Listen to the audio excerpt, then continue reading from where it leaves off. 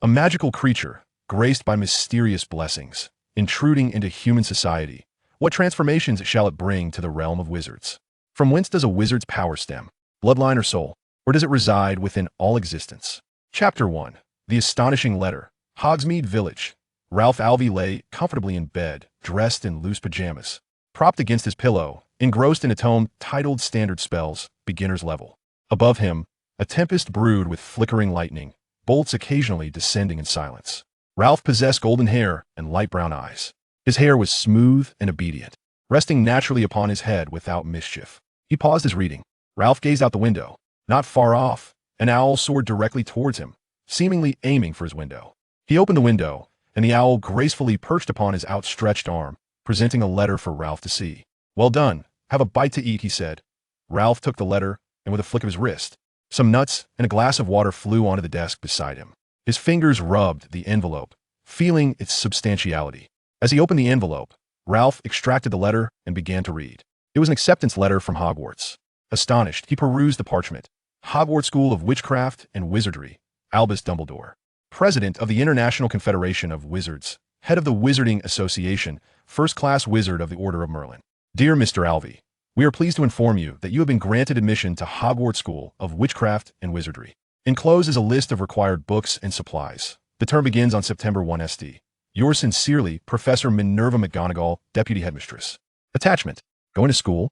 Ralph found it somewhat amusing. He was not even human, yet he was expected to attend a human school. He wondered if the students there had a few issues in their judgment. Should he go or not? Ralph pondered. Hoo-hoo, the owl hooted. All right, don't rush me, can't I have a moment to think? Ralph reclined on his soft bed, contemplating, but if I don't go, it seems the school will send a professor to persuade me, lest young wizards become inconspicuous.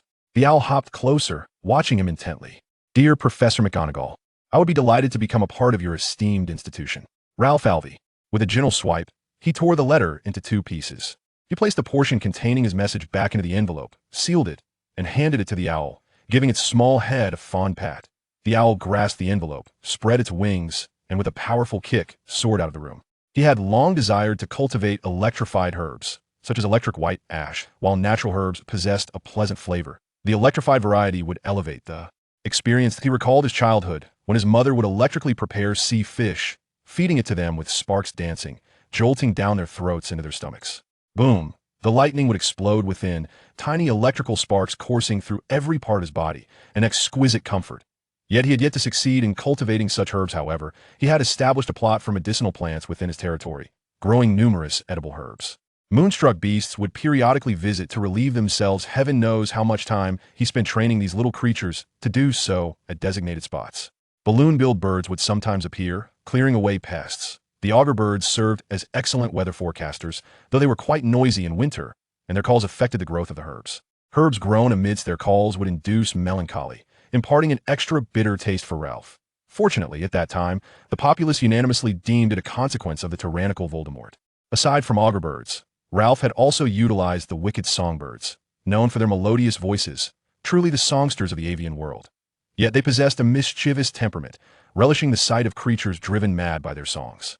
Their melodies greatly benefited herb growth, posing no harm to creatures with high magical resistance. Over the past few years, Ralph had sold numerous herbs with minor flaws, profiting handsomely during the war. Since arriving in the Forbidden Forest 5 years ago, he had gradually become the king of various birds within.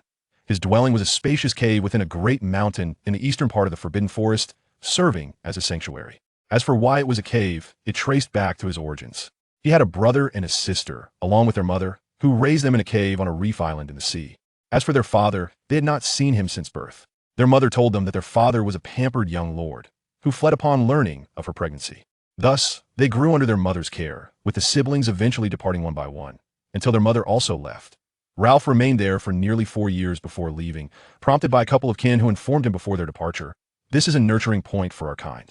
The nurturing point's lightning absorbed magical energy from the surroundings, accumulating over time.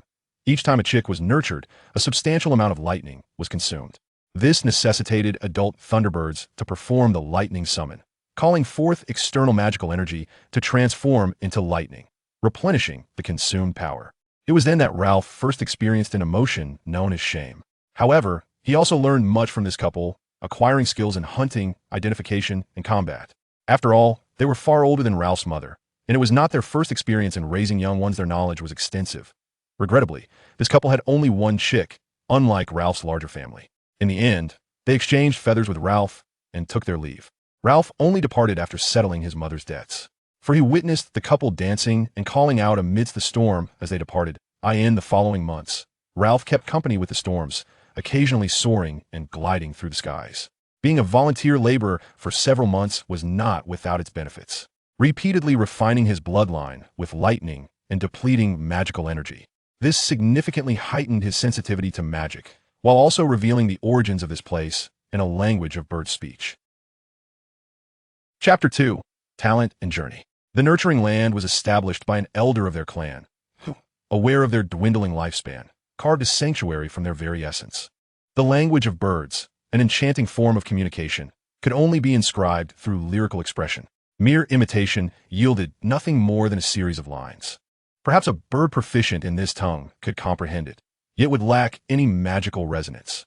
Upon mastering this avian dialect, Ralph gazed anew at the coral island of nurturing land, perceiving that each mark upon it was a distinct brand of magic. As if the very fabric of existence had shifted, his days were replete with learning, dancing, feasting, and resting, until one day he felt a lightness in his being, an exhilarating flow of magic coursing through him, resonating with the lightning in the sky. Departing from the nurturing land, he embarked on his odyssey, accompanied by the heavens. He greedily inhaled every breath of the outside world, the heights becoming his aspiration and the thrill of swift flight igniting his spirit. A triumphant call echoed through the clouds as he vigorously flapped his 3 pairs of wings, accompanied by thunder and flashes of lightning. His pursuits were never for mere indulgence, but for the boundless expanse of the sky. The winds howled, the thunder roared, and a fierce growl arose from below. With sharp eyes, he beheld a fire dragon, resembling a lizard, its body adorned with black scales.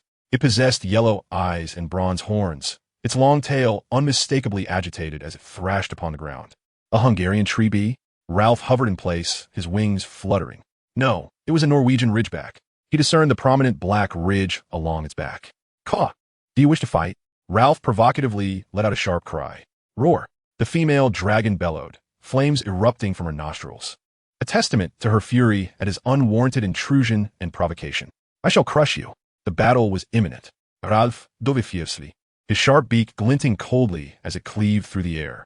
The Norwegian ridgeback, undeterred, spread her wings, soaring from the ground and stirring up a whirlwind of dust, charging at Ralph, concealing numerous fireballs within her onslaught. They clashed from the sky to the ground, feathers, scales, and blood scattered everywhere. Ultimately, Ralph triumphed over the Norwegian ridgeback, drawing upon the combat experience of his forebears. He stood atop the dragon, his claws piercing deep into her flesh. Despite being marred with wounds, one gash even blinding an eye, he paid no heed, for the ecstasy of victory compelled him to cry out in jubilation. Of course, the fire dragon beneath him was not in a much better state. One eye was pecked out by Ralph, while the other was raked by his claws. Roar! The fire dragon beneath him protested, begrudgingly acknowledging that had she not recently laid eggs, she would not have fallen to Ralph. Goo, is that so? I shall return next time. Roar! Humph! I shall not engage with a madcap like you. They conversed for a while, and the female dragon reluctantly agreed to allow Ralph to remain until their injuries were healed. After all, opportunistic wizards were never in short supply.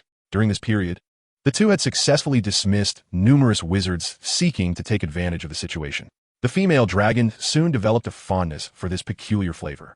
Under Ralph's tutelage, she gradually infused her food with flames, consuming it with great fervor, relishing the sensations of fire raging within her mouth and stomach.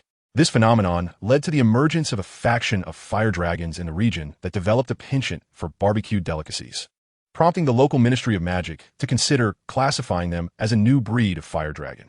Throughout their travels, Ralph discovered his unique gift, the ability to transform into any avian species that completely submitted to him, thereby mastering their magical abilities. However, he could only transform into the Norwegian ridgeback, a dragon with a taste for grilled fare, as other species required a thorough understanding of their habits for transformation.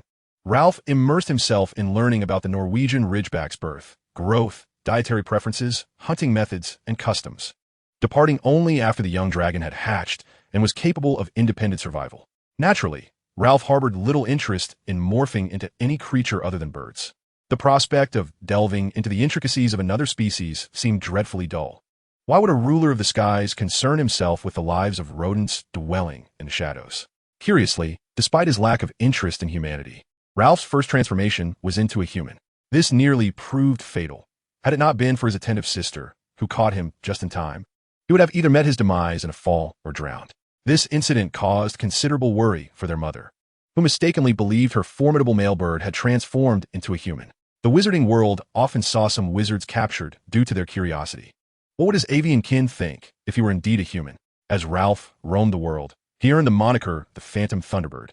This title arose from hunters who, upon confirming Ralph's presence in his nest and approaching with caution, consistently found nothing. Meanwhile, Ralph transformed into a common local bird, quietly observing them from a distance. He also discovered another utility of avian language. Many spells he mastered could be cast through bird calls. For instance, the thunder healing spell he employed after battling the Norwegian Ridgeback was invoked using avian language rather than by flapping his wings. During a practice session with bird language, a sudden epiphany struck Ralph. He realized that articulating in bird language could inscribe the spoken content onto a medium. Eager to test this revelation, he whimsically selected a dry branch and, chanting the avian words of Thunder Guardian, succeeded in imprinting the spell onto the branch. However, the next moment the branch shattered, and Ralph sensed the flow of electricity and magic surrounding him. Subsequently, he planned to experiment with magical materials using the feathers from his own body. The magic succeeded, albeit uncontrollably, and if the magic within the feathers was depleted without timely replenishment from external sources, the medium would disintegrate. Ralph dedicated considerable time to repetitively recite the bird language spells, ultimately discovering commands like control and perception. Meanwhile, Ralph discovered that with each repeated use of a particular spell, the avian language associated with it would condense, allowing him to discern which components could be omitted. In due course, Ralph successfully imbued his feathers with spells such as Thunder Guardian, Thunder Healing, and Summon Thunder. Due to the nature of his species, the avian language had not been meticulously dissected into its various functional parts. Thus, Ralph resolved to venture into human society to learn their magic, aspiring to adorn each of his feathers with distinct enchantments. Chapter 3. The Newly Ascendant Lord of the Forbidden Forest. How many steps does it take for a magical creature to infiltrate human society? The answer is 2. First, to transform into a human, and second, to master the human tongue. Ralph had accomplished the first step. Only the second remained elusive. Frequently, Ralph would metamorphose into a small bird, wandering through the Muggle community schools. After acquiring proficiency in the languages of most nations, Ralph decided to join a wizarding community. Influenced by visions and the impact of the greatest white wizard of the century in England, Ralph set his sights on that land.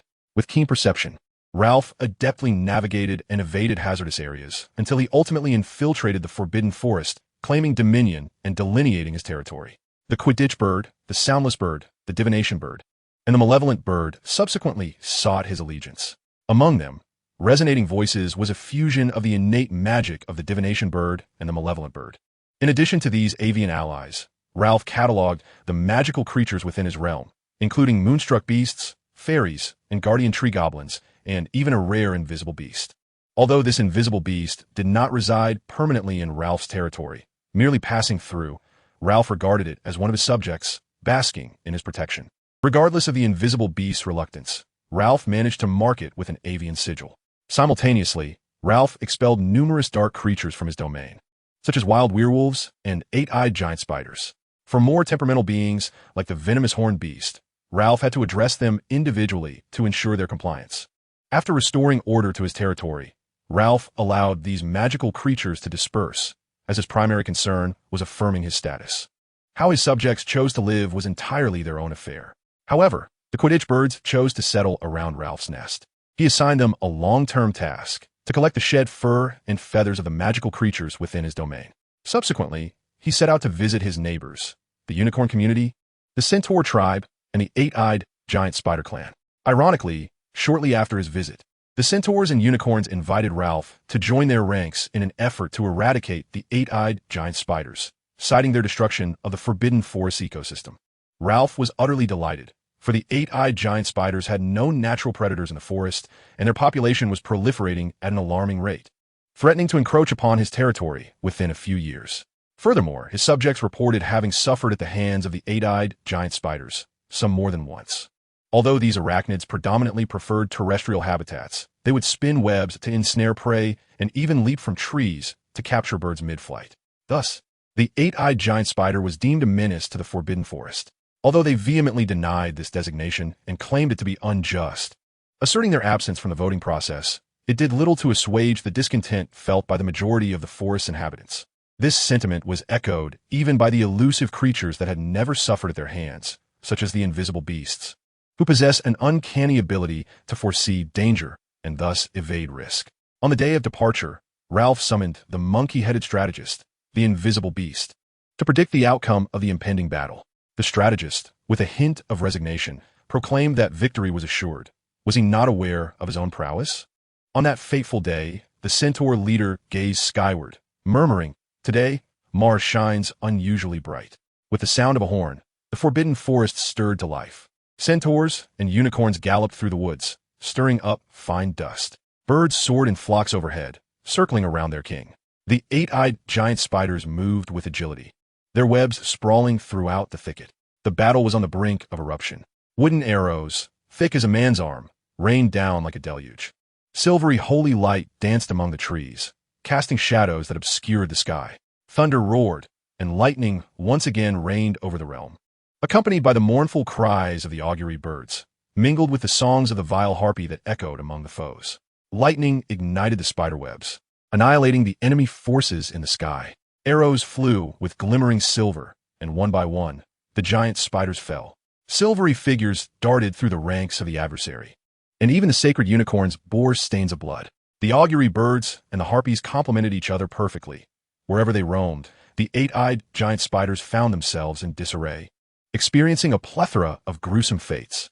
A single cry pierced the air, and rain cascaded down, extinguishing the forest fires. As the dark clouds dispersed, a rainbow appeared in the distance. "We have triumphed." The chorus of beasts resonated in jubilation, their exultation even reaching Hogwarts, prompting a call from Fawkes, the Phoenix, in the headmaster's chamber. "What is it, Fawkes?" Albus Dumbledore inquired with concern. "Sure, a Thunderbird has arrived? How remarkable. Let them be. That is not my concern." Upon returning to the Forbidden Forest, Ralph and his companions began to tally the casualties and distribute the spoils. Due to their overwhelming dominance, there were no fatalities, only a few unfortunate souls who had sustained injuries. Yet, with the unicorn's assistance, their wounds had already healed. Ralph claimed only a third of the spider legs, which sufficed for his followers, as their diet consisted of grass, fruits, and various small insects. The unicorns, content with their shared territory for leisure and sustenance, requested nothing in return. The centaur tribe, having taken the lion's share, willingly assumed the responsibility of cleaning the battlefield. Shortly after the battle, the centaurs presented the spoils, along with numerous antidotes crafted from the venom of the eight-eyed giant spider, capable of neutralizing most poisons. Thereafter, all lived freely in the Forbidden Forest. Ralph, needing to deconstruct certain spells, was in no rush to join the wizarding community, and his human form still resembled that of a child. Balancing work and leisure, during his free time, Ralph contemplated cultivating herbs imbued with lightning for consumption. To this end, he often engaged with the centaurs. However, their knowledge of the herbs, gathered from the Forbidden Forest, soon became exhausted. Ralph could only wander alone, yearning to reach the wizarding community. Following the centaur's guidance, Ralph enacted the inaugural sanitation decree within his domain, mandating designated defecation areas and the collective collection of waste. The mournful bird of misfortune lamented its plight incessantly. The wretched witch-bird even composed a song in hopes of awakening the king's wisdom. As for the orb-skimming bird, despair had overtaken them. The mere thought of carrying excrement while flashing through the forbidden forest elicited a sigh. During those days, the poison-horned beasts erupted in chaos daily. The invisible beasts became entirely invisible. The bird snakes, along with their young, sought refuge in the crevices of tree bark. The tree-guarding roaches contemplated migration, reluctantly abandoning their cherished tree. Ralph found the situation exceedingly challenging. Ultimately, only the moon-enchanted beasts were tasked with designated defecation in the medicinal fields, in exchange for the privilege of dancing atop the king's peak during each full moon. The orb-skimming birds added a new duty, patrolling the medicinal fields to eliminate pests. Alongside the bird snakes, the territory flourished in harmony. The poison-horned beasts grazed contentedly, their spirits lifted and tempers calmed. The monkey-headed strategist resumed command of operations, and the tree-guarding roaches curled up their leaves, settling down for a well-deserved rest. Such rare tranquility. Chapter 4. New members of Hogsmeade. Since Ralph embarked on the cultivation of herbs, the herbivorous creatures of the Forbidden Forest have undeniably suffered, due to their inherent magical resistance. The herbs posed little threat to Ralph, merely resulting in an odd taste. However, the effect was markedly different for other creatures. One day, the herbs overseen by the wretched witch-bird ripened prematurely. Upon tasting, Ralph noted an unusual flavor, a blend of sweetness, sourness, and spiciness. The entire bird faltered, and after a brief tremor, he collected the herbs, intending to either present them to the centaurs or feed them to the unicorns. In the ensuing days, the herbs ripened in succession, with Ralph reserving only a single plot for cultivation, this land having been enriched solely with organic fertilizer. As for the others, he sampled them one by one, retaining those of pleasant flavor while dispatching the less palatable to the centaurs for potion making. Naturally, he also set aside portions to nourish his subjects and neighbors. Soon, the Forbidden Forest became lively once more. Some magical creatures exhibited slight bouts of uncontrollable behavior after consuming the herbs Ralph had provided, while others sank into melancholy and world-weariness. The moon-enchanted beasts, residing near Ralph's lair, trembled each time they passed the entrance or beheld Ralph. The orb-skimming birds disappeared at the slightest hint of Ralph's feeding, observing the storeroom brimming with herbs. Ralph's longing for the wizarding community intensified. Previously, through transformation, shrinking, and invisibility, courtesy of the invisible beasts, Ralph successfully navigated to the boundary between the Forbidden Forest and Hogwarts. After several days of exploration, he discovered a concealed passage where the bludger willow had been planted a year prior, transforming into an invisible little bird. He hopped through the tunnel until he arrived at a shed, its walls marked with scratch marks. The Screaming Shack is located southeast of Hogsmeade Village, in close proximity to Hogsmeade Station. Not far away lies Hogsmeade, the only wizarding village in all of England devoid of muggles. Ralph had been gliding through the skies for quite some time, and Hogsmeade is a picturesque little hamlet composed of quaint cottages and shops. Nestled above the snow line, it remains perpetually blanketed in a layer of white. Every holiday season, the trees in the village are adorned with magically enchanted candles. Ralph had lingered here, waiting for the train to arrive, and when it did, he evaded fare and boarded, traveling to London. Thanks to the assistance of a mysterious dream, Ralph possessed a considerable understanding of the British wizarding community. At present, Voldemort's influence was still burgeoning, yet to reach its zenith, and the wizarding society remained relatively stable, albeit minor skirmishes were inevitable. According to Tom, the proprietor, there were noticeably fewer wizards in Diagon Alley, while the number of dark-robed wizards in Nocturne Alley had increased. Ralph transformed himself into an adult wizard and embarked on a field investigation. His sales proved exceedingly successful, and he also made some peculiar discoveries in Nocturne Alley, dealing with a few indiscreet wizards with a jolt that left them quite startled. Following that day, rumors began to circulate in Nocturne Alley about a remarkably formidable wizard, accompanied by a peculiar niffler capable of carrying various items. Not only was he adept at wandless magic, but his magical prowess was also exceptionally strong. Some proclaimed him the head of a family renowned for nurturing magical creatures and cultivating herbs. Others speculated he was Newt's commander, and still, others claimed he was none other than the Dark Lord himself. The rumors escalated to such an extent that anxiety gripped the hearts of those in Nocturne Alley, leading to a newfound caution among its denizens. As for the reason for his visit to Nocturne Alley, it was due to the presence of restricted trade goods, such as the horns of a venomous tentacula. On this occasion, Ralph purchased a shape-shifting lizard skin bag to store his galleons, although most of his wealth remained with the Niffler. How benevolent I am, Ralph mused to himself. Regrettably, he had initially overlooked the Niffler's capabilities. Otherwise, he could have managed alone without such inconvenience. Subsequently, Ralph arrived in Hogsmeade, assuming the guise of a young wizard, as he intended to reside there for many years. His first stop was Honeyduke's Sweet Shop. "Hello, young wizard. What can I assist you with today?" Mr. Flume inquired amiably, a broad, balding man. This one, that one, and that one." Ralph decided to first bewilder his adversaries by purchasing a few items. "Very well. That will be 1 galleon and 2 sickles. Here you go." After receiving his change, Ralph asked, "Sir, are there any houses for sale in the vicinity? Are you and your family planning to settle here? Your parents have exquisite taste." "Young wizard, let me tell you, our Hogsmeade boasts a history of several centuries." Mr. Flume rambled on enthusiastically, his eyes sparkling with pride. Ralph patiently listened, nodding occasionally. Once Mr. Flume concluded, Ralph spoke up. I apologize, sir, but I currently have no home. I do not know who my father is, and my mother left after my siblings and I were capable of fending for ourselves. Oh, I am sorry to hear that, young sir. I still do not know your name. You need not apologize. This is a tradition of our lineage, as you well know. Certain families possess peculiar customs. My name is Ralph Alvey, though you may call me Ralph. Very well, Ralph. Please wait a moment while I summon Bonnie, my wife, to oversee the shop. I shall then escort you to see the house. Ah, I almost forgot. My name is Ambrosius Flume, but you may simply address me as Ambrosius. Thus, with the warm assistance of amiable neighbors, Ralph successfully settled in the village of Hogsmeade. That very night, he was kindly summoned by Granny Bonnie, Mrs. Flume, to the Three Broomsticks, where he began receiving gentle admonitions and teachings from the villagers. Some played the role of the stern figure, while others took on a more lenient demeanor, leaving Ralph flushed with embarrassment and shame. Consequently, a regulation was established. Whenever young Ralph wished to venture to Diagon Alley, he must be accompanied by an elder from the neighborhood. Ralph timidly protested, asserting that Diagon Alley was quite safe. However, amidst the sympathetic gazes of the men, he found himself under the relentless onslaught of the women, even Aberforth, the old bachelor, downing a bottle of whiskey to steady his nerves. Chapter 5. Fortunately, I remain single.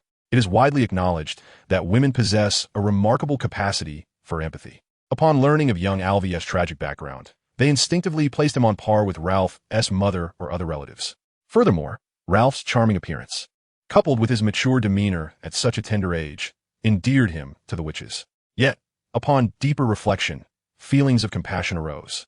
How could one so young wear such a solemn expression without having endured profound hardships? Simultaneously, fueled by their innate curiosity, Ralph's story began to crystallize.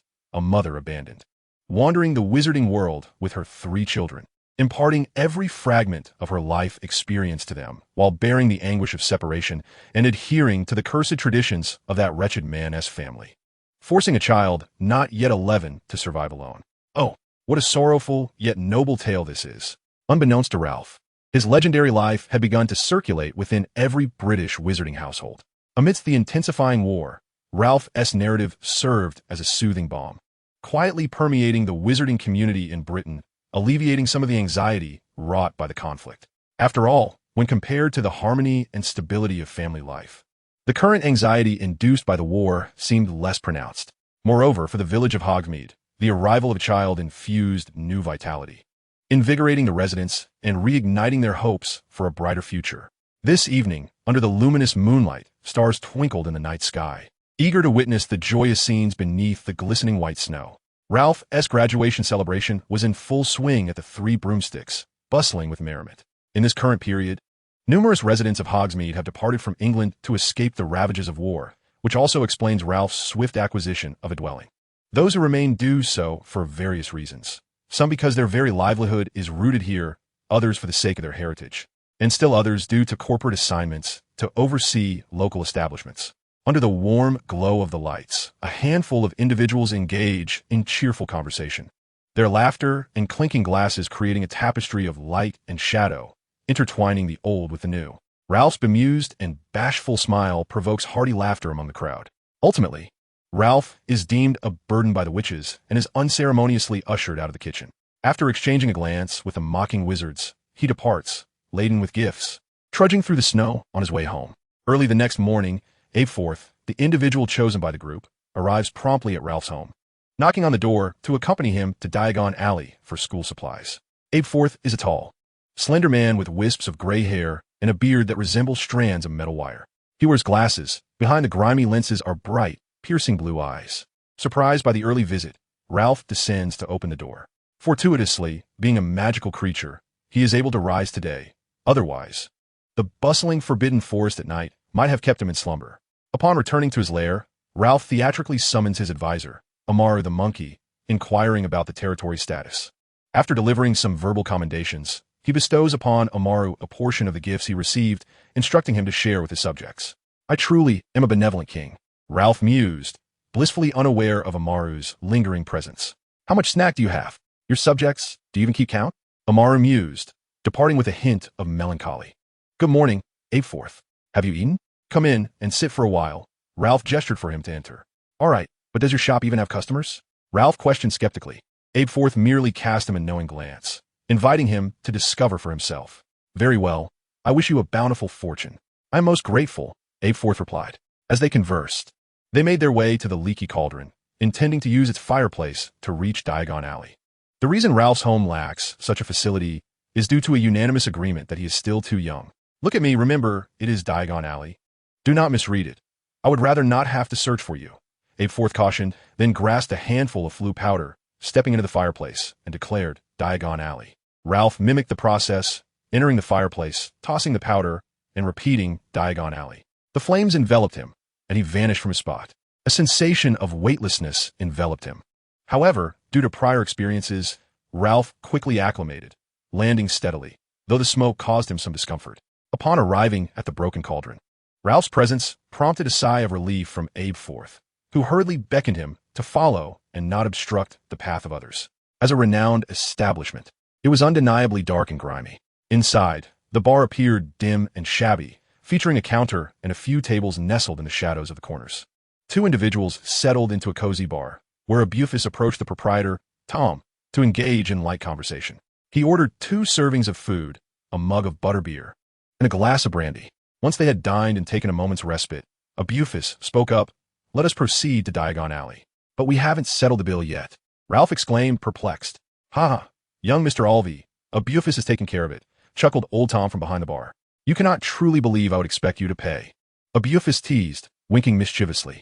Come along now. Excuse me, Mr. Alvey, do you recall your father's visage? Inquired old Tom, as a hush fell over the bar, with the wizards straining to listen. Never mind, sir, what about his name? Old Tom's expression shifted from disappointment to eager anticipation. The other patrons leaned in, eager for the response. I do not know. Ralph scratched his head. I bear my mother's surname. She claimed my father's surname was unworthy of us. A truly resilient mother indeed. I wish you well, old Tom remarked, his disappointment evident as the bar buzzed back to life with quiet conversations. I am equally in the dark, Abufus shrugged, astonished by the promotional prowess of the witches surrounding them. Fortuitously, I remain unattached, he mused inwardly. Chapter 6. An excursion to Diagon Alley. The two made their way to the rear of the leaky cauldron, entering a small courtyard enclosed by walls, where a trash bin stood. Abufus positioned himself before a brick wall, tapping it with his wand. Remember, count 3 bricks up from the trash bin, then 2 bricks horizontally. Do not miscount, for I cannot guarantee what may transpire otherwise. Understood. My memory is quite reliable, Ralph assured him. As they conversed, a small hole emerged in the brick wall, gradually widening into a grand archway that led to a winding cobblestone street, its end obscured from view. Welcome. Though this is not your first visit, Abufus stated. Indeed, but I still express my gratitude, Ralph replied. Upon exiting Diagon Alley, they found themselves closest to the apothecary. As they strolled toward the shop, Ralph suddenly recalled something and said to Abufus, Please refrain from covering my expenses any further. It vexes me. Haha, very well. Have you brought sufficient funds? Shall we stop by Gringotts to withdraw some? Abufus laughed heartily at Ralph's mock stern expression, drawing the attention of those nearby. Ralph's face flushed crimson as he hurriedly pulled Abufus toward the shop, asserting, I have more than enough. He brandished a shape-shifting lizard-skin wallet as proof. Just as they entered the shop, the sparse crowd outside erupted into a flurry of conversation. Isn't that Ralph Alvey? One voice inquired. Indeed, it must be him, another responded. My goodness, the poor little Alvey has come to Diagon Alley. As Ralph stood before the cauldrons, feeling utterly at a loss. News of his arrival had already spread to every shop in the vicinity. The shop was filled with an array of crucibles, tin-lead crucibles, brass crucibles, copper crucibles, silver crucibles, gold crucibles, automatic stirring crucibles, and foldable crucibles, leaving Ralph utterly bewildered and unsure what to purchase. He instinctively turned to Abufus for assistance. Tin lead, standard size 2.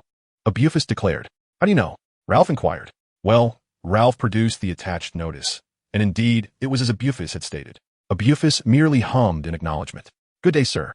1 tin lead crucible, standard size 2.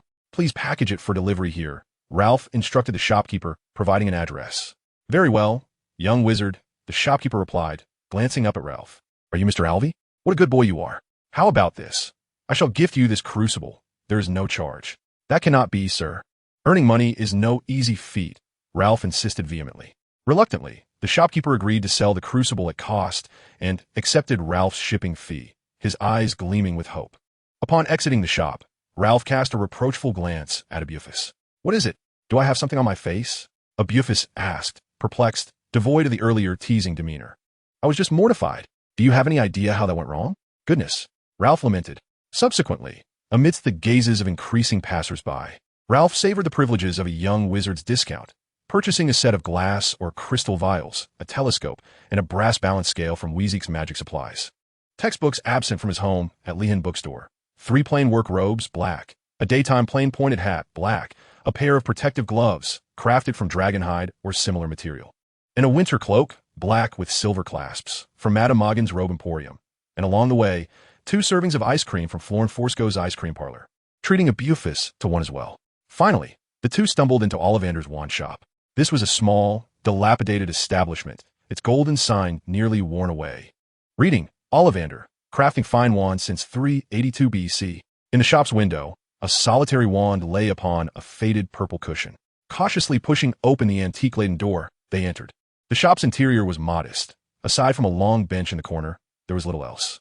Thousands of narrow paper boxes filled with wands reached from the floor to the ceiling, all coated in a fine layer of dust.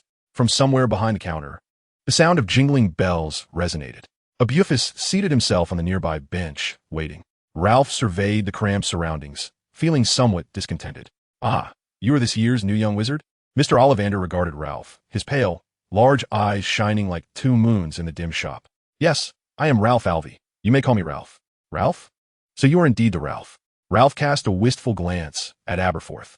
Aberforth Dumbledore. How delightful it is to see you again, exclaimed Mr. Ollivander, noticing Aberforth's presence. Indeed, Garrick, your memory remains as impeccable as ever, Aberforth replied, casting a sidelong look at Ralph, as if to suggest, look at you, this is true memory. Ralph shrugged in response. All right, Ralph, come now. Let me have a look, Mr. Ollivander said, retrieving a long measuring tape adorned with silver markings from his pocket. You favor your right hand, I presume? Yes, Ralph replied. Raise your arm. Yes, just like that, good lad.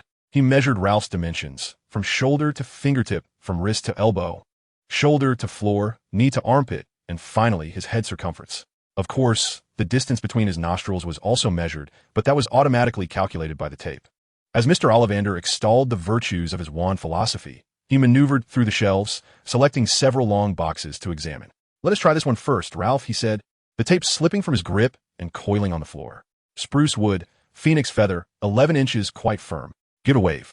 Ralph took the wand, and as he attempted to wield it, a flower erupted from its tip, followed by the wand soaring into the air. Mr. Ollivander's expression mingled delight with astonishment as he quickly retrieved the wand. It does not suit you. Try this one instead. Purple heart, dragon heartstring, 10 inches. This time a gentle, vibrant glow emanated from the wand's tip before it too took flight. Chapter 7. Wands and Spells. The wand danced once more through the air, and this time, Mr. Ollivander displayed a surprising agility for his age, catching the wand while murmuring, interesting, intriguing, a new conundrum. This one, pine, unicorn tail hair, 11 3/4 inches. Again, an unusual phenomenon occurred, filling the room with the scent of resin, only for the wand to escape once more. After numerous attempts, as Mr. Ollivander moved about the shelves, he pondered, why does it fly away when it seems so compatible? Is it the wand or the wizard? Fascinating, simply fascinating. Ralph's arm was beginning to ache from holding it aloft, and even Aberforth on the bench seemed a bit weary. Unable to contain himself, Ralph remarked, Sir, I feel as though my magic is repelling them. Is that so? So, it is magic at play. How marvelous. Ralph sensed Mr. Ollivander was nearing a state of exhilaration. Coolme. Try this one. Redwood, phoenix feather, 12 inches. It is said to bring good fortune. As Ralph grasped the wand, he felt the magic coursing through him. And with a gentle flick, a rainbow appeared within the cramped shop, with no further instances of the wand escaping. That it, Mr. Ollivander exclaimed like a fervent devotee, murmuring to himself. Suddenly, he declared, No, wait, not this one. Is not perfect yet. Before Ralph could utter a word, the wand was snatched from his hand by Mr. Ollivander. This one, try it. Fir wood, phoenix feather, 12 1/2 inches. It must be the most perfect combination for you. Ralph, weary yet resolute, grasped his wand, and a wave of elation surged through him, compelling him to wave it instinctively. In a verdant forest, a symphony of birds filled the air, dancing as if to welcome their sovereign. Suddenly, ominous clouds obscured the sky. Thunderous lightning crackled amidst them, followed by a torrential downpour. Ultimately, the rain ceased, and a radiant rainbow arched across the heavens. 7 galleons, I cannot offer you a discount, Ralph remarked with a wry smile as he presented the sum to Mr. Ollivander. The initial discount for a young wizard's first wand has already been substantial. A discount? I hope to never hear that word again in my lifetime, he added. Mr. Ollivander exchanged a knowing glance with Aberforth, who chuckled and advised, Ralph, take good care of your wand. It shall bring you fortune. Very well, sir, Ralph replied as they departed Ollivander's wand shop, embarking on their journey home. Along the way, Aberforth broached the subject of acquiring a pet, but Ralph declined. Once you commence your studies, steer clear of your headmaster, Aberforth cautioned. Albus Dumbledore? Isn't he your brother? Ralph inquired. Indeed, he is, Aberforth admitted with a hint of irony, though I would prefer to be without that sibling. He took a swig from a bottle of strong liquor and fixed Ralph with a piercing gaze.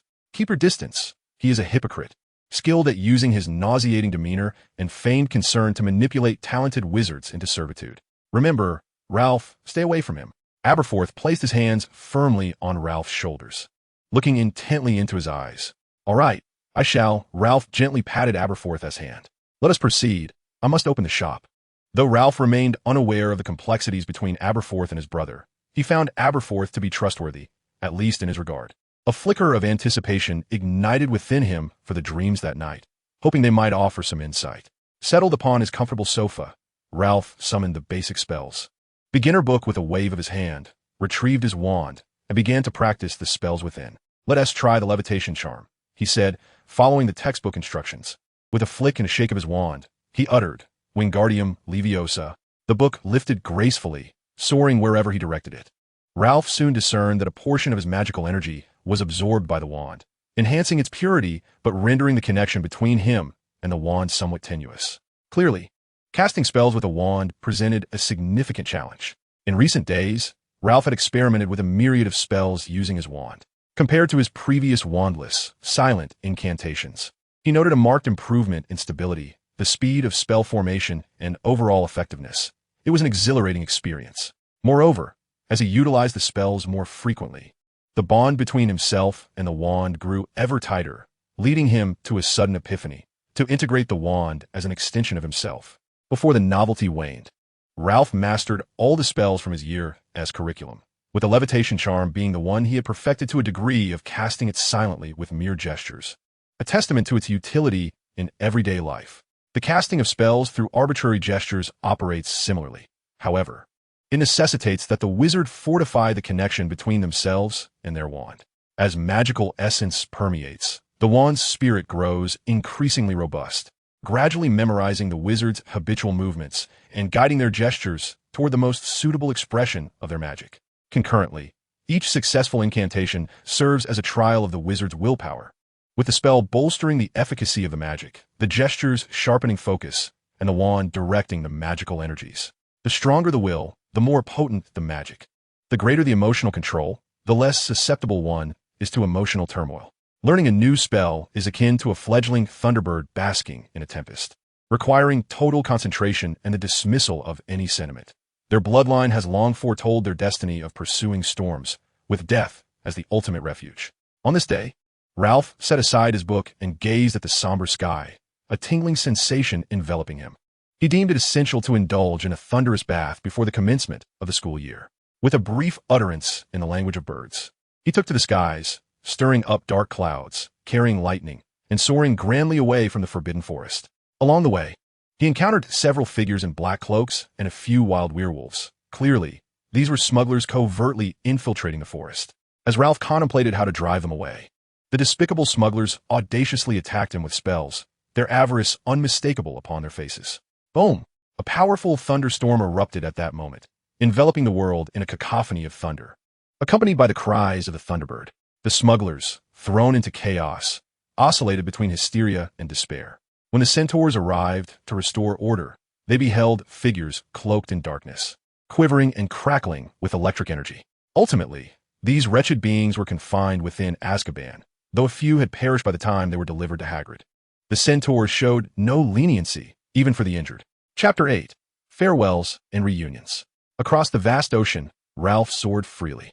Through the unique sensitivity of the Thunderbird, he discerned the direction of the nearest storm. Dancing amidst the thunderclouds, his 3 pairs of wings flapped vigorously, Strikes of lightning coursed through Ralph's body, enveloping him in electric brilliance.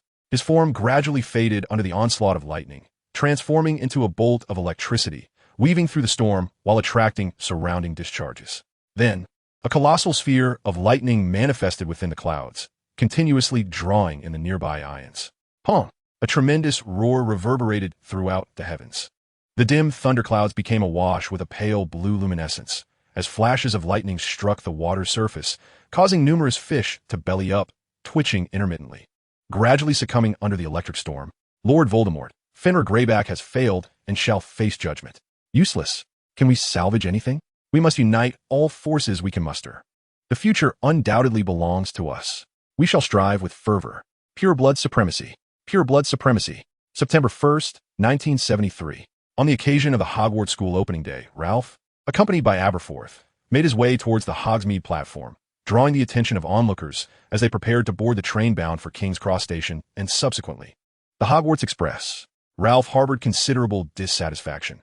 Why couldn't the children of Hogsmeade, simply enter through the grand gates of Hogwarts? It would be so much quicker. For the villagers of Hogsmeade, it was merely a minute or two's walk. If one were to take a flying broomstick, the journey would be even swifter. Aberforth, I've mentioned it before. You need tea, come along, Ralph remarked as they sat in the carriage, addressing Aberforth across from him. I am quite familiar with London. Isn't it nice to have someone accompany you? Aberforth replied. Do you think I desire this? It just so happens that I am the only one with free time in the village at present. Once you appear, they all know who I am. Goodness, it's unimaginable. Ralph could already envision himself as the center of attention. Don't blame me. Anyone from the village would do the same. Aberforth shrugged, wearing an expression of indifference. I can manage on my own, Ralph murmured. You might want to give it a try. Aberforth raised an eyebrow, having overheard him. Sighing, Ralph gazed out at the expansive landscape he adored. Humph. Aberforth opened Ralph's suitcase, assisting him in checking his belongings. Unsurprisingly, the suitcase was enchanted with an undetectable extension charm and a levitation charm, as agreed upon by the villagers. Notably, it had been a gift from Davies and Bands. Textbooks, well, all accounted for. Cauldron and a series of small tools wait. Madame Pootafoot sent you a gown? Have you tried it on? Aberforth exclaimed. I have, Ralph replied nonchalantly. Mrs. Rosmerta's pastries, homemade sweets from the Floon couple. How did Zoko manage to give you these? Be cautious not to get caught when using them. After organizing the suitcase, Aberforth placed the school robe prominently within. Aberforth, what exactly did you write on that piece of paper you gave me? It seems so mysterious. Ralph inquired as Aberforth finished with the suitcase. You shall find out tonight. Do not unravel it beforehand. It will self-destruct. I trust you will appreciate the secrets within. Aberforth said, exuding confidence and mystery. Very well, Ralph rolled his eyes in response. Soon, the train arrived at the station. Aberforth guided Ralph in identifying the various wizarding train platforms, which included international routes. However, due to the current political climate in Britain, other countries had unilaterally restricted the entry of British wizarding trains. The train to Hogwarts departed from Platform 9 and Ralph followed Aberforth as they briskly walked into the barrier between platforms 9 and 10. Before them stood a deep crimson steam locomotive, resting at the platform, with a sign reading, Hogwarts Express, 11 o'clock. All right, I shall leave you here. Hurry inside before they notice, Aberforth said, smiling and winking at Ralph. Ralph gazed at Abufus for considerable while before finally uttering, well, see you during the holidays. He waved his hand in farewell, and Abufus responded with a smile, lowering his hand before vanishing like a phantom. Suppressing the flutter of emotions within, Ralph made his way towards the rear of the train. Outside the window, the train had yet to depart, offering little of interest to behold. Ralph withdrew an easy introduction to ancient runic texts and began to read. The sliding door of the compartment opened, and a golden-haired young wizard entered, inquiring, Hello, is anyone here? Aside from you and me, I believe not, Ralph replied. Oh, my apologies, the golden-haired wizard realized. Not all. Feel free to take a seat. I am Ralph Alvey, but you may simply call me Ralph. He introduced himself. Merlin, you are Ralph. I am Hanson Abo. Just call me Hanson. Hanson scratched his head, casting occasional glances at Ralph. What's the matter? Nothing at all. The young wizard appeared somewhat bashful, then asked, Do you truly live alone? Indeed, but I'm currently accompanied by a group of amiable neighbors. What is life like alone? Is it not quite liberating? Indeed, it is liberating, Ralph replied, but freedom comes at a cost. One must learn to earn a living, cook meals, and find a place to reside. Ralph paused, embellishing his experiences to sound a tad more tragic. recounting tales of competing with magical creatures for shelter and scavenging food from the homeless, leaving Hansen momentarily flabbergasted. Just as Ralph became engrossed in his storytelling, two more young wizards approached. "Hello, is this compartment full?" inquired one of the brown-haired wizards, accompanied by a companion with black hair. "Thank you, I am Rock Brown. And this is Claude Taylor," the brown-haired wizard introduced. After a brief exchange, they all gained a clearer understanding of one another's backgrounds. Rock and Claude had grown up in a Muggle community and were friends, though differing in that Rock's mother was a witch while Claude's parents were ordinary. Hansen, the second son of the Abo family, had an exuberant personality and was likely to be sorted into Gryffindor, despite their family's long-standing loyalty to Hufflepuff. Ralph was a notorious vagabond in the wizarding community, having lived a solitary life, wandering until settling in Hogsmeade, leading a life marked by uncertainty. These revelations came from Hansen. After Ralph succinctly introduced himself, Hansen began to vividly recount stories he had heard from his mother and earlier from Ralph. The tales grew increasingly absurd, and the looks exchanged between Rock and Claude turned to ones tinged with sympathy and pity for Ralph. When Ralph insisted that his life was not as dire as portrayed, the three of them regarded him with knowing expressions, their eyes filled with compassion. Chapter 9.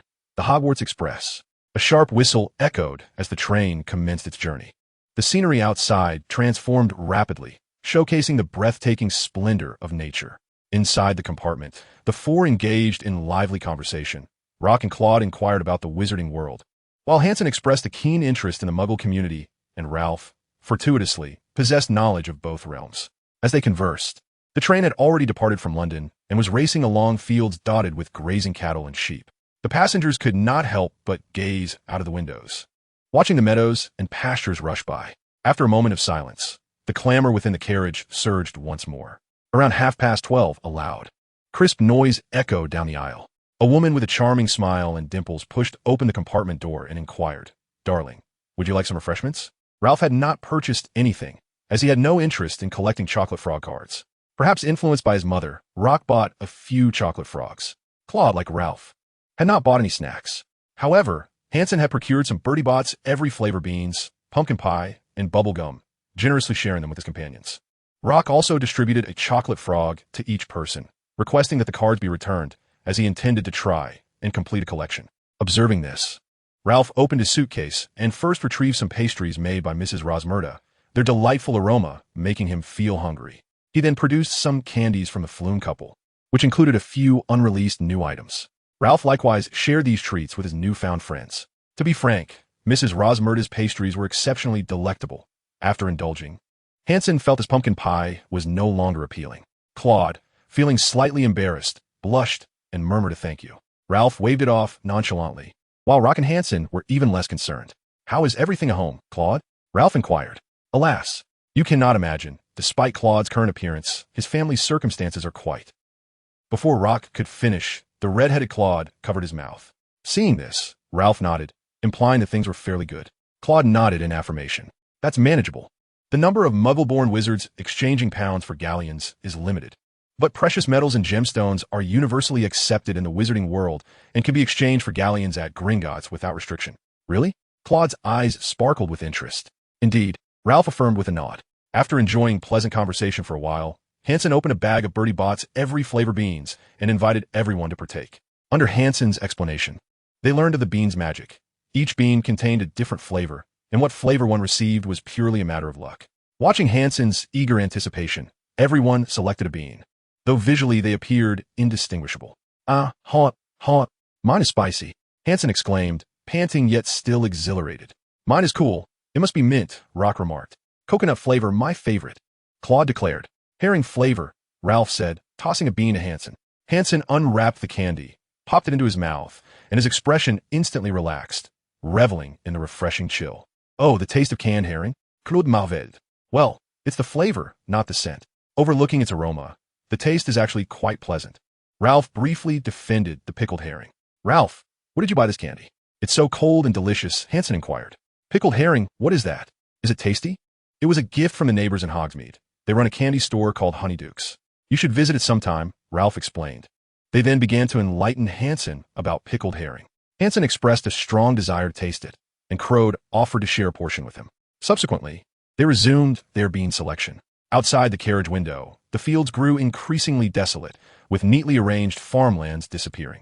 In their place emerged a forest, winding rivers, and dark green hills, all becoming more perilous and enticing under the dimming sky. After selecting several peculiar flavors, Ralph produced his wand. "Hey, what are you doing?" Hansen asked. "Mr. Ollivander said my wand would bring me luck," Ralph replied with a hint of melancholy.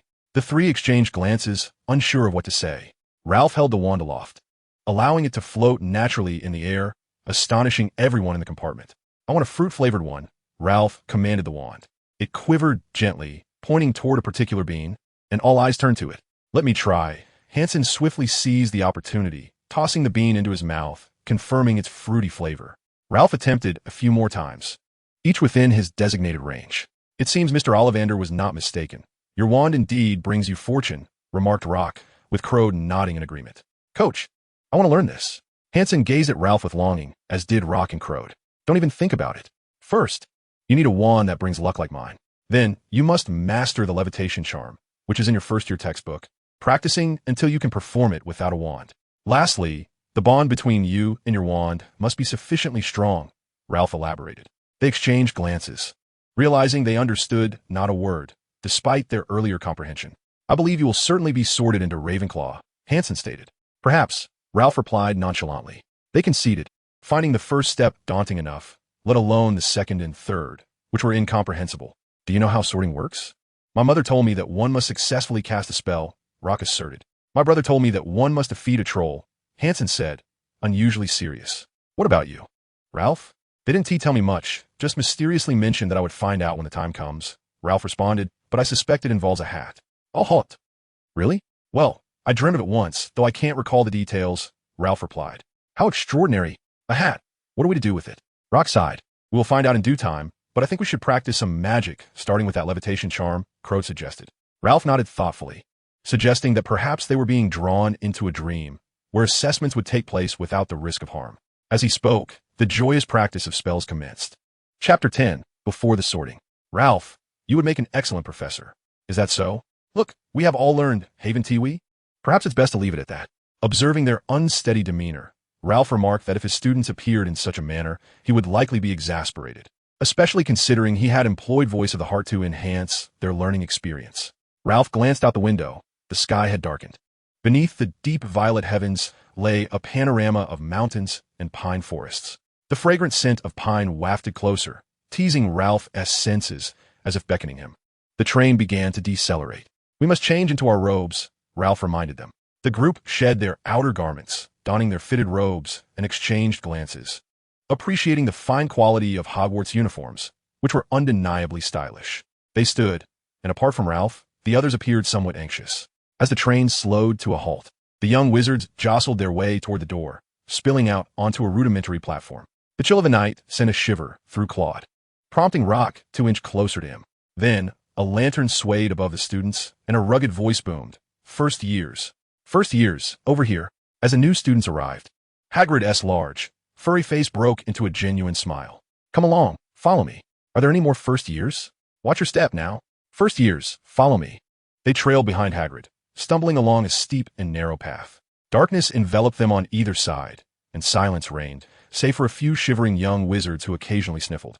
Claude was among them. A sudden, resonant cry startled several timid first years. At the end of the narrow path, a vast, dark lake unfolded before them. Wooden boats emerged from the shadows, likely summoned by the earlier call. Claude sniffed again and continued. "The path we just traversed must have been designed to give us a taste of the journey undertaken by the four founders before establishing Hogwarts." "You are remarkably knowledgeable, Claude." Hansen exaggerated. "If I am not mistaken, each boat can only accommodate 4 individuals." "Thank you, Ralph," Claude said, accepting a tissue from Ralph to wipe his nose. "Not at all. Why don't you carry tissues with you?" Ralph countered. "Why do you carry tissues?" Hansen inquired curiously, with Rock and Claude also looking on. Ralph widened his eyes, momentarily at a loss for words. Across the lake, a grand castle loomed atop a high hill, its towers reaching skyward, with windows twinkling under the starlit sky. No more than 4 per boat. Hagrid pointed vigorously at a cluster of small boats moored at the shoreline. "You guessed it right." "Good," exclaimed Rock. Naturally, Ralph and the others boarded the same vessel. "Are we all aboard?" Hagrid shouted, as he himself took to an individual boat. "Very well, let us proceed." In an instant, The fleet of small boats glided across the placid lake's surface, silence enveloping the group as they gazed upon the towering castle that seemed to pierce the heavens. As they approached the cliff where the castle perched, it loomed overhead, casting a weighty shadow upon their hearts. "Duck!" Hagrid bellowed as the first batch of boats neared the precipice. Obediently, they lowered their heads, and the boats carried them through the draping ivy that cloaked the cliff face, revealing a concealed entrance. Indeed, given their height, it was impossible for them to ever touch the protruding rock face.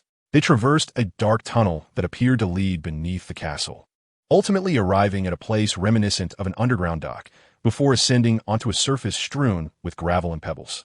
Under the flickering light of Hagrid's lantern, they walked for what felt like an eternity, finally gathering before a colossal oak door. "Is everyone here?" Hagrid raised his enormous fist and struck the castle's door with 3 resounding knocks. The echo reverberated in their ears, seemingly resonating throughout the entire castle. The door swung open instantly, revealing a tall witch with long black hair, clad in a vibrant green robe, standing at the threshold. It was Professor McGonagall, a first-year instructor. Hagrid spoke with a hint of reverence, for the businesslike Professor McGonagall always inspired a sense of awe. "Thank you, Hagrid. I shall take it from here." She pulled the door wide open. The entrance hall was astonishingly vast, towering 5 or 6 times the height of Hagrid and stretching 6 or 7 times his width. Resembling an exquisite ancient royal tomb, the stone walls were adorned with blazing torches that emitted an incongruous glow. The ceiling soared so high that it was nearly impossible to discern its apex. Following Professor McGonagall, they walked along the stone-paved floor. The sounds of lively chatter emanated from a door on their right, undoubtedly belonging to students from other years. However, Professor McGonagall led them to a small, empty room at the far end of the hall. They crowded in, jostling against one another, their nerves heightened as they scrutinized their surroundings. "Welcome to Hogwarts," Professor McGonagall announced. "The feast is about to commence, but before you take your seats in the dining hall, you must each determine which house you will belong to. The sorting ceremony is of great significance, for during your time here, the house will serve as your home at Hogwarts. The 4 houses are named Gryffindor, Hufflepuff, Ravenclaw, and Slytherin. I hope that regardless of where you are placed, you will bring honor to your house. In a few moments, the sorting ceremony will take place before the entire school. I suggest you take this time to compose yourselves and appear spirited." After scanning the crowd briefly, Professor McGonagall departed. Suddenly, a series of shrill screams erupted from behind Ralph and the others, startling them. Turning around, they found about 20 ghosts emerging from the walls behind them. These pearlescent, semi-transparent specters glided through the room with an air of aloofness, as if merely passing through. Only a portly ghost expressed a desire for their inclusion into Hufflepuff. They exited the chamber, traversed the foyer, and passed through a set of double doors into an opulent dining hall. Students from other classes were already gathered around 4 long tables, illuminated by thousands of floating candles that danced in midair. At the head of the hall was another long table designated for the faculty. Professor McGonagall escorted the first-year students to that table, positioning them to face the assembled upperclassmen, with the teachers looming behind them. Many young wizards gazed upward, where twinkling stars sparkled against the velvety black ceiling. A true marvel. Professor McGonagall gently placed a 4-legged stool before the first-year students and set atop it an ancient, tattered wizard's hat. The hat was frayed, worn, and exceedingly soiled. Ralph couldn't help but frown, only to then relax. The hall fell into a profound silence, and then the hat began to stir. The brim split wide open, resembling a mouth, and the hat commenced its song. "You may think me unappealing, but do not judge by mere appearance. If you find a hat more lovely than I shall consume myself. Oh my, come dummy. Fear not. Do not panic in the slightest. In my presence, though I lack a hand, you are utterly safe. For I am the thinking hat." As the sorting hat concluded its song, the hall erupted into applause, with the hat bowing to each of the 4 tables before falling silent. Chapter 11. The Sorting. "Ralph, you are absolutely right. Simply donning the hat is all it takes." Hansen whispered cheerfully. "Your dream is impressive. How could you dream of such a thing?" Rock remarked enviously. "Well, I wonder if it's as you said before," Claude murmured. "Perhaps," Ralph replied, saying little more. Soon, Professor McGonagall stepped forward, holding a scroll of parchment. "I shall call out each name. Upon hearing your name, step forward, don the hat, and await your sorting," she announced. Hansen Ibwa. Hansen, with a playful grin, stepped out of line, donned the hat, which barely covered his eyes, and took a seat. After a brief moment, the hat proclaimed Gryffindor. It was hard to fathom that a hat could produce such a loud and emotional voice. The farthest table on the left erupted in cheers as Hansen waved to Ralph and made his way over. "Ralph Alvey," Professor McGonagall called out. Ralph stepped out of the line, took his place on the stool, and donned the hat. Upon hearing his name, the dining hall buzzed with excitement. The students murmured among themselves, and the professors seemed to take notice, with Professor McGonagall casting an extra glance at Ralph. "Is this Ralph? He seems quite decent," a girl remarked. "Indeed, he's somewhat handsome, though his expression is rather stiff. A smile would do him well," another girl agreed. "What can one do? After all, he does have such a father," she added. "Ah, indeed, my mother urged me to look out for him. And you?" "I too. Then let us do so together." Such dialogues are not confined solely to a pair of close friends. At this moment, a significant number of witches are engaged in discussions about Ralph. Many male wizards from the magical realm, too, have found themselves inevitably drawn into conversations regarding him, as they have all been advised by their parents to be kind to Ralph when they encounter him at school, understanding that he lacks the presence of a father and mother. Now Ralph has arrived. Once he dons the hat, he enters a state of mental liberation. And thanks to his dreams, he understands that this method can be employed to cultivate willpower, enhance his connection with nature, and amplify his sensitivity to magic. Due to prolonged meditation, Ralph can attain tranquility at any moment, free from desires and thoughts. The Sorting Hat twists and turns, appearing to outsiders as if it is grappling with a challenging dilemma. After a considerable time, the hat could no longer contain itself and called out, "Albus, come see me. Am I malfunctioning?" Awakened by the hat's exclamation, Ralph trembled slightly and asked with a hint of melancholy, "Mr. Hat, are we not commencing yet?" "I am not broken. I am not broken, Albus. I assure you, everything is fine." Sitting in the headmaster's seat, Albus glanced at the Sorting Hat and then at Ralph, shaking his head in resignation, pondering the hat's peculiar behavior. Does it truly need repairs? After all, it has been over 1,000 years. Perhaps I should have Nicholas take a look next time, Albus mused. "Mr. Hat, are we not starting yet?" Ralph reminded. "Oh, we shall begin now," replied the Sorting Hat. "Then let us proceed." "Proceed with what? To draw you into a dream? I lack such capabilities." The Sorting Hat had detected Ralph's most fervent thought. "No, I have prepared extensively for this moment." "Very well, Ralph, it appears to be you. I thought I was malfunctioning. Your ability is remarkable." "I believe so as well. This is something I have practiced since I can remember, relaxing myself daily and thinking of nothing." "Isn't that merely daydreaming, Ralph? Hurry and sort me." "I wish to say no more," Ralph replied, somewhat exasperated. "All right then, contemplate your happiest memory." The Sorting Hat, feeling a tad put upon, nonetheless made the exception to provide a reminder. "The happiest memory?" Ralph murmured. The first time he felt the thrill of thunder, the joy of new beginnings. Being acknowledged as the king of the creatures in the Forbidden Forest, the recognition of responsibility, gathering with neighbors, enveloped in warmth and care, forging friendships with peers. The dissolution of barriers, the joy of being human, soaring freely through the skies, chasing storms, and playing with thunder. He came here to learn, yet now it seems to have transformed. He had always believed he would be an outsider in human society. But now he found not only neighbors who felt like family, but also a few friends with whom he could truly connect. He contemplated that perhaps he belonged in Hufflepuff. "Ravenclaw," the Sorting Hat proclaimed. The second table on the left erupted in applause, accompanied by the shrill cheers of some girls. "We have Ralph." "Ralph." Friends are forged by one's own efforts, not bestowed by the institution. "I believe you are better suited for Ravenclaw. Go forth and unleash your intellect. I can sense the joy you experienced when mastering your first spell." "Thank you, Hat Sir." Ralph hesitated for a moment before expressing his gratitude to the hat. "You're welcome," the Sorting Hat replied with a cheerful grin. As Ralph approached the long table of Ravenclaw, several witches eagerly came forward, pulling him to the seats beside them, while the approaching prefect was unceremoniously pushed aside. It must be said, Ravenclaw was indeed a realm dominated by girls. A clear case of femininity reigning over masculinity. Not long after, a few more girls were sorted into Ravenclaw. It felt as though a century passed before the sorting concluded. Professor McGonagall rolled up the parchment and took the Sorting Hat with her as she departed.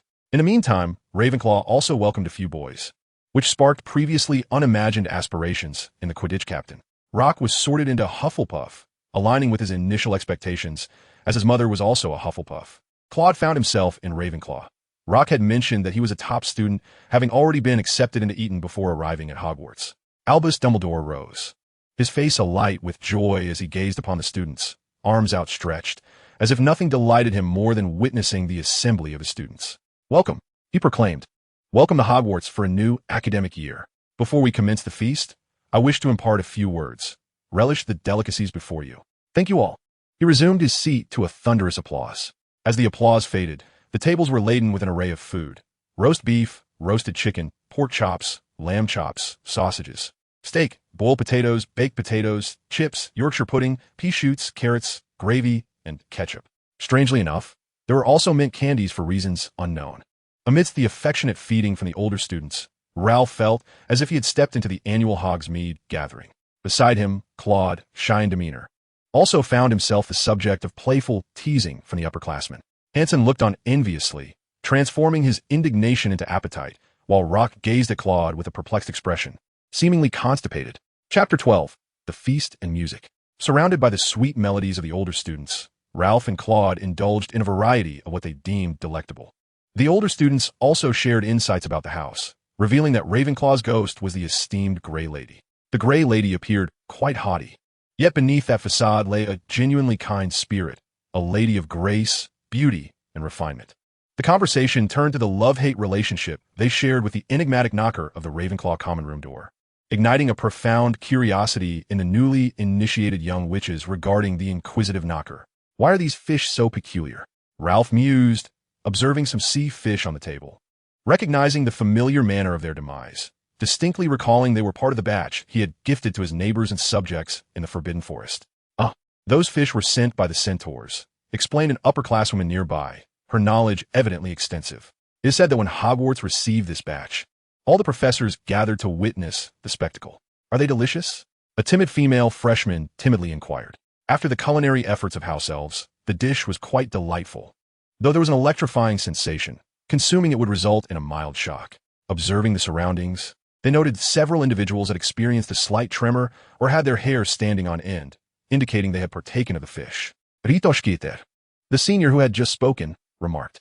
As they glanced around, they discovered numerous people were indeed trembling, prompting them to taste it as well. Ralph took a bite, squinting his eyes as his hair stood on end, yet his body remained still. Could it be that my electric grilling technique has permeated all my skills? Ralph pondered. Grilling fish requires finesse. Otherwise, one can only cook the fish with electricity without storing the charge within its body. Observing his surroundings, Ralph realized his electric fish was quite popular, especially among the towering Hagrid and Professor Dumbledore, who consumed the most. Once everyone had indulged heartily, the remaining food vanished from the platters, leaving them gleaming as if brand new. After a while, pudding was served. An array of ice cream flavors, apple pies, and syrup-laden fruit tarts was presented.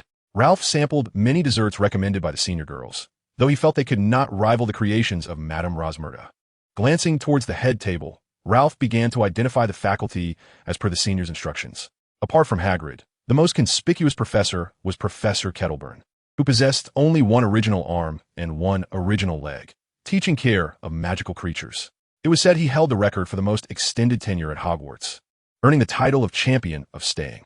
Professor Horace Slughorn was a corpulent, balding man resembling a great walrus, with bulging eyes and a thick silver beard akin to that of a walrus. He served as the head of Slytherin House while teaching potions. Pomona Sprout was a diminutive witch with flowing gray hair, known for her affable demeanor and gentle smile, serving as the head of Hufflepuff House while teaching herbology. Minerva McGonagall, a stern-looking middle-aged witch, was introduced by the seniors as an exceedingly fair professor who, despite being the head of Gryffindor, deducted the most points from her own house. Teaching Transfiguration.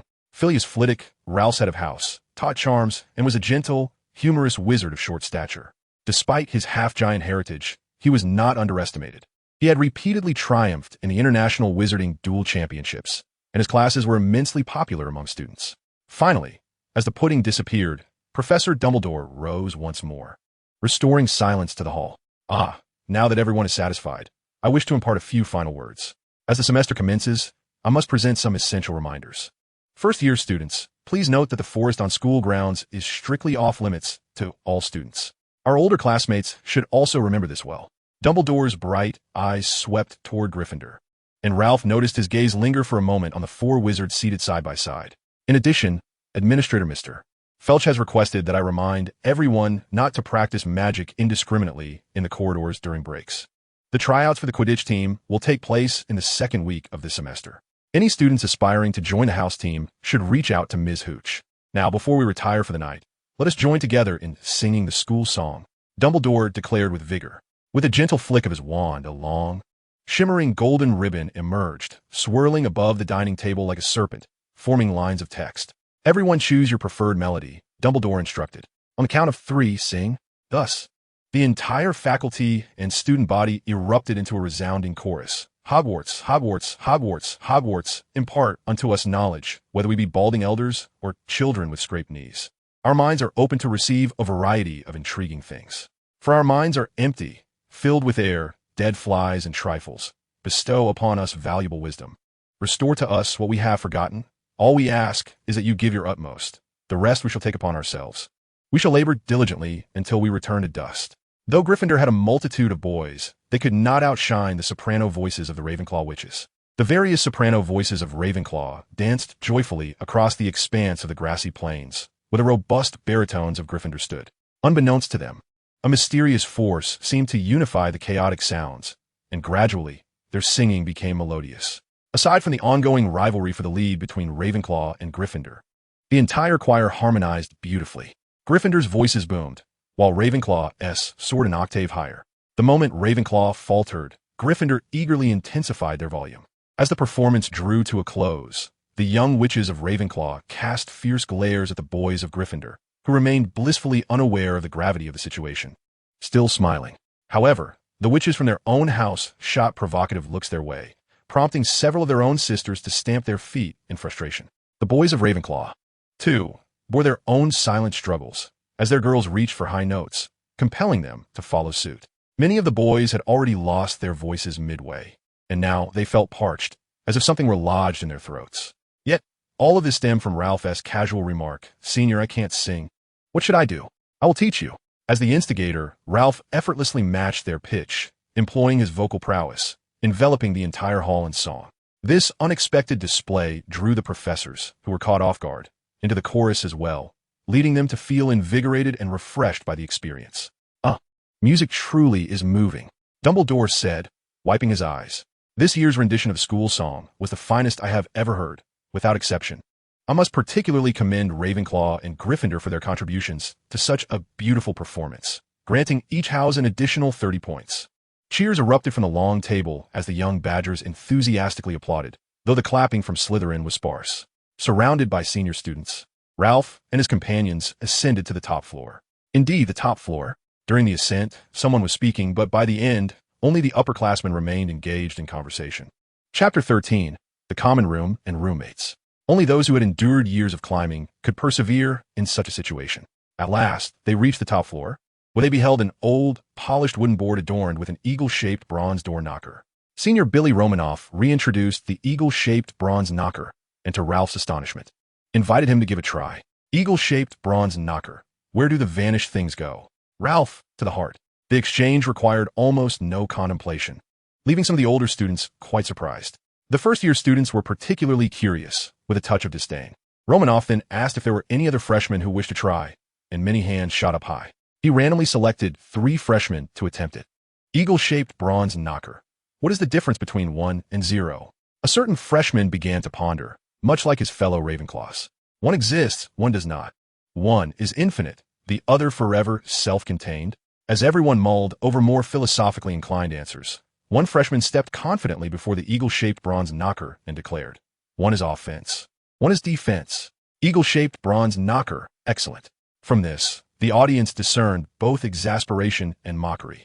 The senior praised his insight and inquired about the reasoning, to which he shyly admitted it was merely a guess. Subsequently, the group, eager to avoid wasting time, sped up the process, uniting their intellects to overcome the 2 challenges. Eagle-shaped bronze knocker. Which came first, the phoenix or the fire? A certain senior. They're indistinguishable in a cycle of recurrence. Eagle-shaped bronze knocker. What is time? Another senior. It transforms the real into the illusory, and the illusory into the real. Under the admiring gazes of the freshmen, these 2 seniors smiled warmly, despite their outwardly cool demeanor. Regrettably, the number of Ravenclaw witches far surpassed that of their male counterparts, and their radiant smiles lingered only in the memory of a few boys. The Ravenclaw common room is a spacious circular chamber, adorned with arched windows and walls draped in blue and bronze silk. The domed ceiling is painted with stars, mirrored by the deep blue carpet strewn with celestial motifs.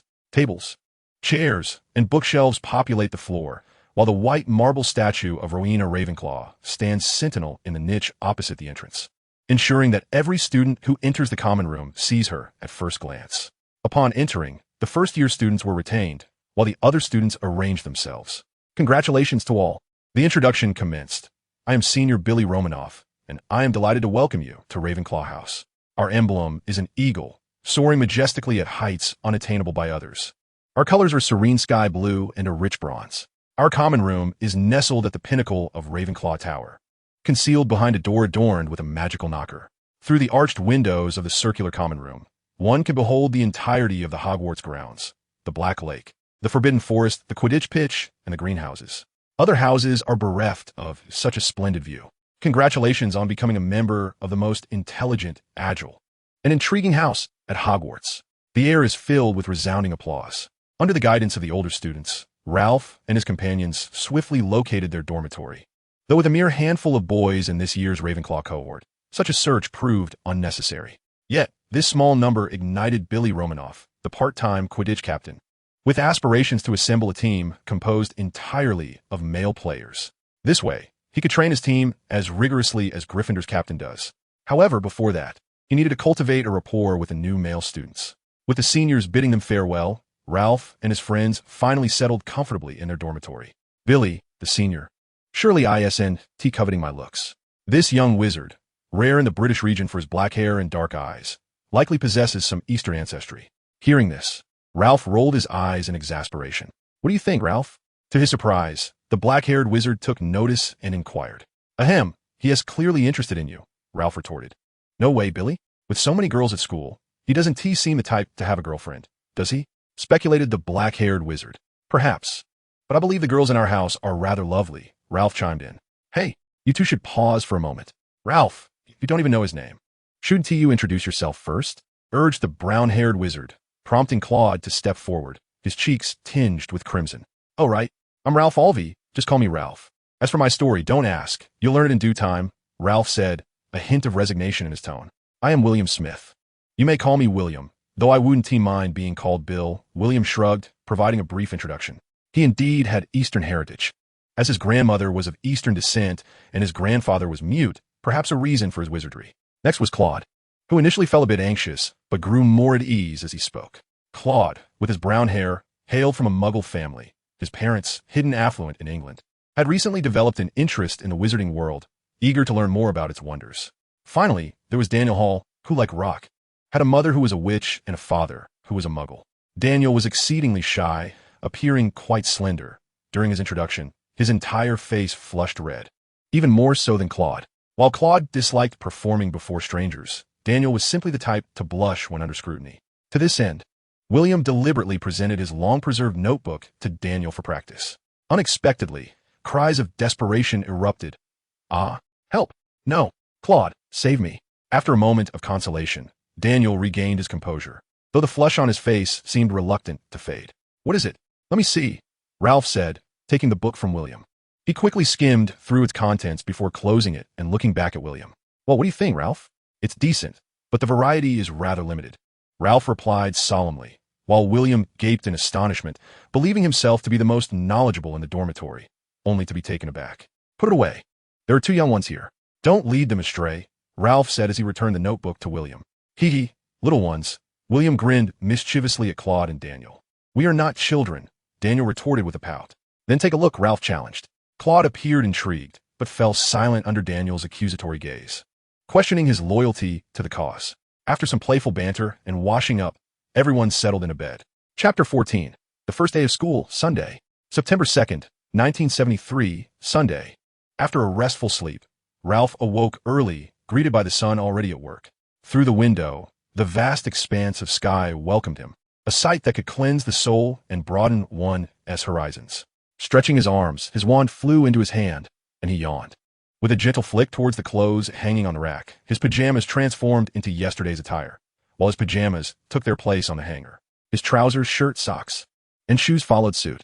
This clothing-switching spell, a byproduct of his research into pocket spaces, could be categorized into two types, apparel replacement and apparel donning. Both relied on the same principle, the spatial exchange of objects akin to transformation spells involving conversion between materials. As the originator of these spells, Ralph possessed a profound understanding of them. The simplified incantations and appropriate gestures were already perfected, a convenience afforded to him as the creator. The spells were named Swift Replacement and Swift Dawning, with the former serving as the foundation for the latter. For young wizards, the tangible replacement was easier to grasp, facilitating the flow of magical energy. However, the exchange between a solid object and air posed challenges, even for those with weaker imaginative capabilities. Discrepancies in size could lead to mishaps. The gesture for the first spell involved 1. Pointing at one's own clothes, 2. Moving to the target clothing and pointing at it, 3. Then waving towards oneself. The latter was simpler, pointing at the target item and directing it towards oneself. The most convenient method, using a wand, entailed a single tap on the target clothing, necessitating extensive practice and a deeper understanding of the spell. From this, we can discern Ralph's inclination towards specific wand gestures. He has a tendency to utilize a tapping motion. Thus, the incantations he devised are generally based on this action when formulating spell-casting gestures. Moreover, when he employs magic, particularly with his wand, as in the case of the levitation charm, he also tends to employ a gentle tap. After his morning rituals, Ralph seated himself on a stool and retrieved several pastries and some candies from a box. Oh, and that note from Aberforth, which he had forgotten amidst their lively conversation the previous night. The Ravenclaw dormitory is quite spacious, adorned with large floor-to-ceiling windows that allow ample daylight to flood in. The blue velvet curtains, embellished with intricate bronze patterns, stand elegantly on either side, epitomizing the essence of Ravenclaw. A dormitory can accommodate a single occupant or at most 6, depending on the enrollment situation and the distribution of new students among the houses. Given the generally low number of male students in Ravenclaw, the male dormitories typically consist of 2, 3, or 4 occupants, as the school rarely assigns single rooms, a practice intended for the healthy development of young wizards. In the center of the dormitory lies a sizable round table, surrounded by stools arranged according to the number of students, providing a designated space for study. At this moment, Ralph is examining the note given to him by Aberforth, noting that the time for the spells mentioned has arrived. The note outlines 5 secret passages from Hogwarts to Hogsmeade, 3 leading to the outskirts of Hogsmeade, 1 to Honeydukes, and another to the Leaky Cauldron. As for the passage to the Leaky Cauldron, Aberforth is uncertain of its precise location, only knowing it is situated near the tapestry depicting the giant's beating of the hapless Barnabas on the 8th floor of Hogwarts Castle. The passage to Honeydukes is located halfway down the corridor on the 4th floor, beneath the hunched statue of the one-eyed witch, and Aberforth has thoughtfully included the incantation for its separation. Is this not an encouragement to flout school rules? Ralph mused, recalling how, before his departure, neighbors had urged him to behave well at school, heed his teachers, and refrain from breaking the rules. Letters had even been written. Could they possibly be plotting strategies for him? Speaking of letters, Ralph was reminded of the solitary owl in his dormitory, belonging to William, as no one else had acquired a pet. After reading the note, Ralph used the incendio spell on some food that required heating, enveloping it in a flame. Each time he cast incendio, he could not help but admire the ingenuity of the creator of the preservation charm. The preservation charm is an innovation built upon the freeze charm, incorporating a modicum of temporal cognition, yet that was not what truly astonished Ralph. What captivated him was its ability to detect intent. The preservation charm lacks a counterspell because its creator had predetermined a resolution. As long as a wizard makes contact with the food under the charm and harbors thoughts related to consumption, such as cooking, it will dissipate on its own. This specific detection of magical beings' intentions is what truly amazed Ralph. It is noteworthy to mention that muggles should not be allowed to handle food enchanted with the preservation charm, for they lack magical power and cannot lift the enchantment, which could lead to tragic consequences. Under Ralph's precise control, the food was heated to just the right temperature, while an enticing aroma gradually filled the air. Just as he was savoring his meal, a gurgling sound emanated from nearby. That was Claude's bed. Before long, Claude, with a faint blush on his cheeks, joined Ralph at the table to partake in breakfast. I believe you should head to Hufflepuff. It is the closest to the kitchen, Ralph suggested, observing Claude's hearty appetite. Ravenclaw is quite nice. I thoroughly enjoy the history of magic, Claude replied between bites, expressing his gratitude with a simple thank you. Soon, their roommates began to awaken one by one, and curiously, Daniel was the last to rise. One wondered what dreams he had experienced the previous night or what thoughts occupied his mind. Upon noticing his roommates seated on stools, some indulging in breakfast, others engrossed in books, his face flushed again, prompting Claude to worry about his cardiovascular health. After Daniel finished eating, they took a brief respite before embarking on a tour of the castle, led by William. As they entered the common room, they encountered upperclassmen studying diligently, some completing assignments, others engaged in quiet conversations, and a few lost in books. The rich atmosphere of academia caused Ralph and his companions to slow their pace, striving to minimize the sound they made. Nevertheless, certain circumstances were unavoidable, such as exchanging greetings. On this Sunday, a cluster of students filled Hogwarts Castle. A group of girls led the way, flanked by 4 boys, with several more male students trailing behind, engaging in curious chatter. Aside from Ralph, these girls had also discovered an intriguing figure, Daniel. The bashful Daniel, surrounded by girls, grew increasingly shy, particularly after having glimpsed William's treasured notebook the previous evening. Ultimately, Daniel was drawn into a conversation about last night, leading to an excited squeal from one of the girls. How thrilling! Soon, the news reached the nearby mothers and witches, who initially inquired discreetly, but, finding no answers, directly broached the subject of last night. Ralph responded, "Wasn't that merely a brawl? It may appear fierce, but it pales in comparison to street thugs. Over the years, I have witnessed not only fights between men and women, but also between men and men, women and women, as well as encounters involving magical creatures.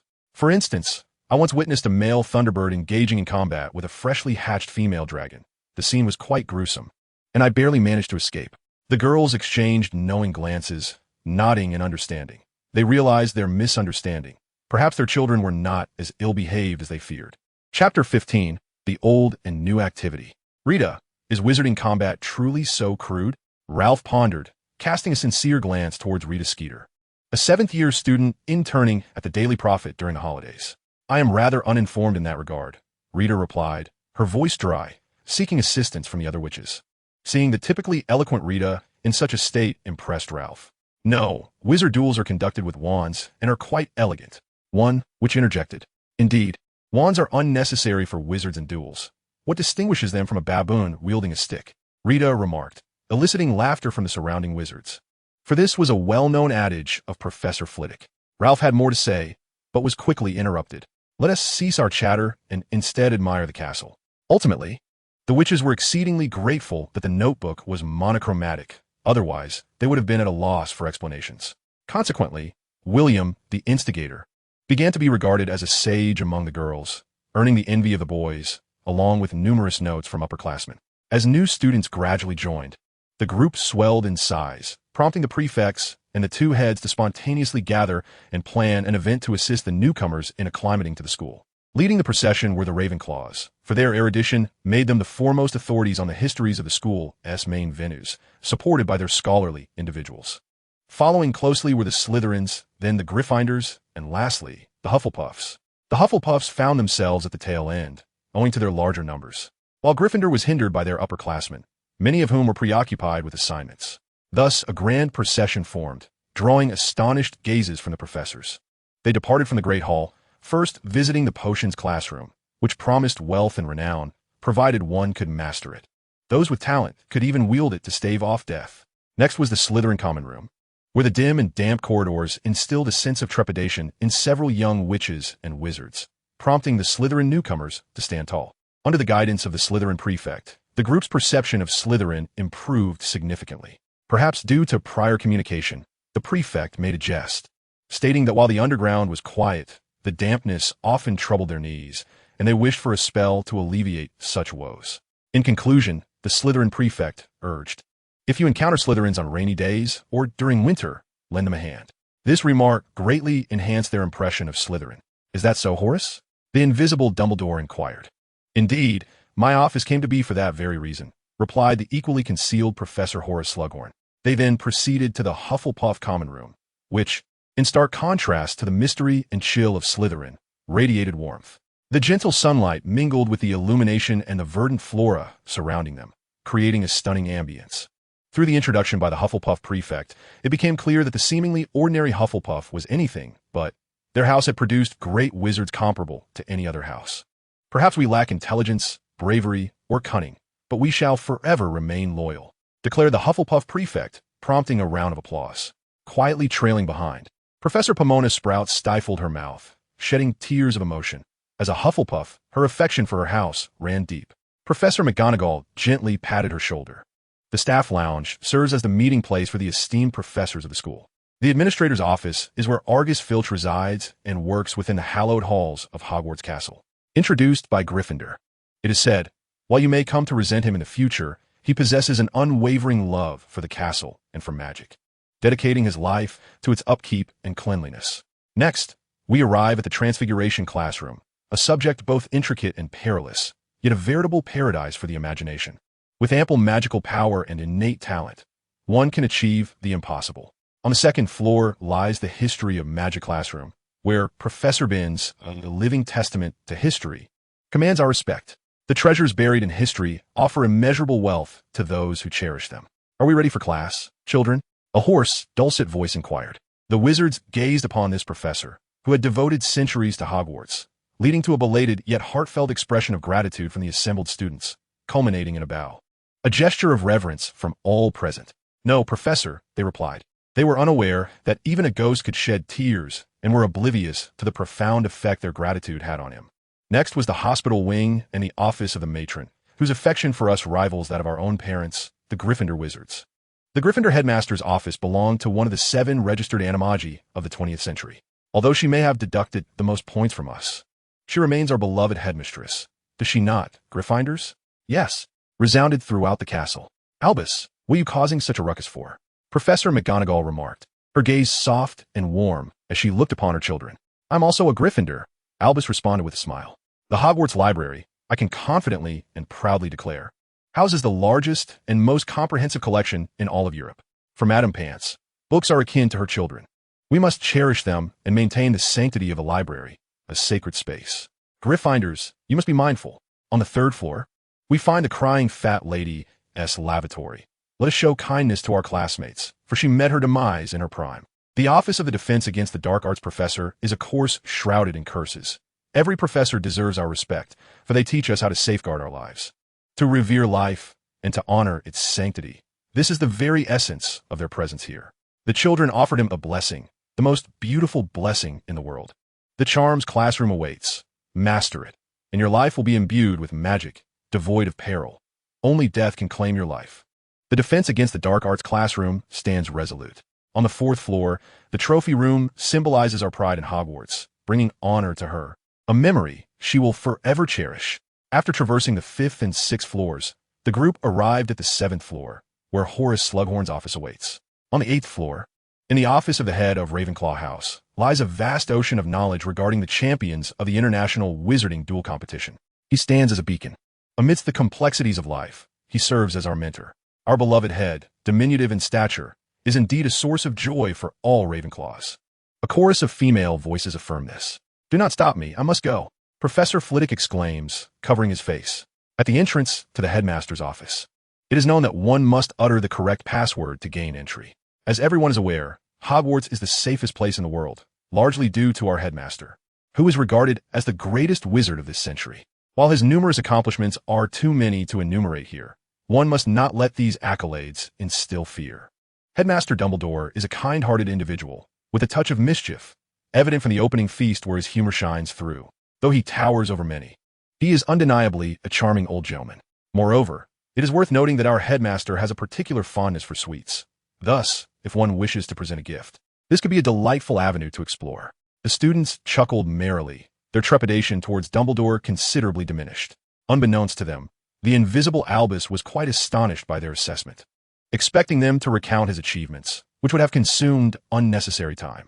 However, overall, he found satisfaction in their words, especially the endearing title of charming old gentleman, which brought him joy.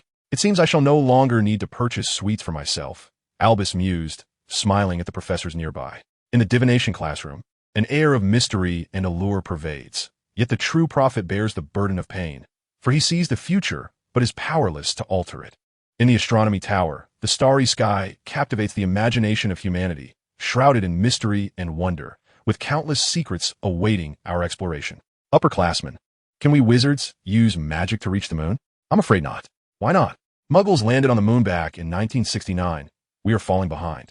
As they proceeded, lively discussions erupted among the students, pondering when they might set foot on the moon and colonize the cosmos.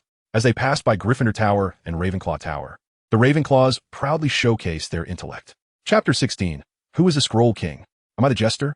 In the afternoon, under the guidance of their upperclassmen, the first-year students began to familiarize themselves with the areas surrounding the castle. Exiting the Great Hall and traversing a sprawling lawn, they arrived at the Black Lake. They were informed of the magical creatures residing there, including the giant squid, merfolk communities, and the Grindylows tended by the mermaids. Despite the giant squid's formidable size, it possesses a gentle nature and will even rescue drowning young wizards. Moreover, during the summer, it surfaces to bask in the sun, at which point we can offer massages to its tentacles. What a delightful experience. Departing from the Black Lake, the group veered left, the soft grass tempting many young wizards to roll about. Before long, they reached the greenhouse area, where several greenhouses stood in neat rows. The head of Hufflepuff vividly introduced the various intriguing plants in the greenhouse, clearly demonstrating his genuine passion for herbalism. After concluding the course introduction, he proceeded to present Professor Pomona Sprout, the esteemed head of Hufflepuff House. She was a petite and gentle witch who treated her students with the same affection she bestowed upon her beloved herbs. Frequently, she brought an array of exquisite, natural plants to the Hufflepuff common room, sparking envy among the students. Subsequently, the group arrived at the edge of the Forbidden Forest, where some timid souls began to feel trepidation at the sight of the dense woods. This area was home to the gamekeeper, Rubeus Hagrid, who ensured our safety amidst the forest's creatures. Having seen his towering figure, we felt reassured that we need not fear the beings lurking within the Forbidden Forest. Additionally, he kept a fierce dog. At this remark, several upperclassmen stifled their laughter, perhaps recalling the times a student had been caught sneaking into the forest by Hagrid, exaggerating his and his dog's reputation. Despite his imposing stature, Hagrid was, in fact, a gentle giant. After departing from Hagrid's hut, the group made their way to the Quidditch pitch. As they passed through the grand entrance of Hogwarts, the first years quickly grasped where it led. Beyond the doors lay Hogsmeade Village, a place where young witches and wizards could visit for shopping, merriment, and even courting beginning from their third year, provided they had their guardian's consent. As the tour concluded, an unexpected commotion erupted on the lawn, but under the guidance of the prefects, order was swiftly restored. Usually lively, William fell silent, collapsing onto his bed, rolling under the covers and emitting muffled sounds. "What is the matter, William?" inquired Daniel, the most perceptive among them. "I feel unclean," came the muffled reply from beneath the blankets. The remaining three exchanged glances, seeking understanding from one another, yet their expressions mirrored each other's confusion. "What happened?" asked Claude. William sat up, sighed, and recounted his ordeal. It turned out that during the earlier commotion, he encountered some rather embarrassing situations. Male students in Ravenclaw were few, and exceptional ones like William, as he self-proclaimed, were exceedingly rare. Consequently, he found himself surrounded by numerous witches, all mature, beautiful, and alluring. Just look at Ralph. Though he had many girls around him, they all seemed to want to mother him, which he found no envy in. At that moment, while William was enjoying a lively conversation with the nearby witches, the chaos ensued. In the throng, he was inappropriately touched, with hands roaming all over him, even brazenly squeezing inappropriately. Amidst the turmoil, he suspected a few boys, perhaps even the prefect, may have been coveting his charm. What if one of them confessed to him? Should he reject them? Would refusing lead to petty retaliation?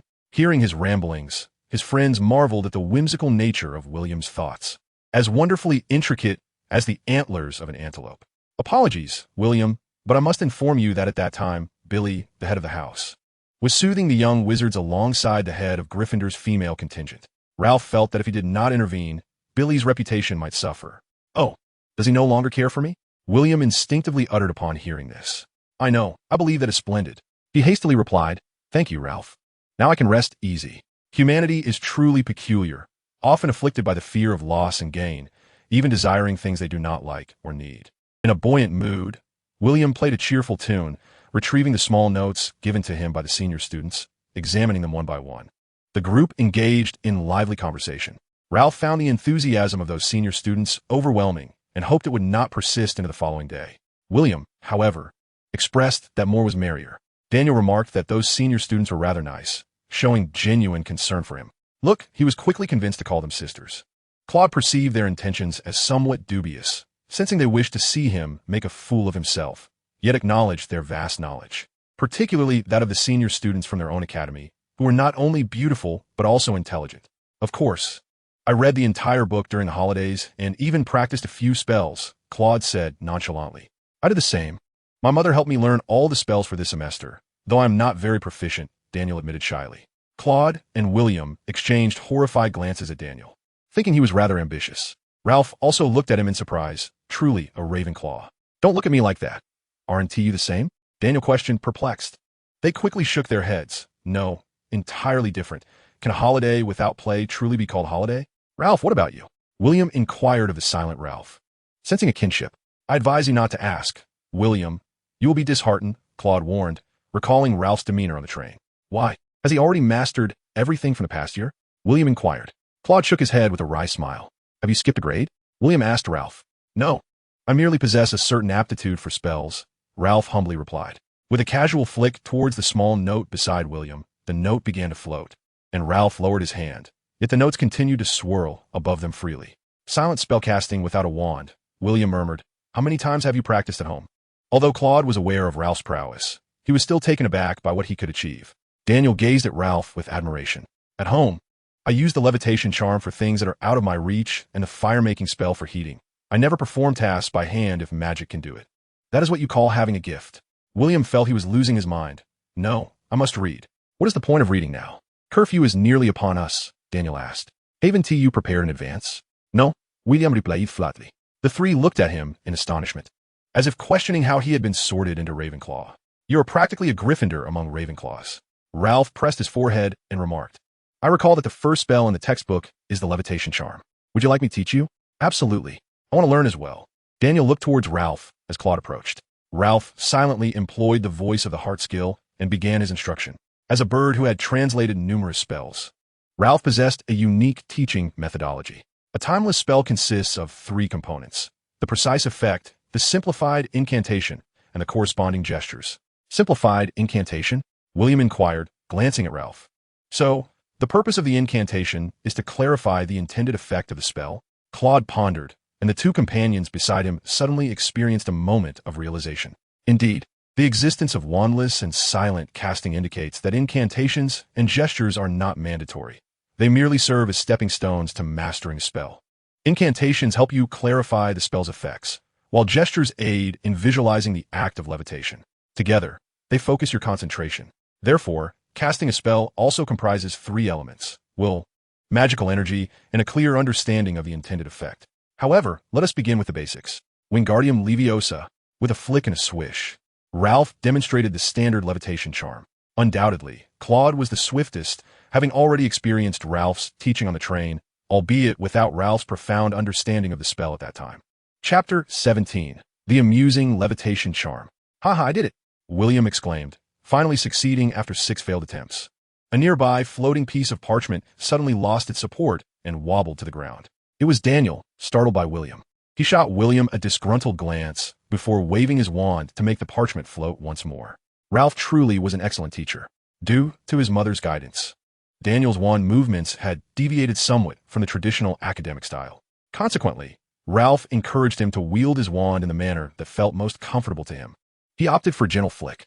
Simultaneously, Ralph offered Daniel some advice, which he diligently noted down. 1. Keep the wand close at hand to familiarize it with your habits. 2. Use the wand frequently. Allow your magical energy to permeate it, thereby strengthening the bond between you. Daniel harbored the hope that one day, his wand would guide him to cast spells with greater ease. Claude, the most conventional among them, executed spells and gestures that mirrored those in the textbook. Once accustomed, he would find immense convenience in learning new charms. This was indeed the advantage of traditional academia. Then there was William, who was a challenge to describe. Ralph felt he was better suited for Gryffindor than Ravenclaw. His thoughts were too erratic, making it difficult for him to concentrate, and he tended to incorporate peculiar movements while casting. However, under Ralph's persistent corrections, he ultimately succeeded in casting the levitation charm. Just as Ralph began to perceive William as a conundrum regarding spells, his performance took an unexpected turn. After his initial success, he hardly encountered failure thereafter. Moreover, his proficiency with the incantation was visibly ascending at an astonishing pace. In the presence of Claude's constipated expression and Daniel's envious gaze, William smugly proclaimed, "Indeed, I am a genius, mastering the difficult after grappling with the easy. Do you understand? William, consider this. For the simplest spell, the levitation charm, You must fail 6 times before achieving success, and that is with guidance. What are the more intricate spells? Ralph remarked nonchalantly, once a teacher, always a father. It is essential to temper the child's exuberance and instill a sense of humility. Merlin, is that truly the case? William questioned skeptically. Then allow me to teach you a challenging one, which I believe is the simplest of the 7th grade spells, the water-making charm, a remarkably practical incantation. After Ralph and the others had completed their morning routines, William was found sitting on a stool, his expression one of perplexity. How many attempts has it been? Daniel inquired with curiosity. A full 28 times. William lamented, utterly despondent. He had thought himself an unparalleled prodigy, only to discover he was a genius ensnared by his own intellect. Rest now, rest. Do not be tumultuous. We have classes tomorrow, Ralph advised, waving his hand to make all remnants of William's failed spell-casting vanish. To wear the crown, one must bear its weight. Consider this a trial, a test to be endured before fulfilling your mission, Ralph said, patting William on the shoulder. At that moment, in the astronomical tower, Albus stood gazing at the night sky, surrounded by the professors of Hogwarts. You may be curious. Allow me to enlighten you. He turned to them, his demeanor a blend of unprecedented ease and solemnity, which puzzled the professors. Magic is omnipresent. The unknown cosmos has birth life. In the vast void, countless magical creatures exist, their essence being non-existence. This implies only beings imbued with magic can perceive them, and likewise, only magical entities can be seen by them. The following morning, everyone arose early, and Daniel, roused by Claude's call, opened his sleepy eyes. Good morning, he mumbled. Morning. I'm off to freshen up, Claude replied. All right, Daniel responded. He picked up his notebook, quietly approached Daniel, gently tapped his shoulder, and said, Let me show you something intriguing. What is it? The drowsy Daniel asked, as the image from the notebook instantly registered in his mind. Is this the reason you frightened him? Ralph was at a loss for words, and Daniel wondered why he would be afraid of such a thing. Look, he is nearly terrified of you. I merely thought it amusing. Who knew his reaction would be so pronounced? William shrugged, glancing at the school notice. William rubbed his nose thoughtfully. What do you think? From now on, there will be an orientation event for newcomers at the start of each school year, and it states here that the first day of classes will always be a Sunday. Does that mean our summer vacation might be shortened by a day? William mused. Indeed, Claude sighed. Leaving the common room, the 4 made their way to the Great Hall, commencing their breakfast for the day. The Great Hall was rather subdued that early morning, with the young witches and wizards scattered in small groups, gathered together to partake in their meal. In the auditorium, the Hufflepuff students were the most numerous, followed closely by Ravenclaw. Ralph, my sisters have classes today, so I won't be able to accompany you. Do stay cheerful, one senior remarked as she passed by them. Prompted by Ralph, they hastened their meal, eager to reach the charms classroom before the majority of the witches awoke. While they hadn't thought much of it yesterday, today they discovered that the staircase had been enchanted to flow with water. What mischief is the stairway up to today? Claude mused, observing the staircase's undulating movements. Unbeknownst to them, it was their beloved headmaster who had cast this charm. He had paused the staircase's motion, using his authority to facilitate their activities. Where did that exclamation come from? How peculiar? William inquired curiously, as Ralph and Daniel turned to him. You'll understand if you study more of the history of magic. Never mind, William retorted, withdrawing slightly. How about something thrilling? Ralph suggested, eyeing the tumultuous staircase. Bring on. How thrilling can it be? William responded eagerly. You'll find out shortly, Ralph replied with a mysterious smile, then turned to Daniel and Claude. What about you two? They exchanged glances, sensing a mutual excitement, and nodded. I assure you, you will not be disappointed, Ralph exclaimed, brandishing his wand. He stepped behind them, waved his wand gently forward, and seeing this, Daniel's face turned pale. You wouldn't dare. I'll help. How thrilling. Ralph. With laughter, Ralph leaped down, casting his wand lightly toward the air above the 3 below. Magic surged forth, transforming into an ethereal essence that enveloped them and slowed their descent. How exhilarating was that? He asked as he leveled with the trio. Exhilarating, they echoed, albeit with varying tones, bursting into laughter. Ultimately, the 4 landed softly, though Daniel's legs felt weak and Claude wobbled unsteadily. Chapter 18, Charms Class. With the support of Ralph and William, the quartet finally arrived at the Charms classroom. As Ravenclaws, they chose seats in the front row. But poor Daniel found himself ensnared between the formidable William and Ralph, with Claude on his other side. They all took out their books, except for Ralph, who was engrossed in a volume he had perused on the train titled A Simple Introduction to Ancient Runic. Ralph, what are you reading? Daniel asked curiously upon noticing the difference in their books. This, Ralph replied, showing him the title. Ancient Runic? What use is that? Daniel inquired. It has many applications. Ralph chuckled. Do you think spells or incantations came first? Incantations. Claude interjected, eager to answer. Correct, but wait, they should be considered concurrent. Ralph frowned in thought and continued. Do you remember the primary function of incantations? Yes, but do you recall the 3 essential elements of a spell I mentioned? Ralph pressed on with his inquiry. Isn't it merely effects, incantations, and gestures? William replied from a distance. But if there is no incantation, can this spell still be deemed a spell? Ralph inquired earnestly, gazing at William. If the incantation precedes, then isn't the spell's effect predetermined? Ralph continued. What about the gestures? Claude asked. Look at Daniel and the awakened William. Do you still think gestures hold significance? Their sole purpose is to facilitate learning, for not every magical effect can be abstractly conveyed through gestures. Ralph explained. The invention of spells has 2 pathways. One involves arranging different runes to create a spell, wherein the incantation consists of these runes. By translating them into a comprehensible language and simplifying, the incantation emerges. This is the role of runes. Besides translating incantations, they also serve as a magical script capable of crafting enchanted items. The 3 nodded in understanding. And the other pathway to spell invention? Ralph prompted. William, like an inquisitive child, leaned in. Innate talent, fortune, and a profound foundation in magic. Like conjuring something from nothing, a spell simply materializes. The nearby freshmen, overhearing their discourse, began to reassess their impression of Ralph, initially believing him to be merely a figure of renown, yet now recognizing his remarkable wisdom. Time flew by, ephemeral as a fleeting shadow. Today a spell class was shared with Hufflepuff, and Rock, accompanied by his roommate, sat pitifully in the front row, while he himself settled beside Claude. Perhaps influenced by the eagerness of the young eagles, the Badgers also retrieved their textbooks and began their preparations. Unlike Professor McGonagall, Professor Flitwick consistently arrived just before class commenced. Perhaps this was why his lessons were so beloved. Soon class began. Professor Flitwick stood atop a stack of thick tomes, unfurling parchment to take attendance. Initially, he provided a simple yet engaging self-introduction before vividly elucidating the categories of spells and their distinctions from transfiguration.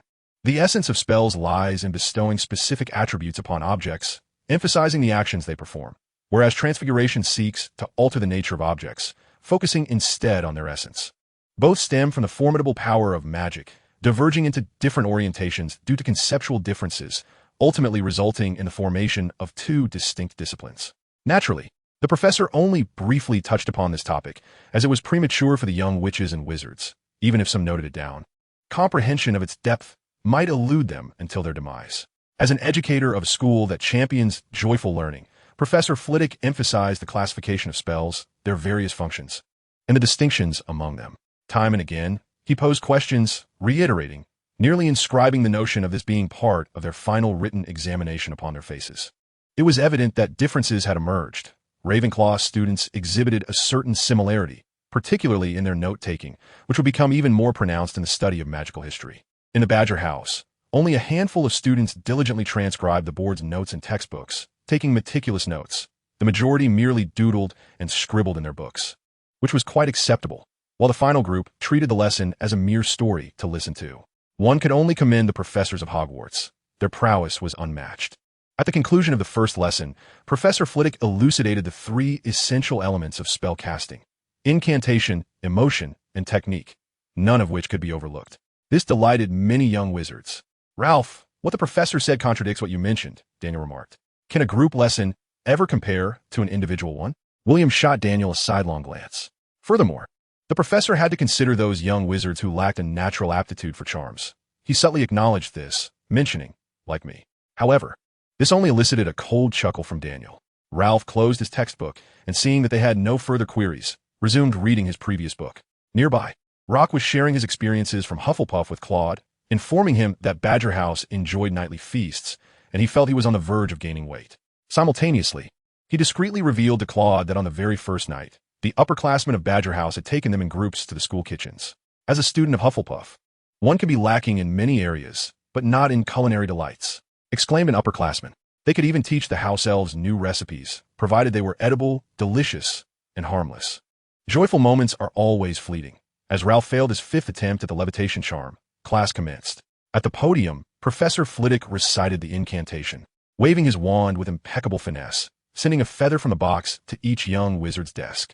While the others were astounded by the professor's skill, Ralph, lost in thought, stood out conspicuously. Excellent. Ravenclaw gains 2 points. Focus your attention, Mr. Alvey, and please take your seat, Professor Flitwick cheerfully announced. He proceeded to explain and demonstrate, emphasizing the importance of not mispronouncing the incantation, and narrated an example. A wizard who mistakenly summoned a cow due to mispronouncing a spell. Chapter 19. Mission? This wizard was Barufio. He confused the F with, and Zan found himself on the floor with a wild bull standing on his chest. Consequently, he etched his name into the annals of magical history, achieving a feat that many wizards could only dream of throughout their lives. Ralph admired him greatly for having turned a spell into the bull summoning charm. Of course, there was one aspect the professor did not mention. The error was not replicable. For a wild bull at that time was a considerable asset.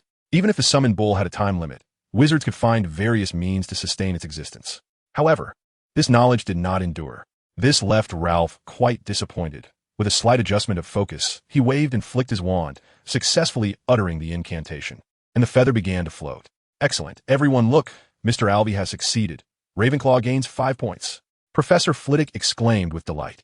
As time flows, William, Claude, Daniel, and Rock have all achieved success in succession, contributing 3, 2, and 1 points to their respective houses. Thanks in no small part to the assistance of the Little Eagles. The Badgers, upon mastering the correct spellcasting techniques, have shown remarkable speed in their advancement, a testament to their unwavering dedication and relentless practice. Hufflepuff stands out as the most patient among the 4 houses. In comparison, William's 28 attempts seem quite trivial. Magic bears a striking resemblance to traditional Chinese medicine. A solid foundation enables us to achieve great results in our future studies. Once enlightenment is attained, these fundamentals will transform into resources for enhancement, swiftly augmenting our prowess. This may well be one of the reasons for Hufflepuff's greatness. Grounded on the earth, aspiring to the peaks, they shall one day stand atop the pinnacle of magic, surveying the tumult of the world below. Ralph quietly activated the spell Voice in a heart, enhancing the emotive power of language and elevating the classroom experience. The exceptionally efficient class brought great joy to Professor Flitwick, though he seemed to sense something amiss. Before the class concluded, he assigned an essay on the levitation charm, requiring a minimum length of 3 feet, and thoughtfully outlined how to approach the writing. Students were encouraged to explore aspects such as the charm's origins, development, and innovations. The magical alarm chimed, signaling the end of class. Professor Flitwick dismissed the students punctually but asked Mr. Alvey to stay behind. The young wizards surged toward the door, their appetites piqued by the tantalizing aroma of food. Professor Ralph approached the podium. Mr. Alvey, sighed Professor Flitwick, wiping the corner of his eye, I apologize. Your experiences will serve as the foundation for your future achievements. As a half-fairy, Professor Flitwick is particularly sensitive to emotional matters. Well, Professor, I truly do not mind these things. I have grown accustomed to them over the years. Ralph replied, his tone tinged with resignation. I understand. Time possesses a remarkable ability to heal all wounds, Professor Flitwick replied, offering an expression of comprehension. No, you do not understand. Ralph screamed silently within, yet he was compelled to maintain a stiff smile, which only deepened the professor's preconceived notions. Ralph nodded. Ralph, do you not think that studying runes at your age is a bit premature? Professor Flitwick gently suggested. Your talent in spells is exceptionally promising. I believe you should invest more effort in this area to build a solid foundation. After all, runes are a third-year subject. Well, Professor, I've actually mastered the spells in the textbook, Ralph admitted, slightly embarrassed. Is that so? Professor Flitwick inquired with keen interest. Could you demonstrate? I would love to see your progress. Certainly, Professor, Ralph replied, eager to showcase his skills. He raised his wand and pointed at his backpack, which immediately floated over to hover in front of them. This is the levitation charm. Professor Flitwick looked on in astonishment, remaining silent as Ralph's actions continued. He then pointed his wand at the backpack once more, enveloping it in a dim flame. This is the fire-making charm. Subsequently, a gentle slide to the side revealed a flicker. A flame detached itself from the backpack, coalescing into a radiant sphere that emanated warmth. Professor Flitwick could vividly sense its temperature, a palpable reality. From Ralph's effortless demeanor, it was evident he remained unfazed. Merlin, Professor Flitwick exclaimed with excitement, his voice piercing and his entire being leaping with joy.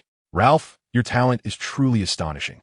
Such exquisite silent spell casting, so fluid and graceful. The mastery of your magical prowess is so intricate, It is hard to fathom that this is the work of an 11-year-old wizard. Flitwick continued to express his admiration from a professional standpoint.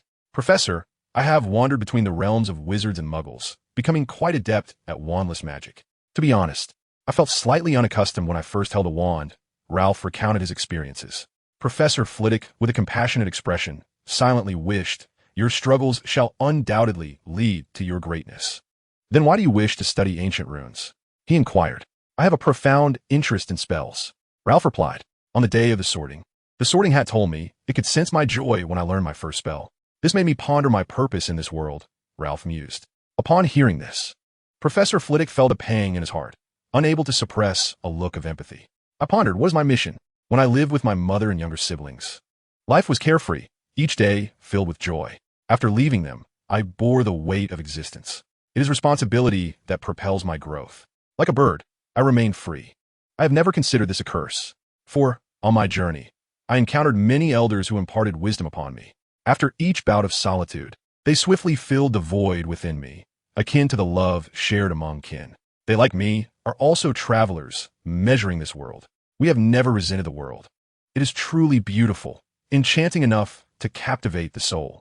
Once, during my travels, I encountered a mother who had just given birth. By instinct, she and I clashed. I emerged victorious, yet felt a sense of loss. I stayed behind and became her friend. Her adeptness with a fire-making spell left me in awe." Chapter 20 Mission. Ralph appeared entranced as he spoke, and Professor Flitwick listened intently. He couldn't help but reflect on Ralph's fortune, whether it was a blessing or a curse, to meet so many remarkable wizards guiding his path. In Professor Flitwick's mind, everything had its purpose. Mission? What a grand topic. He contemplated. What could his own mission be? Soon, he discerned the answer. After many years of teaching at Hogwarts, he had long adhered to his own calling. Heritage. Heritage? Is that truly my mission? Professor Flitwick mused with a smile, feeling the magic emanating from Ralph's words, yet offering no resistance. Hadn't Ralph, in a previous lesson, employed this very magic to enhance the quality of his teaching? He is a good child, and he is certain of his purpose. Professor Flitwick remarked, "I stand here, fulfilling my mission." "Are you happy, Professor?" Ralph inquired, sensing that a particular spell had been unlocked, causing him a moment of anxiety. Of course. Upon being asked this question, Professor Flitwick's spirits were instantly lifted. "At times, I cannot help but marvel at your boundless imagination, which propels me further along the path of magic. To this day, I fondly recall many remarkable wizards who, after graduating from Hogwarts, have continued to keep in touch with us. They often write to express their gratitude for my guidance. Do you know why? Because the lessons from my charms class have aided them in overcoming numerous challenges, even threats to their very lives. That is both the most gratifying and the most terrifying aspect of my profession." Thus, the professor shared tales from his teaching career with Ralph, at times animated and exuberant, and, at other moments, wiping away tears for a student who had departed from this world. "I'm sorry, Professor." "It's all right, Ralph. I trust you did not mean any harm." Professor Flitwick waved his hand dismissively. "Can you share this spell with me?" "Of course, but if it must remain a secret." "That is acceptable." "Thank you, Professor." "Certainly. It is called Sound into the Heart. Its effects are as its name suggests. However, the incantation is rather complex and lengthy, and I presently lack the ability to simplify it." Ralph conjured the spell in the air. However, it has a drawback. Excessive use can inscribe it upon oneself, making it easily triggered during moments of heightened emotion. For those adept at controlling their magic, this concern is negligible, Ralph explained. "Ah, fine spell indeed. Inscription? Fascinating. Its principle seems reminiscent of the boggart," the professor remarked, furrowing his brow as he observed the incantation. "And the augury? Oh, that makes sense. Ralph, this spell could enhance the quality of teaching. Would you mind if I shared it with you, professors?" Professor Flitwick said with a beaming smile. "I would see mind at all, as long as they don't hold me responsible." That day's chorus was quite amusing, Ralph chuckled. "Rest assured, they will be delighted. I must tell you, we all had a splendid time singing that day." Professor Flitwick continued, "You were right earlier. A master of spells must also be an expert in runes, as runes play a significant role in the development of charms." As he spoke, he produced a piece of parchment and began to jot down notes. "Since you intend to pursue this path, as your teacher, I shall certainly assist you. Not just me, but any professor in the school will offer their help. Here are some reference books, far superior to the one you currently possess. Take these and explore the library. I've even signed some that are in the restricted section for you." Professor Flitwick stated. "Thank you so much, Professor." Ralph expressed his gratitude. "You're welcome. Now hurry and eat. Your friends are waiting for you outside." Professor Flitwick replied. Yes, goodbye, Professor. Ralph waved to Professor Flitwick before rushing towards the door. Upon reaching the corridor, he spotted his roommates awaiting him, which touched him deeply. Why did you take so long? I am Stadovin. William gently caressed his abdomen and remarked. Ralph shot him a glance, tossing him a candy with a mischievous grin, saying, Here, have a sweet to satisfy your hunger. William deftly caught the candy, unwrapped it, and tossed it into his mouth, raising an eyebrow at Ralph. Not bad at all, he exclaimed. Of course, it's a gift from my neighbor, Ralph replied nonchalantly. Just wait, you'll see. How'd it go, Ralph? The professor didn't scold you, did he? Daniel inquired with concern. No need to worry. Professor Flitwick is a wonderful wizard. He would never reprimand me, Ralph reassured them. After all, he is our headmaster. We should have faith in him, my friends. Then why were you gone for so long? Claude asked. Well, to keep it brief, we discussed the ideals of life and the purpose of existence, Ralph pondered before continuing. They exchanged perplexed glances, all wearing expressions of confusion. Ideals of life? The meaning of existence? Are we not from Earth? Or are you all aliens? Is the disparity between us truly so vast? Noticing their bewilderment, Ralph decided to clarify. We spoke about my past experiences. The trio suddenly understood, exclaiming, Oh, just say it earlier. Now we're all Earthlings. The four continued their conversation as they walked, eventually arriving at the staircase. It's still as chaotic as ever. Daniel murmured, How about we go down like we did this morning, Ralph? William suggested eagerly. I have no objections, Ralph shrugged. William glanced at Daniel and Claude, who looked back at him with an expression of inquiry. Daniel, seeking help, turned to Claude. Ultimately, Claude hesitated but nodded in agreement. Ha ha ha, my little hall come. Let me help you build your courage. William approached Daniel like a playful mischief maker, extending his hand. Ralph and Claude exchanged glances, rolling their eyes. Fortunately, there were few people around, otherwise they would surely face social embarrassment. Accompanied by Daniel's terrified screams and William's excited whoops, they leaped from the fourth floor. Their speed initially accelerating before gradually slowing down, finally landing smoothly. Supporting the still wobbly Daniel, William asked, Did you hear anything just now? Then leaning in closely, he whispered to Daniel, See, your legs don't feel as weak now, do they? Why bother with all that? It's time to eat, Ralph interjected. In this vast world, nothing is more important than a good meal. Chapter 21, A Feast of Candy and Notes.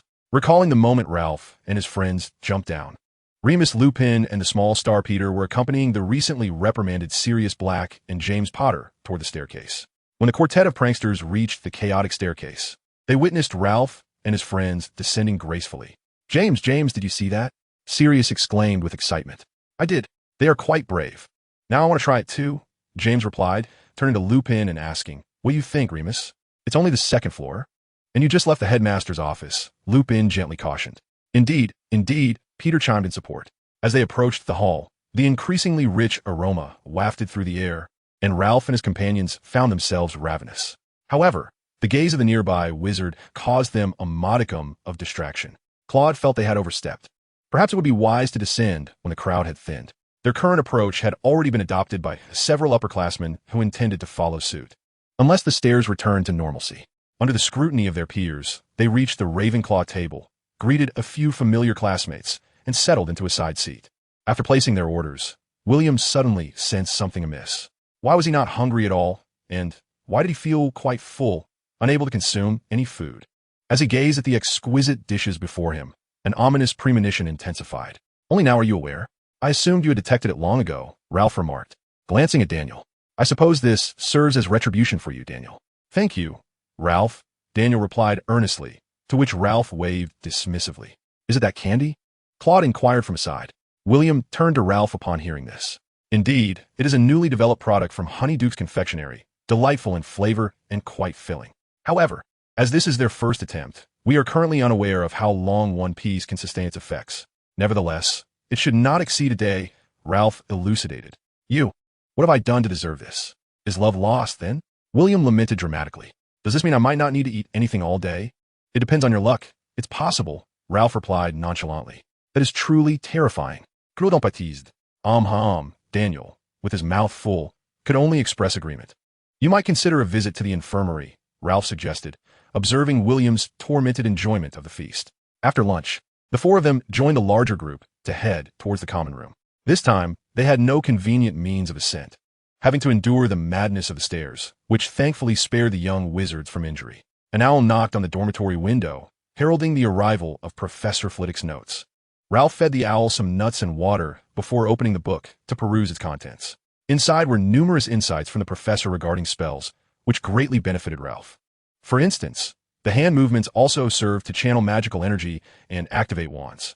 The professor asserted that a novice spellcaster should strictly adhere to the standardized motions outlined in the book. The material had undergone countless revisions, making those gestures the most widely applicable, thus ensuring greater efficiency and speed in casting. Not all wizards can master the method best suited to them. Moreover, the academic gestures represent the optimal approach. This is why professors encourage young wizards to attend magical schools. The apprentice system, while not flawed, is often too eclectic. The techniques passed down through the apprentice system, though lacking universality, can be remarkably effective in certain forms of magic. However, such methodologies are significantly influenced by the master. A skilled master can assist you in refining your techniques, aligning them more harmoniously with your personal habits, thereby maximizing their efficacy. However, if the master lacks sufficient knowledge in this regard, rigidly adhering to traditional methods may only burden your practice, potentially impairing the precision of future wandless magic. The human body, being more enigmatic than a wand, inherently possesses memory. Prolonged casting of a spell enables the body to internalize the magical pathways and the flow of magical energy, thus facilitating a swifter execution in subsequent attempts. The distinction between wand-based and wandless magic ultimately boils down to a singular outlet for magical energy. The outlet for wand-based magic is undoubtedly the wand itself. Once a deeper connection with its owner is established, it can autonomously channel magical energy, simplifying the casting process and eliminating the need for elaborate gestures. Conversely, the outlet for wandless magic resides within the human body itself. It necessitates a certain level of mastery over one's magical energy, adequate concentration, and a sufficient degree of magical permeability within the body. The latter is of utmost importance. If the permeability is inadequate, releasing magical energy resembles attempting to funnel water through a stone-laden pipe, resulting in significant resistance. Professor Flitwick has also discovered a fascinating phenomenon. Individuals of shorter stature exhibit greater magical permeability than their taller counterparts. Those who are slender possess higher permeability than those who are heavier, and those who engage in regular exercise surpass the sedentary in this regard. Consequently, Professor Flitwick hypothesizes that magical energy is distributed evenly within the human body, under conditions of equal magical quantity.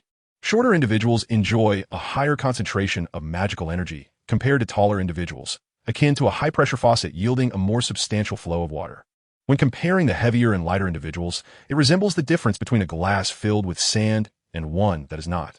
The former encounters greater resistance.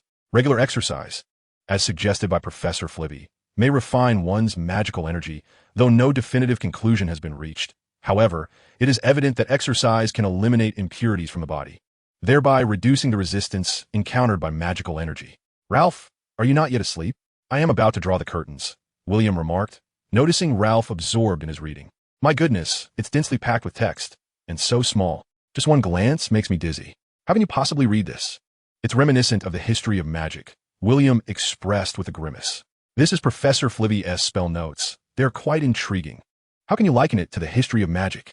Ralph retorted. "I lost track of time while engrossed in it. I shall retire as well." Ralph placed the book on the table, waved his hand, and the curtains closed on their own. A faint dark blue flame ignited in the air of the dormitory to provide illumination. If magic can be utilized, one should employ it. True talent is always in the minority. Only through diligence can one achieve mastery, Ralph admonished William in an educational tone. William, however, appeared disgruntled. "Here you go again, acting as if I am your student." Yet, Daniel revered Ralph, having long since become his most devoted admirer. Claude, deep in thought, nodded in agreement. Among them, his cognitive abilities were the most formidable. The four of them reclined on their beds, gradually succumbing to the enveloping darkness. The afternoon class was History of Magic. Chapter 22. The Incident of the Plunge. This time, in order to prevent their actions from attracting the attention of other students, Ralph deliberately employed the spell of concealment from the invisible beasts. This enchantment not only rendered them invisible, but also diminished their presence, while simultaneously obscuring any traces they left in the external world. However, this undertaking proved to be quite perilous, as they were not the only ones utilizing this method to descend the staircase.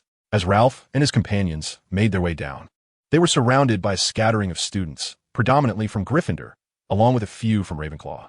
Upon reaching the second floor, a chilling scream echoed from below, suggesting that someone had broken their leg. Startled, Ralph's friend William supported the trembling Daniel, while Ralph provided some assistance to Claude, hastening towards the history of magic classroom. Entering through the back door, Ralph dispelled the spell, and they settled into the empty seats at the front. Daniel and Claude occupied the seats in front, while William and Ralph, who were less interested in the subject, took their places behind them. Thanks to the Gryffindor students' enthusiastic promotion, the classroom was abuzz with tales of Remus Lupin and Peter Pettigrew.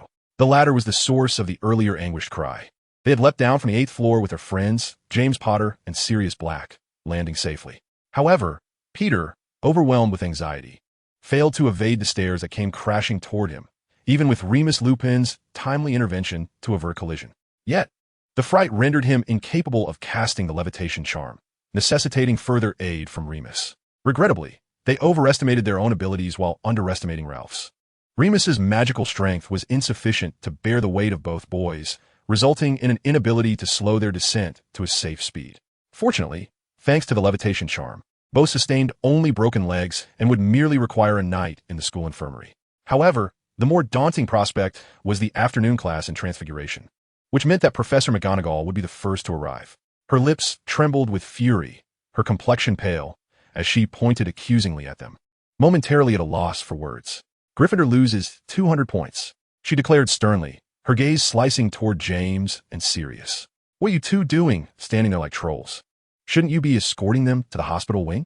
Have you both lost your minds as well? Subsequently, she turned her attention to the staircase, apprehending every student who had jumped from above, deducting 20 points from each. Ultimately, Gryffindor faced the greatest point deduction, although a few Ravenclaws also suffered penalties.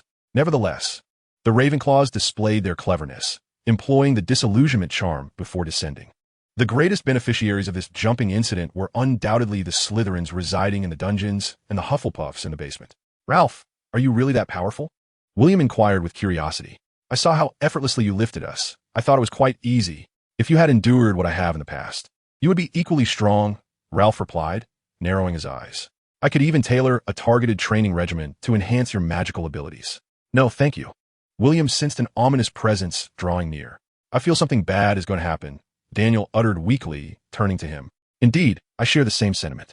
We are the first to descend in such a manner. Had it not been for us, perhaps these unfortunate events would not have transpired, Claude lamented, his tone tinged with sorrow. Breaking a leg. How excruciating that must be. Should we confess to the headmaster after class? We could also pay a visit to the 2 injured seniors. Ralph pondered for a moment before speaking. I think that sounds quite reasonable, he concluded. William, however, felt a twinge of anxiety. Surely, wouldn't he be expelled on the very first day of school? His grandfather would undoubtedly instruct his father to deliver a severe reprimand. The group was weighed down by their concerns. Even though some classmates offered words of comfort, coupled with the reassurance from Gryffindor students, their spirits plummeted further, extinguishing any desire to open their textbooks. As class commenced, Professor Binns emerged from the blackboard, eliciting surprised expressions from the students. Unlike yesterday, his voice was not the deep timbre they had grown accustomed to. Instead, it resonated with a newfound vitality, reminiscent of a patient recently recovered from illness. His form swelled and contracted as if he were struggling to suppress his anger. Students who failed to attend class would incur a deduction of 5 points, while the entirety of Ravenclaw would receive a 5-point bonus for their presence. Following this announcement, Professor Binns commenced a discourse on the significance of studying history, a somewhat antiquated subject, yet still captivating to the audience. This is entirely different from what the older students conveyed, the young wizards mused. Naturally, their seniors were equally perplexed by the transformation in Professor Binns. Some nocturnal wizards had hoped to catch up on sleep during the morning's history of magic, but the professor's unexpected change shattered their illusions. Students penalized for absences were summoned by their head of house for discussions over lunch. Can you envision a ghostly professor, having served at Hogwarts for centuries, confronting you about your student's unexcused absences? Professor Slughorn certainly could not tolerate it. Coupled with the recent incident of a student's fall, the young Gryffindors believed their head would surely lose his sanity. With that, Professor Binns glided back into the blackboard, departing as swiftly as he had arrived. Soon after, the Ravenclaws realized they had neglected to take notes. They exchanged information amongst themselves, attempting to glean the knowledge they had missed from one another. Ralph and his friends were frequently asked for clarification, yet when the young Eagles learned of their intention to visit the headmaster, They knowingly opened the passageway, offering them sympathetic glances filled with genuine goodwill. The four climbed diligently to the 8th floor. Knock, knock, knock. Ralph rapped on the headmaster's door. Commune. Professor Flitwick's high-pitched voice called from within. The four entered in a line. Ralph, what brings you here? Professor Flitwick asked, surprised. Ralph and his companions took turns recounting the events that had unfolded, understanding their predicament. Professor Flitwick nodded, observing the anxious expressions of the four young wizards. He smiled gently, conjuring several small stools for them to sit upon, sharing snacks and a warm cup of milk with them. As the four emerged from Professor Flitwick's office, it felt as though they had traversed through time. They could hardly fathom the kindness of their dean. Not only did he comfort them and implore them not to fret, but he also offered them sustenance and engaged in conversation. The punishment was merely a deduction of 20 points, accompanied by a formal reprimand. This translated to a mere 5 points deducted for each individual. It is worth noting that Gryffindor had suffered a loss of 200 points. As for the reprimand, their incident had spread throughout the school, and it was likely that Professor Binns was already aware of it. In a daze, they made their way to the staircase. And suddenly, clarity returned. Shall we jump? William inquired. Jump? Why not? Daniel retorted through gritted teeth. If it weren't for that, I certainly don't wish to walk it now. Then let us jump. I find it bothersome to even see it, Claude concurred, reminding Ralph, make sure to render us invisible. All right. Under Ralph's guidance, they glided to the side, deftly avoiding the moving staircase, and successfully reached the 2nd floor. Chapter 23. Return to the Forbidden Forest. The hospital wing is on the 2nd floor? William scratched his head in confusion. Indeed, Daniel replied, his resolve unwavering. Then why on earth did we foolishly head to the 8th floor? William questioned. Do you still have the inclination to visit the hospital wing? Ralph countered. William shrugged.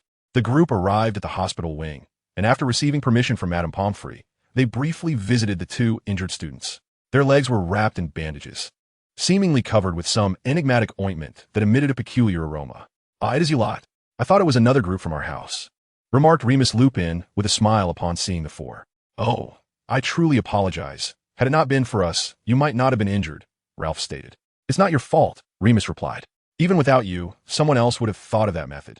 Perhaps even someone from Gryffindor. Indeed, it's not your fault. I was simply too timid. Had I not been frightened, we would not have been injured. Peter, the small star, chimed in. You were quite brave to jump. I am always pushed down by them, Daniel comforted Peter. After a brief exchange, Ralph left some sweets and pastries, offering to warm them up before departing. They encountered James Potter and Sirius Black, exchanging nods of acknowledgement as they passed each other. The four then proceeded to the Great Hall, where they filled themselves before making their way to the library. Along the way, William felt rather despondent, as he still had no appetite. Upon entering the library, they were immediately met with Madame Pance's piercing gaze, as sharp as that of a vulture. This made them recall the upperclassmen's introductions, causing them to move with heightened caution. The library was enveloped in silence, broken only by the rustle of pages and the occasional murmurs of conversation. Ralph quickly located the book he intended to borrow, registered it with Madame Pance, and then exited. They were still not quite accustomed to the atmosphere, which felt akin to a quiet graveyard, with an added automatic writing charm. The quill began to transcribe the notes Ralph had taken in class. Although the onlookers were astonished, they were not particularly fazed, as Ralph had bestowed upon them an abundance of surprises. What sort of magic is this? William inquired, glancing upwards. Is there truly a book by such a name? He pondered in confusion. Ralph, preferring silence, retrieved the book from his suitcase and presented it to him. May I take a look? Claude asked. Ralph handed the book to him. He was intrigued by anything inscribed with words. The book possessed advanced applications akin to thought capture, enabling the extraction of corresponding memories from one's mind, though with a certain temporal limitation, unless preserved by specific magical artifacts. That should suffice for now. There are some peculiar abilities that I cannot yet articulate, as I seldom utilize them. Soon, the notes on magical history circulated from Ralph's dormitory to every new Ravenclaw student. As night deepened, Hogwarts descended into tranquility, resembling a slumbering dragon perched upon a cliff, inhaling the energies of the surroundings. Habitually summoning his advisor, Ralph commenced his routine inquiries. The herbology cultivation project had yielded only one successful variety, the white ash. The cultivation base's lightning guardian and lightning healing lacked sufficient electrical energy and urgently required recharging. Otherwise, they could only maintain minimal efficiency, which would adversely affect the formation of electrified white ash. Furthermore, reports indicated that smuggling wizards had entered the Forbidden Forest, attempting to capture magical creatures and seemingly recruiting wild werewolves within. Upon hearing Amaru's report, Ralph was thoroughly satisfied and rewarded him with a lightning healing, which caused him to tremble with exhilaration. Nearby, the Snidget birds emerged from their wings, displaying expressions of envy. Even the mooncalves shared in the sentiment. Lightning healing could assist them in refining their lineage and magical prowess without causing harm. Magical creatures instinctively wield magic, and their inherent abilities flowed as effortlessly as drinking water. The accumulated magical energy acted like a superconductor for their own magic, allowing swift passage. However, their sensitivity was remarkably high. Magic is in a constant state of flux, subtly adjusting in response to our will. When magical creatures cast other spells, their magic may undergo alterations.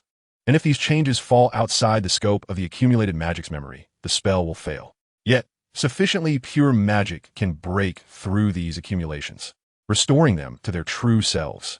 Ralph's affinity for lightning was perfectly suited for this task, enabling him to directly target the magical buildup and, to a certain extent, disperse it.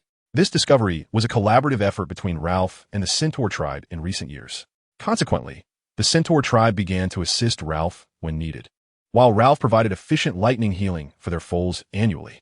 Eventually, this became an annual privilege for all magical creatures in the Forbidden Forest willing to adhere to basic regulations. However, the Acromantula continued to be excluded, as they had yet to gain the recognition of the forest's indigenous inhabitants, primarily due to their rapid reproduction rate. In the realm of the Centaur tribe, the Unicorn tribe, and the territory of Ralph, an annual extermination event targeting the eight-eyed giant spiders takes place. The outcome of these endeavors has led to the spiders becoming increasingly intelligent, as the reckless often charge forth into danger and perish, while the cunning lurk in the shadows and survive. Although skirmishes continue, the relationship between the two factions has somewhat softened, and the leader of the eight-eyed giant spiders has gradually taken control of the group, imposing restrictions on reproduction. Since that time, Hagrid has not sought out the centaurs.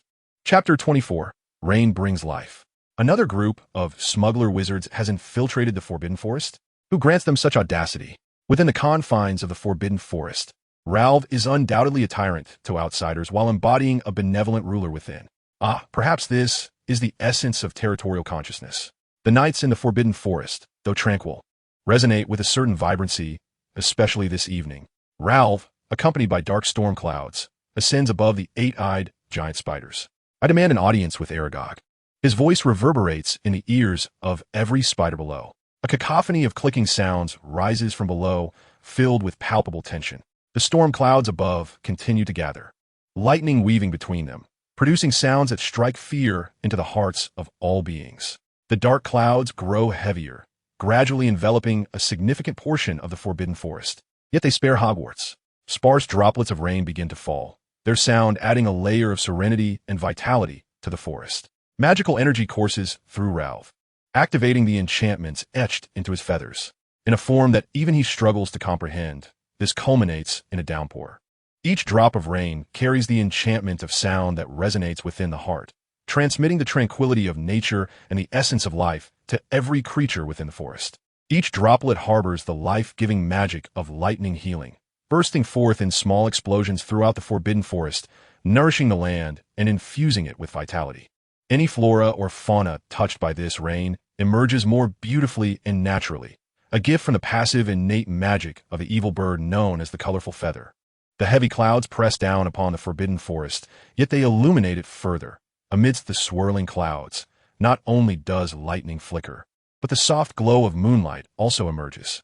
The moonlight, mingling with the rain, washes over the earth, draping every plant in a veil of mystery under the night sky.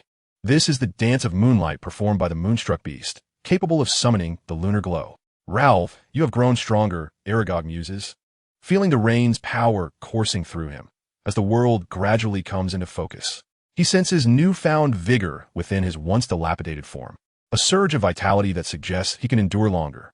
Aragog, you have aged. It is time to cultivate a successor. Observing Aragog being escorted by the giant spiders, Ralph speaks. With this rain, I can endure a while longer, Aragog replies, his 8 eyes fixed intently on Ralph. What is it you require? Oh, it is thus. Ralph realizes for another group of poaching wizards has entered the Forbidden Forest, and this time, we hope for your assistance in confronting them. I've already spoken to the unicorns and centaurs about this matter. Very well, regardless of the outcome, Aragog contemplates briefly before promptly agreeing. As long as this operation is executed flawlessly, he will no longer need to fret over the future of his kin. Although conflict is inevitable, at least they can gain the acceptance of the indigenous people of the Forbidden Forest, sparing him further trouble with Hagrid. Life and death are inconsequential. Should there be any victims, I hope they are treated with kindness. They could be entrusted to the centaurs, or even to Hagrid, who will also provide aid, Ralph remarked. Wishing you all success.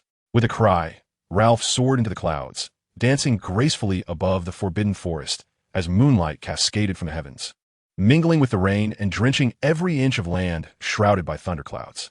This night would be one of sleeplessness for the professors at Hogwarts. Albus. The Thunderbird's power has intensified once more, Professor McGonagall expressed her concern, gazing at the storm clouds looming over the Forbidden Forest. Minerva, fret not. I have already confirmed his safety with the centaurs, replied Professor Dumbledore, his keen gaze piercing through the clouds, as if he could discern the dancing figure and the descending moonlight. What a marvel! He marveled, glancing at Fawkes, as if inquiring why he had never witnessed the Phoenix dance. Fawkes shot him a disdainful look before turning away, presenting him with a rather rude gesture. At this moment, the professors stood at the edge of the Forbidden Forest, with Hagrid yawning beside them. Professor Sprout and Slughorn were collecting rainwater, having long recognized its magical properties. Whether for herbology or potion-making, it possessed unique benefits and could even be utilized as a healing potion, provided there was an ample quantity. We will need to add another professor to assist Hagrid with patrols. The dangers of the Forbidden Forest will significantly increase after this deluge, suggested Professor Flitwick, alongside the newly appointed defense against the dark arts professor, as they emerged from the rain-soaked woods towards Albus. Very well, I appreciate your help. Minerva, please make the necessary arrangements. Dumbledore nodded, directing his gaze towards Professor McGonagall. She regarded him sternly, prompting Dumbledore to discreetly avert his eyes. Understood, she replied coolly. Ahem. I will seek the centaur's assistance to keep watch over any wayward young witches and wizards in the Forbidden Forest, Professor Dumbledore added. I hope you act swiftly, Albus McGonagall urged. Professor Flitwick and his colleagues did not immediately dry off from the rain. Instead, they allowed it to evaporate naturally. Phileas, had such a downpour occurred during your time at Hogwarts, I dare say you would have found it quite difficult to best me, Sergei Glatter remarked, a friend of Professor Flitwick, a Gryffindor, and a former runner-up in the International Wizarding Duel Championship, narrowly defeated by Flitwick himself. Sergei, do you think only Gryffindors wander into the Forbidden Forest? Mastery of magic cannot be achieved merely by sitting in a classroom, Professor Flitwick retorted. The other professors chuckled. None among them have been well-behaved during their school days. I have heard Aragog mention that the Bird King bestows a blessing upon the centaurs, unicorns, and his subjects each year. I wonder if this is the occasion, Hagrid mused, his gaze dreamy as he stared at the colossal figure flickering in and out of sight within the clouds. How magnificent! He exclaimed in admiration. Albus, perhaps you might inquire whether our young sorcerers at Hogwarts could partake in their baptism. Upon hearing this, Professor McGonagall promptly assigned an additional task to Headmaster Dumbledore. Every day, responsibilities are heaped upon me. Am I the headmaster, or are you? The cat is quite miffed. The professors nearby stifled their laughter, contemplating the burdens faced by Minerva with such a seemingly indifferent headmaster. After the torrential rain, the world appeared refreshingly clear. The Forbidden Forest was shrouded in a delicate silver light, with the branches of plants stretching gracefully beneath the moonlight. The soft chorus of insects created a serene ambience, encapsulating the tranquility of the forest on this night. The Acromantula, too, were preparing, for tomorrow they would embark on a defensive operation in the Forbidden Forest. The aerial squadron would relay target information in real time until they were in close proximity to their objective. Chapter 25, The Acromantula's Expedition. Sunlight filtered through the gaps in the curtains, casting a beam of light in the dim room, where dust motes danced like fairies in the luminous shaft. Ralph, having risen early, felt a bit drowsy, occasionally stifling a yawn. It seemed the outcome of yesterday's events had been posted on the notice boards of every common room. The overall sentiment was more commendatory than critical, particularly highlighting their admission of guilt and exemplary attitude, encouraging fellow young sorcerers to take it as a model for learning. Subsequently, a new decree was introduced prohibiting any student from entering the Forbidden Forest. Any violators would face a deduction of 100 house points and a year of confinement. Students were also urged to keep their distance from the forest to avoid potential assaults by the magical creatures within. Navigating through the bustling crowd, Ralph and his companions made their way to the Great Hall on the first floor, ready to commence another day. Notably, William had regained his appetite, devouring food with the fervor of a starving wretch, a chicken leg in one hand and a sausage in the other, stuffing his mouth voraciously. Meanwhile, the Acromantula commenced their mission. The planning authority was fully entrusted to them, with other factions providing support from the periphery. In the distance, a werewolf dark wizard was in pursuit of a wizarding couple, oblivious to the fact that their every move had been clearly observed by the surrounding augury. It must be said that Umro, the shrewd strategist, proved quite competent. Upon detecting their entrance into the forbidden forest, he dispatched operatives to investigate. Now, the Acromantula had gleaned from intelligence the locations of the poachers' 8 hideouts, of which 4 were decoys, 2 were storage facilities, 1 served as a shelter, and 1 was a backup refuge. Thanks to Aragog's teachings, they opted for a cautious approach, advancing steadily and systematically dismantling the false dens. Although they unfortunately triggered some traps, casualties were minimal, with the most unfortunate merely losing a few legs. Within the 2 storage facilities, the Acromantula encountered the remaining wizards, employing a strategy of overwhelming numbers. The dark wizards were captured, ensnared tightly in webs, their wands ensconced within the silken strands, held by the stationed Acromantula. Aside from a few valiant Acromantula who shielded their comrades from the killing curse with their massive bodies, the battle was nearly a complete triumph. The leader among them remarked to the augury perched atop his head, which gently pecked at him before soaring towards the pursuing main force. With the assistance of the soundless scout bird, the 8-eyed giant spider successfully encircled the key members of the poachers, along with the sorcerer they were pursuing. One 8-eyed giant spider perched atop a treetop, its 8 legs rhythmically vibrating on the web, conveying messages to its companions. A soundless bird approached, and the spider felt a weight on its head, now occupied by 2 birds. The newcomer pecked at its head, transmitting a message from the 8-eyed giant spider in the warehouse into its mind. As the spider below absorbed the information, the 2 birds atop began to engage affectionately, gently touching their beaks and grooming each other's feathers. Suddenly, they felt unsteady and took flight. Below, the 8-legged giant spider continued to tremble violently on the web, relaying the signal to attack. Any 8-eyed giant spider in contact with the web received the message and began the offensive. "James, you should go. Don't worry about me anymore," the witch said wearily. "I can't run anymore. They chase us like they're toying with their prey." "Perhaps. No, I won't leave you behind, Aaron." James turned to Aaron, speaking earnestly. "Aaron, what's wrong? Run." He saw Aaron halt, covering her mouth and pointing ahead. They both closed their eyes, feeling a gust of wind sweep past their faces. 2 8-eyed giant spiders took turns gazing at them with their 8 eyes, communicating curiously. "Clack, clack, what's wrong with them? I remember we didn't bump into them, did we? Clack, clack could be a scam. I often encounter such things and end up losing 4 of my legs as compensation. Clack, clack, should we ask? Field sent us here precisely because we speak their language proficiently. Clack, clack. All right, I hope they don't want my legs." "Excuse me, sorcerers, are you well?" inquired the spider accustomed to such scams. Upon hearing its raspy, peculiar voice, the couple opened their eyes to find 2 8-eyed giant spiders before them, their bodies trembling. "Are you calling us?" James summoned his courage, asking shakily. "Are there other sorcerers here?" The scam spider, perplexed, shook its legs, attempting to inspect the situation through its silk. "Oh, sir, we are fine." Aaron clung tightly to James's arm, speaking in fear. "Oh, that's good." The scam spider exhaled in relief, then communicated with its companion. "Clack, clack. They aren't here to scam us. I won't lose any legs." Its tone cheerful. "Clack, clack. You Haven T asked them if they're accomplices of the poachers." Its tone turned grave. "Clack." Observing the 2 giant spiders communicate, the couple felt a sense of enchantment, even in this magical world. They could distinctly sense the emotional shifts of the spider that had just interacted with them, from joy to disappointment. "Oh, I have a question for you. Are you accomplices of the poachers?" The scam spider's 8 eyes fixated on them. "No, we are not. We are werewolves. They wanted us to join them, but we refused, so they have been pursuing us." James replied mournfully. "Are you victims?" The 8-eyed giant spider is indifferent to whether its adversaries are werewolves or not. In its eyes, they are all the same. Moreover, werewolves typically refrain from attacking them, which is a marked improvement compared to wizards. Indeed, the couple exchanged glances, speaking softly. Meanwhile, under the overwhelming numbers of the 8-eyed giant spiders, the poachers found themselves in a dire predicament. The forest was undeniably the most suitable battleground for the 8-eyed giants, who weaved intricate webs as they nimbly maneuvered among the trees, evading most spells aimed at them.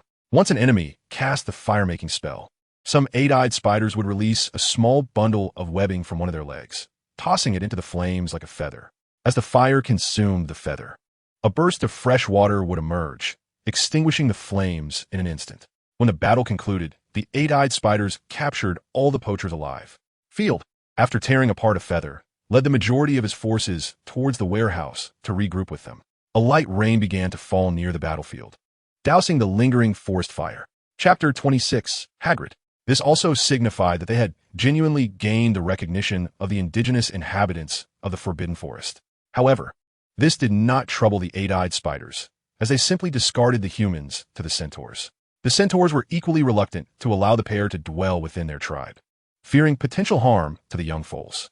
Ultimately, they were settled in the communal area between the realms of the centaurs and the eight-eyed spiders.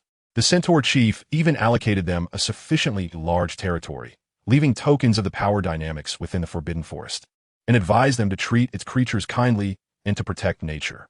Within the centaur tribe, Field the eight-eyed spider was engaged in a dispute with the centaur chief. The centaurs wished to hand over the poachers directly to Dumbledore, while the eight-eyed spiders preferred to deliver them to Hagrid, hoping to bask in his glory. As more clever eight-eyed spiders emerged, they began to realize that their survival in the Forbidden Forest hinged on Hagrid's support. After some discussion, they agreed to use Hagrid as a messenger. After sacrificing some webbing as payment, Field successfully enlisted the help of a pair of screech owls to convey their message. At that moment, Hagrid was preparing breakfast, and delightful aromas wafted from his hut, accompanied by the sound of barking dogs. The screech owls flew through the door into the wooden dwelling. The large black dog sensed their presence, barking furiously and leaping in an attempt to pounce. The male screech owl could no longer contain itself and charged at the black dog, which, taken aback by its fierce demeanor, weakened considerably. The dog whimpered and scurried away, while the male owl relentlessly attacked its head. Hey, stop fighting! Hagrid noticed the commotion and rushed forward to intervene. Unfortunately, the female owl had perched atop Hagrid's thick hair, and he cautiously reached out to touch the little creature, who pecked at his finger in response. Then, she tapped Hagrid's head, relaying the message from the eight-eyed spiders. Hagrid, greetings. I am Field, the successor of Aragog, and I wish to meet you at the Centaur tribe. Upon hearing the term successor, Hagrid was momentarily taken aback. Aragog. Hagrid let out a heart-wrenching cry as he dashed into the Forbidden Forest, startling the two birds and the dog inside the house. The large black dog was soon subjected to a chaotic onslaught from the couple. Thud, thud, thud. Hagrid raced through the Forbidden Forest, the ground trembling beneath him as he sprinted towards the lair of the Acromantula. The magical creatures along his path fled in terror, watching in bewilderment as Hagrid, tears streaming down his face, shouted Aragog, heading towards the creature's nest. What's wrong? Has Hagrid been expelled again? One of the giant spiders asked, confused. Is it possible to be expelled twice? Could it be that the leader has perished? Another spider with a peculiar bump on its head remarked. Surely not. If the leader had died, wouldn't we be the first to know? A spider retorted. Then what is it? Never mind. I need to sleep. I'm quite exhausted. Said another. Yes, I feel the same, replied yet another. From a distance, Aragog sensed Hagrid's arrival. The vibrations in the earth quickly revealed Hagrid's approach. Though he pondered why Hagrid seemed so agitated, his enormous arachnid eyes glimmered with concern. Hagrid, what brings you here? He inquired, but before he could finish, Hagrid had already thrown his arms around him, weeping uncontrollably. Moments later, Mozag, Aragog's mate, arrived. They observed Hagrid's emotional display with confusion, as if they were the ones who were supposed to be comforted. How does one comfort a weeping half-giant? Asking for advice, urgently. After a while, Hagrid composed himself, staring in astonishment at the Aragog couple. Aragog, you're alive, he exclaimed, still in disbelief. If spiders had eyelids, Aragog would have rolled his eyes in exasperation to demonstrate he was indeed alive. After a brief conversation, misunderstandings were cleared up, and Hagrid exchanged greetings with Aragog before hastily making his way towards the Centaur tribe.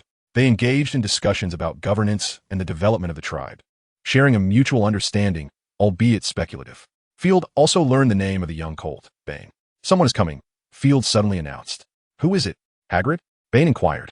Indeed, Field replied, glancing towards the approaching figure. When Hagrid arrived at the Centaur tribe, he was met with a group of dark wizards ensnared in spider silk. Oh, dancing eight-eyed spiders. Are these Hogwarts students? Hagrid gasped in shock. No, certainly not, Field replied, somewhat exasperated. I'm still here, Hagrid. Oh, my apologies. You're quite adorable. Field, Hagrid chuckled, affectionately ruffling Field's round backside, which made the centaur shiver uncomfortably. Through the explanations provided by Field and the centaur chief, Hagrid learned that these were vile poachers who had been captured by the Acromantula and had their lair raided, a revelation that left Hagrid astounded. Currently, some magical creatures were receiving treatment from the centaurs, and a unicorn had also come to lend its aid. They hoped that Hagrid could serve as a bridge for communication between both parties, facilitating the capture of poachers in the future. Of course, this was Field's perspective. Were it not for Hagrid, there would be no need for such complexities. They could simply eliminate them or have the centaurs escort them to Hogwarts. One individual. The centaur leader suddenly glanced aside, drawing his bowstring taut, instantly heightening the atmosphere of vigilance. Amanda, your awareness remains remarkably sharp. The concealed figure revealed himself as Albus Dumbledore. A collective sigh of relief was breathed, while Hagrid began to exhibit signs of anxiety, his grip on Field's hand tightening involuntarily, causing Field to inch away in discomfort. Albus, Hagrid said, slightly apprehensive. It's all right, Hagrid. You are doing splendidly, and your companions are invaluable, Dumbledore replied gently. Hagrid chuckled, scratching the back of his head, his other hand moving restlessly. Chapter 27. The King and the Priest Study. Albus, you wizards are exceedingly irresponsible. Look, several of them are those we previously sent in, and now they have reappeared. Amanda expressed her profound dissatisfaction. I apologize. Dumbledore's azure gaze swept over the individuals, sharp as a blade. This time, I will ensure it is handled properly. You have my word. That will suffice. What brings you here today? Amanda continued her inquiry. I wish to ask for your assistance in watching over the young wizards who have strayed into the Forbidden Forest. I fear for their safety, Dumbledore stated earnestly.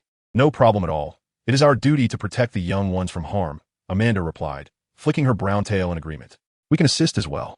Should they enter our territory, we will guarantee their safety, Field added. Thank you so much, Field, Dumbledore beamed with gratitude. Field, equally pleased, nodded. Subsequently, Albus engaged in a lively conversation with Amanda, inquiring about recent celestial phenomena. Observing their animated exchange, Hagrid and Field approached to listen, hearing discussions about bright stars, dim stars, and those of excessive luminosity. Overwhelmed by the information, they eventually accepted Bane's invitation to explore the Centaur tribe. The Centaur settlement was rugged, yet simple, inherently beautiful. Among the various wonders captivating Hagrid, aside from the magical creatures undergoing treatment, were the female centaurs. Each time he laid eyes on them, his face would flush crimson, prompting Bane to tease him. Outside the settlement, Albus subtly gleaned the information he sought, formally bidding farewell to Amanda. Very well, no need for formality, Amanda remarked, her gaze lingering on Albus as he departed, deep in contemplation before arriving at a decision. Through celestial divination, the centaurs had long foreseen the arrival of a king to the Forbidden Forest, a monarch destined to lead them beyond the wizard's constraints. Even some peculiar celestial signs eluded their understanding, leading them to surmise that the future world was extraordinarily vibrant, perhaps even suggesting that their footsteps had transcended this planet. Only in this manner can one elucidate why the celestial canopy of this planet cannot intuitively predict the transformations brought forth by Ralph. The domain of the eight-eyed giant spider. Is this what Amanda has instructed you to convey to me? Aragog inquired of Field. What do you believe we should do, Chief? Field hesitated slightly and remarked, Do not mind me. Aragog replied, agreeing with the centaur's counsel, for the outside world shall recognize Ralph as king. To outsiders, there is only a king, not Ralph. Field asserted with unwavering conviction. Very well, let be as you say. Aragog expressed his satisfaction. Chief, Field gazed at him in astonishment. Go now and inform the tribesmen. Let them remember, Aragog murmured softly. A competent tribal leader must possess ample decisiveness. He is aging and cannot endure for long. Simultaneously, he trusts Amanda's judgment, having been rivals for many years. Yet both have grown old, much like himself. Upon returning home, Hagrid immediately noticed the large black dog, covered in bumps and with several bald patches. Oh, Fawn. Hagrid suddenly recalled that in his haste to rush out, he had forgotten to put on a muzzle and had even left a bird inside. He swiftly retrieved some herbs, mashing them slightly before applying them to the disobedient Fawn, who attempted to flee, yet could not match Hagrid's strength. Meanwhile, our instigator, with a mouthful of black fur, soared towards the giant spider territory to collect his reward. In Transfiguration class, Professor McGonagall, as usual, transformed into a tabby cat, seated regally at the lectern, gazing down at the young witches and wizards. Ralph, how fares your transfiguration? William, seated beside Ralph, whispered while flipping through his textbook, casting a glance at the cat on the lectern. Astute individuals recognized that the feline was indeed Professor McGonagall. Seemingly sensing his gaze, the cat turned to meet his eyes, and William offered a friendly smile. "Not particularly well. I have not tried it." Ralph replied. "Not tried? Weren't you in the dormitory?" William asked, puzzled. "That was the copying charm, transforming air into parchment. You overestimate me. It could easily result in an explosion," Ralph remarked. "En explosion? Surely not." William doubted Ralph was merely trying to frighten him. Ralph shot him a disapproving glance and said, "Have you not prepared? If you had, you would know that transfiguration is exceedingly perilous. The transformation of the human body is one matter, but transfiguring air is extremely dangerous. The textbook explicitly warns young witches and wizards against attempting to transfigure air. Naturally, most young witches and wizards do not comprehend the implications of air, which is why accidents are rare. Ask Daniel and Claude. They will surely be aware." Daniel and Claude turned to meet William's gaze, nodding in affirmation. "How can this be? Why have I not seen this in the book?" William felt he might be losing his mind and sought assistance from the other young eagles. Most of them confirmed they had indeed seen it, with some even providing page numbers and lines, which terrified those who were unaware, including William. Meanwhile, the majority of the Slytherin children began to doubt whether they were of the same species, questioning why all of you had prepared in advance. It appears that you approach reading with a selective mindset. Ralph and his companions have uncovered the reason behind their confusion. They only focus on the content presented in class and that which piques their interest. No wonder they find themselves bewildered. William, with a furrowed brow, flips through his textbook once more. The time for previewing swiftly passes, and when the bell rings, William raises his head in despair. He is not yet finished. The small cat leaps down from the podium and transforms into Professor McGonagall. Although they were already aware, the magical spectacle still captivates their eyes, significantly igniting their enthusiasm for the study of transfiguration. Professor McGonagall is equally pleased with the expressions of the students. "Very well. Please take your seats." Ravenclaw earns 2 points, she announces as she instructs William to sit down. Undoubtedly, those of you who have prepared in advance are aware of the dangers of transfiguration, without a doubt. It is the most complex and perilous magic you will encounter at Hogwarts. Professor McGonagall's gaze, sharp as a blade, sweeps across each student as she continues. "Should anyone misbehave in my classroom, I will ask them to leave and never return." Her stern tone instills a sense of dread among all. Chapter 28. Transfiguration Class and Daniel's Counterattack. After issuing her verbal warning, Professor McGonagall proceeds to astonish the students with an impressive display. All eyes are drawn to her, eager to commence their learning. Particularly William, who is earnest in his desire to one day reach Professor McGonagall's level of mastery. Yet, reality can be harsh. Ralph gazes at the matchstick in his hand, murmuring the incantation before gently tapping it. The match transforms into a silver needle at a visible pace. "Behold, Mr. Alvey has succeeded with remarkable finesse," exclaims the keen-eyed Professor McGonagall as she approaches Ralph, raising his silver needle for all to see. Ravenclaw earns 5 points. "Mr. Alvey, you may assist your neighboring classmates. Your foundation is quite solid," she softly commends, before reverting to her authoritative demeanor. "Dear Ralph, please teach me," implores William, his voice laced with eagerness, causing a shiver to run through Claude and Daniel, who turn to glance at him. Ralph places his wand upon the desk, lightly tapping it, causing the silver needle to hover upright in the air. "Is it really that simple?" William questions, his face reflecting skepticism. "Shall I pen a manual of precautions for you?" Ralph retorts, exasperated. This is the simplest and safest aspect of transfiguration. Suddenly, a small wave of sound erupts. They turn to see the matchstick ignite fiercely, the flames surging dramatically, their tongues reaching towards the ceiling. Fortunately, this fiery spectacle is brief. Emerging from the flames is a wizard with singed, curly hair standing upright and a soot-blackened visage. Upon closer inspection, one can discern that his original hair color was a light blonde and his complexion fair.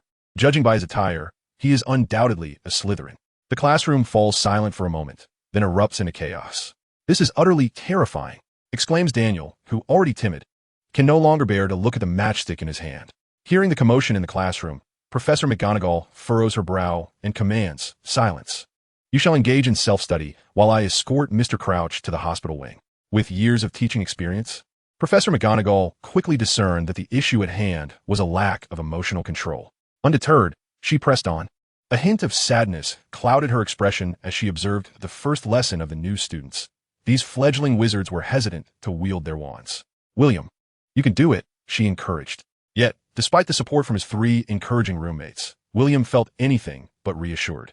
Taking a deep breath, he focused his attention, brandished his wand, and recited the incantation with precision, envisioning the image of the silver needle. Transform. Success. A joyful smile illuminated William's face. But it was Professor McGonagall who beamed with even greater delight. She swiftly approached, picked up the silver needle, and offered William a warm smile as she proclaimed, "Mr. Smith has succeeded with the assistance of his friends, earning Ravenclaw 3 points.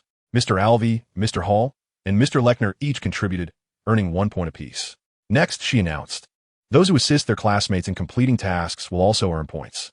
The hapless first years, initially lost in the illusion of house points, were soon invigorated by Professor McGonagall's encouragement and newfound courage. The professor was also pleased. "This is remarkable," she mused. "Aside from Mr. Crouch, everyone has successfully transformed, albeit not flawlessly, yet they have surpassed previous records." She resolved to persuade Albus to modify this spell and engrave it into the castle, thus enhancing the efficiency of even the history of magic. In due time, Hogwarts would host an international wizarding history competition, and surely they would win accolades. Professor McGonagall assigned a 5-foot essay as she cast a cheerful glance at Ralph and departed with a light step. "I thought the professor would call you to stay behind." "Claude remarked. "I thought so too, especially after she looked at you," William replied, playfully wrapping his arm around Daniel. "Did she really?" Ralph interjected. "I have no desire to be drawn into a mundane conversation with an elder again." As they conversed, they made their way to the Great Hall for dinner. After the lunch break, they gathered their cauldrons and proceeded to the potions classroom. In their first potions lesson, they learned to concoct a potion for treating boils.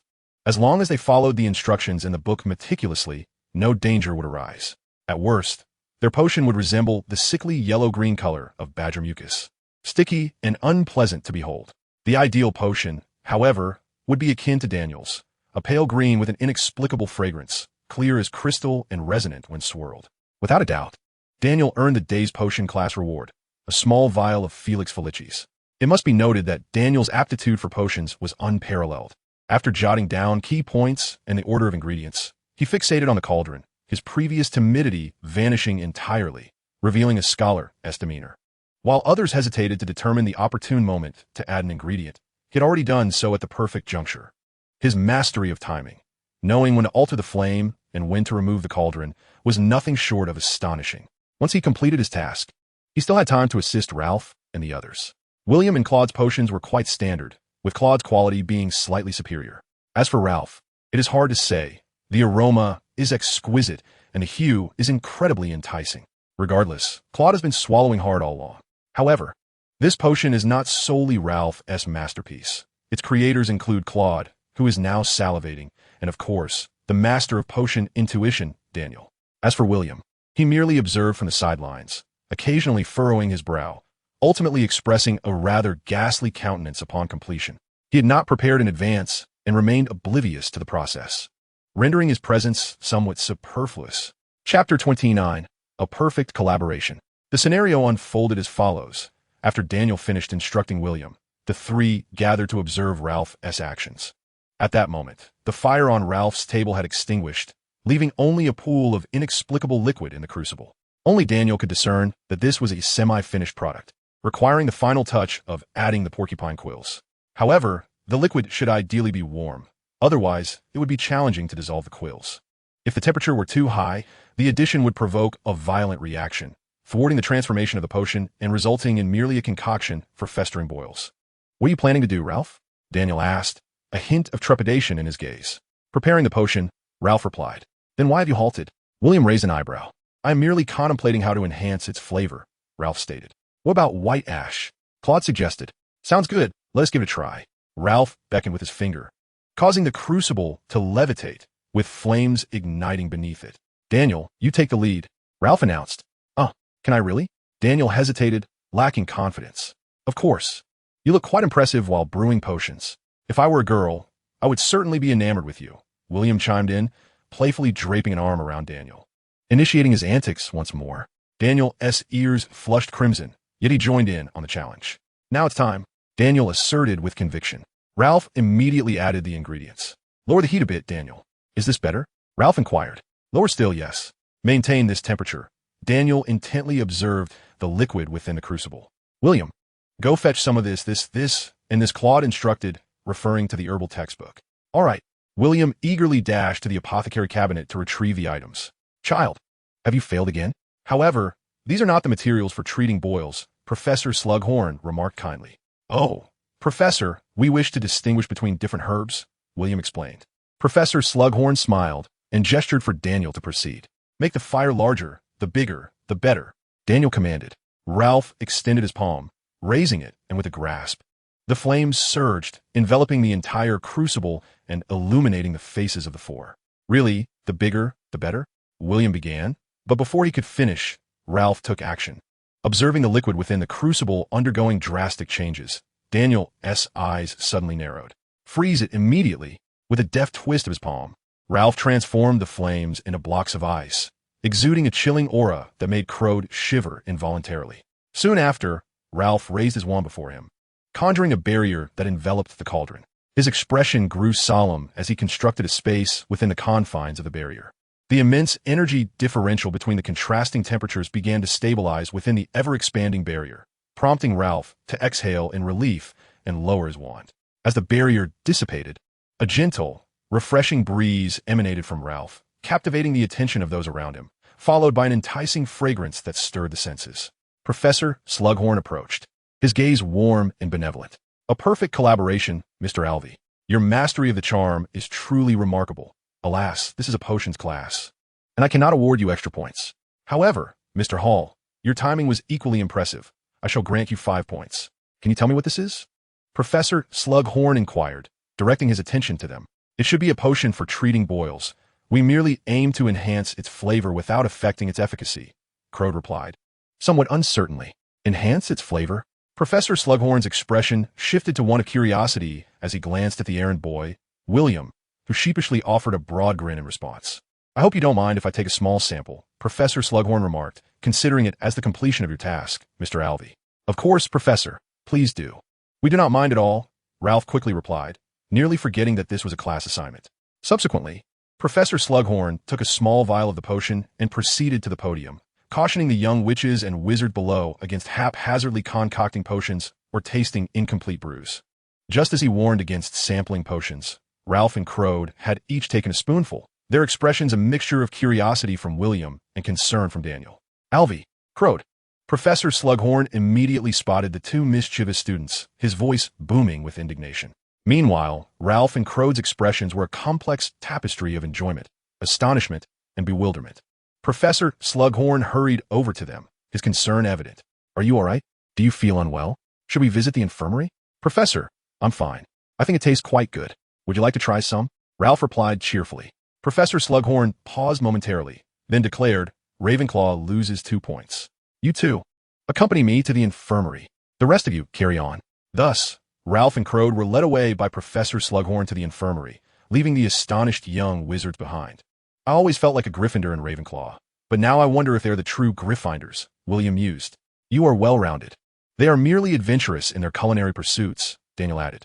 Shall we give a try as well? William glanced at the classroom and the enticing liquid in the cauldron. Don't. We can't afford to lose more points. Daniel quickly interjected. In the infirmary, after listening to Professor Slughorn recount his experiences, Madame Pomfrey shot him a disapproving glare, before ushering Ralph and Claude into a series of examinations. Following the entire procedure, no magical light shone red, indicating that all was well. Both young wizards were in good health. This revelation brought a sigh of relief from Professor Slughorn, who had feared that his inaugural lesson with the new students might unfold with the same mishaps as Minerva's. However, Madame Pomfrey harbored a different sentiment, expressing her dissatisfaction. Horace, you have been exceedingly careless, just like Minerva. Simultaneously, they understood that Madame Pomfrey held a position of authority in the infirmary akin to that of Mrs. Pants in the library, both standing at the pinnacle of their respective domains. Chapter 30. The missing passage as they departed the infirmary. Professor Slughorn cast a mock stern glance at Claude and Ralph, causing them to instinctively shrink back. After the class concluded, he deliberately retained the 4 of them, emphasizing that the next time they concocted a potion not found in their textbooks, they must first present it to him for approval, lest they recklessly consume it. As a professor well acquainted with students, he recognized that attempting to prevent them would be futile and could even backfire. Thus, he opted for setting certain restrictions.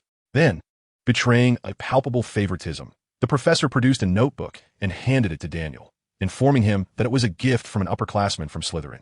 This particular upperclassman possessed remarkable talent in potion making, and the professor hoped they would engage in mutual exchange, learning from one another's strengths.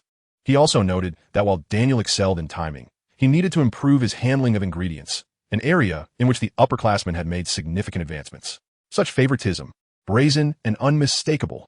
Once outside, William voiced his grievances on the way. If you had the same potion-making prowess as Daniel, the professor would undoubtedly regard you with greater esteem. The group first dined before heading to the library to complete their assignments. Except for William. Nearly everyone in their dormitory had no intention of postponing their work. No, the three replied, shaking their heads. Are you not going to read? William inquired. Not anymore. I believe in balancing work with leisure. I plan to seek out a hidden passage. Would you like to join me? Ralph proposed. A passage? William asked, his excitement palpable. Where does it lead? To the Hogshead Inn, in Hogsmeade, Ralph replied. At this, all three were captivated. Hogsmeade, everyone present anticipated this, save for the villager, Ralph. Subsequently, the trio left their dormitory and ascended to the 8th floor, embarking on their search. Their keen interest lay in the passage behind the statue of the One-Eyed, which located on the 4th floor, as it led to Honeydukes. And they were particularly intrigued by Ralph's assortment of peculiar and delectable sweets. However, their immediate task remained to assist Ralph in locating the passage to the Hogshead Inn, which was situated near Tapestry. Soon, they arrived before the tapestry depicting the giant creature striking the foolish Barnabas. After admiring the scene for a moment, they began their search. Despite the magical torches illuminating the tall corridor, it remained quite dim. Ralph cast the Lumos spell, conjuring 4 bright and gentle orbs of light, one resting in his palm, while the other 3 were caught by William and his companions with their wands. Thus, one held a glowing hand, while 3 wands with illuminated tips searched inch by inch around the tapestry. Before long, they gathered together, exchanging glances and realizing that none had discovered anything of significance. After a brief discussion, they shifted positions and continued their investigation. Ralph employed several detection spells, including the revealing charm, yet still yielded no results. Like William and the others, Ralph began to doubt whether Aberforth was deceiving them.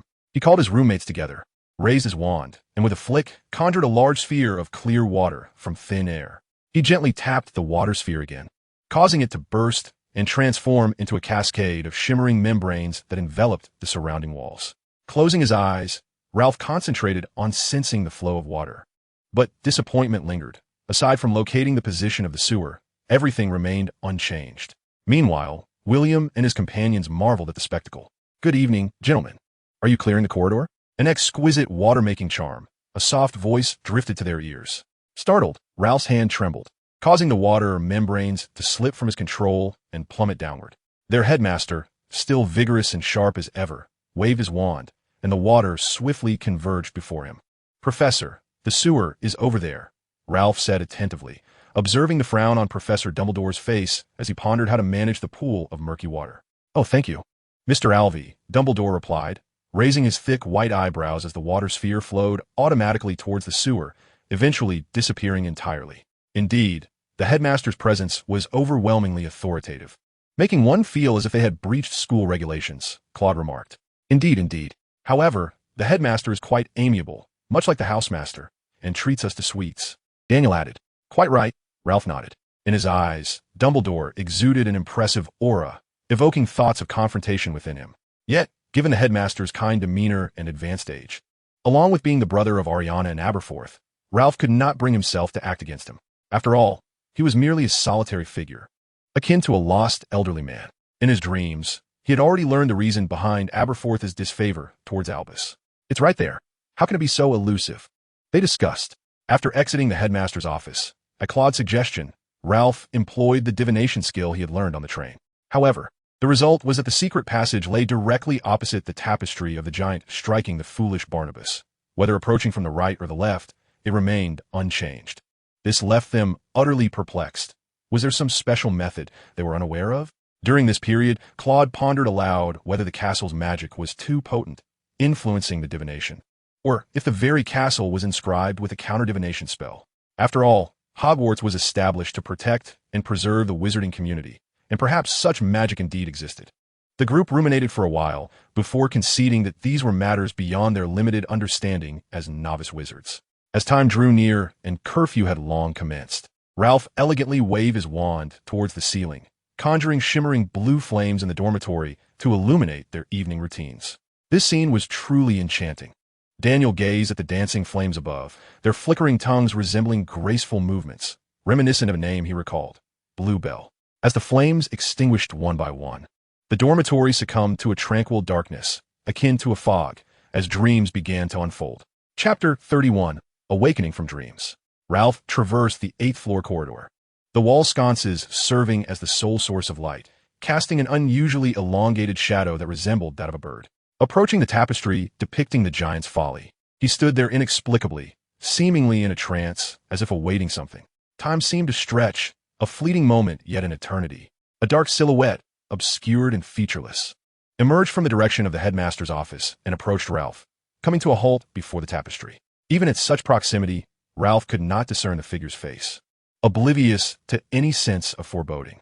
Ignoring Ralph entirely, the figure opened the door and stepped inside. Suddenly alarmed, Ralph hurriedly followed suit, but stumbled as he crossed the threshold. The surroundings shifting as if he were ascending into the sky, plummeting back down. Straining to gaze upward, he beheld a cluttered room, steeped in an ominous and foreboding atmosphere. Sensing his intrusion, the dark essence surged towards him. Initially startled, Ralph's demeanor shifted to disdain as he raised his hand and unleashed a bolt of lightning. Boom! He was jolted awake, as if he had heard an inexplicable, chilling scream. The occupants of the dormitory were startled from their slumber, staring blankly at Ralph's bed, which had partially collapsed and was flickering with electrical sparks. You nearly scare me to death. He rushed to Ralph's side, reaching out to the area pinned beneath the bed's weight, inquiring, "Are you hurt?" Claude and Daniel hurried over, bombarding him with questions. Most alarmingly, Claude began enumerating a plethora of ailments that appeared outwardly healthy yet harbored grave internal injuries, as well as afflictions stemming from fright. Daniel regarded him with a bewildered expression. "Why are you only mentioning this now?" Ralph, shaken, began to doubt his own perceptions, wondering if his body was deceiving him. Under Daniel's pleas, Claude's ominous assertions, and William's reassurances, they donned their pajamas and rushed outside. Upon reaching the staircase, they became invisible and leaped in unison, even Daniel exhibiting no fear. As dawn broke, the doors of Madame Pomfrey's infirmary were suddenly rapped upon, startling her into a hurried response, fearing some grave incident had transpired. "What is the matter, Mr. Alvey, Mr. Leichner?" Madame Pomfrey inquired, glancing at the panting quartet, her gaze lingering on the somewhat familiar Ralph and Claude. Claude recounted the disturbing events that had just unfolded, along with his own conjectures. Listening to the litany of spine-chilling ailments, Madame Pomfrey quickly ushered them inside, focusing particularly on Ralph and Daniel. After a series of diagnostic spells, a collective sigh of relief was heard. Nonetheless, Madame Pomfrey prescribed some calming potions to alleviate any potential aftereffects. She commended Ralph and his companions for their vigilance and advised them to return for follow-up examinations, while also purchasing a few books on Muggle medicine for Claude. On their way back, they encountered the hurried figure of Billy, the prefect, who approached them, breathless. "Billy?" the four exclaimed in surprise, observing the prefect clad in charming cartoon-patterned pajamas. "Yes, it is I," Billy gasped. "Some classmates saw you and rushed out. Ere they ran to your dormitory, and, upon checking, they came to find me. I am here to see you." Touched by the prefect's concern, Ralph offered him a piece of candy. "Here, Billy, have a sweet. It might make you feel better." Billy accepted the candy, unwrapped it, and popped it into his mouth, feeling a refreshing wave of mint wash over his senses, soothing his dry throat and dispelling the heat within his chest. With a contented sigh, he asked, "Are you all right?" "We're fine. Just came from the infirmary." "Oh, that is a relief." After learning the full story, Billy attributed the incident to a magical disturbance caused by a nightmare, a conclusion he was quite satisfied with. He envied them, noting that a wizard typically experiences such a magical upheaval only once in a lifetime, often resulting in a significant boost to their magical prowess, a far swifter enhancement than the gradual increase with age. Upon returning to the common room, a throng of female classmates surrounded them, chattering inquisitively, some even reaching out to touch them. In their dormitory, the curtains had been drawn and tied back, and the damaged bed had been repaired. Meanwhile, Ralph's roommates marveled at a remarkable spell he had performed, the dressing charm. Their eyes widened in astonishment as they watched Ralph, wand in hand, tap his clothes, trousers, socks, and shoes, instantly adorning himself.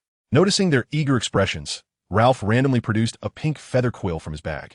With a few deft flicks of his wand, he successfully enchanted it with the automatic writing charm, allowing the silver memory to intertwine around it as the pink quill danced across a blank parchment, inscribing, "To wash up, everyone, everyone." As the others changed and freshened up, Daniel suddenly had a spark of inspiration. "Ralph, is there a spell for brushing teeth and washing faces?" he inquired. "Certainly, there exists such a thing as the water charm," Ralph remarked. "I previously utilized it for my daily ablutions, though it demands a high degree of magical control." Daniel, somewhat disheartened, inquired further, "Then why have you ceased its use?" At this, Ralph's lips twitched slightly as he replied succinctly, "My neighbors prefer that I refrain. They argue that life requires a certain sense of ritual." Who knows what trials he faced in mastering this infernal sense of ritual? Even brushing his teeth. He was aware of at least 22 different techniques. Washing his face, well, let us not delve into that. Daniel tilted his head, a hint of confusion adorning his expression. However, Ralph had no intention of elaborating. Once everyone had completed their morning routines, they gathered their charms textbooks and proceeded to the great hall for breakfast. As Wednesday mornings were dedicated to charms class, the only subjects that met twice weekly were charms and transfiguration, both of which were the most readily applicable courses for wizards in daily life. "Ralph, when shall we visit that room?" Claude asked. Ralph had already shared the intricate details of his dream, with only Claude believing him. Young Daniel and William regarded him with a skeptical demeanor. "Tonight, after astronomy class?" Ralph suggested. "That works." Chapter 32. Seeking secret passageways with the professor, the group made their way down from the 8th floor, adhering to the advice of their upperclassmen, who informed them that the staircase had returned to its former, predictable state. This inevitably led them to reminisce about the exhilarating experience of their first leap down the stairs. In the great hall, the natural aroma of flora mingled with the enticing scent of food, creating an illusion akin to dining amidst nature itself. These fragrances emanated from the forbidden forest, and following yesterday's downpour, everyone had grown accustomed to it. After the torrential rain, the forest appeared even more alluring, both physically and psychologically. Alas, venturing into the forbidden forest was not an option. Not only were professors patrolling, but terrifying magical creatures also aided in the surveillance. Indeed, a few Gryffindor young wizards had recently crossed Professor Hagrid's protective boundary, only to be cruelly ensnared by a giant acromantula, who proceeded to intimidate them for a time. However, this was not so much intimidation as it was a display. For the acromantula, it resembled a human visiting a zoo, as these young wizards were surrounded by a horde of giant spiders for their viewing pleasure. The clicking and chattering sounds from the surroundings greatly heightened the young wizard's heart rates. Yet this was not the most terrifying aspect. The acromantula would ensnare you in its web, binding you tightly while leaving a single strand attached to its leg, dragging you to the patrolling professor. Consequently, one would earn 100 house points along with a year of detention. Of course, these little lions would remain blissfully unaware that their plight had been orchestrated by their beloved headmaster, all in an effort to instill a lasting lesson. After finishing their breakfast, Ralph and his companions made their way to charms class, transitioning from the 8th floor to the great hall for breakfast, and then from the 1st floor to the 4th floor charms classroom. One must concede that post-graduation, the Gryffindors and Ravenclaws undoubtedly surpassed the other two houses in terms of physical stamina. In the charms classroom, Ralph and his friends continued to occupy the front row. William and his two companions eagerly retrieved the detailed notes on Ralph's clothing charm from their satchels, along with their textbooks. They commenced by recounting the inspiration and origins behind Ralph's invention of this spell. Following this, they elucidated the principles underlying the spell, articulating its mechanism of action, interspersed with Ralph's reflections on magical power. Furthermore, they meticulously documented the evolution from the original incantation to its most simplified form, along with the development and contemplation of wand movements. Lastly, they outlined the instruction for this spell, ranging from the fundamental outfit replacement to the advanced outfit envelopment, from incantation casting to silent casting, culminating in wandless casting, from standard wand gestures to arbitrary gestures, and finally, to the practice devoid of any wand. All of this was meticulously inscribed on a delicate piece of parchment. As they gazed at Ralph's elegant signature at the bottom of the page, they could not help but feel that this piece of paper was worth its weight in gold. The entire process of a spell's inception was thus encapsulated within this parchment. Time flows swiftly, and knowledge is invaluable. Years hence, they may come to comprehend its true worth. Gradually, the classroom filled with students. The front rows entirely occupied by the eagles, while the snakes dutifully seated themselves in the rear. Before long, Professor Flivy arrived.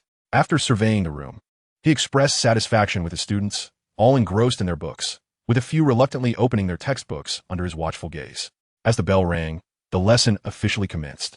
Following the inquiry session, the chalk dutifully inscribed the content upon the blackboard. They then reviewed the levitation spell, during which the professor distributed a matchstick to each student, allowing them to practice for a few minutes before selecting individuals to demonstrate. He moved among the crowd, correcting their errors. With his guidance, they transitioned from clumsy attempts to increasing proficiency. However, the professor eventually had to call for them to take their seats, reminding them that this was a classroom. Finally, they delved into the theoretical aspects of the new spell. With a flourish of his wand, the blackboard was transformed anew. The diligent chalk fulfilled its final duty, dust cascading from its last traces. Professor Flivy then elucidated the fire-making spell, emphasizing its effects, incantation, and technique. This was markedly different from the format of Ralph's notes, which adhered closely to Professor Flivy's own style. The results were striking. The morning's parchment stood as testament to their achievements, facilitating effortless retrieval of memories. As a seasoned professor, Flivy exhibited exceptional precision in managing time. As the bell rang, akin to a spell cast at will, the eager eagles swiftly secured the first question. Though the headmaster did not solely favor his own students, as the snakes also earned a few points. Notably, the two spell classes were not comprised of the same houses. After reiterating the theoretical aspects, the professor, under the eager gaze of the students, commenced the practical session, weaving through the students. Excellent work, Mr. Alvey. He succeeded with the standard incantation and gesture, earning 5 points. Professor Flivy's sharp voice resonated beside Ralph. Undoubtedly, Ralph once again claimed the top spot in the practical class, a foreshadowing of the prevailing theme in future spell lessons. Years later, when the group of young wizards reminisced about their charms class, the first name that sprang to mind was not that of Professor Flitwick, but rather Ralph's. After a brief exploration, Professor Flitwick paused beside William, observing this remarkable student. His focus was unwavering, yet each time he attempted to cast a spell, peculiar behaviors would surface, resulting in failure. However, upon succeeding, his skill was astonishingly evident, showcasing a mastery that left the professor astounded. An odd yet promising talent was how the professor regarded him. After the class concluded, Ralph and his companions did not depart. They wished for the professor to accompany them in search of the hidden passage on the 8th floor. When Claude proposed this idea that morning, William and Daniel exchanged incredulous glances as if gazing at a madman. Yet, under Claude's persuasion and Ralph's enthusiastic response to the dream, they found themselves resigned to the notion. Once the last student vacated the classroom, only Ralph and his 3 friends remained, along with Professor Flitwick. Noticing the 4 hesitating, the professor inquired with curiosity, "Is there something you wish to discuss?" "Professor, we would like to invite you to join us in exploring a hidden passage," Ralph said, his cheeks flushed with rare embarrassment. The professor, taken aback, stared at them in disbelief, his gentle smile still lingering on his face. Chapter 33, Divination and Herbology. "You wish for me to accompany you in this endeavor?" Professor Flitwick exclaimed, incredulity lacing his voice. In all his years of teaching, this was the first time he had received such a request from students. Ralph and his friends awkwardly nodded and explained their rationale. Upon hearing their explanation, the professor regarded Ralph with a look of bemusement. "So, your magical outburst this morning was merely a consequence of a dream?" "Indeed, Professor," Ralph replied, somewhat sheepishly, thinking they had managed to keep this from the headmaster. "So, Ralph, do you dabble in divination?" Professor Flitwick asked with genuine curiosity. "Somewhat," Ralph replied, his certainty wavering. "Somewhat?" William could no longer contain himself and pressed, "Aside from dream interpretation and wand divination, what else do you know?"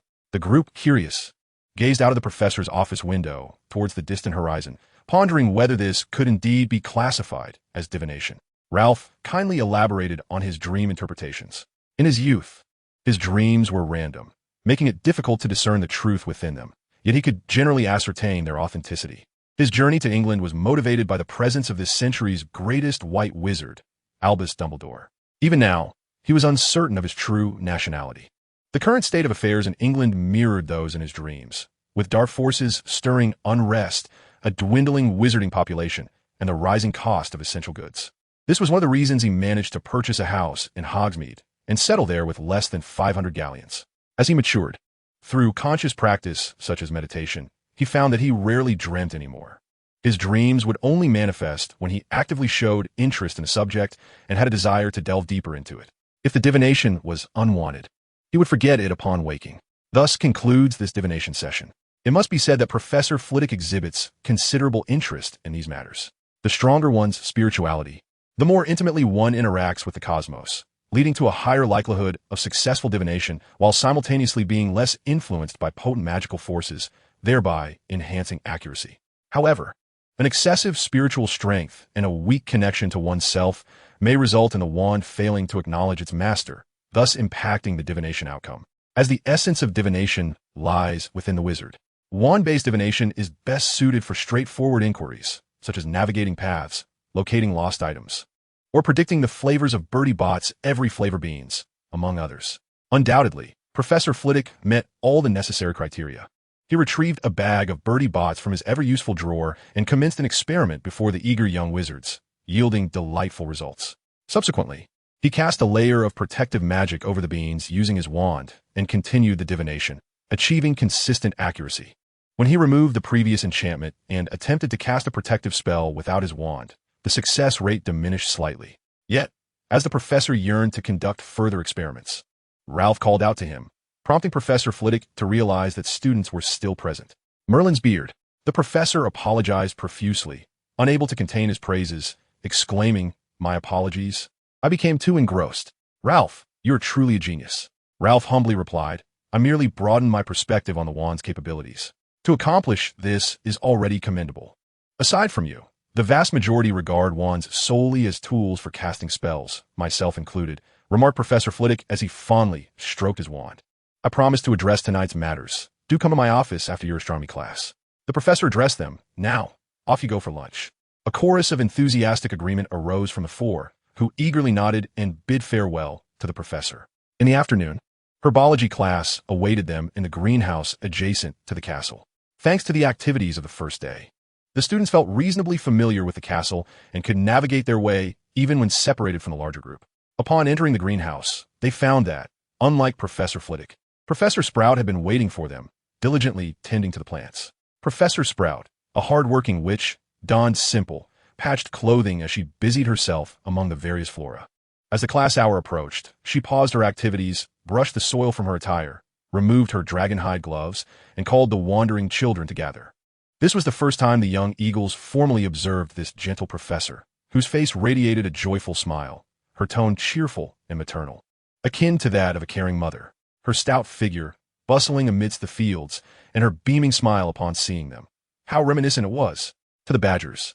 Professor Sprout had become their second mother. Rook squeezed beside Claude, engaging him in conversation, extolling the virtues of Professor Sprout.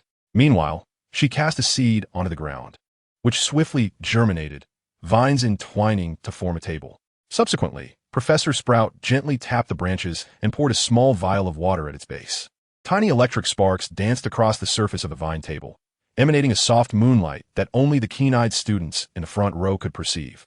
Before the astonished eyes of the audience, the vine table gradually transformed from a vibrant green to a deep emerald hue. "Who among you can identify this plant?" Professor Sprout inquired, rising with a smile directed at the assembly. The crowd appeared bewildered, while the younger students furrowed their brows, rapidly searching their minds for potential clues. Ralph also regarded it with a puzzled expression. Had he ever consumed this plant? Surely not.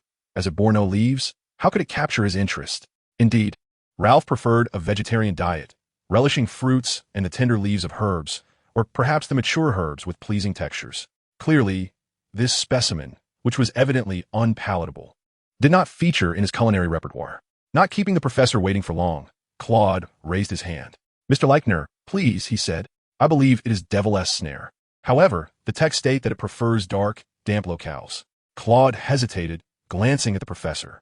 "Indeed, that is Devil-S Snare," Professor Sprout confirmed, "which I have cultivated recently, thanks in part to the heavy rainfall in the Forbidden Forest, which significantly advanced my botanical endeavors. Ravenclaw earns 5 points. Thank you. Mr. Leichner, you may take your seat. Now, let us commence with today's lesson. Chapter 34. The Future of Wizards? How delightful. I thoroughly enjoy herbology class." Upon exiting the greenhouse, William joyfully expressed what most were feeling, despite being smeared with considerable dirt.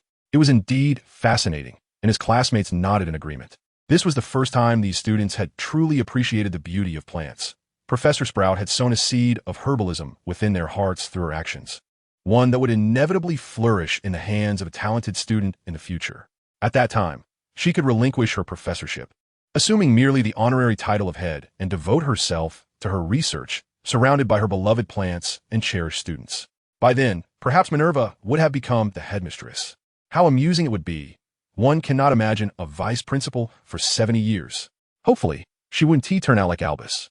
In that future, she could take a weekly respite, inviting colleagues to Hogsmeade for a pint, reminiscing about the past, discussing the present, and awaiting what was to come. With a light-hearted stride, Professor Sprout, having heard William's praises, wore an even more radiant smile upon her chubby, round face as she navigated through the plants, which swayed gracefully in response. How beautiful this world is. In the great hall at the Ravenclaw table, several upperclassmen were dining when they noticed a group of muddy young eagles chattering merrily as they settled down at the long table. They widened their eyes in astonishment. What? Is this year particularly formidable? Billy, gather a few students proficient in the cleaning charm. Let us tidy them up, the male student council president remarked, glancing at Billy, who was seated not far away. All right, Billy replied, wiping his mouth. Just as he was about to speak further, the girls approached, declaring, I can do it. I can do it. The president of the student council approached Ralph and his companions, instructing them to refrain from dining as the upperclassmen would first tidy up the area. After uttering these words, he cast a cleaning charm towards Ralph, feeling quite pleased with himself, as this semester's allowance would certainly see a boost. Sisters, someone is pilfering, cried a few observant girls, having witnessed the scene. Soon, the upperclasswomen swarmed in, prompting the student council president to flee in panic, shouting, Don't forget to clean up after them. I'm off. Jean, if you have the courage, don't run. Stay and duel. The fervent shouts from the upperclasswomen startled the young wizards. Noticing the fear in the eyes of these fledgling sorcerers, the upperclasswomen exchanged glances and donned gentle smiles as they approached. To Ralph and his friends, however, this seemed rather eerie, and many of the newcomers felt an urge to flee, though they dared not. Professors dining in the hall observed the commotion and couldn't help but appreciate the splendid atmosphere at Ravenclaw. It was a pity that Phileas was not present. They resolved to discuss it with him later. After bathing, the group sprawled on their beds, resting. It's all your fault, William. What outrageous ideas do you come up with? Just a little cleaning would suffice, yet I feel as though a layer of my skin has been stripped away. Ralph complained.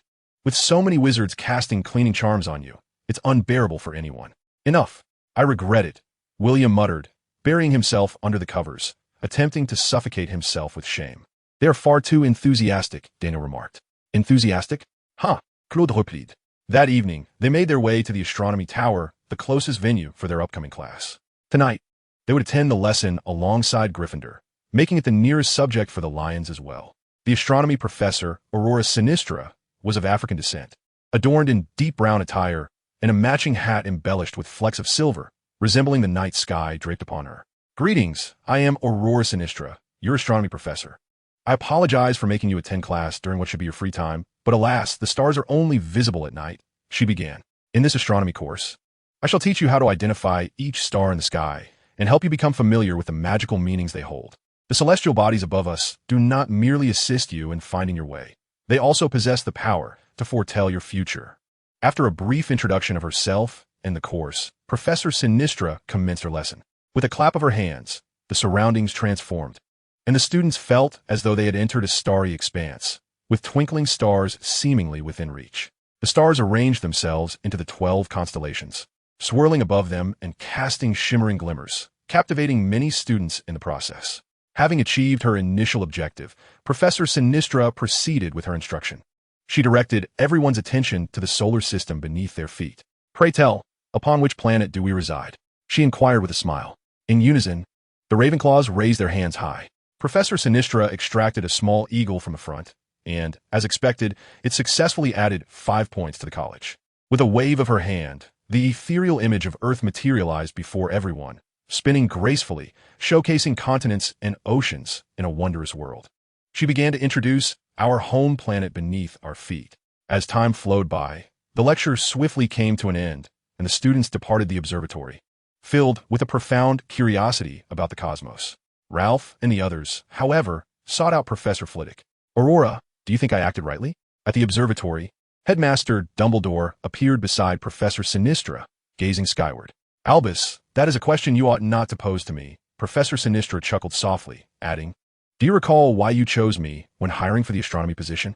Of course, Headmaster Dumbledore responded after a brief silence. Since you remember, there is no need for the inquiry.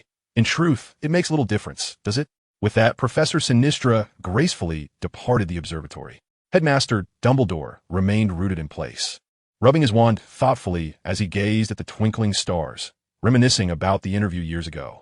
Greetings, Ms. Sinistra. I apologize for being your final hurdle. We all know that astrology can foretell the future.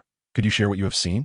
At that time, the relatively youthful Headmaster Dumbledore looked with keen interest at the candidate before him. Aurora Sinistra, taken aback by the question, lowered her gaze in contemplation for a moment before raising her head to deliver her answer. I see no wizards in the future. Chapter 35, The Soul. Is this the place, Ralph? Professor Flitwick's high-pitched voice echoed from behind a tapestry. He was delighted, never having imagined that after becoming a professor, he would discover secret passages, especially ones unknown to him. Indeed, Professor, you might try divination with your wand, Ralph kindly suggested. Oh, after an afternoon of experiments. I can't believe I've forgotten that already. Professor Flitwick exclaimed, tapping his head before picking up his wand and commencing the operation. Initially, Ralph and the others felt somewhat reserved, but Professor Flitwick's loquacious nature soon put them at ease. Speaking of the headmaster, he is also a senior, imparting a wealth of experience to Ralph and his companions. William's face lit up, as though he were transported back to that thrilling night of evasion. Claude and Daniel, however, wore expressions of astonishment, having thought the headmaster was once a model student. From his descriptions, it seems that a complete student life would be lacking without a few rule violations. Look at Professor McGonagall. There's no way she didn't sneak out during her youth. She is a Gryffindor after all. Moreover, as the professor elaborated, among the 4 heads of house, it was not he, nor Professor McGonagall, who frequented the Forbidden Forest most, but rather Professors Sprout and Slughorn, albeit from different eras. Professor Sprout delighted in exploring the Forbidden Forest in search of various magical plants, cherishing these little wonders. Though her gentle nature had always been evident, one should beware. If you harmed her beloved creatures, the consequences would be dire. In those days, a suitor attempted to capture her attention, thereby directing his affections toward Professor Flitwick's plants. The outcome was not disclosed by Professor Flitwick, who merely shook his head. This unnerved Ralph, prompting him to keep his distance from Professor Sprout during snack times. Professor Slughorn, who had nurtured a passion for potions since childhood and possessed considerable talent, faced the dilemma of costly materials and felt reluctant to request funds from his family. Thus, he turned his gaze toward the Forbidden Forest. To this day, Professor Slughorn often laments that had the Forbidden Forest been home to Acromantula at that time, it would have been fortuitous. During this discourse, William muttered something about favoritism. Upon hearing this, Professor Flitwick refrained from elaborating, but shared a few insights regarding how Professor Slughorn had approached the Board of Governors to secure funding for potion materials for everyone's practice. William fell silent. Seizing the moment, Professor Flitwick imparted wisdom to the group, urging them not to form rigid definitions of a person based solely on one perspective. After completing a divination, the professor confirmed the existence of a hidden passage. A weathered mahogany door materialized opposite the tapestry. Professor Flitwick raised his wand, instructing everyone to follow closely behind him. He opened the grand door to reveal a serene yet cluttered interior, strewn with debris. The professor cautiously stepped inside, with the 4 students following him warily, peeking around the surroundings. Suddenly, an unexpected occurrence transpired. A damaged wolf-tooth frisbee soared from the pile of refuse, hurtling toward them. Professor Flitwick's gaze sharpened, and he swiftly waved his wand, enveloping them in layers of protective enchantments. Following this was a barrage of lightning, reminiscent of a tempestuous cloud finally finding its outlet, as bolts surged toward them, even bursting forth from the room and echoing through the corridor. In the observatory, Headmaster Dumbledore's wand floated before him as he hesitated over whether to perform a divination. It was indeed the headmaster who had been conducting experiments alongside Professor Flitwick that afternoon. With a glint in his eye, he grasped his wand and, employing apparition, departed the premises. Upon reaching the 8th floor, he found the tapestry singed beyond recognition. With a flick of his wand, it was instantly restored to its former glory. At that moment, Professor Flitwick had already escorted the children out of the room, allowing them a moment to recover from the shock. Everyone was well, albeit slightly numbed from the electric surge, except for Ralph, whose hair stood on end in an eerie manner. The electricity flickered playfully in his hand, behaving quite differently than during their encounter with the electric creature. Beside him, Claude, William, and Daniel exchanged worried glances. "Professor, I simply cannot comprehend why the lightning I conjured in my dreams has manifested here," Ralph expressed, his bewilderment evident. "Released in a dream?" Headmaster Dumbledore paused. "Might I see it, Ralph?" "Of course, Headmaster," Ralph replied, extending his hand. Dumbledore accepted the electrical spark, and a series of delicate currents coursed through him, causing his white hair to stand on end.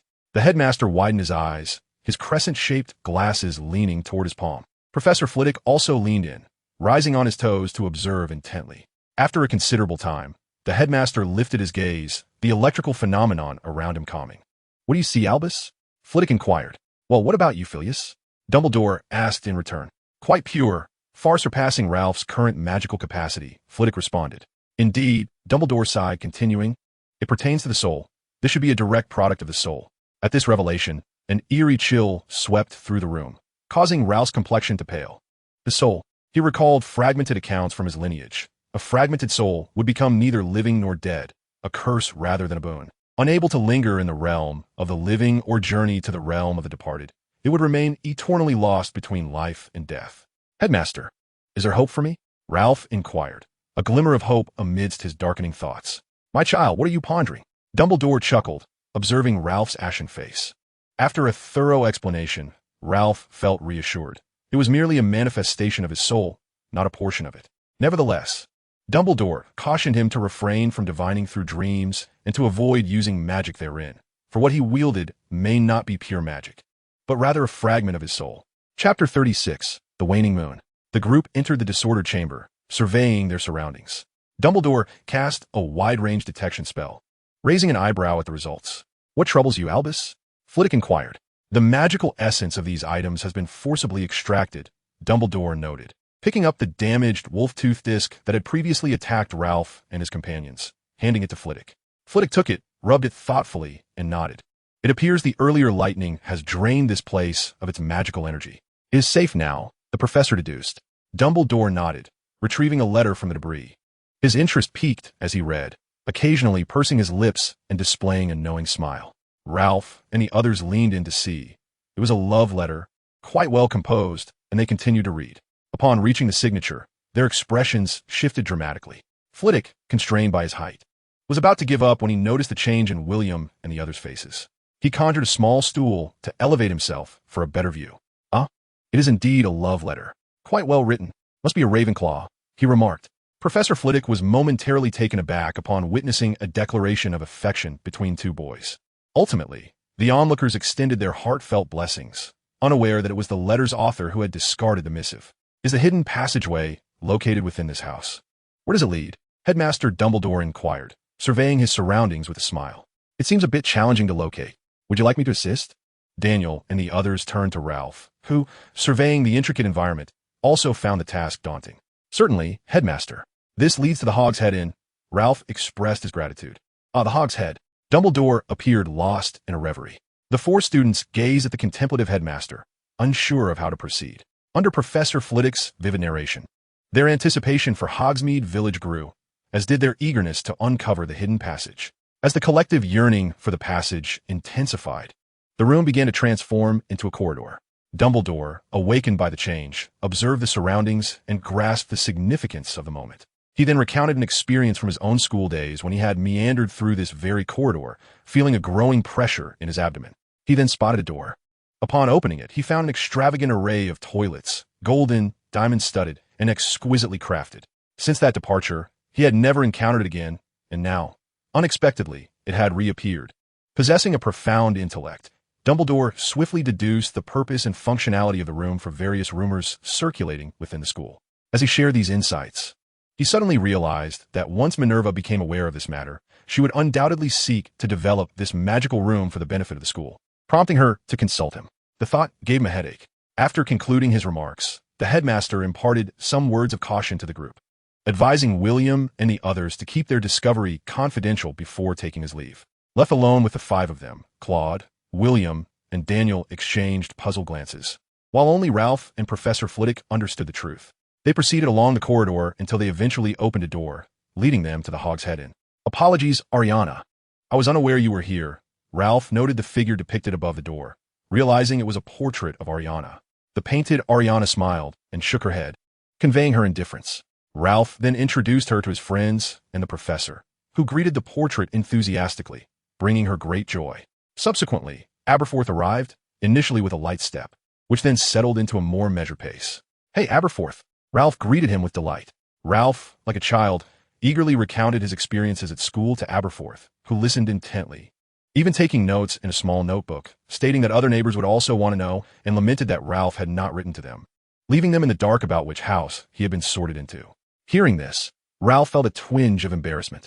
This was the first encounter for his roommates to witness such a Ralph, who, like the girls, was truly adorable. As time pressed on, Abuphis presented some beverages and snacks as gifts for Ralph and his friends, even including the professor. Subsequently, he guided them into the secret passage. "Ralph, remember to check on Bonnie and Ambrosius. Come to me first. If you don't visit them, they might get upset," Abuphis concluded. "Hey, Abuphis, I'm still here." Professor Flitwick feigned annoyance. "I trust they won't get caught. Will they, Phileas?" Abuphis winked at Professor Flitwick. The portrait once again concealed the passage, leaving only Abuphis and Ariana in the vast bar.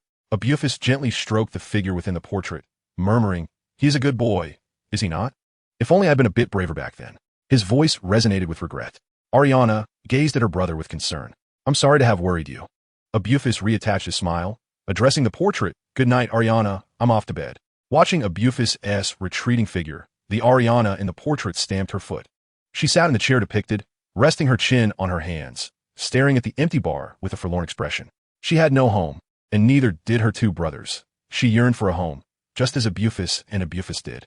The burdens of a half-century's grievances, remorse, and self-reproach had deeply saturated every inch of their souls.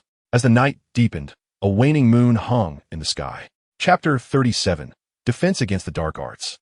On Thursday morning, Ralph opened his eyes.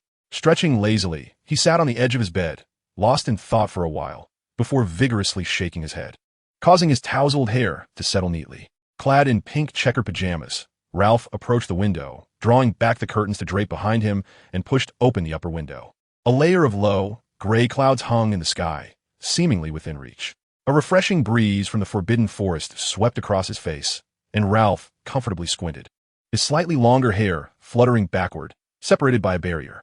This barrier was a feature of the Ravenclaw Tower, situated at the highest point of the castle, designed to withstand strong winds and protect the children's dormitories from harsh gales. Gryffindor had a similar setup, yet it did not impede the flow of air, including the entry and departure of owls. As Ralph completed his morning routine and donned his attire, his roommates gradually began to stir. "Ralph, what are you doing? Why are you writing by hand?" William inquired with curiosity upon noticing Ralph crafting a letter. "I'm writing to the neighbors, updating them about recent events." "Why by hand?" "They will notice," Ralph replied. "Writing a letter? Goodness, I forgot my promise to Madame Pomfrey." Claude suddenly recalled his commitment from yesterday. "Then hurry and write it. I'll call a few owls over shortly," Ralph said, noting that William's owl might not suffice. "You're being quite irresponsible, aren't you?" Ralph shot William a glance, realizing he had only seen that owl on the first night. William could only respond with a wry smile. As the final Ralph Alvey was inscribed upon the parchment, Ralph returned the emerald quill to its inkwell, gently shaking the letter, the ink immediately drying upon the paper. He then approached the window, lightly tapping his wand in the air twice. "What kind of magic is this?" Claude inquired with curiosity. "Impressive, crude pressed." In just a few days, their admiration for Ralph had soared. William, too, had completely abandoned any thoughts of rivaling Ralph, though Ralph remained remarkably laid back, seldom raising his hand in class. As for Daniel, he was an unmistakable little admirer of Ralph. Soon, an owl swooped in, alighting on the chair in their dormitory. Ralph first paid the delivery fee, then methodically placed Claude's letters into the individual tubes attached to the owl's legs, watching as they took flight. During this time, Claude awkwardly informed Ralph that he would repay him. Ralph assured him that such a trivial amount was of no concern and that he need not worry. The group first visited the hospital wing, where Madame Pomfrey conducted her customary checkup before they proceeded to the Great Hall for breakfast. Madame Pomfrey did not rush Claude, which brought him considerable comfort. In the dark arts classroom, the young wizards settled onto their benches, eagerly anticipating the lesson. As the bell rang, a hush fell over the room, only to be replaced by a cacophony of excited chatter. After a brief interval, the professor hurried into the classroom. "By Merlin's beard, I apologize for my tardiness, he exclaimed, his flowing burgundy hair catching the light as he took his place at the lectern. Allow me to introduce myself. I am Sergei Glatter, and you may refer to me as Professor Glatter. It is evident that I am your instructor for defense against the dark arts. Do not mistake my red hair for that of the Weasley family. Such an assumption would vex me. My shade is deeper and more vibrant, and I assure you, I am not balding. Understanding the Weasley family, you would know that their male members tend to experience hair loss as they reach middle age. However, I take excellent care of myself. It is only fitting that someone who can compete with Professor Flitwick for the title of champion in the international wizarding duel should possess storytelling skills of equal merit. He must be a Gryffindor, Claude whispered, while Rook nodded vigorously in agreement. Once attendance was taken, Professor Glatter spoke at a rapid pace, elucidating the significance of the course while simultaneously lamenting the current situation. When we were in school, it was nothing like this, one teacher per year. Regardless of the quality of the instructors, the disparity in what this cohort of upperclassmen is learning is stark. It is as if one group has studied while the other has not. Challenging the young eagle's dexterity, the professor swiftly articulated the lesson's content, peppering it with personal anecdotes, rendering it both enriching and entertaining. Ralph had abandoned the effort of handwriting altogether. He cast an automatic writing charm on his bright yellow quill, liberating his hands while his mind continued to race, processing the information. Claude exhaled a sigh of relief, flexing his weary wrist. This professor is remarkable.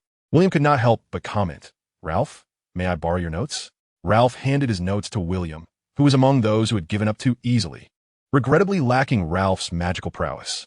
Ralph, could you conjure a copy for me to transcribe? Daniel inquired shyly.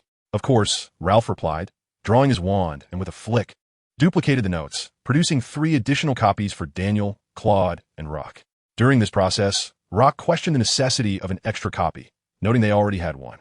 As time swiftly passed, the ringing of the class bell heralded Professor Glatter's hurried entrance, prompting curiosity among the students regarding his flurry of activity. All right, open your textbooks. Let me see. Turn to page 13, he instructed, flipping through the pages. In our first lesson, we shall commence with the basics. Preserving your lives is paramount before you can confront the nefarious dark creatures. He introduced the spark spell, designed to launch a flare into the sky, utilized for signaling distress. Chapter 38, The Spark Spell. Professors Glatter and Flivvy shared similarities in their teaching styles. Both were adept in spell casting, particularly skilled in the expansion of a single spell. However, Glatter's focus leaned towards self-defense and counterattacks, while Flivvy emphasized practical applications for daily life. This might explain their differing course teachings.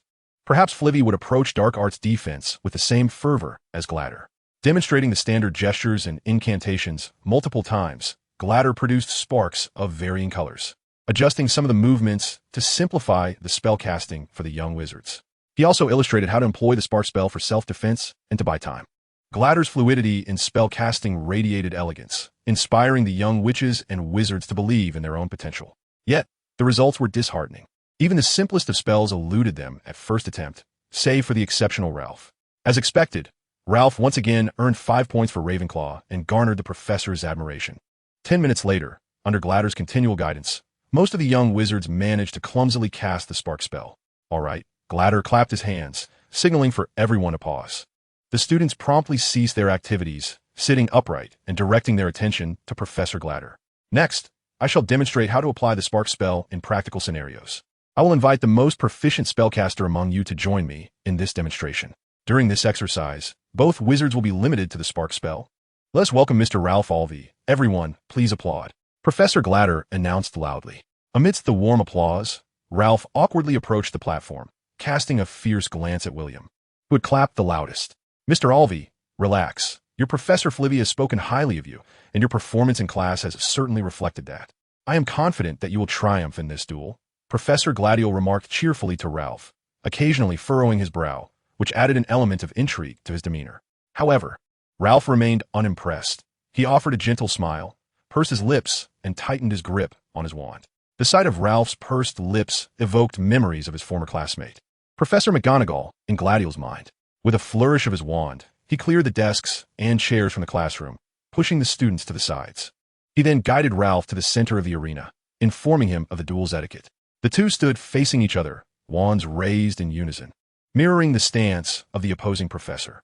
Ralph entered a state of combat, his calm, predatory gaze instilling an inexplicable pressure in Gladio. 3, 2, 1. Begin. At Gladiol's command, the duel commenced. The atmosphere around them fell into a profound silence. Neither party moved, as the professor seemingly wished to relinquish the initiative to Ralph. This prompted Ralph to raise an eyebrow.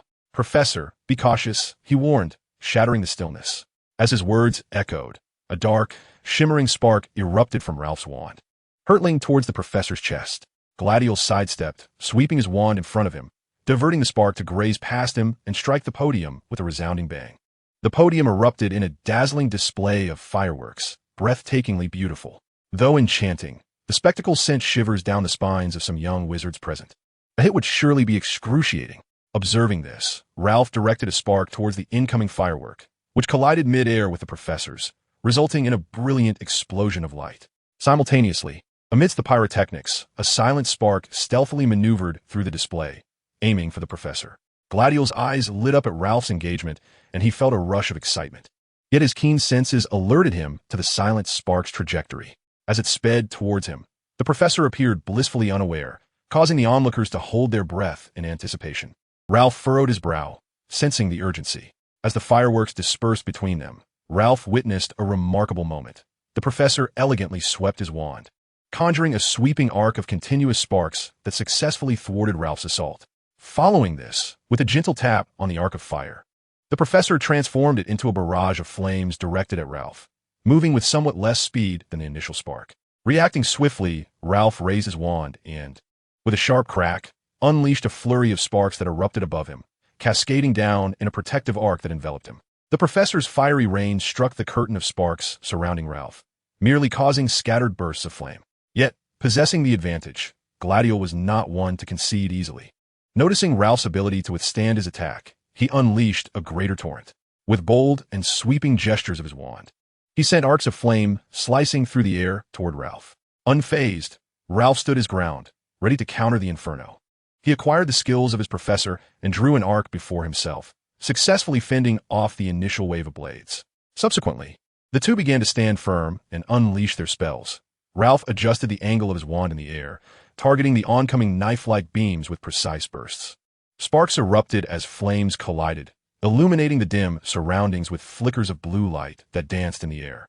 Initially, both recited incantations, adhering to the professor's standards. But as the duel progressed, they opted for silent spell casting, employing arbitrary gestures. Were it not for the duel's regulation mandating the use of wands, they might have even resorted to wandless magic. The younger wizards, initially able to comprehend the spectacle, soon found themselves bewildered. Was this truly the spark spell? As they watched the myriad of fireworks erupt between the two, they fell silent, engaged in attacking, defending, disrupting, suppressing, and counterattacking. Chapter 39. The Professor's Persuasion. In the classroom, the duel spectacle became increasingly dazzling. Ralph and Professor Gladiator transitioned from mere confrontation to a display of skill, or rather, a performance. Before them stood a lion and a fire dragon, both composed of the fireworks conjured by the spark spell. The lion was a majestic creature, its golden red mane billowing as if caught in a breeze, its white, glimmering claws striking forcefully towards its opponent. Opposite stood a Norwegian ridgeback, and as the professor fashioned a lion with the spark spell, Ralph intended to conjure a Thunderbird, only to discover that the fire dragon was far more suited to the incantation. The Norwegian ridgeback lashed its black-red tail, colliding fiercely with the lion's paw, resulting in a magnificent explosion of sparks. The two colossal beings darted nimbly, evading the fiery display. The fire dragon unfurled its heavy wings, sending embers swirling towards the opposite side. It took to the skies.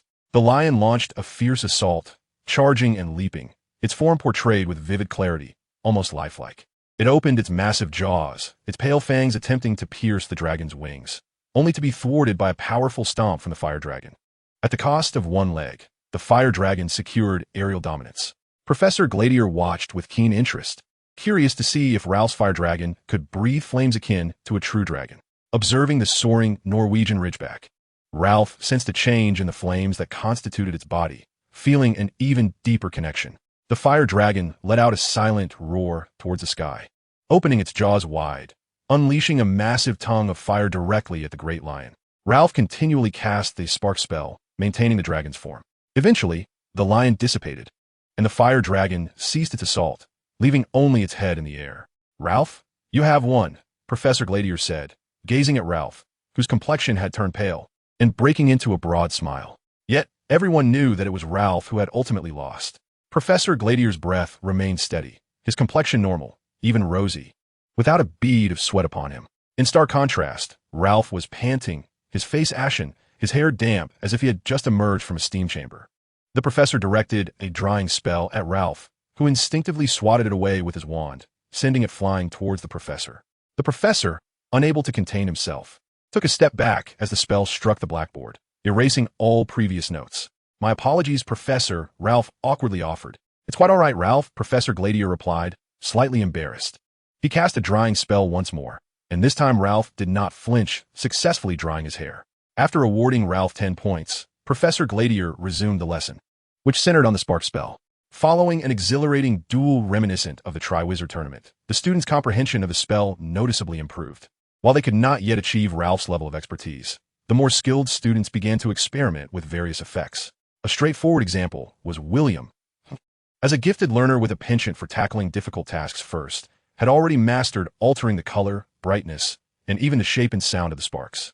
This delighted Professor Gladier, who fancied himself an educator hindered by the dueling distractions, generously awarding 5 additional points to Ravenclaw. In the third-floor corridor, the young wizards poured out of the defense against the dark arts classroom, chattering animatedly about the day's lessons. Without a doubt, Ralph was about to gain further notoriety. However, he was detained by the professor for a conversation, while his roommates languished idly in the hallway. "Why are you being kept back by the professor again?" William inquired upon seeing Ralph approach. "As if I wanted to," Ralph replied with a wry smile, satisfying their curiosity. The professor asked if I was interested in participating in the International Wizarding Duel Tournament, and both he and Professor Flitwick could serve as my mentors. He also advised me not to rush. Should he be unavailable, I could directly consult Professor Flitwick. The 4 of them continued their conversation as they made their way to the Great Hall, where they sat down to dine amidst friendly greetings from their peers.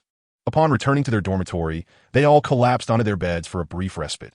The arduous climb to the 8th floor had left them exhausted. Even the plethora of gifts by Ralph's bedside garnered only passing curiosity.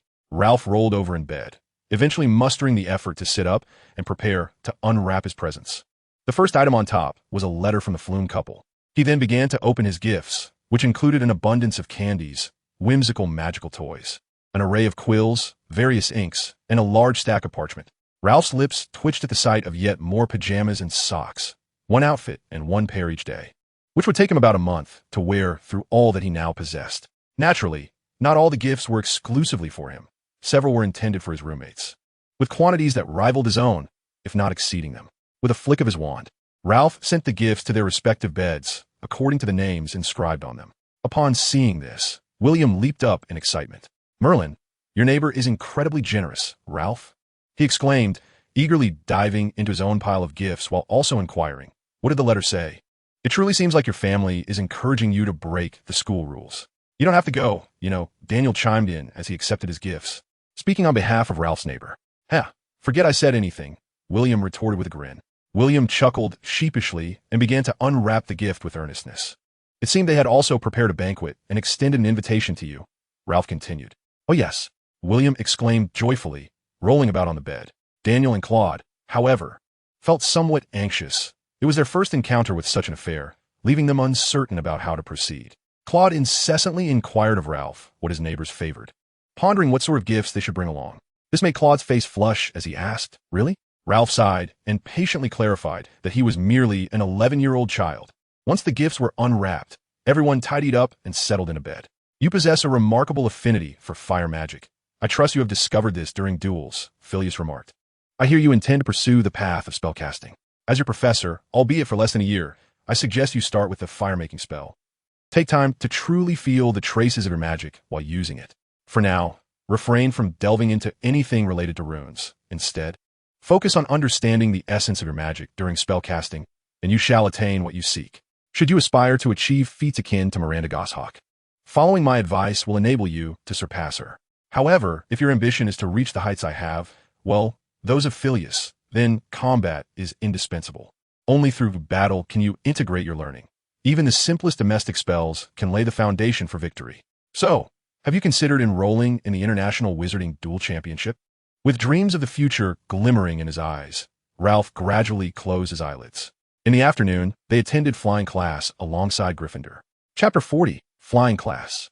On the lawn bordering the Forbidden Forest, Ralph and the Gryffindors arrived at the flying class location. Along the way, Hansen, accompanied by several Gryffindors, regaled Ralph and the others with tales of Quidditch's allure. They boasted of their impressive talents in this realm, claiming to have flown across the Atlantic on a broomstick to America or nearly being spotted by a Muggle pilot in an airplane. Hearing this, William, born of Muggle heritage, felt a twinge of disdain. Flying alongside an airplane seemed reckless, though he refrained from voicing his thoughts as he quite enjoyed Quidditch. When Hansen confidently asserted he would surely make it onto the Gryffindor Quidditch team, William regarded him with a competitive glint in his eye. Hansen remained oblivious, continuing to chatter on. Claude and Daniel felt a touch of anxiety. Although Daniel's mother was a witch, he had never heard her mention Quidditch, likely indicating she lacked proficiency in it. As for Claude, with both parents being ordinary folk, he harbored doubts about his own Quidditch talents. Thus, he frequently sought Hansen's advice on various Quidditch techniques. Initially, Hansen was able to respond based on his own observations and experiences. However, upon arriving at the field, Hansen was at a loss. He was also a novice and did not possess all the answers regarding those techniques. Ultimately, it was Madame Hooch who came to his rescue. Madame Hooch instructed everyone to form 2 lines according to their respective houses, ensuring that there was a 2 arms length distance between each individual. Once the lines were properly arranged, Madame Hooch stepped into the open space between the 2 rows, brandishing her wand as she distributed the aged broomsticks to the students, placing them at the right side. These broomsticks were Meteor models, a batch of economical brooms produced by the Global Broom Company in 1955, and they have remained the most affordable option to this day. After the brooms were allocated, Madame Hooch commenced her instruction on how to utilize these flying brooms. Everyone listened intently, as this was, after all, the primary mode of transportation for wizards in Britain. The young eaglets were eager to take out paper and quills to jot down notes, and even William shared in their enthusiasm. Following her explanation of the techniques involved in riding a broom, Madame Hooch began to allow each student to practice in turn, ensuring that every wizard could mount their broom and hover in the air by the end of the first lesson. Observing the 2 lines, and considering the performance of both houses in Quidditch matches, she decided to start with the more talented Gryffindor, granting the eaglets a bit more time to learn.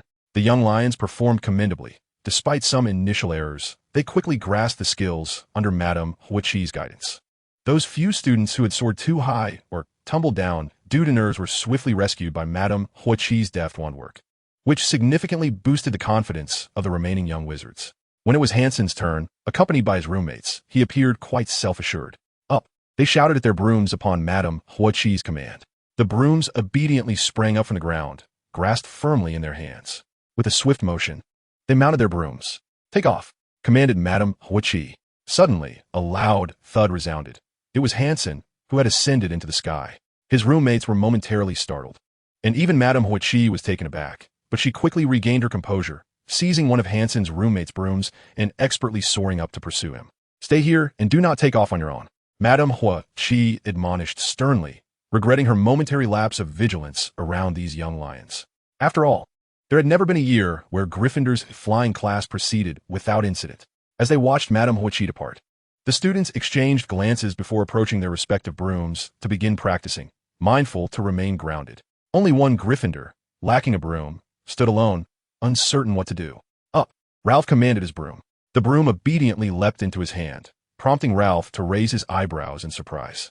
Claude and Daniel, witnessing Ralph's success, breathed a sigh of relief and ceased their shouting, confident that Ralph would guide them as well. Nearby, William, under their envious gazes, mirrored Ralph's triumph, successfully summoning his broom in one go. He placed the broom beneath him, mimicking the takeoff motion without actually soaring, mindful of Madame Hooch's warnings still echoing in his mind. Before long, Ralph opened his eyes, returning his broom to the ground. Standing beside it, he placed his hand atop the broom, which instinctively leapt up to be grasped by him. Setting aside the broom with palms facing upward, Ralph deftly flicked his fingers, causing the broom to leap into the air, twirl gracefully, and land in his grasp. Observing Ralph's various methods of retrieving the broom, William felt increasingly disheartened, believing he could finally compete with Ralph in this endeavor, only to find himself utterly defeated once more. Eventually, Ralph ceased his movements, prompting Claude and the others to gather around, eagerly anticipating Ralph's instruction, with William among them. In truth, summoning the flying broom was a rather simple task. as it harbored a magic akin to a reverse summoning spell. It would respond to one's call. Ralph elucidated this to them, but upon seeing the bewildered expressions of the young lions, he resolved to simplify his explanation. Confidence in oneself and belief that the broom would heed one's summons would lead to success. This time, William refrained from questioning, gradually grasping the wisdom of the adage that genuine teaching surpasses mere textbook knowledge. Honest to say, William's innate talent was indeed enviable. Initially, he required vocal summons to succeed, but soon he reached Ralph's level, showcasing a myriad of tricks. Claude and Daniel suppressed their anxiety and concerns, ultimately managing to summon the broom with some stumbles, eliciting joy from Mrs. Hooch as she observed the young wizards practicing below. With keen eyes, she also noted Ralph, who was idly perched on his broom, swinging his legs out of boredom, and William, who was creatively calling his broom.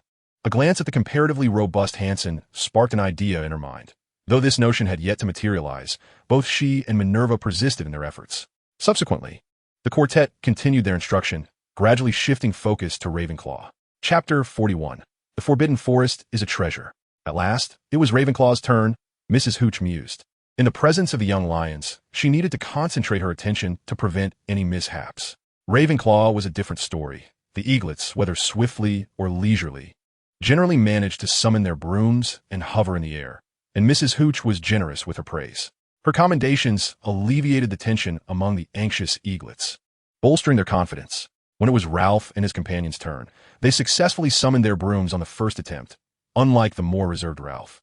William did not perform the summoning gesture, earning him an approving glance from Mrs. Hooch. Although Claude and Daniel did not succeed on their first try, with Mrs. Hooch's encouragement and corrections, they quickly achieved success and received her praise, which brought them great joy. As is often the case, delightful moments are fleeting. This week's flying lesson concluded in this manner. With a wave of her wand, Mrs. Hooch summoned the brooms to her side, aligning them in a row as they departed the grounds together. After setting the brooms down, Mrs. Hooch went to seek out Minerva. On the second floor, in the office of the Gryffindor head. Minerva, I have discovered several promising talents, one of whom belongs to your house, Mrs. Hooch excitedly exclaimed upon entering Professor McGonagall's office. Just one? Professor McGonagall raised an eyebrow and conjured 2 chairs and a small round table in her cramped office. She retrieved some pastries and beverages from the cupboard, and the two sat down to engage in conversation. Minerva, observing a succession of promising talents pursuing other careers, could only watch from the sidelines with envy as figures raced across the pitch. Some were lured into decaying teams, gradually losing their vitality and becoming lifeless. Their love for Quidditch unwittingly transformed into disdain. I truly feel distressed. Professor McGonagall listened as Madame Hooch confided in her, sipping her tea. This was not the first time. She shared the same aspiration as Rolanda, to establish Hogwarts' own Quidditch team and compete in a World Cup.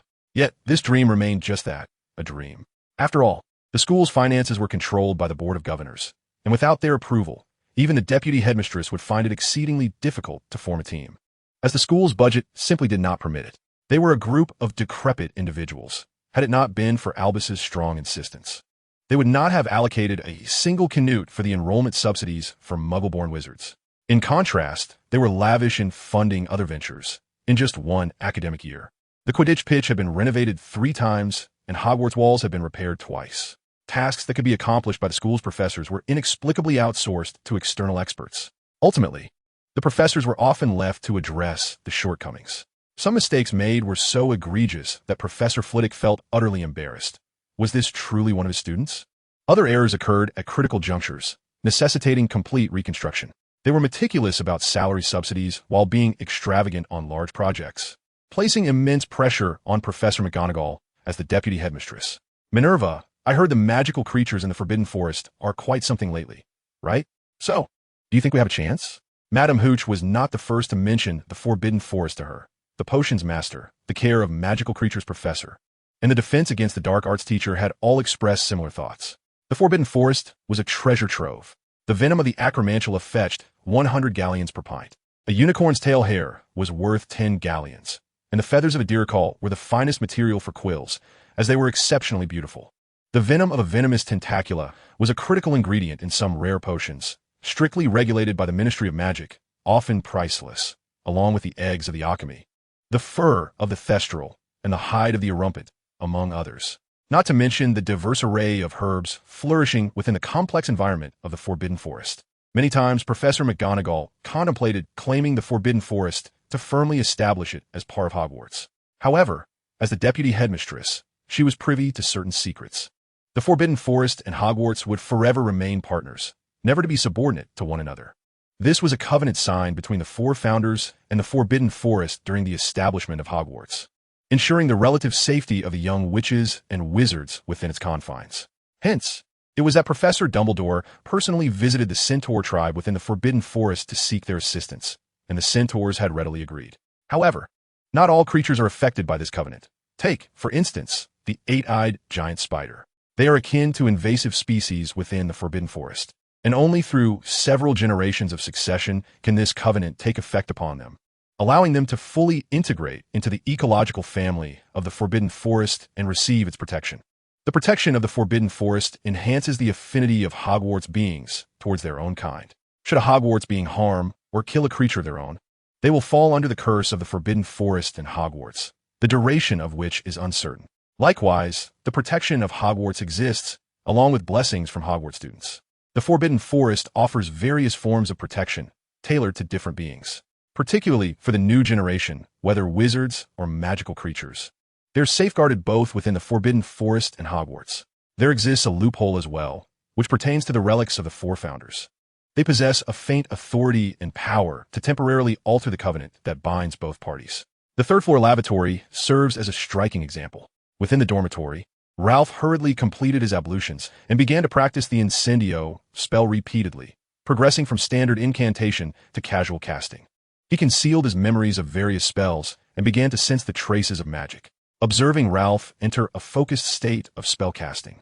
His roommates refrained from inquiring about his actions and chose not to disturb him. Instead, spurred by Ralph's diligence, they too commenced their spell practice. Concentration compressed the passage of time, and before they knew it, curfew had arrived. The dormitory was illuminated only by the faint light streaming in from the window and Ralph's incendio. Noticing the change in brightness, Ralph paused his practice. Though his gains were modest, he was unconcerned, aware that true results could not be achieved overnight. He glanced at his companions, still immersed in their magical exercises, and inquired, "Are you all planning to sleep? I am about to extinguish the flames." "Sure, go ahead." "All right." Ralph dispersed the flames into shimmering pink specks, which flickered in the dim dormitory before gradually extinguishing. Chapter 42. Am I the king? The moment Ralph returned to the Forbidden Forest, he immediately sensed a force bestowing power upon him. He felt an inexplicable connection forming between himself and the entire Forbidden Forest.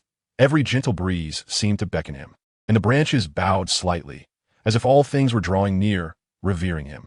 The world around him became much clearer, and he instinctively perceived the flow of his own magic, a delicate yet grand and beautiful pattern emerging in his memory. This was himself, and upon witnessing the pattern, interpretations flooded his mind. He comprehended every stroke and detail, as if the language of birds could articulate it all. This was the magic of lightning healing pocket space, concealed movements, and colorful feathers. It seemed to encompass his learnings, yet it was distinctly more. The pattern contained only the magic he had once inscribed upon his own feathers. The spells that continually interacted with his own magic, the magic that had flourished upon his feathers. After the last bath in thunder, many spells had become an integral part of his being, clinging to Ralph's feathers. Once a feather fell, a new one would grow in its place, nourished by Ralph's own magical essence, gradually inscribing the original spells upon it. The magic that resided in the fallen feathers remained intact and could still be summoned through magical energy.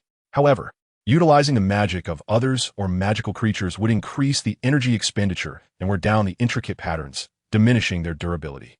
There is also a simpler method, destroying the feather, which would disrupt the stable flow of magic and impact the spell patterns, consequently releasing the magic.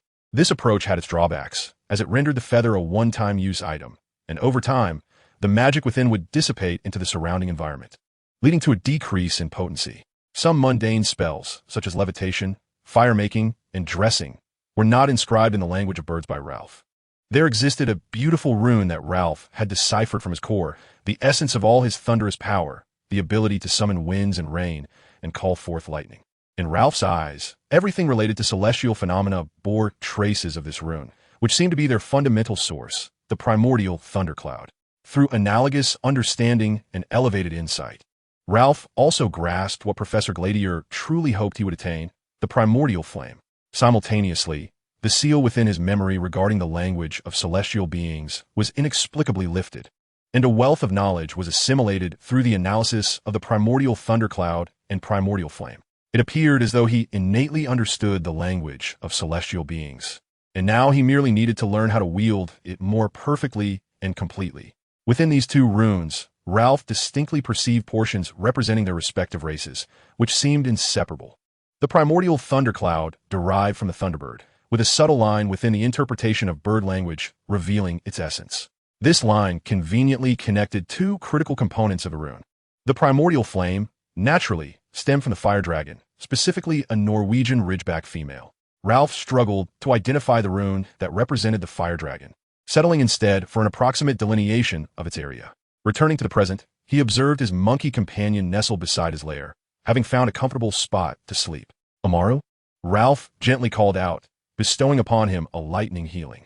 Amaru quivered, releasing a contented sound as he opened his deep, dark eyes. My king, you have finally awakened.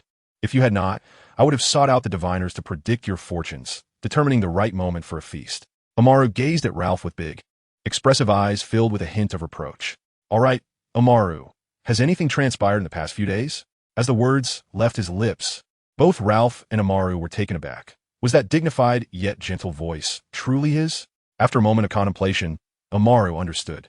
He then observed his king experimenting with various tones, and one could only commend the parrot's remarkable mimicry. Ahem, do continue. Upon noticing Amaru's expression of utter bewilderment, Ralph adopted a more serious demeanor. After all, his appearance was indeed quite imposing. Through Amaru's report, Ralph grasped the recent developments, noting two pivotal points. First, all factions in the Forbidden Forest acknowledged Ralph as their king, representing their interests. Second, Hogwarts sought to grant its students the privilege of bathing. The first point alone weighed heavily on Ralph's sense of responsibility. Gazing at the increasingly full moon, Ralph realized he was no longer a child. As a Thunderbird, he had matured. Just days prior, he had taken on the grave duty of ensuring the survival of his kin in the Forbidden Forest. Contemplating this, a wave of melancholy washed over him. His freedom. How was he to govern the Forbidden Forest? He pondered, and suddenly he shivered. Had he ever ruled over his own territory? It seemed not. Enlightenment struck him. I have consented to Hogwarts' proposal regarding the bathing privilege. As for their requirements, let the centaurs negotiate with them, Ralph stated. Very well, my king, Amaru replied, visibly relieved that Ralph did not truly consider himself the sovereign of the Forbidden Forest. After discussing various matters within their domain, Ralph dismissed Amaru. However, shortly afterward, Amaru returned, accompanied by a centaur.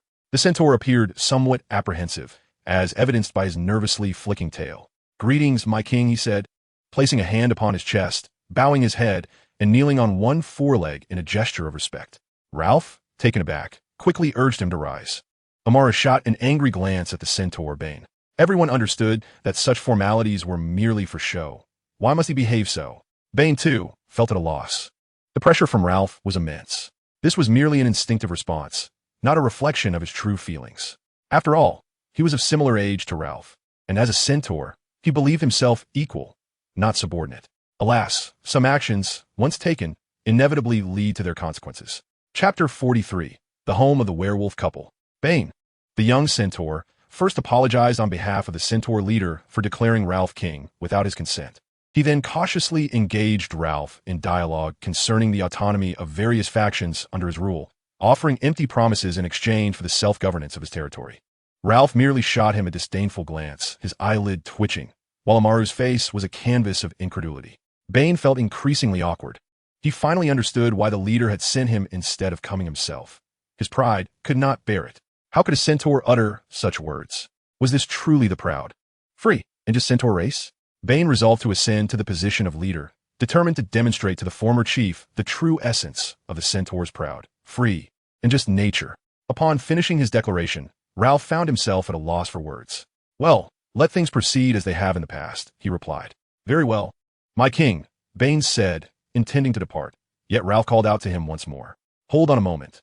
There is a matter that requires the assistance of your kind. Ralph intended to entrust the centaurs with the cost of the Hogwarts baptism.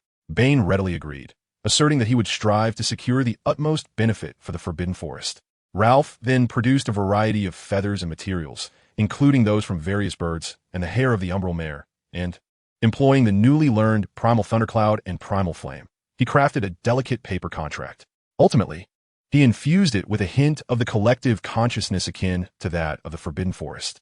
This contract was designed to safeguard the interests of both parties. Once the contents were deemed complete, it would transform into two identical copies, to be kept by each side. Ralph inscribed the principal terms and his own contributions in the language of birds. Essentially, it stipulated that both parties must adhere to the spirit of the contract, consciously uphold its provisions, and that any breach would invoke curses from the Forbidden Forest, Hogwarts, Thunder, Moonlight, and more.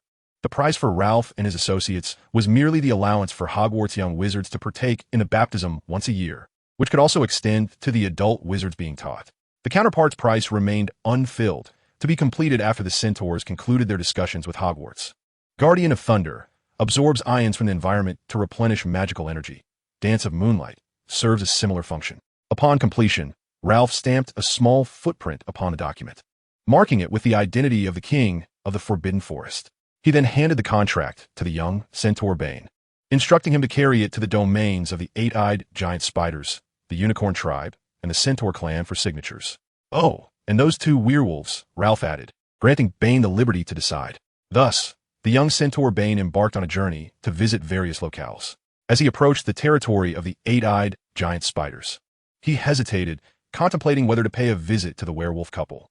Their territory lay precisely within the shared expanse between Ralph and the eight-eyed spiders. Ultimately, he resolved to seek them out. Upon arriving in the realm of the werewolf couple, he noted significant changes.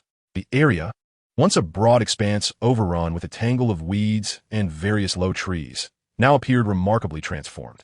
It presented a gentle terrain, basking directly in sunlight, free from towering trees that might obscure the sky. The first rays of morning sunlight filtered through the gaps between the trees of the dense forest, illuminating this space. The only drawback was its considerable distance from a water source.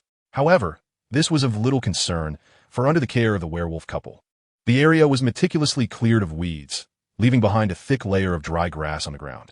Utilizing the surrounding trees, they had constructed a substantial wooden dwelling. The entrance of the cabin was wide and tall enough to accommodate an adult eight-eyed spider or a fully grown centaur. The wooden cabin possesses its own unique charm, adorned with numerous short, stout wooden sticks protruding outward, upon which a few birds are currently resting. Outside the cabin, a low fence encircles the area, and Bane estimates he could easily leap over it. The fence is entwined with luminescent vines, their dark greenish-black tendrils adorned with leaves that emit a faint green glow, a quality shared by their tender new shoots. The flowers of the luminescent vine also release a glow, with varying hues depending on the species. This particular variety blooms in a soft, bright yellow. If self-pollination occurs, one might surmise that the fruit will mature, transforming from black to a bright yellow, revealing a shimmering interior that would surely entice horses. Notably, this fruit is delicious, and consuming it bestows a radiant glow upon the eater, albeit with the unfortunate side effect of inducing diarrhea. It bears a striking resemblance to grapes.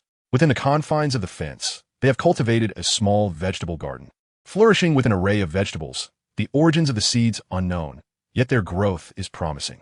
Beside the garden, a small pond has been excavated, its surface glistening with the sun's reflection, the water crystal clear.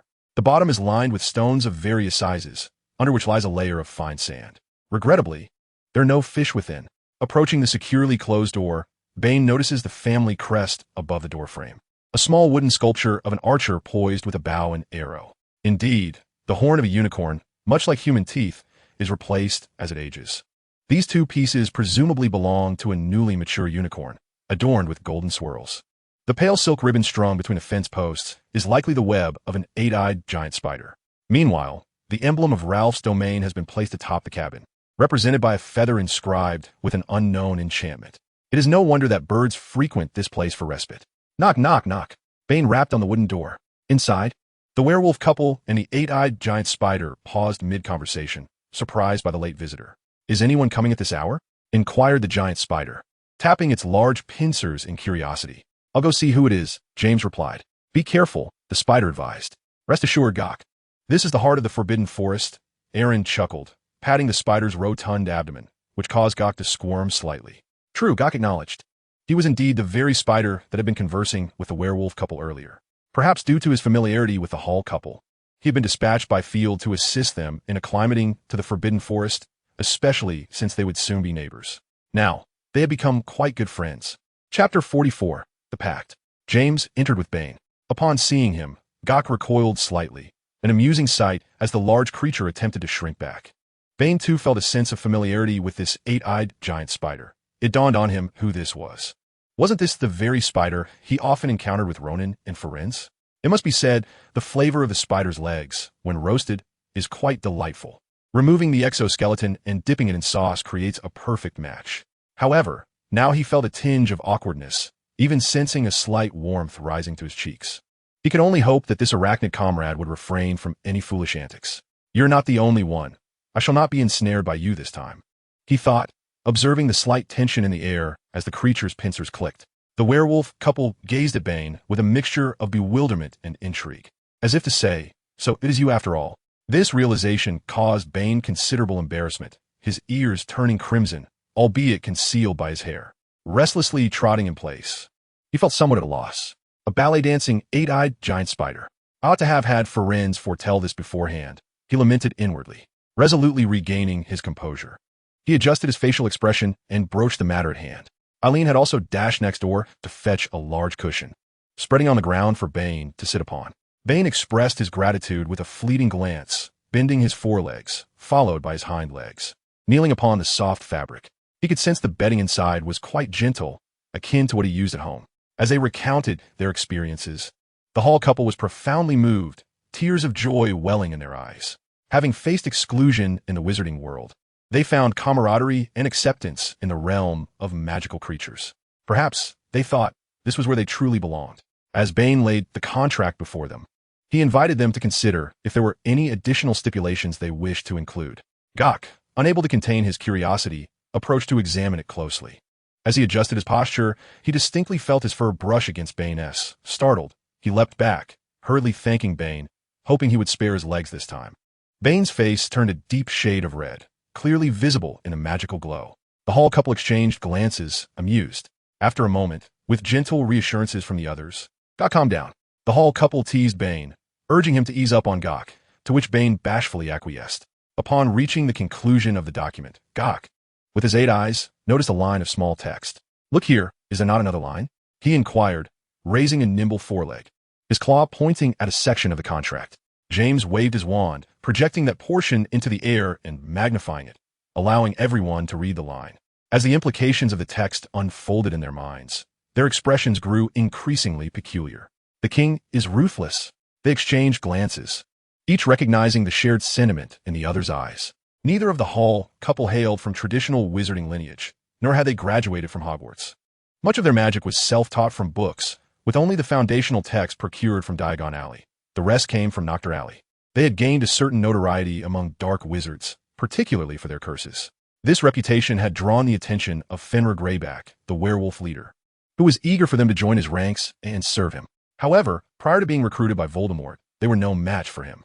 Now, with Voldemort as their formidable leader in the realm of curses, they no longer harbored fears. The Hall couple stands out as wizards who, despite their affinity for curses, remain steadfast in their true essence. Intriguingly, they devised a curse that transfers the wolf poison residing within themselves onto the cursed individual. This ingenious mechanism assists them in retaining their sanity during the full moon, while simultaneously instilling trepidation in their adversaries. Although it does not directly induce lycanthropy in their foes, it manifests corresponding symptoms. Had it not been for the emergence of Voldemort, their lives in Nocturne Alley would have been quite satisfactory, rendering their journey here unnecessary. They pressed their handprints upon the contract and simultaneously cast a curse, which they hurled forth. Upon its release, a faint inky hue unfurled like mist across the contract. Concurrently, the Hall couple sensed an extraordinary force siphoning certain elements from their beings. It was the wolf poison, which they perceived with clarity. The poison continued to be extracted from them, their faces gradually blanching, yet their expressions grew increasingly serene. Subsequently, the extraction ceased, and their handprints on the contract were replaced by a black silhouette of a werewolf. Under the watchful gazes of Bane and Gok, the Hall couple bid farewell, secured the gate, and approached their chamber. As the door closed, the exchange of glances was severed. Hand in hand, they ventured towards the lair of the acromantula, with Bane attempting to console the young spider, encouraging it not to be so sorrowful. This gesture significantly improved Gok's perception of him. Upon arriving at the lair, Bane felt a twinge of anxiety at the sight of the colossal Aragog. His tail flicked nervously as he gulped. It was only when Gok escorted him away from the lair that he gradually emerged from his dazed state. The elder spider, unbound by the rules of combat, had resorted to venom. Bane mused, feeling rather dispirited. He understood that the venom, which had clung to the web, had evaporated into the air, the concentration too potent to bear. Aragog had left his toxic mark, along with the curse of the spider. Those who violated the contract would not only succumb to the acromantula's poison, but also face attacks from spiders within its influence. Nonetheless, the acromantula harbored little regard for these so-called kin. They inscribed a dark green pattern on the contract, depicting an acromantula composed of a multitude of writhing spiders. Subsequently, Bane proceeded to the unicorn tribe, the one with which he shared the closest ties. Upon arrival, Bane was greeted by his unicorn, which bestowed upon him a radiant blessing, purging his ailments. After a brief exchange, the tribe's leader marked him with a unicorn seal. However, rather than a curse, they imparted a blessing, extending goodwill to all who honored the contract. They were gentle, revering nature and venerating life. The unicorn's blessing imbued his magic with a more tranquil and stable essence. Under the flickering lights, shadows danced across Amanda's face, complementing his smile in an eerily enchanting manner. Soon, the lights dimmed, and beneath the moonlight, the centaur mark had already materialized, while the accompanying text vanished into oblivion. Chapter 45. The Betraying Professors. The centaurs are steadfast in their commitments, having promised to assist Hagrid. They shall fulfill their vow. Ronan and Bane walk side by side, with Firenze trailing slightly behind. The melancholy of Ronan contrasted sharply with the optimism of Bane, while Firenze embodied a more rational demeanor. The trio had grown up together, forging a deep friendship. Unlike humans, centaurs raised their young collectively. The foals were nurtured by the tribe, with their biological mothers contributing merely a trace of blood relation. In their youth, they were cared for by the elder female centaurs of the tribe, receiving lessons within the spacious confines of their caves. Divination was typically taught by the most esteemed centaur, often the tribe's prophet. Historical records indicate that the roles of prophet and leader have only coincided in a single centaur. Males were more likely to ascend to leadership, while females were often prophets, a trend that persisted in the current generation. Perhaps, in addition to his divinatory talents, his handsome appearance was an added advantage. They arrived at the edge of the forbidden forest, with Hagrid's modest cabin not far off. "Hagrid! Hagrid!" Bane called out, his voice echoing. They did not step beyond the forest's boundary. A cacophony of barking erupted from the cabin. "What is the matter?" Hagrid emerged, clad in an oversized pink plaid nightgown, his abundant hair bristling. The centaurs exchanged words, providing Hagrid with a brief overview of their mission. He indicated that he would seek out Dumbledore shortly. Before doing so, however, he cautiously inquired if he could add a covert price to their arrangement, one that would remain undisclosed. Curiosity piqued, Bane and the others pressed him for specifics. But Hagrid fumbled, unable to articulate his thoughts. This left them in a state of eager suspense. As young foals, their curiosity was insatiable, especially regarding such clandestine matters. Ultimately, it was Firenze who produced some sage and hibiscus for divination, setting it alight. Hagrid inhaled the fragrant smoke deeply, his mood quickly lifting. He hoped that among the terms of the arrangement with Hogwarts was a provision requiring the Hogwarts Keeper of Keys and Grounds, Hagrid, to assist in caring for the magical creatures within the Forbidden Forest, including but not limited to those injured, pregnant, giving birth, young, or elderly. As they listened to Hagrid articulate this notion with surprising eloquence, the centaurs felt a dissonance. They had not anticipated such depth of thought from the seemingly simple giant. Without hesitation, they consented, recalling the terms their king had inscribed on the contract the night before. After changing into more suitable attire, Hagrid made his way to the Great Hall to see if Dumbledore was there dining. Upon entering the hall, he did not find Dumbledore, but instead encountered Professor Kettleburn. During their cheerful conversation, an overly enthusiastic Hagrid inadvertently divulged some information. Nevertheless, Professor Kettleburn remained unfazed, finishing his breakfast before departing. Concurrently, their dialogue was overheard in its entirety by Professor Slughorn, who had, unusually, risen late due to the absence of early classes. He hastened his dining pace, forsaking the indulgence of his cherished dessert, merely swallowing it in haste before departing. As he traversed the path, Professor Slughorn suddenly pondered the prudence of venturing alone to the centaur tribe. Therefore, he altered his course and proceeded towards the greenhouse. Upon reaching the greenhouse, frequently frequented by Professor Sprout, he found himself contemplating the nature of his negotiations when the door swung open, revealing Professor Sprout and Kettleburn engaged in cheerful discourse. The trio exchanged glances, instantly comprehending one another's thoughts, their smiles blossoming more vibrantly. Upon their arrival at the Centaur tribe, the leader emerged with a few others to greet them, mistakenly believing that Albus had arrived, only to find 3 professors, 2 of whom were deans. After a round of exchanges, Amanda readily acquiesced to their requests. A professor, who bore a disability and was adorned with a billywig stinger, made a request akin to Hagrid's. The stout and amiable Hufflepuff dean expressed her desire to frequently enter the Forbidden Forest to tend to various magical plants, assisting in their pollination, breeding, and nurturing the next generation. The tall and corpulent Slytherin dean sought to gather potion ingredients from within, offering to brew potions for the creatures of the forest as compensation. Professor Slughorn proposed a condition for Hogwarts. Each year, the potions professor must concoct and supply a specified quantity of potions for the diverse beings inhabiting the Forbidden Forest, with materials available for self-collection or through assistance from the forest denizens. Amanda joyfully wagged her tail, diligently noting their requests. It seemed that whatever one desired could indeed materialize. He was somewhat troubled by this arrangement, as the actual needs of the Forbidden Forest were quite minimal. With this initial agreement, he could extrapolate further projects, such as mandating the professors of defense against the dark arts, charms, and transfiguration to conduct regular patrols of the Forbidden Forest to assess for any external intrusions, and, when necessary, Hogwarts would be obliged to aid the forest in repelling invaders. Meanwhile, Professor McGonagall was conducting a lesson in the Transfiguration classroom. It was evident that the eagles were revising more diligently than the snakes. Moreover, the effects of voice into the heart appeared to be quite favorable. The first-year Transfiguration curriculum centered on the transformation of inanimate objects. Currently, Ralph and his peers were learning the mutual conversion between small items of similar shapes. Remarkably, Mr. Smith successfully adorned his silver needle with a stripe, earning 3 points. Professor McGonagall picked up William's silver needle and magnified it for all to see, revealing a groove spiraled around the needle. It was a rare occasion for William to achieve first place, and he beamed with delight. Is this all? The onlookers mused, wondering if such feats merely required a steady hand. Chapter 46, Humility and Brilliance. Although William did not possess the same renown as Ralph, underestimating an individual often leads to unfortunate consequences. Consider, for example, young Barty Crouch. It appears that Mr. Alvey has fallen from grace, overshadowed by a muggle wizard. Young Barty whispered to the surrounding snakes, casting furtive glances toward Ralph, punctuated by fits of subdued laughter. Ralph did not turn his head, and due to the distance and the volume, he did not hear anything at all. Even knowing in advance that Ralph would not turn, little Barty still felt a tinge of embarrassment. His smile had become somewhat rigid and retracted considerably. However, his peers, hailing from families that revered pure bloodlines, continued to jest, some whispering about the inferiority of Ralph's lineage, questioning how a wizard of Muggle descent could surpass him. Yet, Ralph had many admirers as well. The young witches of Slytherin engaged in heated debates with them, challenging the purity of their bloodlines and retorting that they themselves were hardly superior.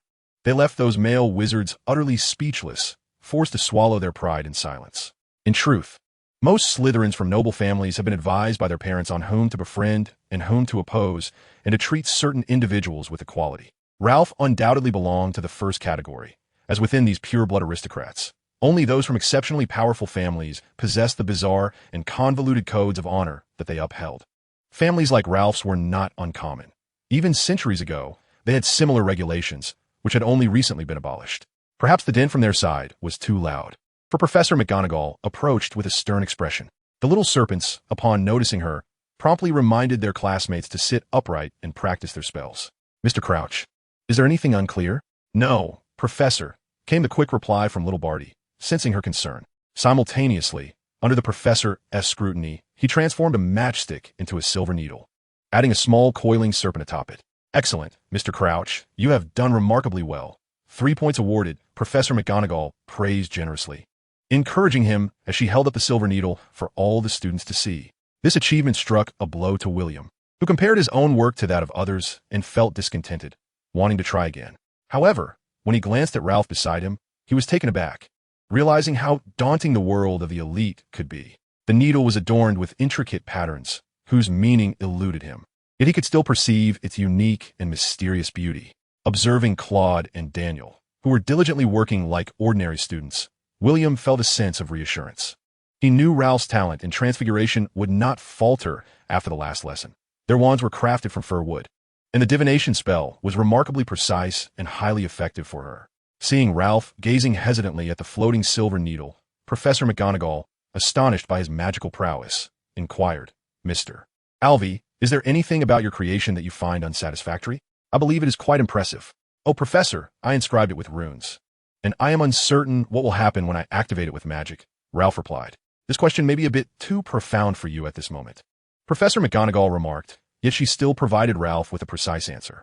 "Mr. Alvey, it is essential for you to understand that Professor McGonagall, holding the silver needle, remarked that its material exists owing to the presence of your magical essence, and that the magical energy consumed upon activation derives from its surroundings. Thus, do give it a try. However, before that, allow me to grant you an additional 5 points."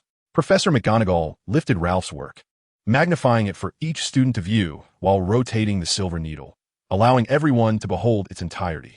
The students gazed in astonishment and envy at the ethereal projection in the air, while young Barty bit his lip, secretly clenching his fist. The Slytherin witches supporting Ralph strutted about like triumphant geese, puffing out their chests and gazing disdainfully at the male wizards with poor expressions, which delighted the young witches to no end. Subsequently, the activation of the spell ignited the matchstick, reducing it to a pile of ashes. With a flick of her wand, Professor McGonagall made the ashes vanish and provided Ralph with another matchstick to continue his practice before attending to the other students. Shortly after the professor's departure, with the assistance of William and Ralph, Daniel and Claude slowly etched faint marks onto the silver needle. This filled them with exhilaration and boosted their confidence, allowing them to swiftly complete the class assignment. Much like charms, transfiguration demands greater self-assurance and imagination. Otherwise, fulfilling the teacher's tasks becomes quite challenging. Had Professor McGonagall drawn the patterns necessary for the transformation on the needle beforehand, the students might have succeeded even more rapidly. Upon returning to her office on the second floor, a note lay on Professor McGonagall's desk. As she organized her belongings, her cheerful demeanor soured at the sight of the note, her brows furrowing. Albus had summoned her to a meeting in the staff lounge on the first floor. How vexing, she thought, to be called for a meeting right after class, with scarcely a moment to eat. Grumbling internally, Professor McGonagall gathered parchment, ink, and quill, leaving her office for the staff room. Arriving before a pair of gargoyles with dripping mouths, she uttered no words. Merely a glance was sufficient for them to grant her passage. Indeed, the staff lounge on the first floor also featured a pair of these gargoyles. Their passwords, updated by Professor McGonagall to deter students from causing mischief, even though the lounge contained little of significant importance and was seldom utilized. Upon entering, Professor McGonagall discovered many professors already present.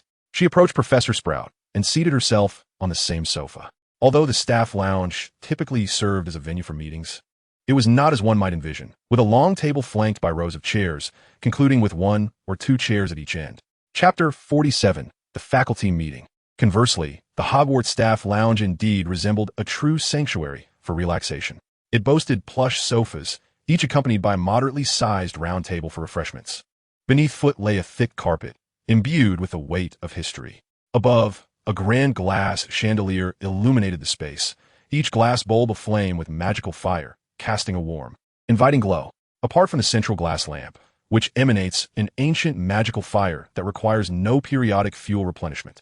All other glass lamps are tended to by house elves who regularly supply them with fuel. "Pomona, do you have no classes this morning?" Seizing the opportunity before others arrive, Professor McGonagall engages in conversation with her old friend, as she has no intention of watching Albus sit alone. They exchange light-hearted banter about the peculiar teaching incidents they encountered that week and some memorable first-year students. Undoubtedly, Professor McGonagall mentions her first teaching mishap of the semester. Young Barty Crouch. She has discovered that Barty possesses a commendable talent in transfiguration, at least somewhat superior to William's abilities, though still overshadowed by Ralph. Professor Sprout nods, contemplating whether she ought to inform McGonagall about the child, especially since she has already committed a rather unkind act towards her today. She shares amusing anecdotes about some intriguing first years, though she refrains from mentioning anything concerning Gryffindor at this moment. Professor Slughorn, seated nearby, joins the conversation. As a seasoned elder, he is far less tactful than Professor Sprout, directly lamenting to McGonagall about Gryffindor's Hanson Abbot, who has proven to be a calamity in potions class, so unlike his brother. The same potion for treating boils in his hands has not only transformed into a concoction that induces them, but it has also become an automatic splattering variant. Professor McGonagall merely nods, unconcerned, aware that talent is largely innate and not easily altered by external influences. As they converse, Professors Flitwick and Grubbly Plank enter hand in hand, taking a seat on the couch adjacent to McGonagall and her companions. Upon entering, Professor Flitwick overhears their discussion about their respective students, seizing the moment to inquire about the troublesome and the exemplary. Since Professor Flitwick initiates the topic, they begin with Ravenclaw. He produces a piece of parchment and a quill, ready to take notes. First, Professor McGonagall shares her impressions, particularly of Ralph and William. She believes that Ralph's aptitude for transfiguration rivals her own. Beyond his notable classroom performance, his wand is also favored by McGonagall, as they share the same material. Hearing this, Professor Flitwick nods in agreement, having experienced similar sentiments in his charms classes, which also occur twice a week. McGonagall then mentions a few students she perceives as problematic, those who seem lethargic, unfocused, and prone to chatter, requesting Flitwick to take note for his own assessment. After all, it is quite normal for first-time boarders to experience insomnia and other mental health issues, necessitating timely reassurance from the heads of houses, and in severe cases, referral to the hospital wing. Professor Sprout, however, is particularly impressed by one student, Claude. She finds this child to be enthusiastic about learning, with commendable cognitive abilities, swiftly applying what he learns to practical situations. The others merely exhibit good sensory awareness, such as being attentive and caring for plants and displaying a willingness to assist. Although the number of students she recognized was not extensive, she discovered that a considerable number of students exhibited minor issues. Not only did this encompass Professor McGonagall's students, but it also included several others. The professors present were quite understanding, for Professor Sprout was undoubtedly one of the most affectionate towards children among the Hogwarts faculty, a sentiment that even Dumbledore had to concede. Following her was Professor Slughorn. Upon his arrival, lavish praise on Daniel for his remarkable talent in potions, asserting that he would undoubtedly become a master potion maker like himself. Few had received such commendation, with the notable exceptions of the former Tom Riddle and a recent accolade awarded to another Slytherin student, Severus Snape. It was indeed surprising to witness another prodigy in Daniel. He also lauded some students, Claude and Ralph, for their innovative potential in potions, albeit with the caveat that their success was contingent upon Daniel's assistance. In a swift turn, after previously praising Ralph and Claude, Professor Slughorn began to critique them. A bit more flavor? Alter the formula? Simply test the potion? The professors chuckled, finding them quite endearing. A person who cherishes good food can never be truly malevolent, for they are inclined to relish the present rather than dwell on an uncertain future. As an experienced educator, Professor Slughorn discerned the problematic students, albeit fewer than those identified by Professor Sprout. Yet his insight was astute. He could always pinpoint the essence of the matter, clearly and explicitly informing the deans present about which students might encounter difficulties. Combining the perspectives of the three deans with his own judgment, Professor Flitwick sketched on a piece of parchment to determine the priority for upcoming discussions. Upon concluding, the four deans contentedly stowed away their parchments, feeling assured. They then began to engage in casual conversation, with Professor Dumbledore seamlessly joining them at an indeterminate moment. Regarding the quality of education, there was a consensus of satisfaction with Ralph's voice into heart spell, as it significantly enhanced the efficiency of the young wizard's lessons and reduced their errors. Dumbledore concurred, but opted to temper his enthusiasm, as Mr. Alvey's current fame was rather pronounced. He did not wish for Ralph to attract undue attention from certain factions. As the conversation progressed, the professors expressed a modicum of concern, yet they remained optimistic that the Ministry of Magic would manage the situation well, provided it did not disrupt the normal operations of Hogwarts. Nevertheless, some form of reward was still deemed necessary. Otherwise, it would be difficult to justify their efforts. Albus wholeheartedly agreed, as he wished to avoid receiving a vociferous letter from his brother. However, the question remained, what to reward? Chapter 48. Continuation of the meeting. What should be offered as a reward? It would be prudent to keep the rewards discreet, for apart from those present, including Mr. Alvey's roommate, no one else would be privy to the matter. Gold galleons? Too commonplace, and it would require the board's approval, which was unsuitable. Study notes? Perhaps it would be better to grant the children a joyful campus life. A few Felix Felicis? That seemed insufficient. The group pondered. Suddenly, Professor Flitwick recalled the previous search for secret passages and conceived an idea. He proposed that Ralph be permitted to venture to Hogsmeade Village through the hidden passages within the school. However, it was deemed necessary to impose limitations on the frequency of these excursions and to establish certain stipulations. Through collaborative brainstorming, a plan swiftly emerged. Ralph would be allowed to traverse the secret passage to Hogsmeade twice a week, accompanied solely by his dormitory companions. Each visit to Hogsmeade must be communicated in advance to either the head of house or the headmaster, who would liaise with relevant personnel in Hogsmeade to ascertain their presence and ensure the safety of the students. Should Ralph require overnight accommodations, he was to promptly contact the head of house or the headmaster, providing appropriate documentation from the relevant parties. Following this discussion, Headmaster Dumbledore successfully recorded the final details on parchment and entrusted it to Professor Flitwick for further dissemination and explanation. Once this matter was concluded, Professor McGonagall urged Albus to expedite the commencement of their official business. However, as Professor Kettleburn and Hagrid had yet to arrive, he chose to wait a while longer. Soon enough, Hagrid appeared, carrying Professor Kettleburn across the gargoyle, making their way to the staff lounge. Hagrid was also nearby. As their magical creatures were left to roam in a spacious area at the edge of the Forbidden Forest, given Professor Kettleburn's mobility challenges, Hagrid had hastened to assist him. After offering a slight apology, the two found a place to sit. Due to his size, Hagrid occupied an entire seat on his own, which caused him a moment of embarrassment. With everyone present, the day's agenda formally commenced. Albus produced a beautifully shimmering sheet of paper and handed it to Professor McGonagall, indicating that she should review it before passing it along to the next person. The text upon it was unfamiliar to Albus, and he could only surmise the nature of the magic inscribed. Part of the enchantment was designed to assist the reader in comprehending the content. Yet, due to certain mystical factors, he found himself unable to replicate this contract directly using the Elder Wand. It was a force he had sensed since assuming the role of headmaster of Hogwarts. He pondered how the four founders had discovered this place. Was it truly merely the dream of Lady Ravenclaw? The essence of the contract felt distinct from that of Hogwarts, and he discerned that upon agreeing and signing, Hogwarts would also relinquish a fragment of its own power. This connection ensured the fairness of the agreement. As Professor McGonagall perused the terms of the contract, her expression was one of intrigue. The clauses detailed numerous obligations that Hogwarts seemed to be undertaking, yet, in reality, it appeared to be an empty promise. Requests for the herbology professor to assist in cultivating plants and caring for ailing magical flora, as well as accepting commissions from the Tree Guardian. These were surely Professor Pomona's favorites. Moreover, the stipulation for the care of magical creatures professor and the Hogwarts gamekeeper to tend to sick or troubled magical beings seemed akin to leading sheep to slaughter, akin to a mouse falling into a grain bin.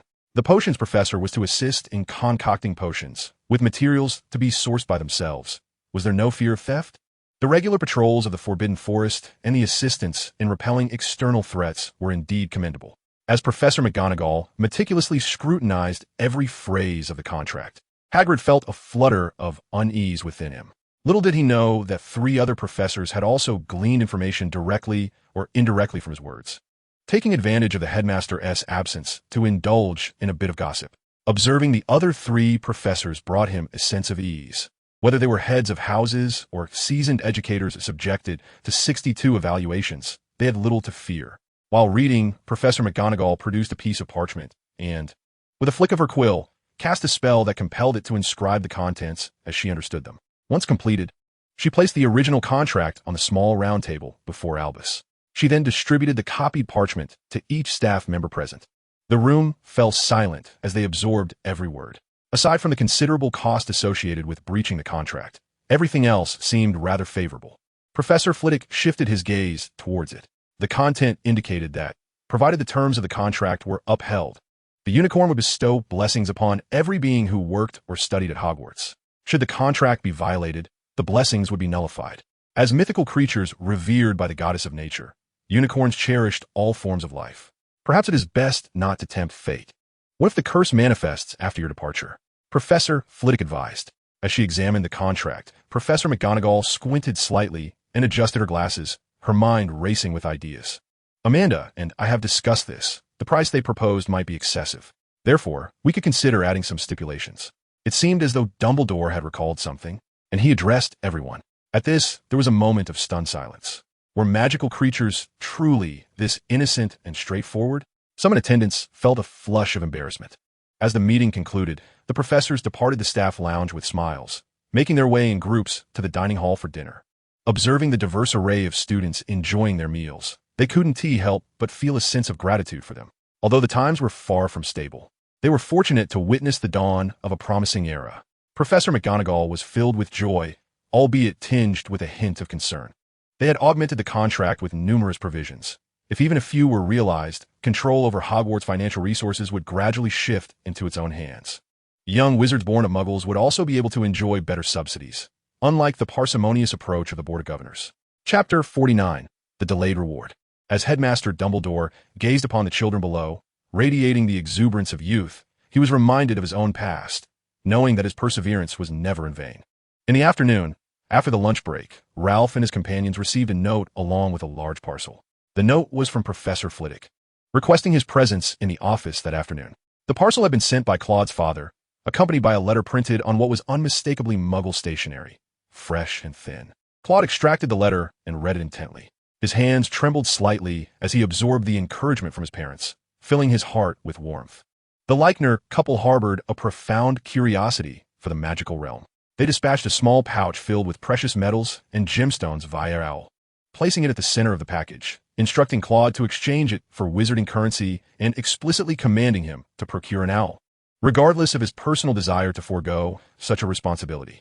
This directive left Claude in a state of amusement, yet he grasped the sentiments of his parents. Without the silent presence of their children, Muggle parents seldom venture to immerse their offspring in the wizarding society, a realm utterly foreign to them, in which they could offer no assistance, not even the currency needed for their children's survival. Wizards remained oblivious to these concerns. While how many ordinary folk were even aware of the existence of wizards?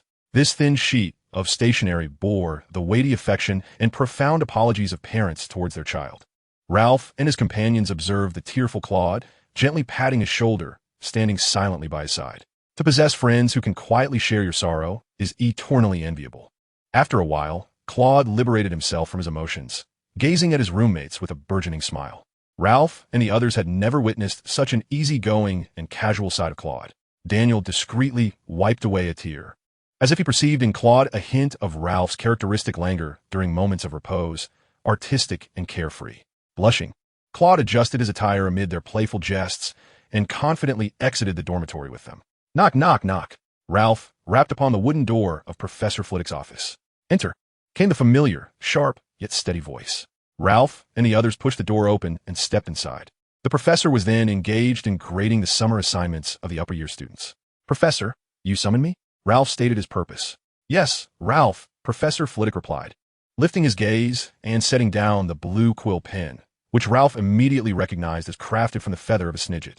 The professor waved his wand, tracing an arc in the air, causing several small stools to materialize, inviting them to sit. Are you all heading to the library? Professor Flitwick inquired upon noticing Claude's bulging backpack. It's already the holiday. I still suggest you enjoy yourselves and not squander time on studying. Hogwarts has many delightful places to explore, with the exception of the Forbidden Forest, he advised. No, not all, Professor. This is a medical book that Madame Pomfrey asked me to bring for her, Claude explained. Ah, I see. Let us proceed, then, Professor Flitwick remarked, casting an appreciative glance at Claude. The first matter at hand concerns you and Claude. The professor's words startled Claude, who had only just emerged from his gloom, and he promptly focused his attention, sitting up straight. You needn't worry excessively. It is not a grave matter, Professor Flitwick reassured them, reiterating Professor Slughorn's admonitions. Claude and Ralph felt a twinge of embarrassment, especially Claude, whose cheeks flushed with warmth as he nodded repeatedly in agreement. Nearby, Daniel and William shared a similar sense of awkwardness, as they too were considered accomplices. He firmly believed that his child possessed a sense of discipline capable of curbing their curiosity. Soon enough, the conversation shifted to the matter at hand. Ralph, in recognition of your selfless sharing of the enchanting magic of voice in a heart, Hogwarts has decided to present you with a special contribution award as a token of appreciation for your enhancement of the school's educational efficiency. However, due to your tender age, we have collectively resolved to postpone the formal award ceremony until you are a bit older. I believe your fame has already reached considerable heights. Wouldn't you agree? Ralph nodded in full agreement. William and the others initially reacted with shock and envy, but upon hearing the postponement of the award, they felt a tinge of regret. Nevertheless, we have other compensations to offer you, which I trust will bring you satisfaction, Professor Flitwick said with evident delight, igniting their curiosity.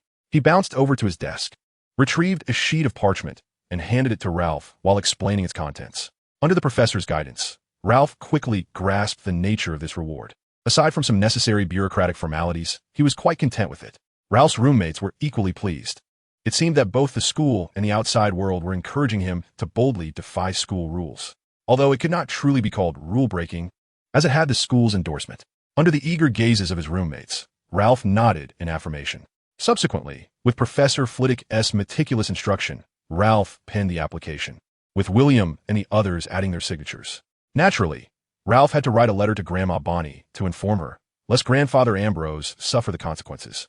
He wondered if Brother Buchanan had any spare time, as Grandma Bonnie had been incessantly nagging about him, a situation exacerbated by the recent unrest, with Buchanan serving as an oar. In his letter, Ralph included his heartfelt wishes for Buchanan, hoping he would receive them. His childhood had not merely been spent in the company of adults. Buchanan had been an excellent playmate and older brother figure. The year Ralph arrived, Buchanan was in his 7th year. Shortly thereafter, he graduated and secured a commendable position as an oarer, now fully employed. Many of the spells Ralph had mastered were taught by Buchanan. Otherwise, relying solely on textbooks, he wouldn't have had the time or energy to study each one individually. After finishing the letter, they departed the dormitory once more, heading towards the hospital wing. The robust William seized Claude's backpack, marching ahead of the group with a buoyant stride under Claude's displeased gaze. Chapter 50. The Delivery at the Hospital Wing. Upon arriving at the hospital wing, Ralph found the backpack resting on his shoulder. The once vigorous William now appeared rather deflated, a mix of physical malaise and psychological distress weighing him down. As they entered the hospital wing, a solemn tranquility enveloped them. "Oh, it's you all." Madame Pomfrey recognized the familiar faces of her regular visitors, who came each morning. "What seems to be the matter with you, William? Are you unwell?" Observing the listless William, Madame Pomfrey inquired while ushering them inside, effortlessly conducting a series of magical examinations. Remarkably, neither party seemed to notice that they had already undergone an assessment earlier that morning. After a thorough series of magical evaluations, it was determined that they were in excellent health, though William appeared somewhat fatigued and lacking in vitality. Madame Pomfrey provided him with a small vial of diluted revitalizing potion. With eyes closed, William consumed it, the slightly unpleasant taste spreading through his mouth, prompting him to realize that Raph and Claude's potion flavor improvement plan was indeed urgent. Despite the unpalatable flavor, the effects were remarkably swift. William soon felt his energy returning, his back pain alleviated, and his legs no longer weary, nor his shoulders aching. "Madame Pomfrey, we have brought the book you requested," Claude announced after she had examined William once more. "Oh, thank you so much, young Claude," Madame Pomfrey replied, her face lighting up with joy as she playfully pinched Claude's cheek, causing him to redden further. After taking the satchel, she asked them to wait for a moment. Raph noticed that the 2 senior students, the diminutive Peter and Remus Lupin, were still present. They greeted each other and soon understood the reason for their continued presence.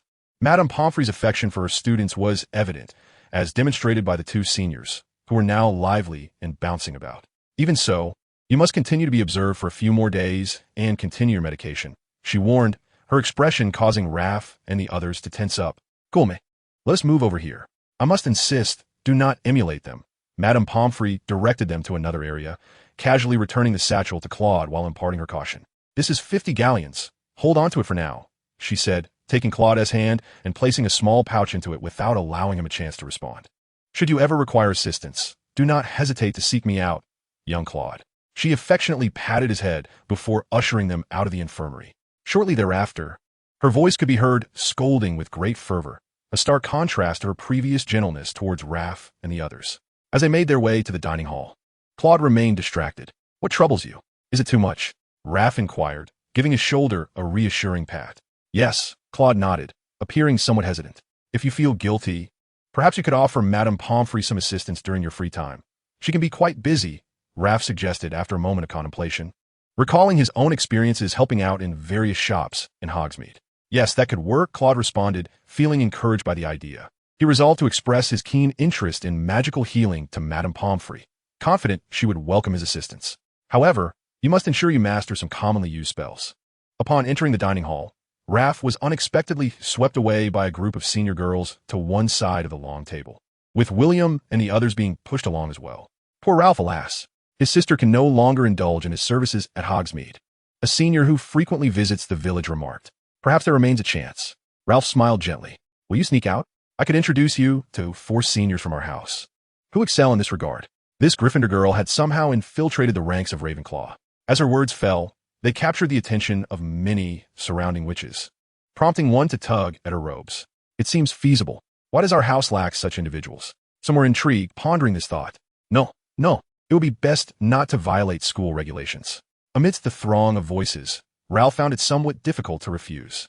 Upon returning to their dormitory, the 4 collapsed onto their beds, disheveled and weary. Uncertain of who initiated the hair tousling, it spiraled out of control. How frightful! Daniel voiced the collective sentiment, his already sparse hair appearing even thinner. Recalling Professor Gladiol's words before class, William patted his thick locks in silent mourning. Claude, with his cherubic face, now appeared even fuller, uncertain whether it was swollen or merely the result of indulgence. After so many days of restraint, the witches were nearly driven to madness. Even William exclaimed he could not endure it any longer. Regaining composure, Ralph rose from his bed and took a seat at the table. Supporting his chin with one hand while gesturing with his wand, he magically opened the letter on the table. The parchment emerged from the envelope, unfurling before Ralph. Recognizing the handwriting, Ralph deduced it was penned by Granny Bonnie. It was only natural, as Grandfather Ambrosius could not compete with her. The letter comprised casual exchanges about family matters and updates on the village, assuring that all was well.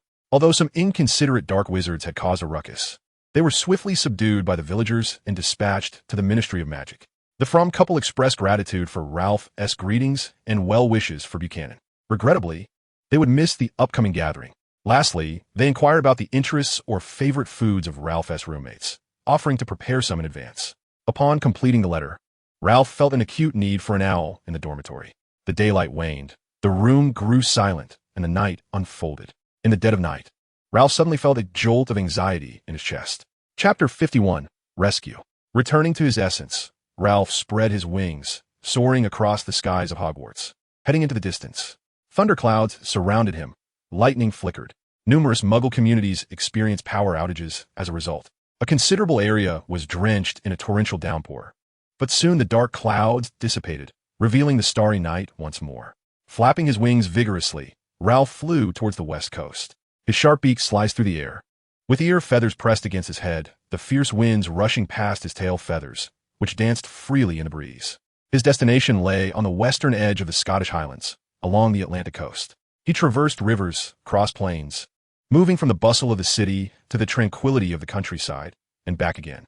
The path of the Muggles meanders like a vein across the earth, continuously growing outward, absorbing every possible nourishment for the advancement of their civilization. Yet, all of this is of no concern to Ralph at present. He is only aware that someone is tormenting his sister, in the heart of a rather large island, situated close to the Scottish mainland. Heavy leaden clouds press down upon the ground, while fierce winds whip up the lush grass beneath. Lightning bolts strike from the sky, only to be repelled by an invisible barrier, sending ripples outward in an elliptical pattern. Amidst the raucous laughter, incantations filled with exuberance resonate through the atmosphere, as if even the thunder cannot overshadow them. A heart-wrenching cry pierces the stormy clouds, and a flurry of dull feathers, marked with various traces of spells, descends from the sky, stained with blood. Avada Kedavra, a green light, imbued with a palpable sense of death, shoots skyward, carving a passage through the ominous clouds, while strands of starlight filter down, fleetingly visible before being obscured once more by the mist. What are you doing? A dark-robed wizard barks at his companion, struggling to maintain the large defensive charm. What's there to worry about? It won't even hit us, and even if it did, it wouldn't kill us anyway, replies the noticeably slender wizard, nonchalantly twirling his wand. What if? Life is far more valuable than death. The defensive wizard continues to shout. Their companions, long accustomed to such scenes, maintain a steady output of spells. A barrage of curses, hexes, and jinxes rains down upon the sky, with one group resting while another casts spells, ensuring a continuous flow of magic. The Thunderbird in the sky appears weary, battered by the relentless onslaught of spells, its feathers scattered and blood splattered, revealing the stark outline of its spine beneath the torn flesh. She can no longer muster the strength to flee towards the sea and escape her grim fate. The argument between the two wizards escalates in intensity, the gaunt man flailing his arms. The spell-casting wizard's curses grow louder, more vulgar, and increasingly irritable. Avada Kedavra, The emaciated man seems to reach his breaking point, unleashing another killing curse into the storm. The ghastly green spell hurtles forward, casting a pallid light upon every face in attendance. The cursing wizard glances contemptuously towards the direction of the spell, but his expression drains of color in an instant. Tragically, the Thunderbird, riddled with wounds and bloodied, plummets from the sky, her descent aligning perfectly with the trajectory of the curse. She emits a mournful and desperate cry as the green light approaches, illuminating her weary eyes, which still harbor a longing for life. In that fleeting moment, all present are rendered speechless. With their years of experience, they know that this Thunderbird cannot possibly withstand the killing curse. Her frailty and the spell's overwhelming power are undeniable. As the deadly light draws ever closer, the Thunderbird senses the chilling presence of death approaching her. Even amidst the chilling terror, she found herself devoid of any strength. Death weighed heavily upon her corporeal form, coaxing her spirit toward that realm of freedom. Suddenly, a searing warmth surged from her chest, pulling her from the clutches of the deathly illusion. It was the feather of her brother. He had arrived. A fleeting thought crossed her mind, and she grimly shut her eyes, concealing her lingering attachment to the world. I hope my brother will avenge me. Time passed in silence, and she felt nothing at all. Is this death? It is not painful at all. How wonderful. Huh? Why do I sense the fury of thunder? As she opened her eyes, she beheld her brother Ralph hovering before her, exuding an aura of sheer terror. While she was cradled by his formidable power, she could feel the wrath of the surrounding lightning. The storm clouds had expanded, enveloping not just the island, but also extending into the surrounding seas. The hunters were filled with profound fear, having never encountered such a scene. A feather burst forth from the chest of the injured Thunderbird, incinerating instantly. Then a colossal Thunderbird materialized from thin air, its terrifying presence palpable, and with a single claw, it shattered the death curse. Sophia, rest well. The rest is up to me, Ralph whispered softly to his sister. A feather detached from him, falling upon Sophia, releasing the familiar lightning guardian and lightning healing. Sophia felt the soothing currents of electricity flowing within her, and she let out a gentle sound. Her heart warmed with comfort. This was her brother. Soaring above the hunters, Ralph vigorously flapped his 6 wings, drawing in bolts of lightning from the storm clouds, gathering them near his wings. The dazzling electric light dazzled the hunters' eyes, and they could not help but shed tears. Avada Kedavra, stupefy, confringo, the death curse, stupefying spell, blasting curse, and others were hurled at Ralph in succession. The spells struck the lightning surrounding him, igniting sparks but ultimately vanishing without a trace. Now it was his turn. Ralph thrust his 6 wings forward, then spread them wide, stretching them to their limits. Countless bolts of lightning descended, striking the shield and illuminating the desolate island. Boom! The large defensive spell shattered, and in the despairing gaze of the onlookers, bolts of lightning rained down, obliterating their hopes for survival, leaving only ashes in their wake. The wizard who had previously maintained the barrier flashed a resolute look. He retrieved a smoke pipe from his pocket and tossed it to the wizard he had argued with earlier, saying, "Survive. Father, no. I forgive you. Please, no." The man cried out in anguish, sprinting towards his father, his voice drowned out by the roar of thunder. The father, witnessing his child being whisked away by a key, revealed a relieved smile, opening his arms to embrace death. Alas, he would never hear those words of forgiveness. After the lightning flashed, only ashes remained on the ground, drifting toward the sea as Ralph spread his wings. He let out a low murmur. Chapter 52. Siblings.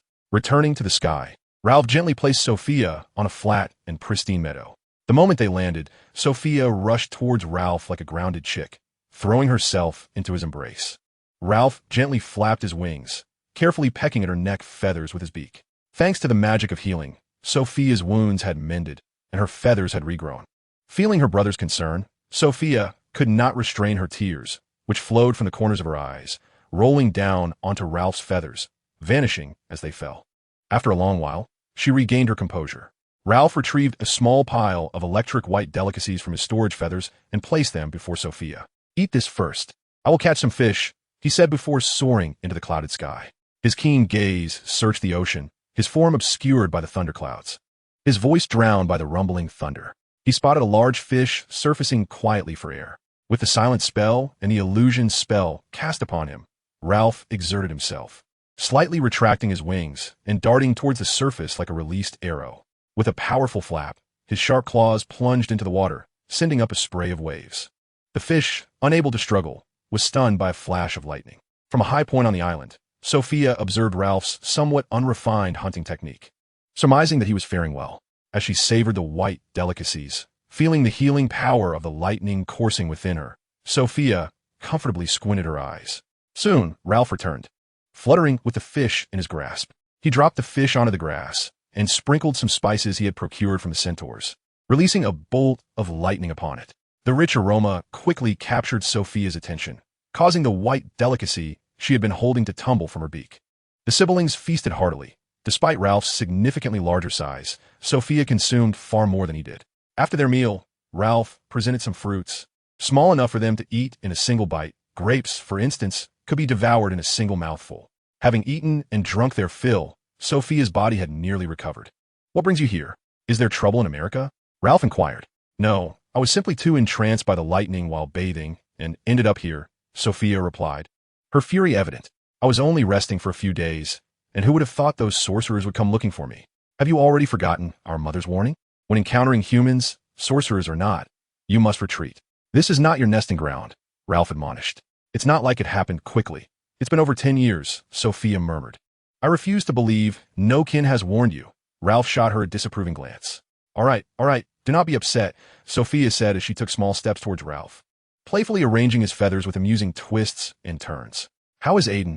I haven't seen him in ages," Ralph inquired, referring to his brother, Sophia's second elder brother.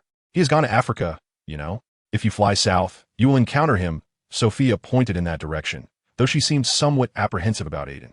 "Are you afraid of Aiden?" Ralph asked uncertainly, as his memories painted Aiden as quite kind to Sophia. The three of them were triplets, all having grown up to live independently, raised solely by their mother, a renowned figure in their community, pursued by numerous solitary male Thunderbirds. Aspiring parents would often seek her guidance. "Tell me more," Ralph urged. With a hint of reluctance and a touch of embarrassment, Sophia began recounting her experiences. Over the years, Aiden had been either engaged in battles or on his way to them. His combat skills were remarkable, not to mention his various hunting techniques. Thus, during their time in North America, Sophia frequently found herself at the receiving end of Aiden's training.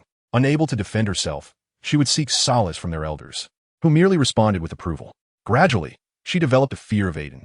Yet, their bond was undeniable. Whenever Sophia faced peril in the Americas, Aiden was invariably the first to arrive. After averting danger, her rigorous and grim training regimen commenced, necessitating practice sessions with Aiden. Even as his younger sister, Aiden spared no effort, and it was not uncommon for her to shed feathers and draw blood. However, on this occasion, Sophia insisted it was her own carelessness that led her into the wizard's trap. Upon hearing this, Ralph raised an eyebrow. He believed that Aiden required no assistance, yet regarding Sophia, he had his doubts. "Ralph, what is wrong with me?" Sophia asked, noticing his unwavering gaze upon her as she fidgeted with her claws and twirled around. "Is something about my appearance off?" She inspected herself, convinced she looked rather fine. Ralph tilted his head, observing the contrasting shades of her feathers, his eyes twitching slightly. In terms of Thunderbird aesthetics, Sophia's appearance was acceptable.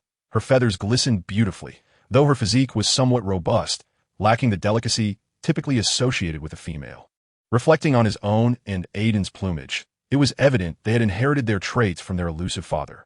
Ralph conjured a mirror and positioned it before Sophia, inviting her to examine her reflection. "Is this truly me?"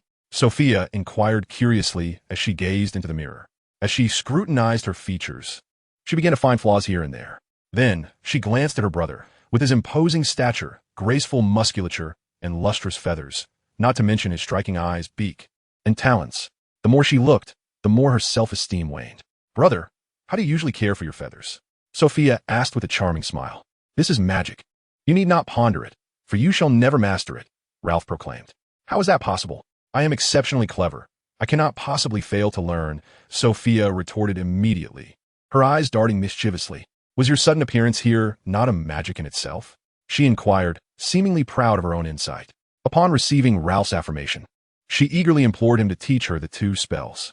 Sophia could already envision herself adorned in resplendent feathers, dazzlingly evading Aiden's assaults while playfully flaunting her tail feathers before his bewildered gaze. Ralph, growing impatient, presented the two incantations before her, adhering to Professor Frivy's template. "Here, take a look. I have written it all down. If you cannot comprehend, feel free to ask me," Ralph stated.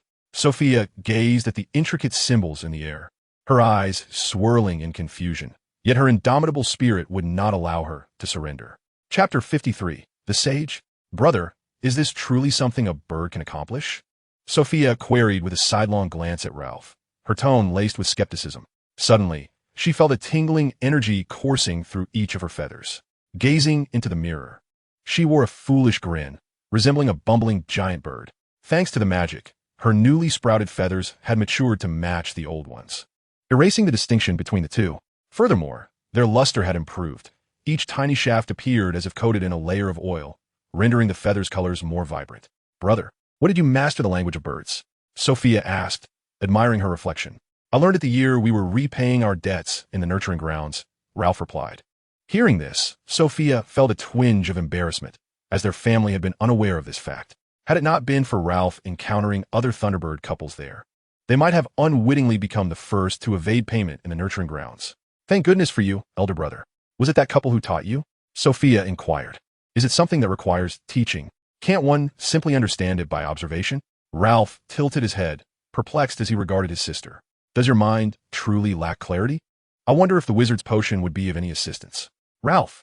Sophia exclaimed in exasperation, unable to contain her frustration at his expression. The clan grounds? Ralph repeated, puzzled. When you departed the nurturing grounds, did you not follow the bloodline's guidance?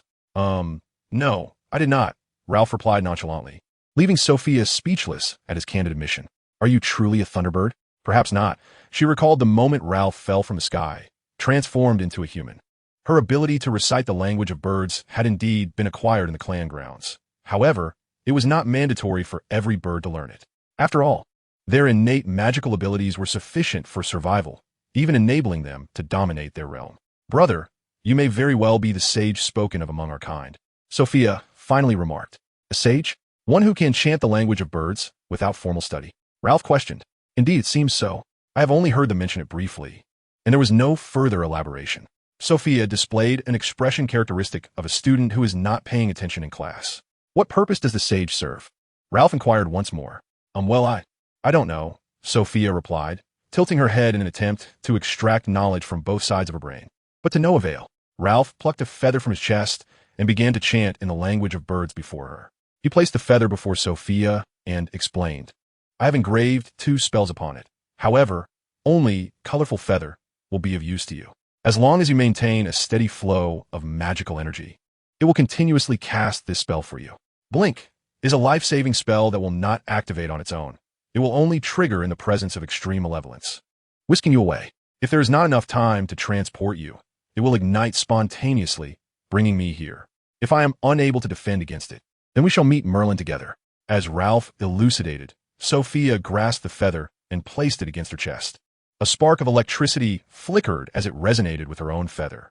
Curiously channeling magical energy, she could sense the 2 spells within. Upon inputting the energy, one of the spells activated automatically, enveloping her in a comforting sensation. However, no matter how she attempted to manipulate the energy, the second spell remained inert, leaving her feeling a tinge of disappointment. Brother, are you currently living among humans? Sophia inquired. Following this, Ralph shared details of his recent experiences, particularly how he had unknowingly become the king of the Forbidden Forest. Sophia was not particularly intrigued by Ralph's life in the forest. Instead, she was fascinated by his human existence. She peppered him with questions and urged him to hasten his studies in transformation magic, so he could turn her into a human, allowing her to experience life among them. Have you truly forgotten what a sage is? Ralph asked once again. Does it hurt? Sophia whispered. Not at all. It is a pity that I am not human now. Otherwise, the corners of Ralph's mouth would undoubtedly begin to twitch. Not painful? Then let us begin, Sophia replied nonchalantly. A gentle and familiar force began to seep into her mind, gently tugging at her memories. Recognizing it as her brother's magic, she did not resist. Instead, she allowed it to rummage through her recollections, the keyword being sage. As fleeting moments of time passed, various scenes flashed before her like a kaleidoscope, and the fragments of memory Ralph sought began to emerge. There were no images, only sounds. Upon witnessing this, Ralph understood that Sophia was either sleeping or keeping her eyes closed during class. The sage holds the future of the clan in their hands. The first sage in recorded history aided us in becoming the deities of the indigenous people, receiving their worship, and thus mastering the secrets of thunder and lightning. Secrets that reside within the lineage of our blood. The second sage bestowed upon us the power to control celestial phenomena. Here, the dreamlike state deepened, and vivid images began to materialize as if emerging from a dream. The third sage, a pioneer, led us out of the Americas, and our footprints shall grace the entirety of the world. The fourth sage foretold the transformations of the era. Humanity shall ultimately seize control of this world. We may evade and conceal ourselves, yet we shall never submit.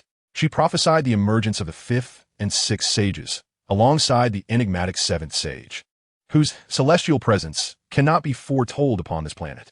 In the scene, the venerable Thunderbird instructor appears, likely roused by the teacher's fervent voice. The fifth sage, as predicted by the fourth, initiated a new form of magic for our kind, mastering the forces of space and achieving new heights in the art of lightning magic. The method for nurturing the land was born from his creativity. The sixth sage, the current sage, established the so-called system, defining the location of the ancestral grounds and inscribing it into our very bloodline.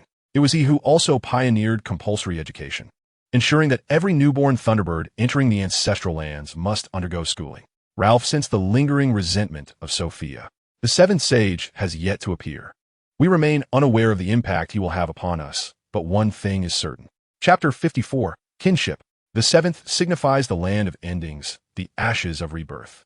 This is the final prophecy of the fourth sage, eternal and unchanging. This is the fate that befalls most Thunderbirds. As Ralph read, memories associated with Sophia began to surface in his mind, becoming ever clearer. From the classroom to the astrological platform, visions of the ancestral lands flickered through Ralph's consciousness. Simultaneously, he felt a surge of power imbued with lightning as he delved into these memories, exploring himself, guided by a benevolent and gentle will. Recalling the classroom discussions, her gaze toward her brother grew ever more reverent. "Brother, what grand endeavors do you intend to pursue?" she asked with excitement.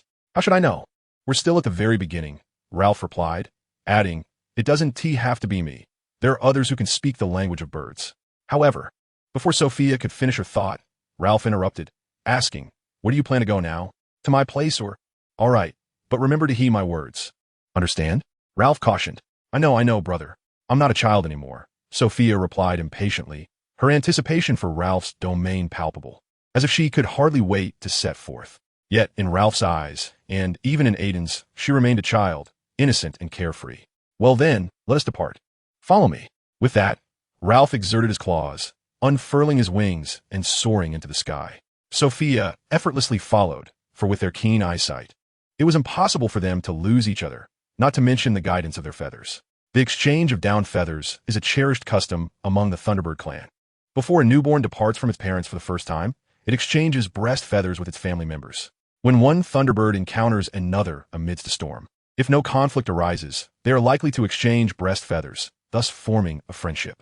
Upon acquiring the chest feather of another Thunderbird, one merely needs to conceal it beneath their own primary feathers, where it will seamlessly merge with their downy plumage. The chest feather possesses the remarkable ability to identify and locate its corresponding Thunderbird within a certain range, as well as to convey simple messages. The giver can also, through the chest feather they have bestowed, perceive the recipient and transmit rudimentary information. However, this act of communication necessitates subsequent learning. Without such knowledge, one cannot comprehend the significance of the various fluctuations of foreign electric auras, despite possessing acute sensitivity to all vibrations. Moreover, based on the similarity in bloodlines, a Thunderbird can discern the circumstances of another through the chest feather and cast its magic accordingly. Ralph previously utilized this method to locate Sophia and perform the spell Blink. Nonetheless, these perceptions can be masked. One need only shroud the corresponding chest feather with their own magical energy. This magic falls under the category of bloodline magic, created by the fifth sage and is rooted in the lineage connection. All Thunderbirds in this realm trace their bloodlines back to a singular progenitor, deriving their strength from the first being venerated as a deity. The fifth sage is a grand sorcerer among Thunderbirds, having crafted numerous spells inscribed within their bloodline. His most significant achievement is the spell Guardian of Thunder, a vow of protection bearing his name, which encapsulates his understanding and contemplation of space. It is through this understanding that Thunderbirds establish their various nurturing grounds in the present tribal lands. Even though no bird has inherited his mastery over space, the guidance of their bloodline instructs them in their endeavors. Soaring over lush mountains, slender rivers, and desolate plains, light filters through their forms, casting a swift shadow upon the earth. Bathed in moonlight, they arrive at the forbidden forest. Ralph's nest is easily discernible at night, on clear nights. The moonstruck beasts invariably gather to dance atop Ralph's mountain perch. A beam of moonlight descends from the unknown realms above, reminiscent of the light filtering through the morning mist in the woods, albeit fainter and less conspicuous. However, if the moonstruck beasts were to summon moonlight in a less noticeable expanse, such as the plains, the column of light would be challenging to detect. The portion of the moonbeam in the sky is most prominent, yet the segment closer to the ground remains elusive, akin to a treasure at the end of a rainbow. Perpetually undetected, it is both near and yet feels as though it lies 1,000 miles away. The moonstruck beasts form a circle, their rounded forms occasionally lifting and descending. Their ears perk up and fold down intermittently. With a pair of custom sunglasses, the ambience would be absolutely delightful. Do you see it? That small hill beneath the column of moonlight is my dwelling. Avoid landing directly on the summit, for there are precious herbs there. Suddenly, a flash of fire erupts before them. It is the phoenix, Foxes, arriving. Flames envelop Foxes, matching the grandeur of Ralph and his companions. The phoenix and the Thunderbird are closely related. Aside from their size disparity, their similarities are quite pronounced, as both embody elements of the natural world. The phoenix, a manifestation of flames, possesses a purity and gentleness in its fire that surpasses that of fire lizards and dragons, rendering it more manageable. Should it desire, a single phoenix could incite a magical inferno in Paris far more catastrophic than that wrought by Gellert Grindelwald. Their existence hinges solely on their will. As long as they wish to survive, they can perpetually resurrect from their ashes. The Thunderbird, favored by lightning, is a beloved of the skies. The historical connection between the Phoenix and Thunderbird clans remains obscure. However, it is known that when a Phoenix and a Thunderbird fall in love, their offspring will invariably be a Thunderbird, a most intriguing phenomenon. This leads to a general affinity for flames within the Thunderbird lineage. Yet, when the population of phoenixes dwindles below a certain threshold, some Thunderbird eggs will hatch into phoenixes, a remarkable occurrence indeed. This transformation is heralded by signs. If the Thunderbird eggs, once cloaked in Lightning Guardian, inexplicably assume a fiery essence, it is a certainty that the egg has become a conflagration, and a phoenix will emerge once the flames extinguish. When employing bloodline magic to assess the genetic similarities between the two, it becomes evident that only a minuscule fraction of their bloodlines overlap, indicating that Thunderbirds and Phoenixes are merely close kin. In the headmaster's office at Hogwarts, Albus Dumbledore stood by the window, observing 2 Thunderbirds, one large and one small, soaring over Hogwarts toward the Forbidden Forest. "What do you think, Fox?" Albus inquired, recalling the moment he was startled by Ralph commanding such an expansive thundercloud emerging from the Forbidden Forest. As one of the great wizards of this century, he was acutely aware of the fury contained within that storm. Fox emitted a few soft calls. Dumbledore listened intently, grasping the unfolding events. He wholeheartedly endorsed Ralph's approach, self-deprecatingly reflecting that he was less adept than a magical creature. However, now there were 2 Thunderbirds in the Forbidden Forest. He hoped their king would manage well. At the summit of the hill where Ralph's lair was located, amidst the low shrubs, the moonlit beast swayed, each leap accompanied by a rhythmic movement of its body, producing a soft aum sound. Among the shrubs, long-leaved, broad-centered, green herbaceous plants glimmered with a silvery sheen.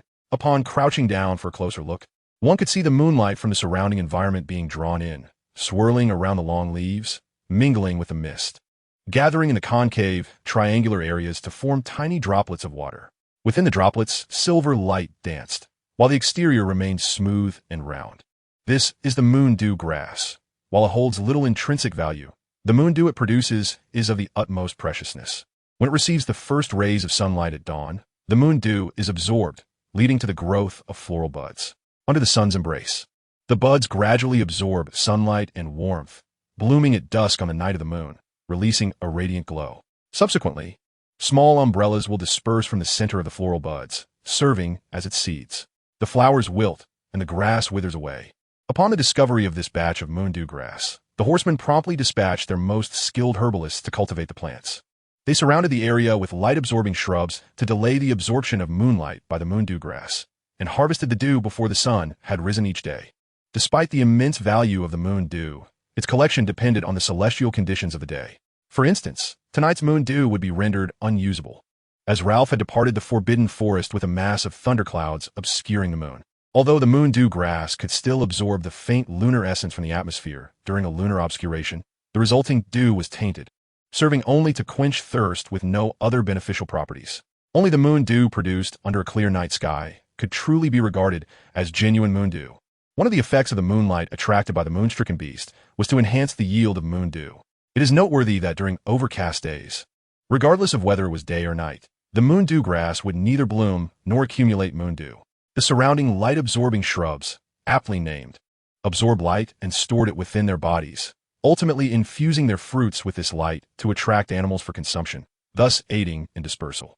The fruits, akin to blueberries in size, possessed a notably sour flavor, with black skins and yellow flesh.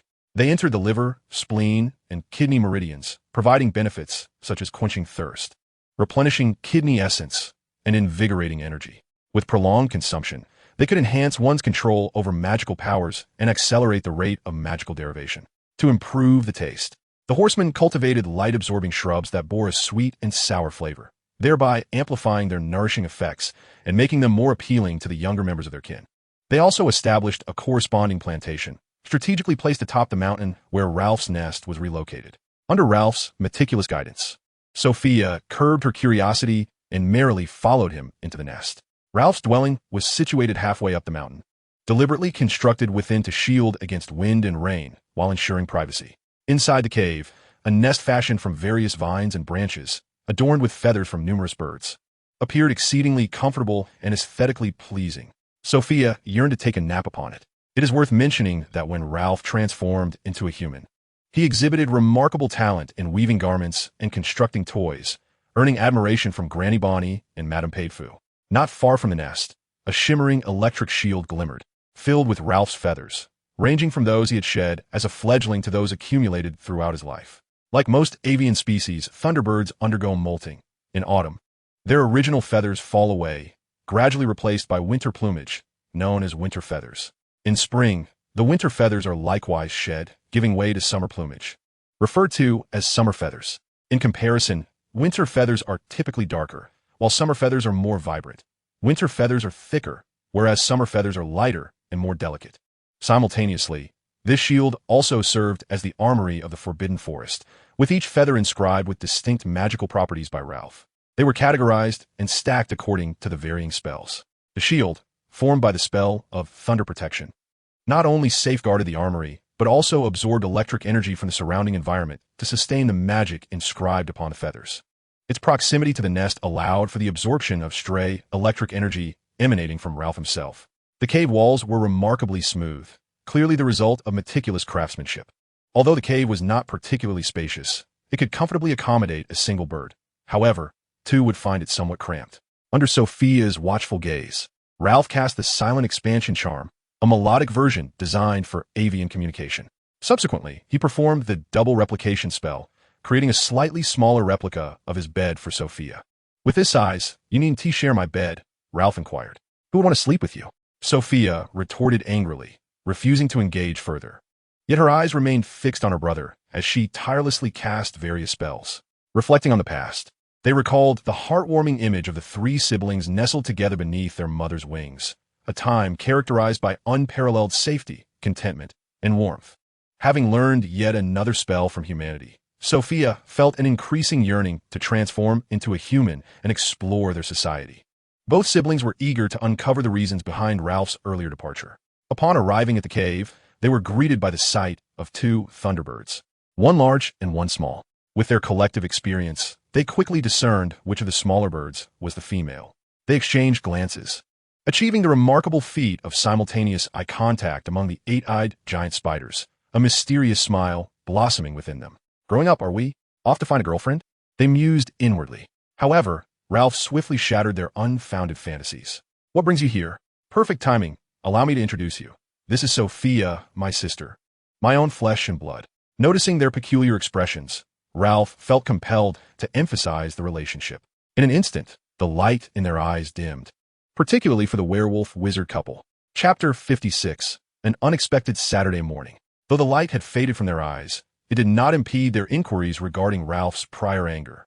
Under the influence of the forbidden forest, emotions such as anger and anxiety relentlessly eroded their rationality.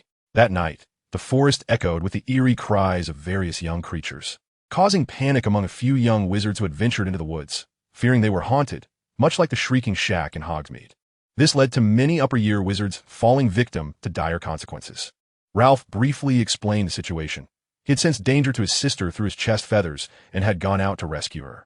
Feeling the authority emanating from Ralph, Sophia couldn't help but assume a serious demeanor, nodding in agreement from time to time. Observing her stern, avian expression, the attendees sensed that this Thunderbird was far less accommodating than Ralph. Upon learning of the events, the group expressed considerable anger, though no one directed their ire toward the werewolf couple. Their survival in the Forbidden Forest was attributed not solely to the aid of others, but also to their own prowess. After much discussion, a decision was reached. The contract could be postponed, as there was no immediate urgency. Finally, Ralph shared one last piece of information, stating that he could publicly declare his name as Lay, the name he used while conversing with Fox. Ralph and Ray, do they not bear a striking resemblance? The crowd nodded in agreement, and after Amaru reported on the recent state of the Forbidden Forest, they departed in pairs. Have you ever felt that Princess Sophia resembles the eight-eyed giant spider? It is challenging to find the right words to describe her. Majestic? Dignified? Aaron interjected. Precisely. That's it. The eight-eyed giant spider suddenly comprehended, joyfully tapping its large pincers. The princess may not be as approachable as the king, Amara remarked. The consensus among the group was evident as they left together. Few once they finally departed, Sophia sighed in relief. Maintaining a facade of seriousness was truly exhausting. Brother, have you always been like this? Isn't it tiring? Sensing the solemnity and authority emanating from Ralph, Sophia inquired. Not at all. This is merely the influence of the Forbidden Forest. I need not sustain it, Ralph replied, dissipating the aura of intimidation. Sophia felt a sense of lightness wash over her, feeling significantly more at ease. She refrained from commenting further on Ralph's rather ostentatious declaration. Noticing Sophia's fatigue, Ralph suggested she retire for the night. Sophia flopped onto Ralph's grand bed, fluttering her wings to convey her understanding. Ralph, feeling somewhat helpless, summoned his magic, and the yellow-white flames above the cave's ceiling fell silent, ceasing to emit light and heat. The interior of the lair turned pitch dark. Sophia had already succumbed to slumber, her beak moving as if pecking at something, yet she did not drool. Today had been overwhelmingly eventful for her. Returning to his chamber, Ralph relinquished his guise, harboring a tinge of concern as he closed his eyes. Early the next morning, Ralph was roused by William's persistent shaking. Ralph, rise and shine. The sun is already high, William called from beside his bed. There's no sun today, Ralph mumbled, clutching his pillow. Why rise so early when there are no classes? Are you not heading to Hogsmeade today? William retorted. That's why he woke us all up. It's not even 7 o'clock yet. So early? Are you out of your mind? There's a dinner to attend. Do you understand what a dinner entails? Shops are open during the day, Ralph exclaimed, sitting up abruptly, a look of disbelief plastered on his face. It's just that I couldn't sleep, William replied sheepishly, scratching his head, and we still have to visit the hospital wing. The hospital wing doesn't open until 8:30. If there's a genuine emergency, you could indeed knock on the door, Claude interjected. However, disturbing Madame Pomfrey so early for a mere checkup without valid reason may not yield favorable outcomes, Claude added with a shrug. William's face reddened in embarrassment. Daniel, what is the matter? Upon hearing a knock at the door, Ralph glanced towards it, noticing Daniel entering with one hand pressed against his forehead and the other holding toiletries. I slipped while washing up, Daniel explained. Did you lose your footing? I have some ointment. You can apply it yourself, Ralph offered, waving his hand.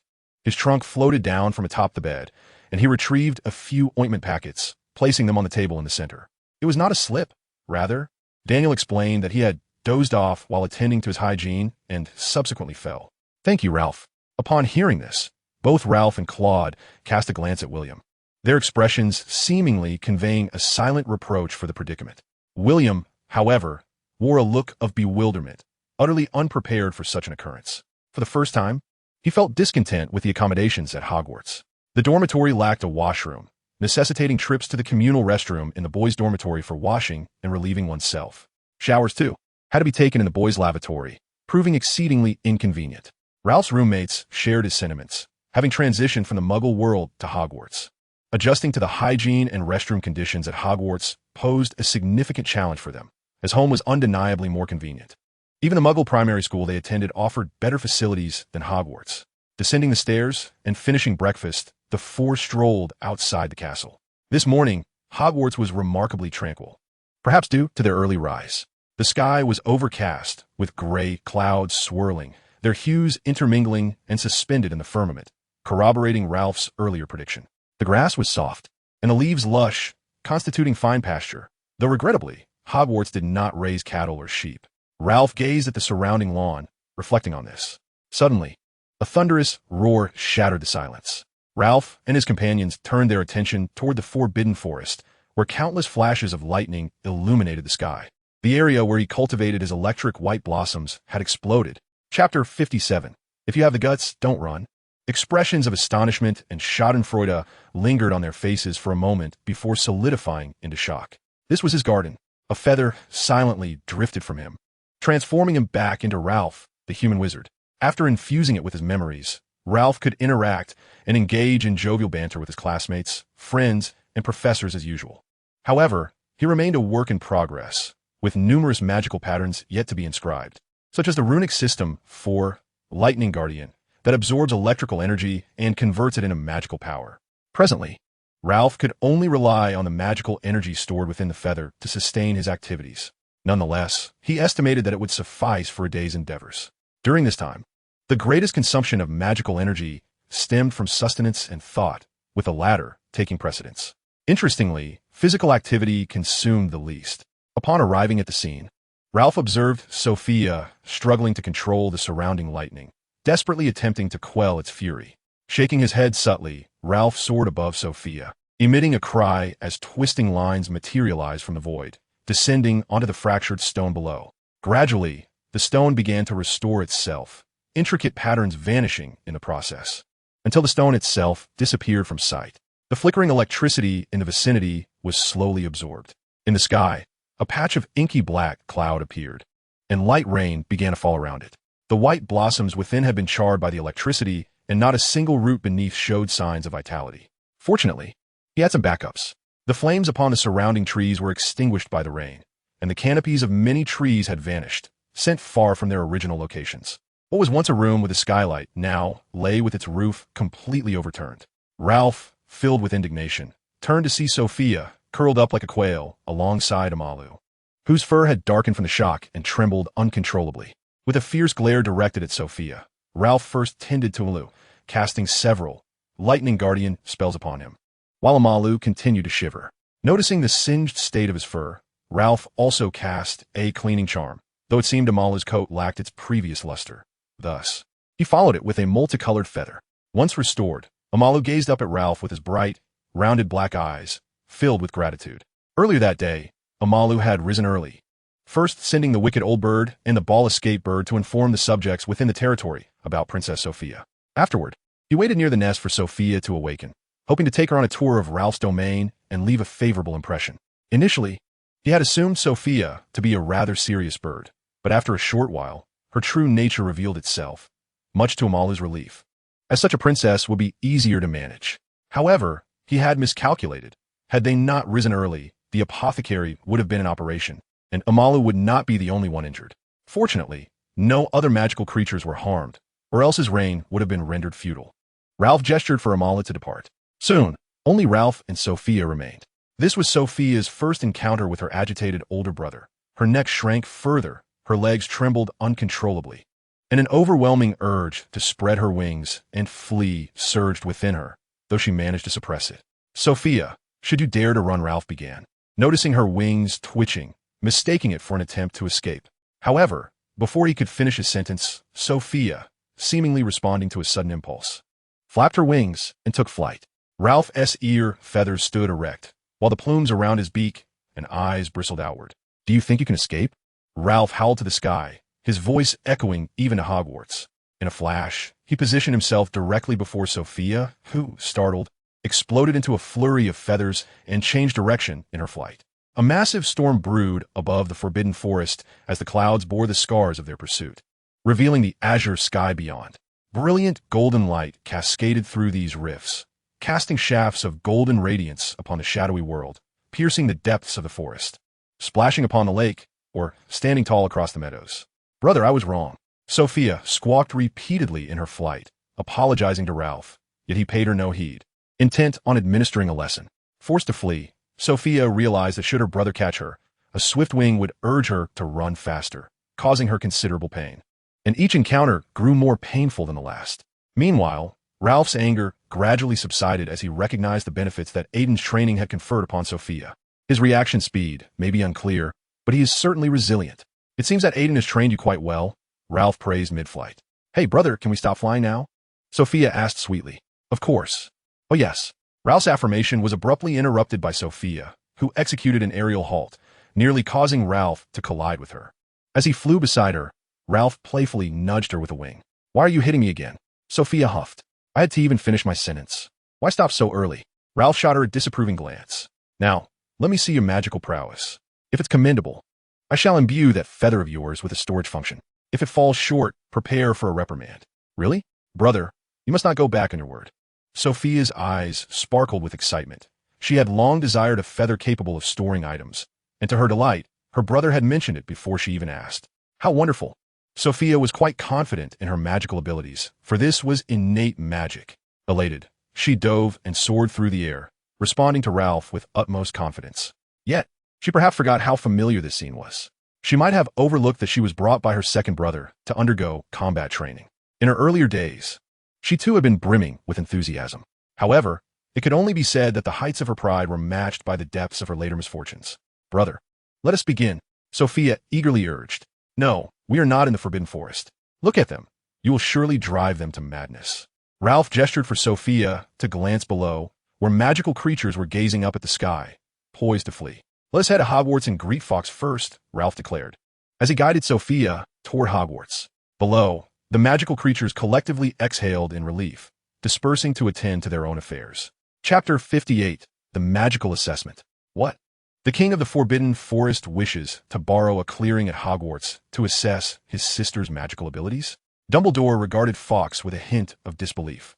Fawkes nodded, plucking a crackling white fruit from one of his feathers and consuming it. Dumbledore was momentarily taken aback, his eyes wide with astonishment. Although it was not the first time, the King of the Forbidden Forest's command over spatial magic still surprised him.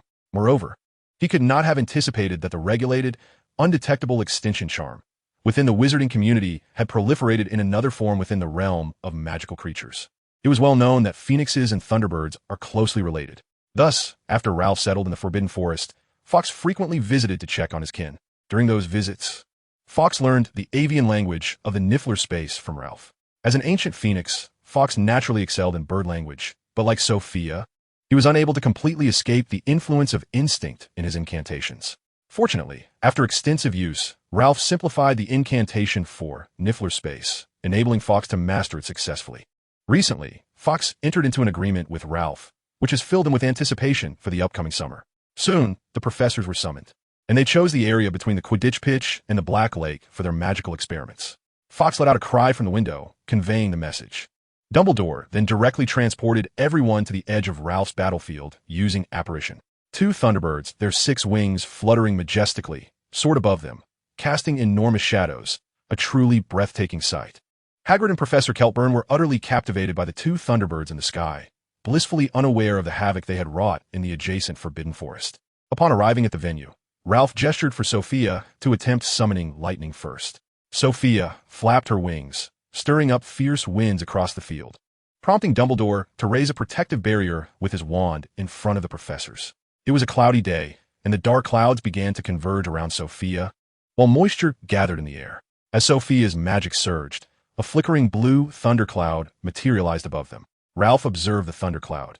Its size was modest, just barely passing muster. Though the electrical density was adequate, the thickness of the cloud, however, exceeded his expectations. The summoning was relatively swift, aided by the prevailing weather conditions. Noticing her brother's gaze, Sophia looked back at him with eager anticipation. With a gentle flap of her wings, a small thundercloud appeared above her, and to distinguish it, she deliberately altered the lightning's hue to a soft pink. This bewildered the audience below. Hagrid, however, was thoroughly delighted, as if he had found a kindred spirit.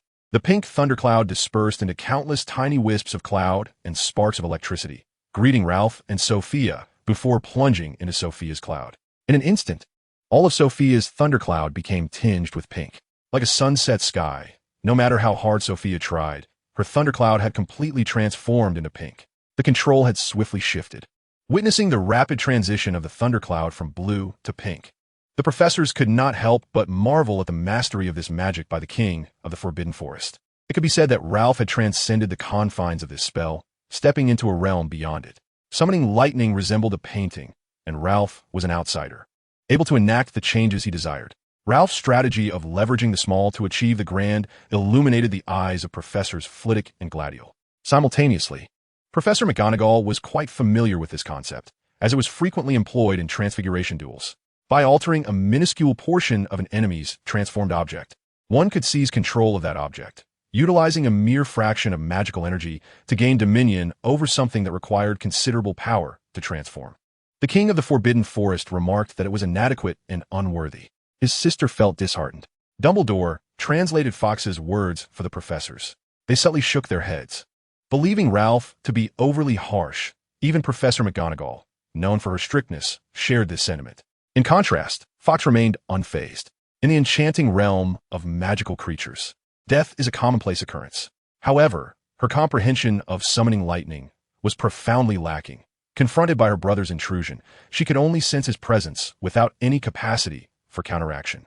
Next came Lightning Guardian. At Reluff's signal, Sophia conjured Lightning Guardian into the air.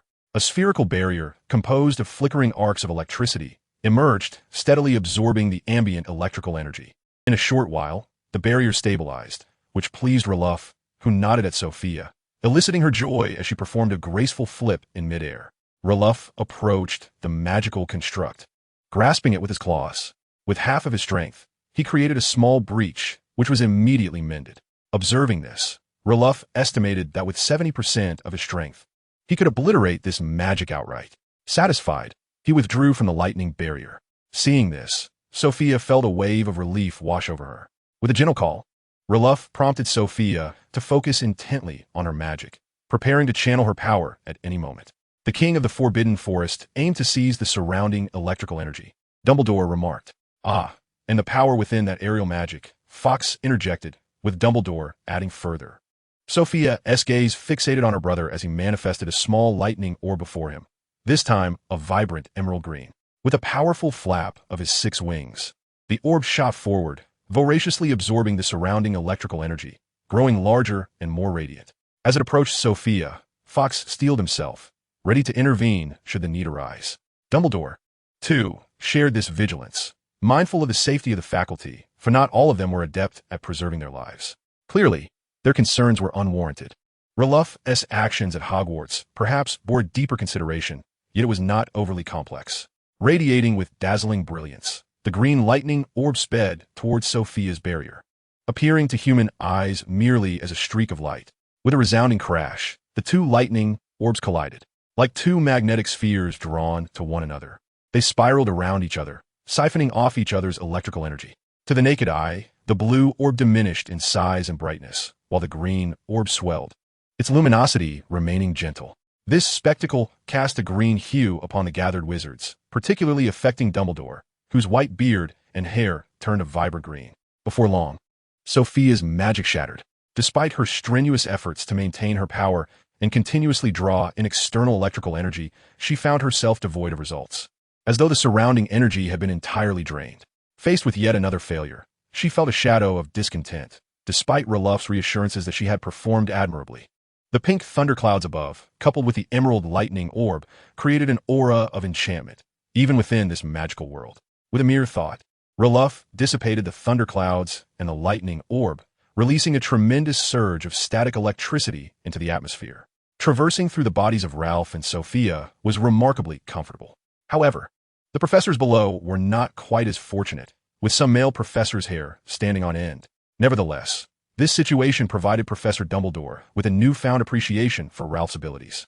His mastery over magical energy was exquisitely refined, yet his control over the derivations or absorptions of such energy was not as robust. Otherwise, the current predicament would never have arisen. Soon, Sophia regained her confidence, remembering that she possessed other spells. The next incantation was Thunder Healing. Ralph retrieved several electrified live roots of white ginseng from his storage feather, levitating them above the lawn, arranging 20 roots per square meter. For plots were established, designated as 1, 3, 5, and 7, each encased in water that enveloped the white ginseng roots, evenly distributed across the respective areas. They were named Waterfield 1, Waterfield 2, Waterfield 3, and Waterfield 4. Subsequently, Ralph sprinkled some high-quality organic fertilizer of his own concoction into the mixture, causing the water to become murky. The white ginseng roots shimmered like stars, flickering with electric light. Professors Sprout and Celtic Burn, with a mere twitch of their noses, discerned the composition of the mixture. Professor Sprout surmised that the primary component was plant humus, followed by the droppings of the moon-stricken beast collected just before dawn. Clearly, these ingredients had not undergone sufficient fermentation. Otherwise, their aroma would have been more pleasant. This anticipation heightened her eagerness for the signing of the contract. Surely requesting more droppings from the moon-stricken beast would not be unreasonable. If it were deemed unsightly, she could always collect them herself. She could even explore the impact of various magical creatures' excrement on the growth and development of magical plants. Professor Celtic Burn detected the scent of numerous adorable creatures' waste. Realizing that many of the charming denizens of the Forbidden Forest were afflicted with ailments, necessitating his assistance. Soon, however, the odor dissipated, as Dumbledore cast a bubblehead charm over them for protection. Simultaneously, Ralph sealed the unpleasant scents, for he too found them intolerable. Sophia's gaze towards him had shifted, akin to that of someone perceiving a deviant. Indeed, who would store such items in their personal belongings? Under Ralph's persistent urging, Sophia reluctantly averted her gaze and unleashed thunder, healing upon Waterfield 1. The spell's function transcended mere healing. Its essence lay in harnessing the duality of destruction and rebirth inherent in thunder. By extinguishing areas of insufficient vitality and stimulating the growth of burgeoning life, it invigorated the overall essence of the recipient. Following its application, the subject required timely nourishment to replenish their vitality. Spells such as Thunder Healing, Thunder Guardian, and a Summon Thunder, which are commonly employed by Thunderbirds, were crafted by the Fifth Sage and inscribed within their lineage. Thunder Healing was born from the Fifth Sage's synthesis of his understanding of thunder and the mystical interpretations of lightning from the Eastern realms. In a distant land to the east, lightning is regarded as the very essence of yin and yang, governing the cyclical interplay of these two opposing forces.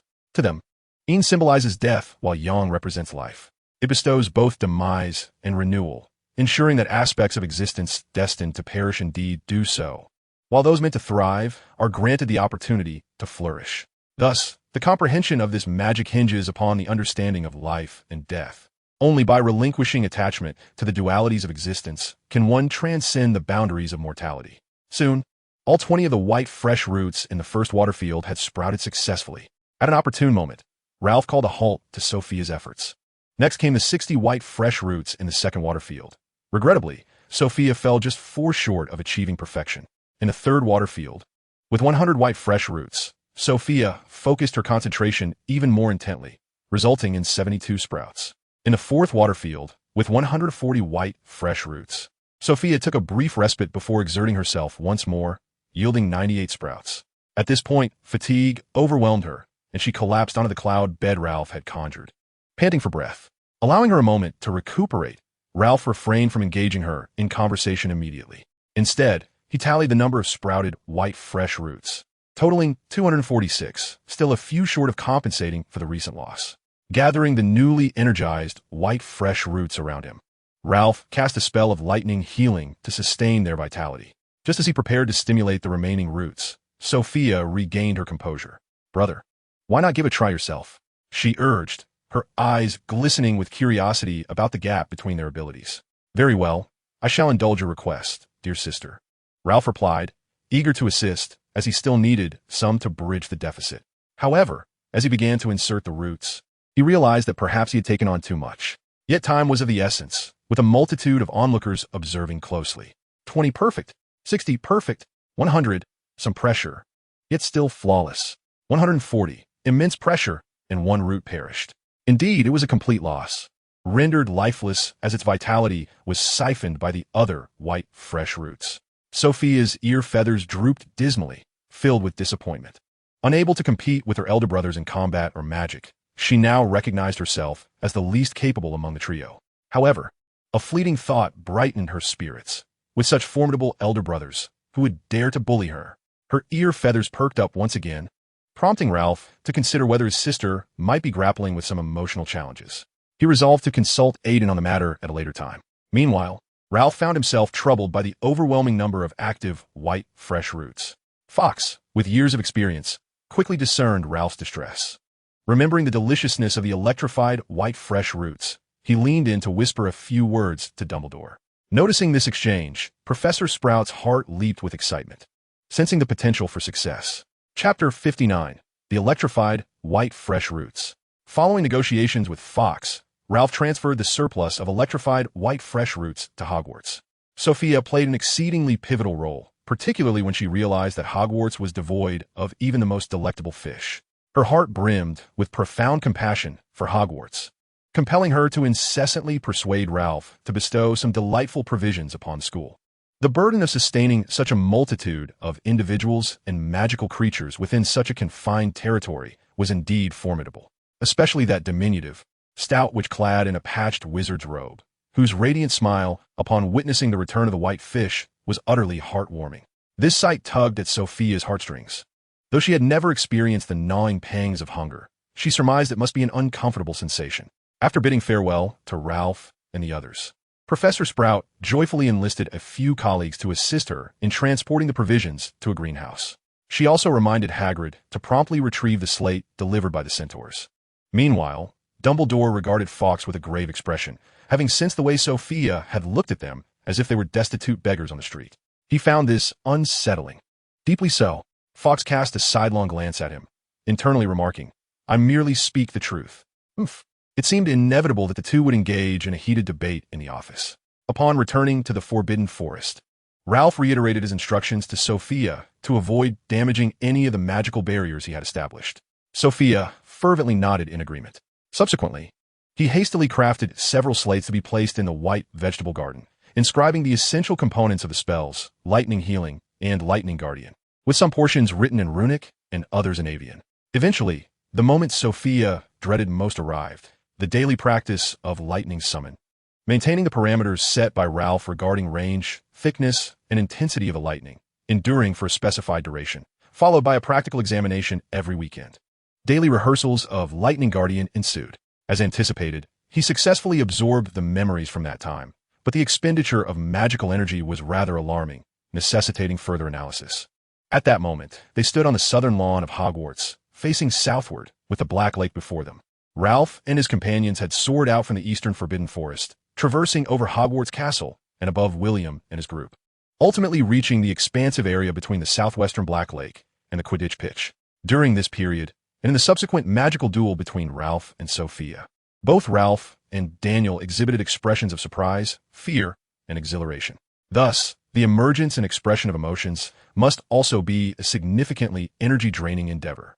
Yet, midway through their journey, they encountered Professor Sprout, who promptly enlisted them, along with other professors, to engage in laborious tasks.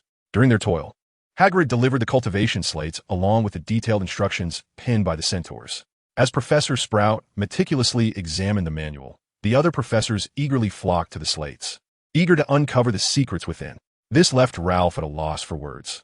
Were they not concerned about damaging the newly delivered items? With a few spells from Professor Flitwick, the previously hidden engravings on the slates began to emerge.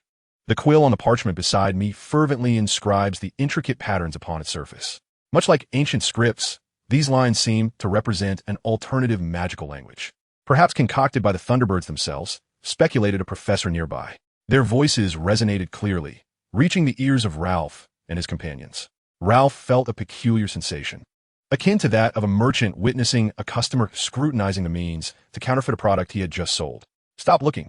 What if you ruin it?" exclaimed Professor Sprout, snatching the stone tablet from their possession, infusing it with her own magic, and subsequently embedding it at the heart of the greenhouse. A gentle current swept through all present. With her eyes closed, Professor Sprout granted temporary permissions to the wizards in attendance before commencing the delineation of the protective barrier's parameters.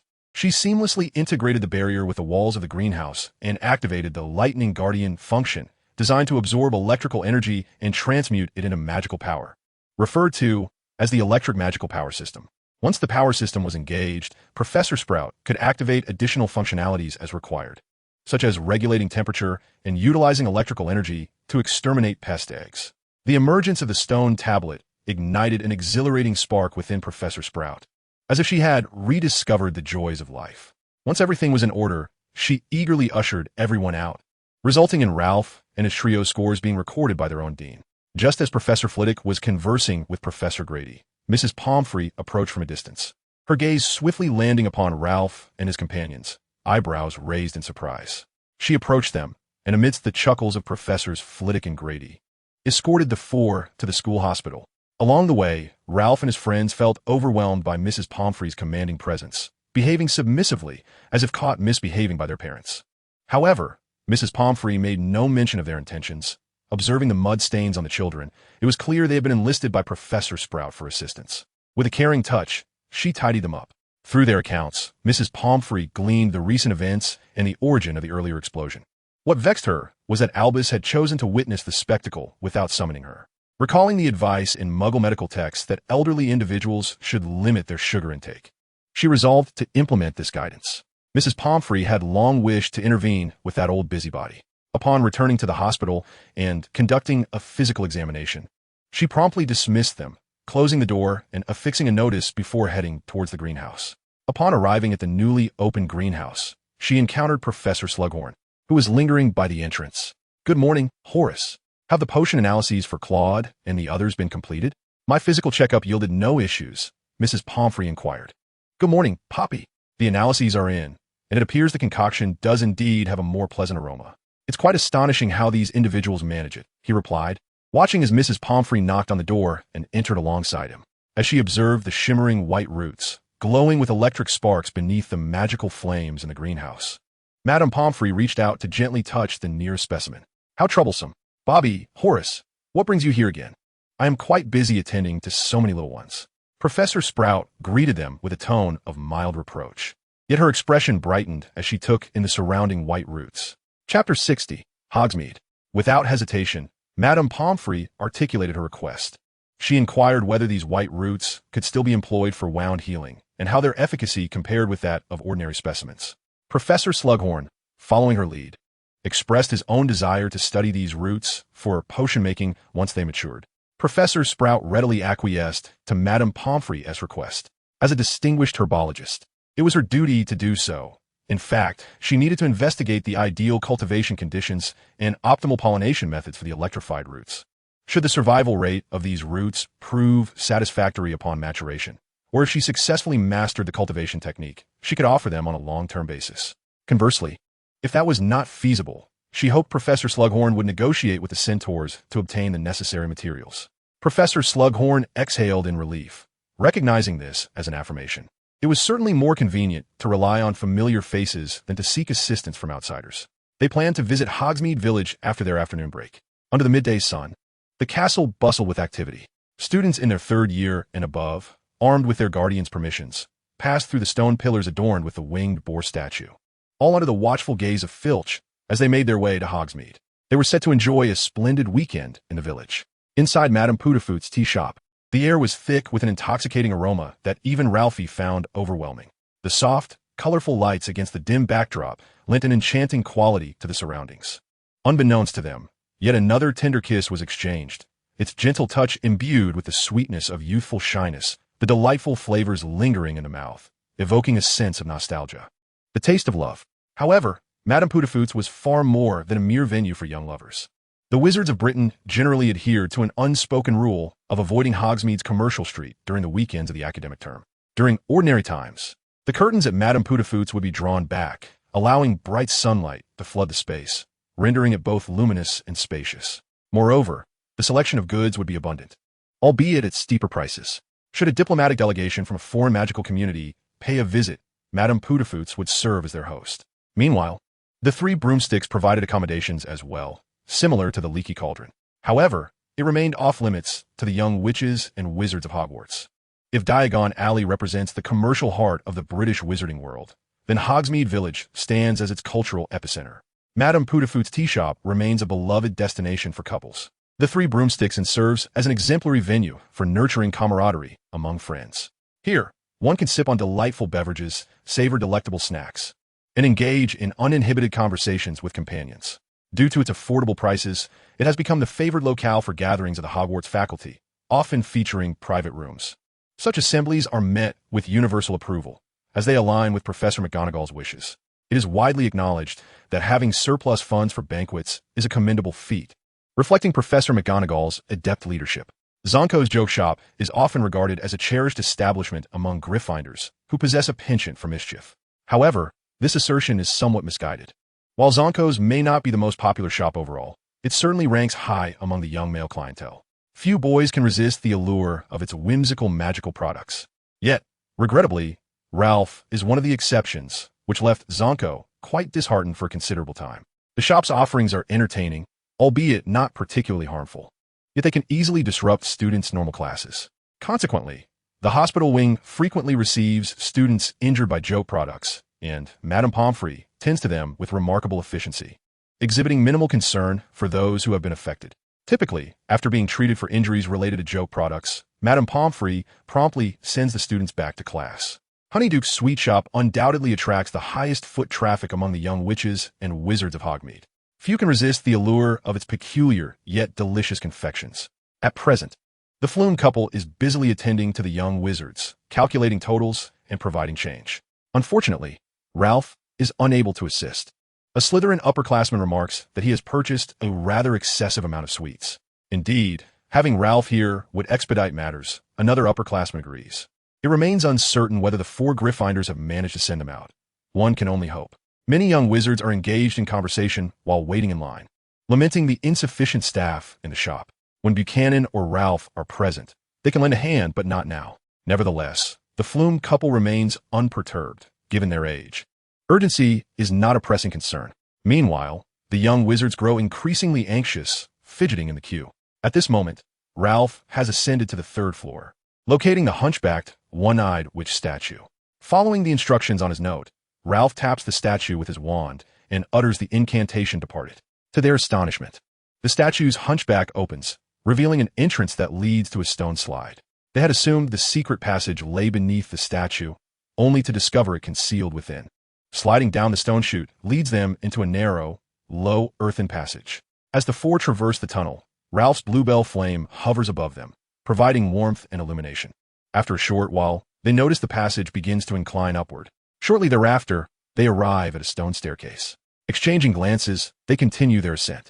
After climbing 275 steps, they finally reach the summit, which is marked by a trapdoor.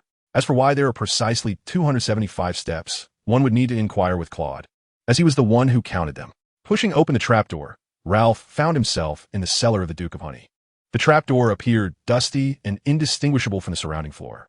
Ralph recalled his previous visit here with Buchanan. Could this secret passage have been excavated by him? Accompanied by the trio, they swiftly navigated their way into the shop. A keen-eyed student spotted Ralph and promptly approached him. Come, Ralph. Could you help me determine the price here? Ralph paused momentarily, instinctively accepting the item. He glanced around, noting the absence of a table, and thus produced a napkin, transforming it into a makeshift table before them. A total of 1 galleon and 2 sickles, Ralph declared. All right, here you go. Thank you. The senior expressed his gratitude, handing the money to Ralph before departing with the sweets. Only outside did he realize it was Ralph. Chapter 61, Romesta. One by one, Ralph collected payments from the upperclassmen. Soon, the shop became spacious, allowing Ralph the opportunity to attend to the somewhat bewildered William and his companions. You may purchase some sweets here. It's on me. Then feel free to explore. I grew up here, so there's nothing new for me. But you're different, Ralph quickly asserted. The total is 2 galleons and 9 sickles. Here you go, Ralph. The sound of clinking coins resonated. Ralph received the money and placed it into the box he had conjured. Hearing Ralph's words, Claude and the others sighed in relief, exchanging glances. Then we shall take our leave, William said, somewhat embarrassed. The 3, having lived in the Muggle world, were unfamiliar with the currency of the wizarding realm, let alone its calculations. It was best to depart early to avoid burdening Ralph further. Under Ralph's watchful gaze, they mustered the courage to take some sweets before leaving. As they passed by the Froom couple, they were greeted with warm smiles. Gazing at the bustling Hogsmeade, they soon became immersed in its vibrancy, their guilt towards Ralph overshadowed by the prosperity before them. Initially puzzled, the arrival of Daniel and his friends swiftly validated the news. Surprisingly, it was not Ralph and his companions who were most affected, but rather the Gryffindor quartet. They were soon surrounded by fellow housemates, receiving compliments while being inquired about the location of the secret passage. Surrounding the young lions were several small snakes, badgers, and eagles, feigning indifference as they trailed behind. Ears perked, listening intently.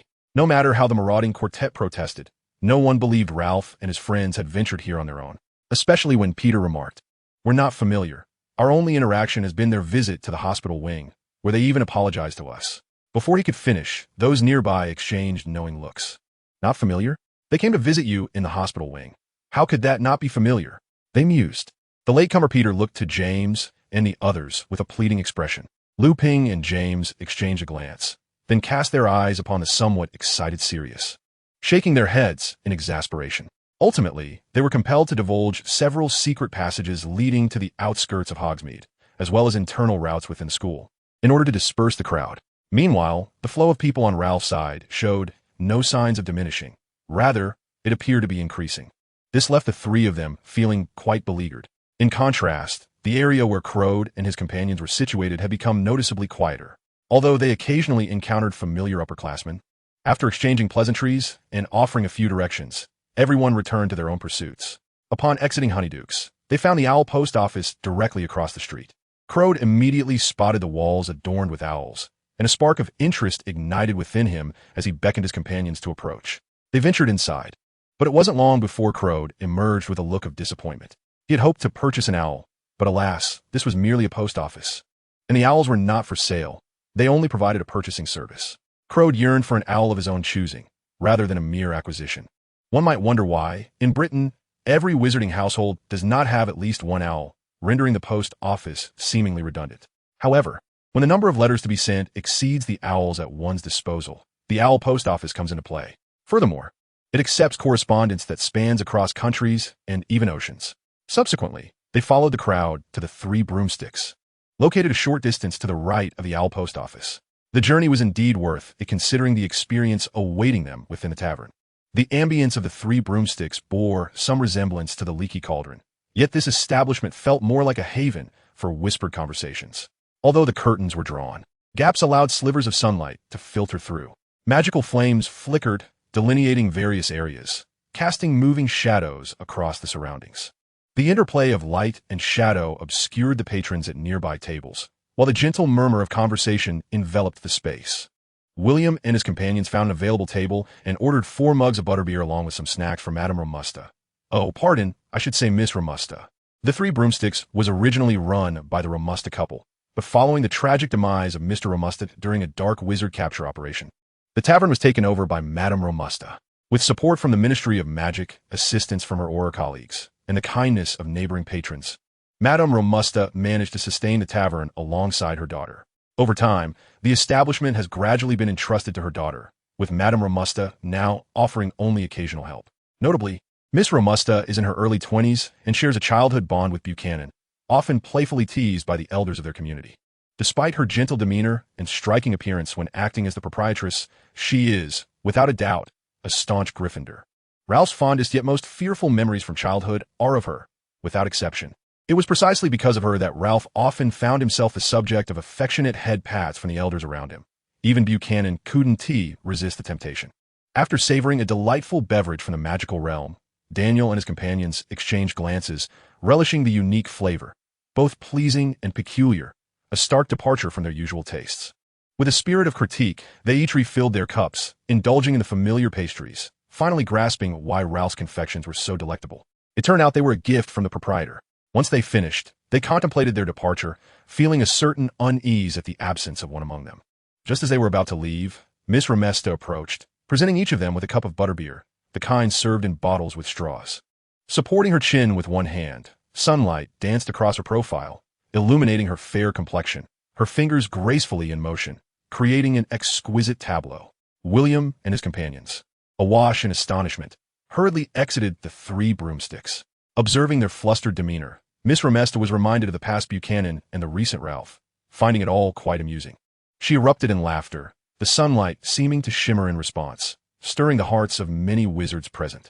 Chapter 62, a rather pleasant experience for three. Upon leaving the Three Broomsticks, William and his companion strode purposefully down the main road. Soon, a dense crowd ahead captured their attention, bursts of laughter intermittently erupting from within. This was the vicinity of the Zoko joke shop. After struggling to make their way inside, they were captivated by the shop's marvelous wares. By the time they departed, they had unknowingly accumulated a collection of items while their pockets grew lighter. Exchanging knowing glances, the trio hastened their steps to escape the enchanting trap. Adjacent to the Zoko joke shop lay the Elegance Wizarding Robes Boutique, starkly contrasting with the bustling joke shop as it stood desolate. It was only the beginning of the school term, so it was hardly surprising that few wizards were out shopping, upholding their resolve to explore every shop in Hogsmeade. They ventured inside. The storekeeper, perched behind the counter, bore large dark circles under her eyes, yawning with an air of boredom as she glanced at the trio before returning to her book, seemingly indifferent. The cover of the book was pitch black, tightly bound, leaving its contents a mystery. The three friends were taken aback by such a unique proprietor, but soon dismissed their surprise and began to browse. They soon discovered that the internal space of this shop was significantly larger than that of the Zoko joke shop. Before long, they stumbled upon familiar garments, socks and shirts. A pink checkered shirt, a vibrant green striped shirt, a bright yellow shirt, and a yellow-green checkered striped shirt, all clearly labeled as part of the wretched Bird series of pajamas. Were these not the very ones Ralph donned in the dormitory? In addition, there were pajamas adorned with various magical creature offspring, accompanied by an array of whimsical texts. Faced with the dazzling array of clothing, they felt an inexplicable urge to purchase, particularly drawn to the magical creature offspring series. Ultimately, under the astonished gaze of the proprietor, they approached the counter to settle their bill. With renewed vigor, they began to magically pack their clothes while observing their surroundings. Ralph's roommates? The proprietor inquired, noting their stature, which seemed incongruous for third-year students. Indeed, he nodded, waving his wand as a few socks floated from the shelf into their shopping bags. After offering them a generous discount and a complimentary set of socks, he settled down with his book, resuming his reading. As the trio exited the shop, they cast disdainful glances at the socks within their bags, recalling Ralph's own peculiar collection, and suddenly comprehending the eccentricity of the proprietor's taste. After walking a short distance, William discreetly informed them of a revelation he had just made. He had spotted the proprietor engrossed in a particular type of book. What kind of book? Claude and Daniel queried, their faces etched with confusion. That kind, William replied, raising his eyebrows suggestively. Noticing their continued bewilderment, he sighed and clarified. The one I have in the dormitory. A look of enlightenment washed over their faces. Nearby stood the pen shop of literary quills, sharing the same side of the street as Zoko's joke shop. The foot traffic here was quite lively, with a considerable number of patrons milling about. Upon entering, they immediately recognized the familiar quills from the Wicked Witch series, which were notably pricier than the ordinary quills displayed next to them. Additionally, there was a sign advertising automatic writing quills, stating non-cheating quills available elsewhere. This shop does not sell them. After leaving the stationery shop, they excitedly made their way towards Madame Putafoot's tea shop. They had heard from some upperclassmen that it was the finest establishment in all of Hogsmeade, and now they were eager to experience it. The moment they stepped inside, they were enveloped by a rich, sweet aroma that initially overwhelmed them but soon proved delightful. A glance around revealed a plethora of couples, each pair engrossed in their own world, with a few even sharing kisses. This sight flushed their cheeks, while William, brimming with excitement, sought a place to sit. However, he was swiftly pulled away by Claude and Daniel. At first he resisted, but upon hearing Claude's whisper and following Daniel's gaze, he spotted a short-haired couple lost in a passionate embrace. With a resigned sigh, William followed them out, realizing the absurdity of three boys occupying a single table. Once they exited the tea shop, they found themselves uncertain of their next destination and began to meander aimlessly. Time passed quickly, and as the young wizards of Hogsmeade gradually departed, the once bustling village began to quiet down. William and his companions had long since been summoned by Aberforth, who had temporarily assigned them to the Hog's Head Inn. Ralph, having finished his shift, greeted the Flume couple and was handed a bag of sweets before making his way to the inn. Inside the Hog's Head Inn, Aberforth was exasperatedly observing the three drunken patrons before him. One was mumbling to a post, another was humming a tune while gazing out the window, and a third seemed to be suffering from an acute case of social exuberance. He recalled that Ralph had merely taken a nap after indulging in drink, pondering how these children could possess such poor tolerance for alcohol. Though he may have added a touch more liquor than usual, it was only slightly more than what Ralph had consumed at that time. Abufus felt a throbbing headache. Knock, knock, knock. Abufus, are you there? I have arrived. Open the door. By mere coincidence, Ralph had come. Hearing Ralph's voice, the sociable William dashed outside to open the door. Initially thinking it was a Bufus, William embraced Ralph upon realizing who it was, rubbing against him while exclaiming something about surpassing him in some regard. As a Bufus stepped out, he met Ralph's reproachful gaze. Offering a sheepish smile, he attempted to explain, were they not to drink butterbeer? There was no alcohol in it. I merely added a little, certainly not much. Observing a Bufus, Ralph sighed, recalling the day he had been tricked into drinking a cup of butterbeer laced with whiskey, easily freeing himself from William's embrace. He drew his wand and pointed it at him, a cerulean light swiftly enveloping William. Soon, William awoke, his previous actions fresh in his memory, too embarrassed to meet Ralph's eyes. Subsequently, Ralph also helped Daniel and Claude regain their sobriety. Witnessing their awkward expressions, William felt somewhat relieved. Later, under the scrutinizing gazes of Ralph and Ariana, a Bufus offered an apology to William and the others, who graciously forgave the mischievous elder. After the apology, a Bufus inquired about the spell used for sobering up. Chapter 63, Ralph's Home. Sobering Spell. This was the very spell Ralph had devised after being tricked into inebriation by a Bufus for the first time. Although following that incident, the villagers had given a Bufus a thorough lesson, Ralph remained uneasy. After all, this elderly gentleman had a propensity for mischief. He had not been spared from the likes of alcohol-infused pastries and chocolate truffles, which had once brought him a mild intoxication. The village elders, however, remained oblivious and even took delight in such treats, merely chuckling at a Bufus's antics. Ralph summoned a piece of parchment from the Pig's Head Tavern, and with a flick of his wand, a tiny flame danced wildly across the paper. A Bufus raised an eyebrow at the spectacle. Soon, words emerged, inscribed in charred black marks upon the parchment. A Bufus took the parchment and remarked, "Quite impressive. You've learned quite a bit at school. I expected it would be Phileas' work." A Bufus examined the content, nodding in approval at the clarity of the writing. Even your signature is here." He clicked his tongue in amusement. Ralph shot him an exasperated glance. Of course, those who can serve as heads of houses possess the potential to become headmaster. A Bufus praised, privately acknowledging his camaraderie with Phileas, as they once shared similar interests and recognized one another's prowess. "What on earth possessed you to use me as a subject for your experiments?" As Ralph was about to respond, a Bufus raised his wand, and a beam of oceanic light shot towards him. In an instant, it enveloped his entire being, imbuing his mind with a refreshing aura and a cool sensation coursing through his veins. "Quite effective," he mused. "Next, I shall see who dares to indulge in drunken antics in my establishment," a Bufus remarked, winking at Ralph while disregarding his retort. Nearby, Claude and the others watched in astonishment as a Bufus, having merely glanced at the parchment, cast a spell he had never learned. Though he had always lived in the shadow of his elder brother during his schooling, this did not imply that his talents were inferior. As an aficionado of dueling, his prowess in spellcasting was not at all diminished compared to his brothers. While a Bufus excelled in transfiguration, he too had a distinguished record certified by the Ministry of Magic. Naturally, he had to prepare a few things. Taking advantage of the dim twilight, the group ventured down a narrow path. It was the transition from summer to autumn.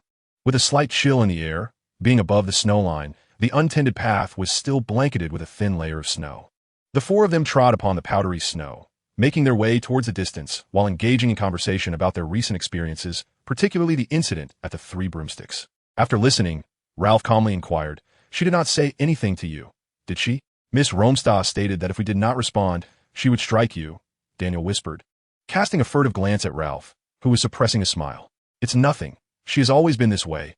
I have long since grown accustomed to it." William, Daniel, and Claude, like playful fawns, frolicked in the snow, delighting in the crisp sounds they made. Before long, they arrived at Ralph's abode. This two-story wooden cottage, with an uncertain basement, featured a steeply slanted roof, still adorned with a layer of loose snow that seemed poised to slide off at the slightest disturbance. In front of the cabin lay a small yard, enclosed by a polished white birch fence, with an entrance marked by a gate of the same material. Gently tapping the gate, it swung open, and the magical flames arranged within the courtyard flickered to life, casting a warm white-yellow glow that illuminated the area. Beyond the gate was a pathway, paved with cobblestones, leading directly to the steps of the house. Ascending the stairs would bring one to the door. In the center of the path, a mesmerizing magical flame danced, nestled within a cobblestone, its light casting no shadows. Ralph referred to it as the Shadow Assassin, a name signifying the flame's intended purpose of vanquishing shadows, although it possessed no genuine ability to do so, merely a light that could bend. Additional magical flames were positioned within the gate's hinges and on the floor of the passage in front of the house. On either side of the cobblestone path lay a lush lawn, and to the left of the entrance, against the side of the wooden cottage, rested a shelf upon which a certain plant grew, emanating a soft green luminescence. It was a night-blooming vine, though the brilliance it emitted became scarcely visible once Ralph switched on the lights. To the right, adjacent to the wooden cabin, there hung a large swing chair adorned with silvery cushions that exuded an aura of comfort. Alongside the narrow path lay a row of flower beds, where the blossoms remained lush and green, untouched by snow, seemingly protected by magic. Nestled closer to the cabin on the left side was a smooth, round stone table, surrounded by several circular stone stools serving as seats. Ralph led them inside, and the four of them curiously surveyed their surroundings. Finding the space tidy and natural, this was their first impression. During the introduction, Ralph emphasized the vine, which piqued the curiosity of William and his companions, for they had seen its radiant green light from afar. Now, they learned the name of this vine and the nature of its fruits, whether they were edible and palatable. To them, it resembled the grapes of the magical realm. The incline of the corridor was steep, contrasting with the roof that slanted left and right. With a gentle knock, the front door swung open, illuminating the interior from darkness to light. Although the house appeared small from the outside, its interior was surprisingly spacious. Upon entering, they found themselves in a roomy living area furnished with sofas of varying sizes, a dark-hued round mahogany table, and opposite a tall fireplace, which had several brooms leaning against it near the door. Following this was the kitchen and bathroom, the kitchen being nearly the same size as the living room and serving as a dining area as well. Ascending the staircase, Ralph guided them to the second floor, which was smaller and divided into two compartments. The area near the staircase served as a lounge, featuring a cozy small sofa and a shelf holding a blanket, with a little cushion doubling as a pillow on the sofa. The opposite side was Ralph's bedroom. After showcasing his quaint cabin, Ralph led them back to the living room on the first floor, where they settled down and he poured them cups of tea. Anticipating that they might not be accustomed to the bitterness of the tea, he sweetened it with some sorrowbug honey and nectar from flower known to induce laughter. Of course, he himself was enjoying a proper cup of tea. Chapter 64. The Banquet. With reluctance evident on William's face, Ralph suppressed a chuckle as he handed the 3 plaid skirts sent over by the villagers to them. "Ralph, do we really have to wear these?" Claude asked, looking troubled. Ralph, with a serious expression, nodded, stifling his amusement, and replied, "Have you not seen me wear one?" He lifted his leg slightly. "Hurry up, don't dawdle. This is the custom here," he urged. "Isn't it cold?" Daniel whispered. "Not at all. It's enchanted to keep warm," Ralph explained. Eventually, they donned the plaid skirts over their trousers. Upon seeing that their companions had all dressed similarly, they felt considerably more at ease. Indeed, one cannot deny the comfort of the moment. It is not cold at all, and a gentle breeze caresses the skin, refreshing and delightful. Subsequently, Ralph emerged from the kitchen, carrying a cast-iron skillet, a large wooden spatula, and an array of spices, much to the astonishment of William and the others. At first glance, William's eyes were drawn to the vibrant green chili, which ignited his appetite with its luscious allure. Upon receiving Ralph's nod of consent, he reached for one, and with a curious expression on Ralph's face, he took a hearty bite. A wave of spiciness erupted, filling the air and causing Daniel and the others to gulp in anticipation, while Claude even sneezed in surprise. They instinctively recoiled. "Oh, it's hot, so hot," William exclaimed, his face flushed and tears streaming down his cheeks in agony. Ralph promptly tossed him a piece of candy, which William caught with both hands, hastily unwrapped, and popped into his mouth. They had long since grown accustomed to Ralph's seemingly endless supply of candies, each with their own unique effects. As the cool sensation of the candy enveloped his mouth, it stimulated his salivary glands, hastening its dissolution, and the sweet, cooling flavor quickly dispelled the lingering heat. William felt revitalized. The banquet was held at a crossroads in Hogsmeade village, where a platform had already been erected. The quartet of Ralph approached, greeting everyone with warm enthusiasm. Observing the men around them clad in identical Scottish tartan kilts, William and his companions exchanged glances, the tension in their chests finally easing. With their arrival, the festivities officially commenced. First, a bagpipe band composed mainly of middle-aged men, including Aberforth, took to the stage. As they began to play, the rugged and powerful music resonated deeply within Claude and the others. With the lilting notes of the pipes, they felt transported to the Hogwarts Express, gazing out at the fields retreating into the distance. The undulating hills, softened by the mist, brought a breath of expansive serenity, allowing them to forget their troubles. Everything felt reminiscent of tranquil days past, with shepherds' cottages dotting the meadows and woodlands, harmoniously adorning the verdant earth. Above, the stars twinkled and illuminated the night sky, while below, the ground cradled the peace of life. As the melodious notes drifted on the air, Miss Romesta made her entrance. With an assortment of blades fastened to her belt, she performed a saber dance before the bonfire. The glint of cold steel flashed across the venue, and the sharp edges occasionally lingered before Ralph, who merely regarded her with indifference, resolved not to fall for her charms. She was altogether too cunning. She had previously toyed with Buchanan, frightening him into drawing his wand for a brief duel against her blades. The thought of taking his wand to confront her seemed absurd. He silently vowed that he would not approach her until she stepped down. Though Ralph maintained a facade of calm, Claude and the others beside him were utterly petrified. Good heavens! Who knew Miss Romesta could be so terrifying? As the curtain fell on Miss Romesta, the gaze of numerous elders shifted towards Ralph. Without hesitation, he grasped his wand and stepped forward. Traditionally, at this moment, Buchanan would be the first to perform a war dance, followed by Miss Romesta with her saber dance. And finally, Ralph would showcase his wand dance. Although renowned for their grace, these performances were, in fact, a form of combat technique, albeit with a magical twist. The war dance required the dancer to awaken their magical energy, allowing it to flow across their skin as their posture shifted. The distribution of energy varied in thickness and form. This training enhanced agility and improved physical attributes, slightly boosting self-healing prowess and muscular resilience. The saber dance involved infusing magical energy into metallic weapons, altering their properties through movement.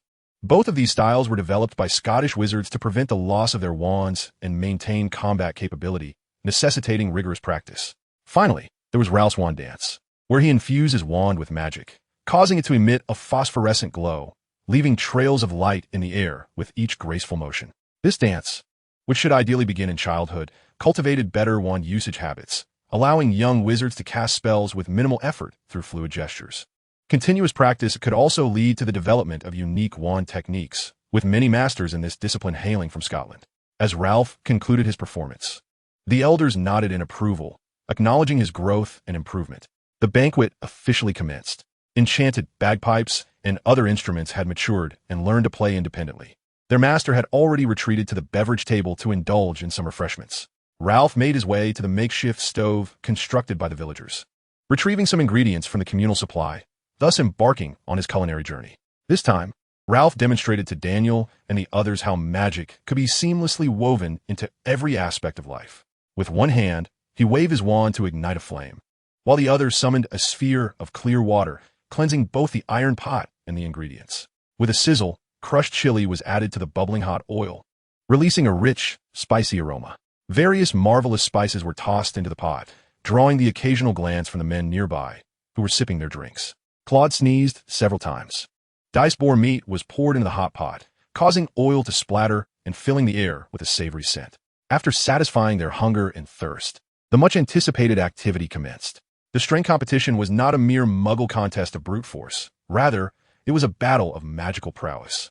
Two contestants raised their wands, bowed, and then engaged in a magical duel. Both must utilize the same spells, ensuring minimal lethality while maximizing diameter for ease of targeting. The most dazzling display was undoubtedly the duel of the fire-making charm, with sparks flying and illuminating the entire sky, casting a glow upon the faces of all spectators.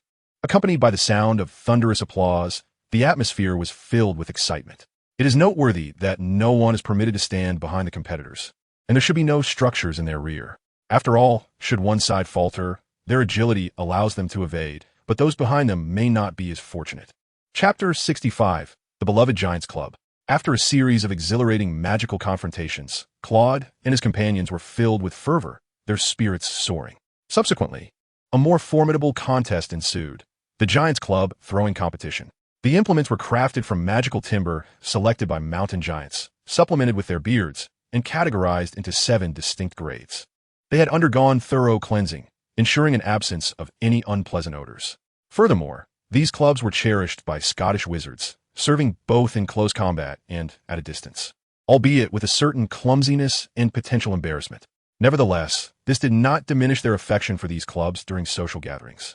The competition comprised 4 evaluation criteria: the the weight classification of the club, the throwing technique, the landing posture of the club, and the distance thrown. The 7 grades of giant clubs were divided into 3 groups. The first group consisted of minors, utilizing clubs of grades 1, 2, and 3, reaching up to grade 4. The second group represented adults, employing clubs of grades 4 and 5, extending to grade 6. The third group was the professional category, utilizing clubs of grades 6 and 7. The 7th grade giant club was singular, reportedly seized by a former village chief from a mountain giant leader, and has never been surpassed by any other club discovered since. Consequently, it has been imbued with numerous enchantments for its preservation. As for the other grades of clubs, they are somewhat plentiful and can generally be found within the mountain giant tribe. The residents of Hogsmeade village, eager to possess their cherished giant club, secretly hoped for the damage of clubs below the 7th grade. This way, they could seek out the mountain giant tribe, discover their beloved clubs, and quietly cast spells to strike the heads of their former owners, who were as unsuspecting as sprouts. This led these foolish giants to believe they were merely dreaming. However, even the most dim-witted, after enduring repeated blows and losing their weapons, would come to realize that this place was ill-suited for their existence. To ensure the sustainable development of the giant clubs, the Scottish Highland wizards found it necessary to suppress their fondness for the large clubs. It is said that Mr. Romesta possesses a mountain giant's club, well-preserved and passed down through generations, polished to a fine sheen. This was one of the reasons he was able to wed Mrs. Romesta. Furthermore, as a native of the Scottish Highlands, after her husband's passing, Mrs. Romesta relied not only on external assistance, but also on the club in her possession to establish the foundation of the Three Broomsticks Tavern.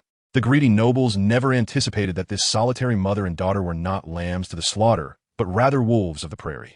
It is essential to note that those who came to lend a hand turned into mediators, protecting the avaricious. After the incident, the nobles sought to extend their influence within the Ministry of Magic to ease the plight of Lady Romulus. Just as one life was sacrificed, they turned their attention to the wives and daughters of others, as if fearing that the wizarding world of Britain was becoming too tranquil. The head of the Auror Command, in a fit of rage, stormed into his superior, the director of the Department of Magical Law Enforcement, shattering numerous items and leaving the director in a foul mood, yet powerless to take action. Ultimately, the matter dissipated without resolution, and it became increasingly rare for British wizarding nobles to venture to Hogsmeade. Meanwhile, the ministry profited handsomely, collecting fees while doing nothing, and faced no reproach.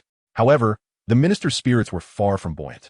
The Scottish Highlands, known for its love of troll clubs, also produced an abundance of Quidditch players, typically drawn to Gryffindor, such as Emily Romulus and Buchanan Flume. Speaking of Buchanan, we must mention his father, Ambrose Flume. Ambrose was not a native of the Scottish Highlands. Rather, it was his wife, Bonnie, who hailed from there. Upon arriving in the Highlands, he appeared as a weary traveler, akin to a wandering beggar. Yet, amidst a throng of Highland lads, he captured Bonnie's heart. What was the reason for this? It was due to his commendable spellcasting abilities, complemented by a club he had acquired from a troll tribe. This seemingly modest club, after his enhancement, gained considerable weight, making it perfectly suited for wielding. Thus, he found himself pursued by Bonnie, leading to a blissful married life. After explaining the rules, the eager gentleman paused momentarily, upholding the virtue of ladies first by conceding the field to them. The first to reach the club was none other than the kindly Granny Bonnie, who sold sweets at the Honey Duke's candy shop. Witnessing Granny Bonnie warming up, stretching her limbs vigorously, she even playfully showcased her arm muscles to Ambrose in the crowd. This elicited mysterious smiles from the men nearby, teasing the elder man. Claude and the others watched in horror, unable to fathom a woman in her 50s performing such bends. Once her warm-up was complete, Granny Bonnie stomped her feet, positioned herself beside the 6th-tier club, bent her knees, and gripped the handle firmly. Holding her breath, she exerted all her strength, lifting it behind her, then strode forward before launching it with vigor. The club spun in the air, performing a 360-degree rotation as it sped ahead. Thud! The club landed head-first on the ground, prompting the surrounding ladies to erupt in applause and cheers for Bonnie. The gentleman approached to measure the distance of her throw, ultimately declaring an impressive score. Others stepped up in succession to try their hand. Although Abufus and Ambrose were not locals of the Highlands, they too took their turns. Abufus even achieved a commendable distance with a 7th-tier troll club. Ralph also threw a 4th-tier troll club, leaving spectators in awe.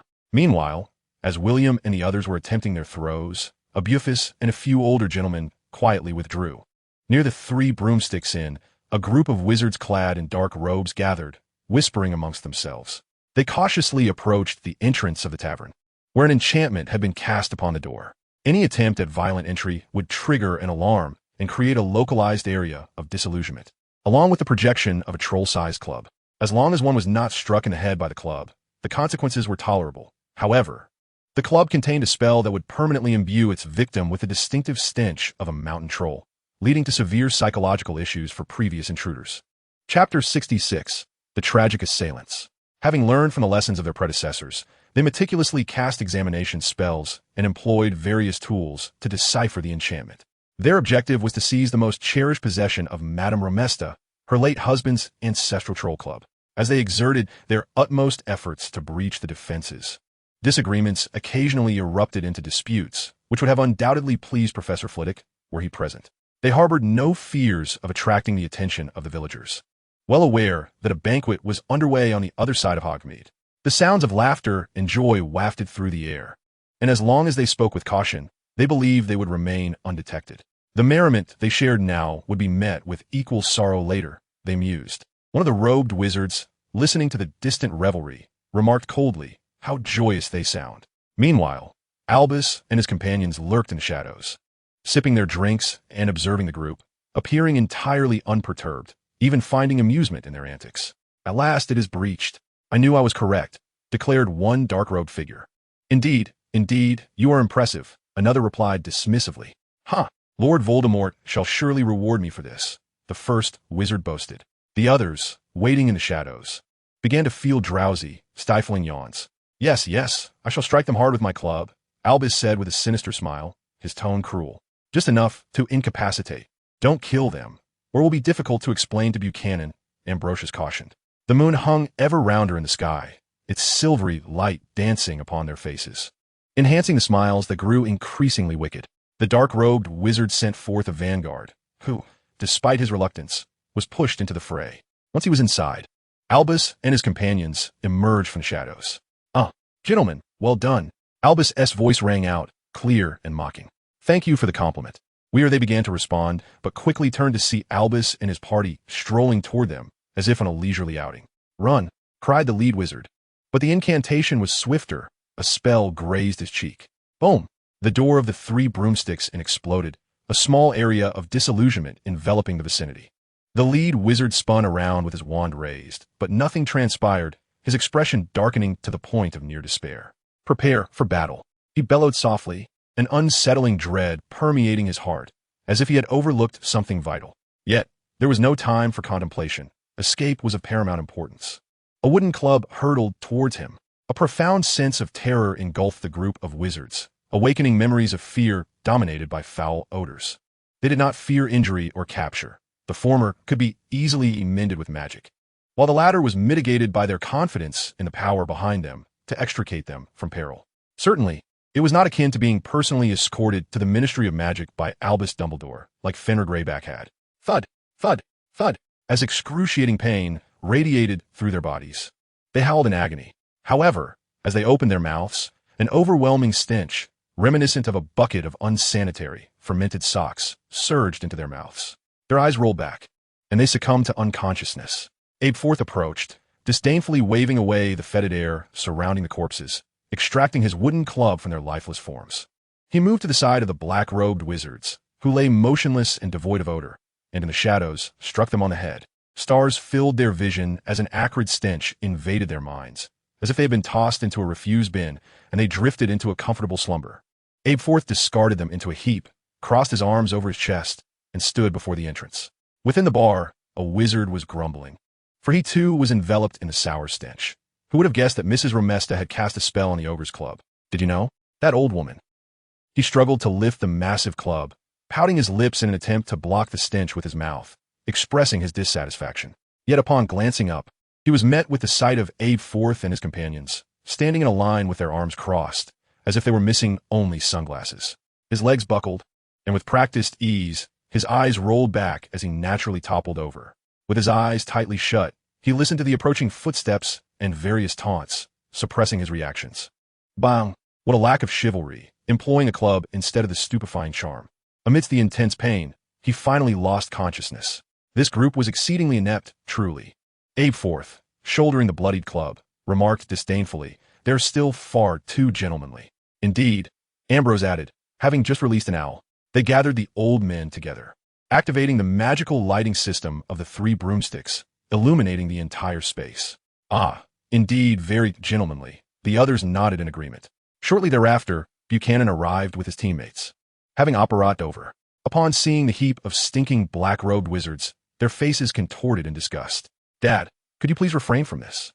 Buchanan said, looking at Ambrose, who bore the bloodied club over his shoulder, expressing his exasperation, although he understood that it was utterly futile. All right, Ambrose replied dismissively, turning to his companions, who pulled various magical candies from their pockets and handed them to the Aurors. Thank you, Uncle. The Aurors have grown accustomed to their duties and did not refuse, accepting the tasks without hesitation. Even the leading old Auror wore a smile in the presence of Ambrosius, for the rewards bestowed upon them were abundant, each contributing to their collective success, albeit modest in scale. As they departed, Ambrosius suppressed his reluctance and entered the bar to attend to the aftermath. The older gentleman nearby patted him on the shoulder, prompting Ambrosius to offer a rather forced smile. Within an aged house, a pallid man with elongated, crimson eyes toyed with his wand while seated in the foremost chair. My Lord Voldemort, they have failed, reported a golden-haired wizard, bowing deeply. He had long instructed them to abandon such trivial antics, yet they persisted in their folly. Wouldn't you agree, Lucius? Chapter 67, A Turbulent Night. Indeed, my Lord Voldemort, Lucius replied respectfully. The other Death Eaters nearby gazed enviously at Lucius, whose father not only shared a camaraderie with Voldemort, but had also contributed considerable funds to the organization. They lamented their lack of such advantages.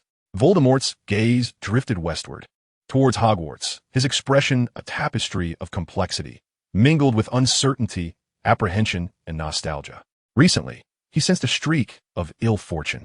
First, Fenrir Greyback had been captured twice. Then the Horcrux hidden within the Room of Requirement had inexplicably lost contact, followed by a series of disobedient subordinates requiring his intervention. Albus, have you noticed? Voldemort murmured, raising a hand to rub his non-existent brow, his mood decidedly sour. The individuals below, particularly those seated at the back, shrank into themselves like quails, eager to avoid incurring Voldemort's wrath. Observing their trepidation only intensified his agitation and fury. Crucio, he exclaimed, casting the Cruciatus Curse with a flick of his wrist. A piercing scream echoed, sending chills through the hearts of those present, who felt Voldemort's temperament had grown increasingly capricious in tandem with the rapid escalation of his nearly divine powers. Casting a scornful glance at the gathered assembly, his body trembled with suppressed rage. In that moment, they were left to ponder whether their previous choices had been wise or misguided. But now they found themselves irretrievably ensnared by their allegiance. He had ascended to a level of power capable of obliterating any one of their clans. Hogsmeade Village. The laughter and joy imbued the snow-laden streets with a hint of springtime warmth, softening the chill in the air. Claude and his companions had unwittingly succumbed to Ambrosius's inebriation and were eventually carried, dazed, to the 3 Broomsticks Inn, during a competition tossing giant troll clubs. Ralph achieved the best score in the underage category with a 4th-tier club. The 1st-tier club was manageable for William and his peers, requiring merely a bit of effort. The 2nd-tier club proved somewhat strenuous, barely liftable, and challenging to hurl with any momentum. As for the 3rd-tier club, it remained stubbornly on the ground, seemingly rooted to the spot. At this point, they had come to understand the source of Ralph's prodigious strength. An individual nurtured in such an environment undoubtedly possesses remarkable physical prowess. Despite Miss Romesta's delicate appearance, her skills with the blade were nothing short of astonishing. Daniel and his companions had no doubt that Miss Romesta could single-handedly vanquish all 3 of them, armed only with a knife against their wands. Glancing at the clock, uncertainty lingered regarding whether time remained on their side. He opened the window, allowing the cold wind to rush in and tousle his hair, then raised his hand and gently pointed into the void, sending an invisible ripple toward the owl post office. After casting his spell, Ralph, clad in pajamas adorned with blue cartoon birds, settled at his writing desk. He extracted a piece of parchment from beneath a red ruler, grasped a yellow-green quill dipped in ink, and began to write. An owl flapped its wings, entering through the window and perching at the corner of Ralph's desk. Casting a quick glance, Ralph lifted his other hand, and a plate of luminescent fruits floated before the owl. The owl regarded him with a sidelong glance before commencing its meal. They typically received few deliveries at night, yet after composing his letter, Ralph gently shook the parchment to dry the ink, folded it neatly, and placed it into a ready envelope. with a drop of wax and a breath. He set the envelope beside the owl and retrieved the postage, placing it into the owl's satchel. Observing this, the owl hastened its eating, shifting from elegance to wildness. Once finished, it grasped the envelope in its beak, unfurled its wings, and, braving the snowstorm, soared toward Hogwarts. In the sky, fierce winds intermingled with heavy snow, swirling in eddies before gracefully descending to the ground. The tempest transformed into a gentle breeze, and the snowflakes became clusters of petals, scattered through the air and slowly merging with the earth. The wind remained still, yet the clouds were not as they seemed. On the outskirts of the Forbidden Forest, the sky was overcast and a light rain fell. Professor Flitwick meticulously examined the protective enchantments along the path, searching for any signs of activation and the source behind it. These enchantments, established by several professors, were designed to monitor the entrance of young wizards into the Forbidden Forest. Should a young wizard cross this boundary, triggering the alerts, a mark would be left and a message sent to the supervising teacher, simultaneously implanting a magical marker. This marker would facilitate the professors in locating them and assist the magical creatures within the forest in ensuring their safety. As of now, Professor Flitwick had not received any notifications of triggered alarms, nor had he observed any signs of magical creatures entering Hogwarts. The sound of flapping wings gradually grew nearer to his ears. Shielding himself with a small umbrella, the professor gazed into the distance, spotting an owl carrying a letter, navigating through the storm towards him. Releasing his grip on the umbrella, allowing it to float freely, he extended his arm, inviting the owl to perch upon it. "My dear little friend, you are quite the trouble," he mused, while simultaneously casting a discreet glance toward a corner of the castle.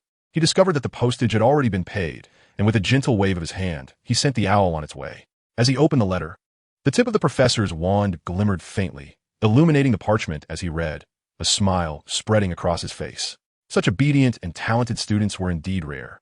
Just as he was engrossed in the letter, a transparent entity, seamlessly blending with its surroundings, surged past the protective enchantments and dashed into the Forbidden Forest. Hearing a commotion in the distance, Professor Flitwick chuckled, shaking his head in disbelief. Did they truly think him a fool? However, before he could dwell on it further, his expression abruptly solidified, replaced by a grave concern. The protective enchantment had not been triggered. Chapter 68, Dragon's Claw Vine. The absence of a triggered enchantment meant that no magical markers had been placed upon them. The thought of encountering perilous magical plants sent a shiver down Professor Flitwick's spine, and he felt a surge of gratitude for having swapped classes with Professor Grubblyplank. With his temperament, it was difficult for him to fathom what might transpire. Apologetically glancing at the letter in his hand, he resolved to have Ralph draft another. With a delicate flick of his wand, the text on the letter reconfigured itself into a paper airplane, producing several additional copies. He directed them towards the castle, and the paper airplanes soared away. Meanwhile, Professor Flitwick ventured into the Forbidden Forest alone. Tiny raindrops fell upon the paper airplanes, sliding off effortlessly. They flew and circled within the castle, dispersing and adding a mischievous and eerie touch to the already quiet and foreboding stronghold. The paper airplane aimed at the headmaster did not traverse the castle. Instead, it glided over the lawn and reached the window of the headmaster's office. Top, top, top. The gentle knocking echoed in the stillness of the office, immediately capturing the attention of Professor Dumbledore. He lifted his gaze, adjusting his crescent-shaped spectacles, which glimmered under the light.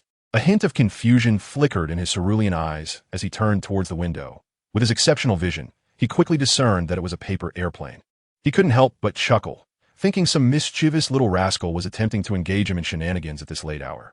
With an open palm, the paper airplane instantly glided from the window into his hand, losing its vitality. As Dumbledore unfolded the letter, his smile vanished, and his brow furrowed in concern. The other portraits of former headmasters sensed the weight of tension emanating from Dumbledore, cautiously glancing in his direction. It must be said that in such a situation, Dumbledore exuded an air of authority that most would hesitate to approach.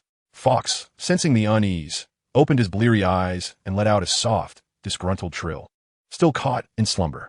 "Oh, forgive me, Fawkes," Dumbledore apologized, casting a glance at the letter on his desk. "They're being utterly reckless.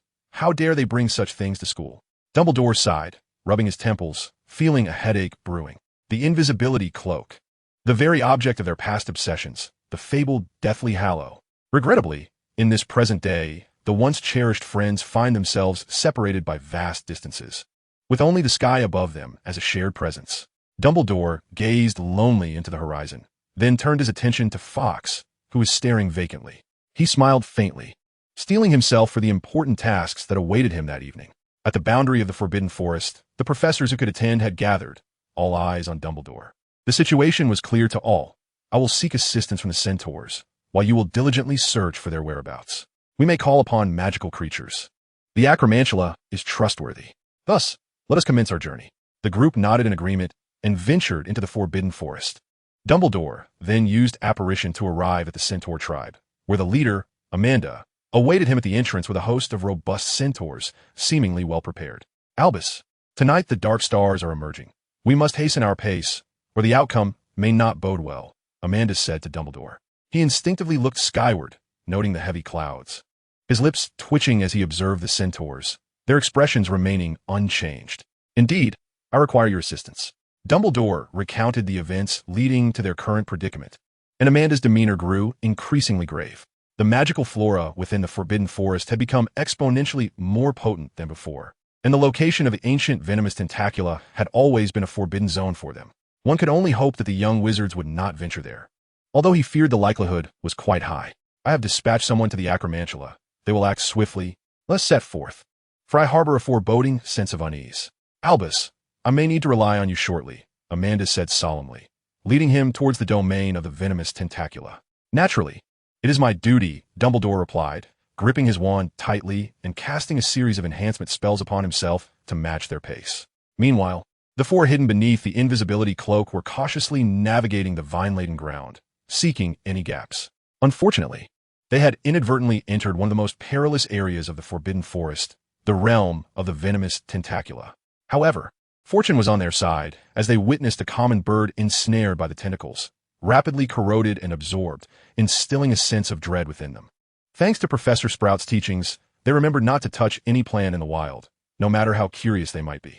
Yet, retreating was proving somewhat challenging for them.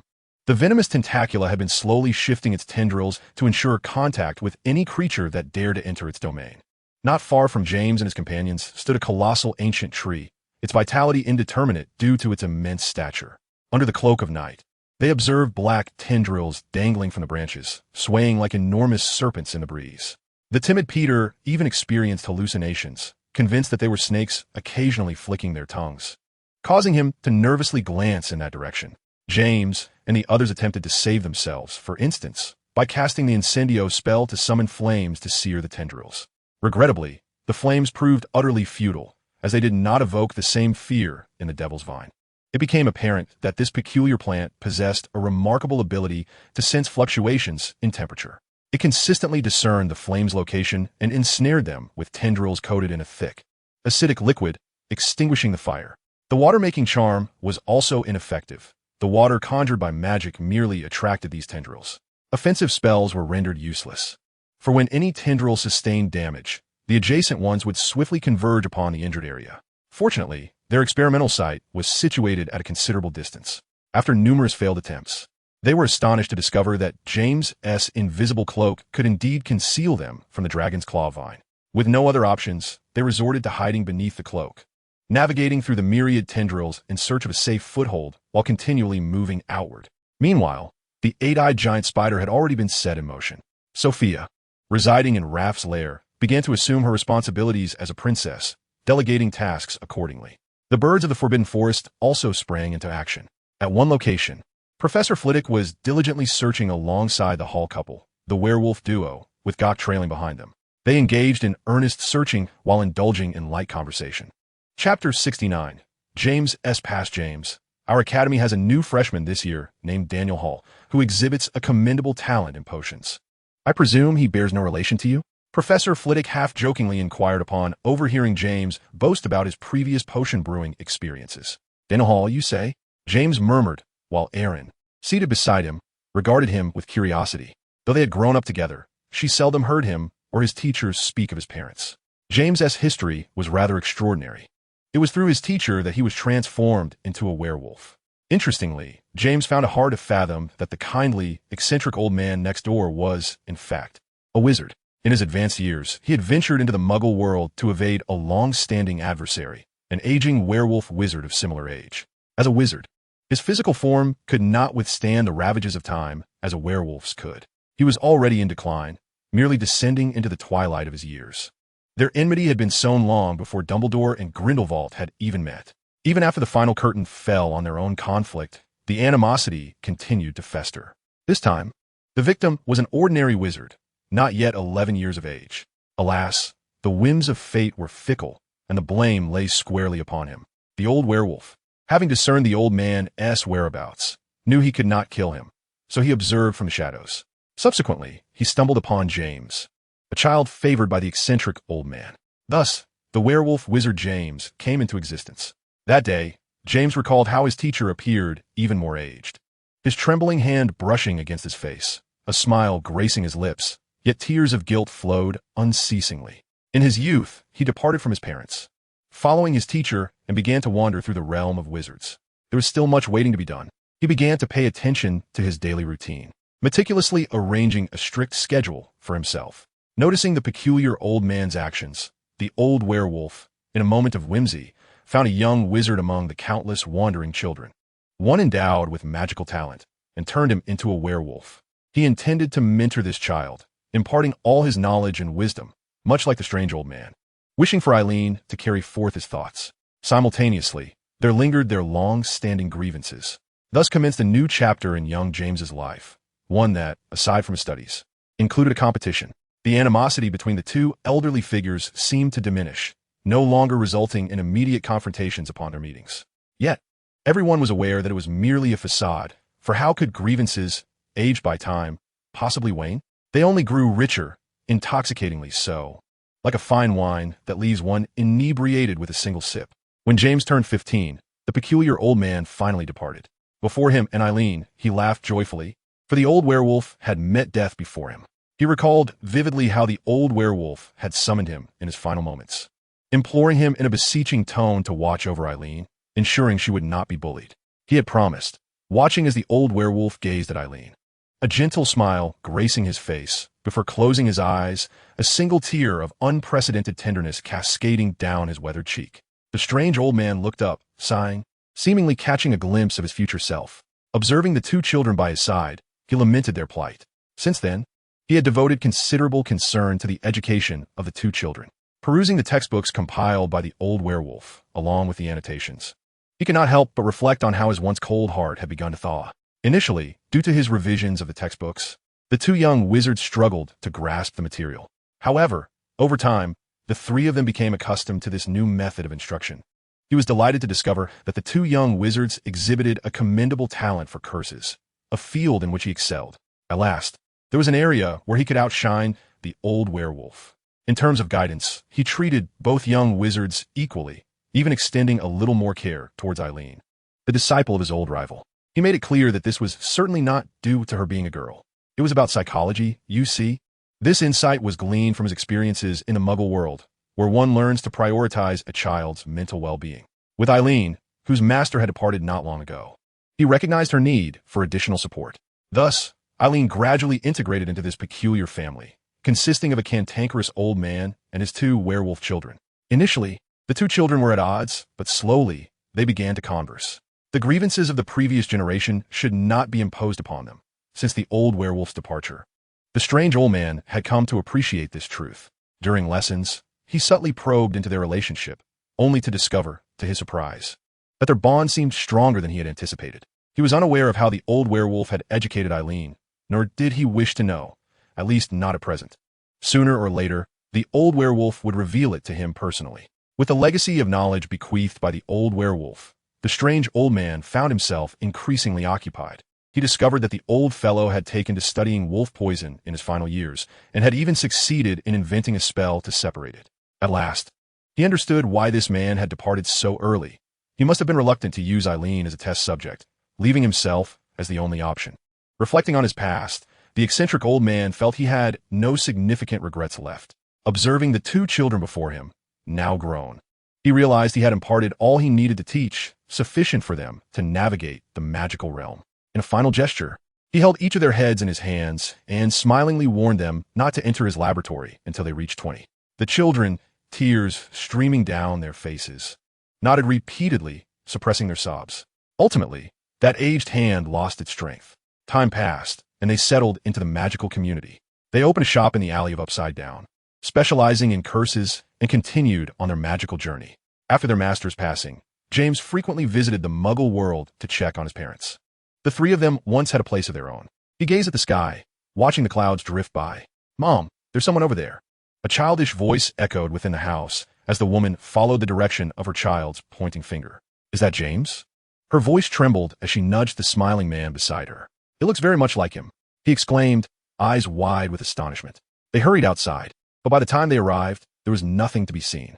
"Mom, why are you crying?" the child asked, bewildered, as he looked at his tearful mother. "It's nothing, dear. Mom is fine," she replied, embracing him and wiping her tears, while the man held them both, enveloped in silence. Chapter 70. The Thorn Tree. I do indeed have a brother. At this age, he should have children by now, James mused aloud. "Oh." Professor Flitwick raised his eyebrows, looking up at James, greatly admiring the werewolf wizard's mastery of curses. "Is that so? Your brother's child?" Eileen inquired, recalling their own situation. It was unlikely they would have children. The three of them walked together, engaged in conversation, during which Eileen entrusted Professor Flitwick with the care of Daniel, to which he agreed. James remained relatively quiet on this matter, not adding much to the discussion. After a while, a silent bird flew over, landing among Gok's 8 eyes, gently pecking his head before taking flight again. The three of them curiously turned to Gok, who seemed lost in thought. "What is it?" "I've roughly determined the direction," Gok replied, spinning in place before raising a foot. "That way, that way." Professor Flitwick pondered. "If all goes as expected, there should be an ancient dragon vine growing there. Its thinner tendrils likely as thick as James's calf." He made the comparison using James's leg, which was closest. "Is that the place? Many of my kin have perished there." Gok appeared somewhat saddened and apprehensive. "Do you still wish to go? If you don't want to, you needn't." Eileen gently stroked Gok's head, feeling the slightly stiff bristles that pricked her fingers. "Go ahead, but I won't follow. If any of you get caught, I'll call for help immediately." Meanwhile, Professor Sprout was advancing towards the dragon claw vine. It was a place she had visited during her schooling years, and she vividly recalled the awe-inspiring scene. The dragon claw vine is a parasitic vine that initially attaches itself to host plants, predominantly towering hardwood trees with woody stems. As she cautiously approached, she discovered that the tree being parasitized by the dragon claw vine was, in fact, a rare stinging tree. It is important to note that the stinging tree is a carnivorous plant, much like the dragon claw vine. Both the stinging tree and the dragon claw vine, once they reach a certain size, dominate the forbidden forest, and few magical creatures dare to venture into their territory. The above-ground portion of the stinging tree is entirely benign, with its tall, stout trunk and lush, verdant canopy claiming a significant place within the woods. If one were to encounter a clearing amidst a forest, devoid of other trees save for dense underbrush, it is imperative to steer clear of that area. For the stinging tree's predatory apparatus resides in its roots. These roots are exquisitely sensitive to vibrations, capable of discerning whether the disturbances arise from biological activity. The extent of their root system surpasses the area covered by the tree's canopy, and one must never assume that a sunlit spot is safe. It could very well be a hunting ground for death, once one steps into this domain. The delicate root hairs of the stinging tree can sense the vibrations emanating from the soil. Subsequently, the corresponding roots will begin to undulate slowly, drawing closer to the intruder beneath the surface. While one may perceive movements below ground, it signifies that the stinging tree has already set its trap, preparing to ensnare its prey. The roots will surge violently from the earth, coiling around the victim and dragging them underground. Typically, victims perish from strangulation rather than suffocation. From this, it is evident that the strength of the stinging tree's roots is extraordinarily formidable, far exceeding that of ordinary serpents. Once the dragon claw vine reaches a certain growth stage, it undergoes a transformation that necessitates the absorption of the magical energy from the parasitic tree. Following this, the tendrils of the dragon claw vine acquire the woody texture of the host tree, providing them support while retaining their inherent flexibility. Upon nearing the main body of the dragon claw vine, Professor Sprout was relieved to find that the stinging tree it had latched onto was, in fact, a dead tree. However, it would be inaccurate to label it simply as dead. The primary root system of this stinging tree had entirely vanished, enveloped by the roots of the dragon claw vine. The lateral roots were ensnared by the vines as well. It was unclear what transpired between them, but the dragon claw vine began to supply nutrients and energy to the lateral roots and attached branches of the stinging tree for its survival. This resulted in the stinging tree appearing remarkably healthy and thriving during Professor Sprout's initial encounter with them. Arriving at a desolate area, the ground was littered with the tendrils of the dragon claw vine, resembling a nest of intertwining serpents. At first glance, Professor Sprout's gaze was drawn to the prominent tree at the center, which stood bare, devoid of any broad leaves. On the robust branches hung thick, sturdy vines, adorned with clusters of diminutive leaves that seemed incongruous with the vine's girth. The thorny shrub, it seemed, had met its demise or was on the brink of it. As deduced by Professor Sprout, she gazed into the clearing among the vines and, with a flick of her eyes, cast a spell that unveiled a different realm. Within the tendrils of the dragon claw vine flowed a vivid green luminescence, interspersed with faint crimson flickers. This dragon claw vine thrived vibrantly. In contrast, the thorny shrub exhibited only a faint green glow coursing through its body, a remnant of the dragon claw's essence, now significantly diminished. With swift motions, Professor Sprout began to search diligently through the gaps in the earth. Footprints, clear impressions of 4 individuals, came into focus. She retrieved a small satchel, extracting from it a leather coat, a pair of gloves, and a pouch. Upon opening the pouch, a potent scent of fermentation wafted forth. She smeared the contents onto her coat, soon enveloped in a rich aroma of alcohol.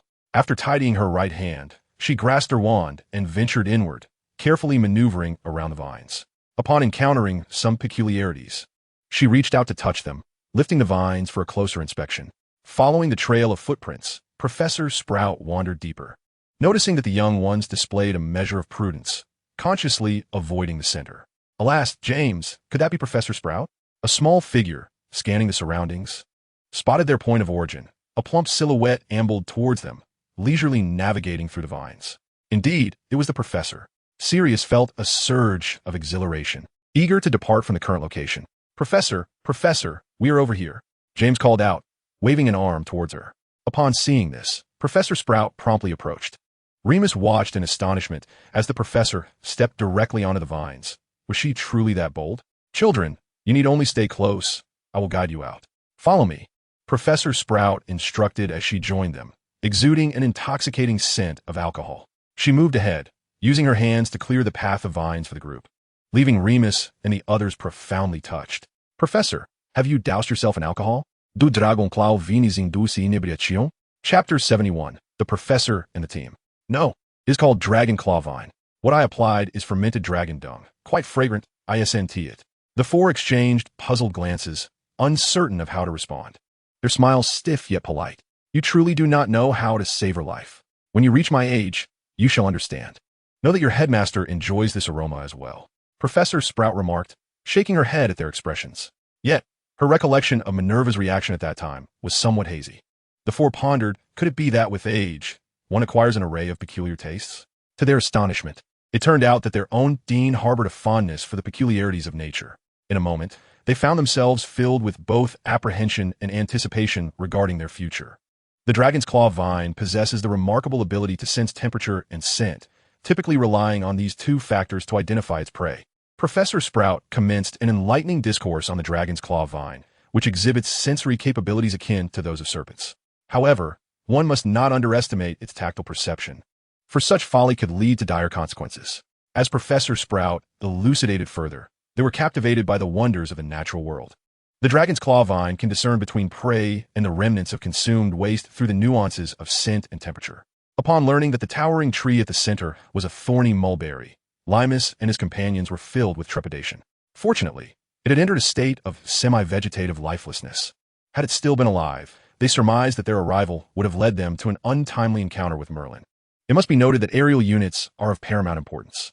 In a mere span of time, Ralph's kin had thoroughly scoured every safe nook within the Forbidden Forest and had also alerted various teams heading towards the domain of the Dragon's Claw Vine.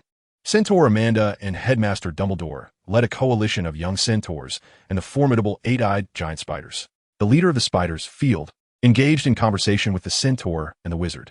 It was evident that Field held a profound reverence for Albus, causing the entire spider to appear somewhat apprehensive, a sentiment that even Aragog would share in Albus's presence, given that humanity is, in name, the rightful sovereign of this planet. After a brief exchange, Amanda and Albus expressed their concerns regarding Aragog's health. The group pressed onward, and in this moment of unexpected camaraderie, The erstwhile adversaries, the centaurs and the eight-eyed giant spiders, found themselves engaging in fleeting communication. The centaurs gracefully leapt through the trees, stirring up gentle whirlwinds, while the spiders scuttled deftly across the forest floor on their 8 long legs, leaving behind a myriad of footprints. Amidst the verdant wilderness, foliage danced, and earth was cast in disarray as raindrops fell upon the ground. Under Albus's enchantment, both centaurs and spiders felt as though they were enveloped in a gossamer armor, bestowing upon them a sense of dryness and comfort in the damp weather. They emerged unscathed by mud or fallen leaves. A mysterious force cleared away the rain-soaked detritus from above the procession, effortlessly parting it to either side. Remarkably, Albus guided no one, nor did he perform any unnecessary gestures beyond the act of traversing. Everything appeared as if it were meant to be. This effortless display evoked genuine reverence among all present, both centaur and spider alike, for the venerable headmaster. Within the realm of the dragon's claw vine, Professor Sprout suddenly halted, as if she had discerned something of significance. She crouched down, pressing her ear to the ground, intent on listening. The members of Sirius's group were startled by the professor's abrupt action, almost colliding with her. But they managed to halt just in time. Tension filled the air, their expressions taut as they exchanged glances, each recognizing regret reflected in the other's eyes, with Peter undoubtedly feeling the weight of remorse most acutely. Since the beginning of the school term, they have felt as though fortune has not favored them. This sentiment rekindled memories of the ominous prophecy shared by their teacher during divination class. Death shall remain with you. Could it be that the prophecy has commenced? Were they to confront the specter of death? The four began to entertain wild thoughts, glancing around as if something unseen was observing them, waiting for an opportune moment to unleash the grim hand of fate upon them. Before they could fully comprehend the situation, Professor Sprout abruptly stood, brandishing her wand with a swift motion. The earth beneath their feet vanished in an instant, creating a gaping void into which they plummeted, staring in astonishment at the professor. They thought, "Are you two going to turn against us?" However, before they could reach the ground, Professor Sprout tossed a seed into the pit, accompanied by a spell. The seed sprouted instantaneously, and the professor leaped in after them, joining them in a tight embrace, the rich scent of alcohol wafting into their nostrils, rendering them slightly tipsy. This was one of the seeds of the devil's snare that Professor Sprout had cultivated during her lessons with the first-year students. The vines rapidly spread, enveloping them in a spherical cocoon. Soon after, the tendrils began to darken and yellow, resembling roots on the brink of withering. "Ah, indeed it is you four," remarked Professor Sprout, glancing at the quartet beside her, unfazed by their presence. Recognized by the professor, they felt little embarrassment. After all, such occurrences had become rather commonplace for them. At worst, they might lose a few house points. However, this time could prove particularly dire, as, according to Professor Sprout, a significant number of faculty members and magical creatures from the Forbidden Forest were now in pursuit of them. Yet, this was not their most desperate predicament. Their most dire concern was the fact that they were now crammed together with the professor, their invisibility cloak having fallen to the ground. Reluctantly, they found themselves covered in dragon dung, fermented and odorous, unlike the professor, who was clad in a protective coat specifically designed for such messy encounters. They wore their everyday attire, now sullied by the unfortunate substances. They could only muster awkward yet courteous smiles towards the professor, attempting to mask their inner dismay. This was indeed a case of reaping what they had sown. Even if they wished to weep, time was not on their side. A series of intense tremors reverberated around them, as fine grains of sand accompanied by the sound of dripping water cascaded through the vines. In response to the violent quaking, Professor Sprout waved her wand, tightening the grip of the devil's snare. Simultaneously, leaves and roots began to sprout within their confines. What followed next sent shivers of dread through James and his companions. Chapter 72, A Gathering. Professor Sprout produced a small pouch.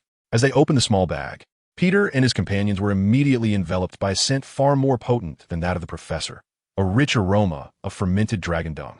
Under their astonished gazes, Professor Sprout tipped the bag, and the dung cascaded out, gradually spreading to their ankles. They could even feel the warmth emanating from it, a clear indication of its ongoing fermentation. The heady fragrance filled the confined space. By now, the dragon dung had reached a height equal to half the calves of the 4 young lions. Fortunately, the dung was relatively dry, avoiding the unpleasantness of being too runny or thick.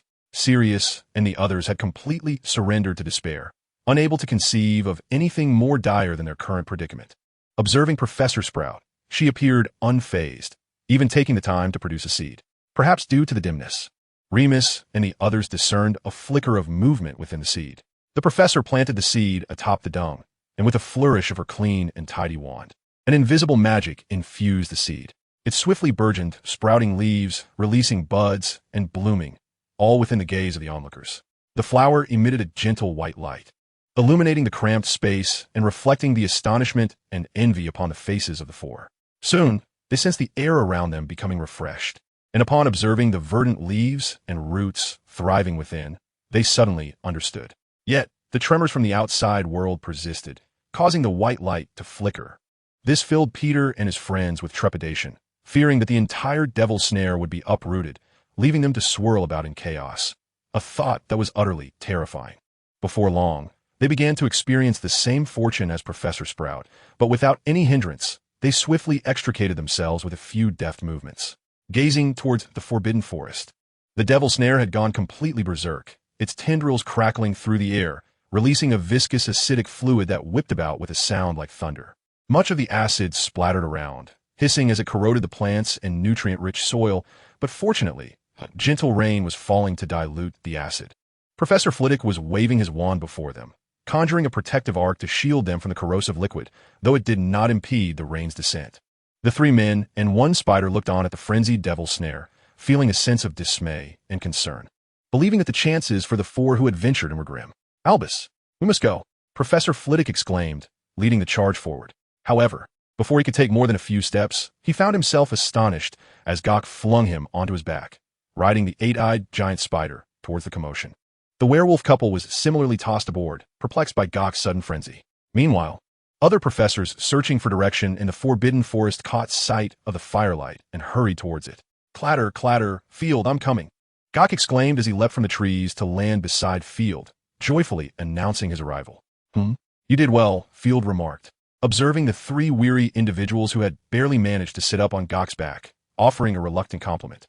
"Clatter, clatter," Gok joyfully tapped his large claws. Phileas, it appears you have had quite an enjoyable experience." "Indeed, Albus.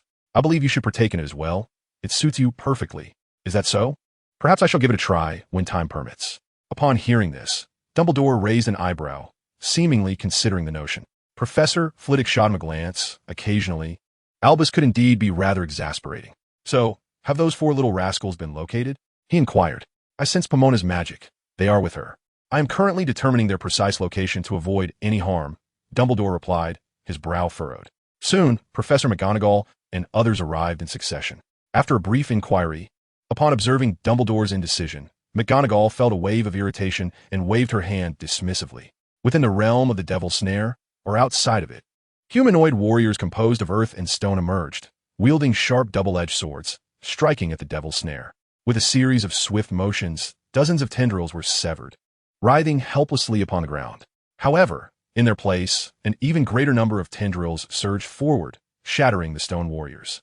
McGonagall raised an eyebrow. The debris reassembled into different forms, clearing the tendrils. "Minerva, you will provoke it. Pomona and those little lions are still inside," Dumbledore cautioned. "I trust Pomona. She will keep them safe," McGonagall replied, continuing her efforts. Very well, you carry on. I shall hold the line." Dumbledore sighed as he watched the decisive McGonagall, feeling the weight of his years. Standing there, gazing at the drizzling sky, he became lost in thought, recalling a time when they too had weathered such conditions.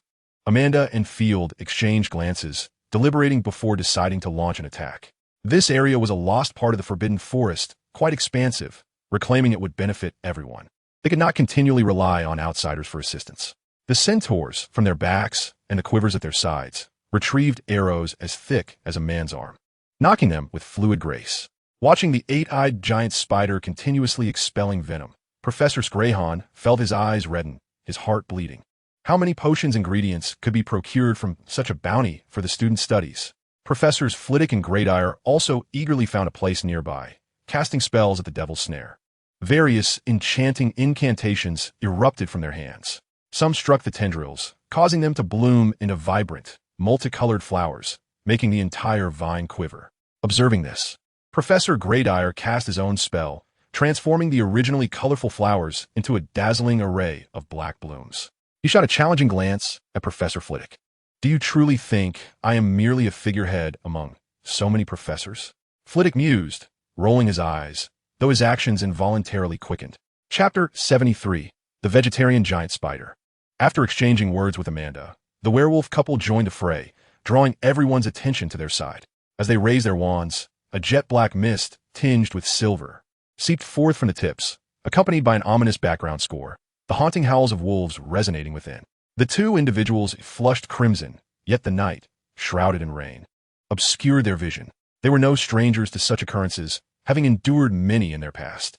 Recalling their childhood skirmishes, they remembered how both mentors had simultaneously urged them to unleash powerful spells, intending to intimidate their adversaries. Consequently, the magic they learned was invariably imbued with a grandiose flair, a characteristic they could not alter until they surpassed their mentors in mastery. This meant that when they cast curses upon their foes, they first had to envelop their surroundings in layers of silencing spells to prevent alarming the neighbors. However, the curse would still hear the ominous sounds during the incantation. Once a curse took hold, the victim would be haunted by the sinister laughter of their deceased mentors, echoing from within them as if amplified by a sound-enhancing spell. Thus, anyone who had been cursed by them, along with their friends and family, would perceive them as exceedingly cruel dark sorcerers. Additionally, there was a personal vendetta against Fenrir, the malevolent werewolf leader entwined in their actions. In that moment, he found solace, a release from the existential doubts of life and death, coupled with a sense of guardianship over the next generation. It could be said that the magic in their hands was extraordinary, not merely a traditional curse, for it seemed to bear no impact on the human heart.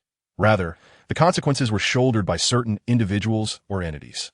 The mist from the hall couple enveloped a vine, and as it passed over the vegetation, there was no discernible change. The rain continued to fall as before. A dense fog wrapped around a vine, from which emanated the sinister laughter of two voices. The hall couple recognized their curse had succeeded, while others cast bewildered glances as if questioning their peculiar interests. Under their control, the mist drifted towards another vine. The original vine had sprouted thick, black bristles, easily identifiable to those familiar with werewolves as a distinct type of fur. Werewolves could be categorized by the color and pattern of their fur, the hue of their eyes, and other distinguishing traits. However, this was a revelation from Professor Eileen's research. Known only to the Hall couple, her most audacious ambition was to transform every individual into a werewolf, fostering harmony among werewolves, wizards, and muggles alike.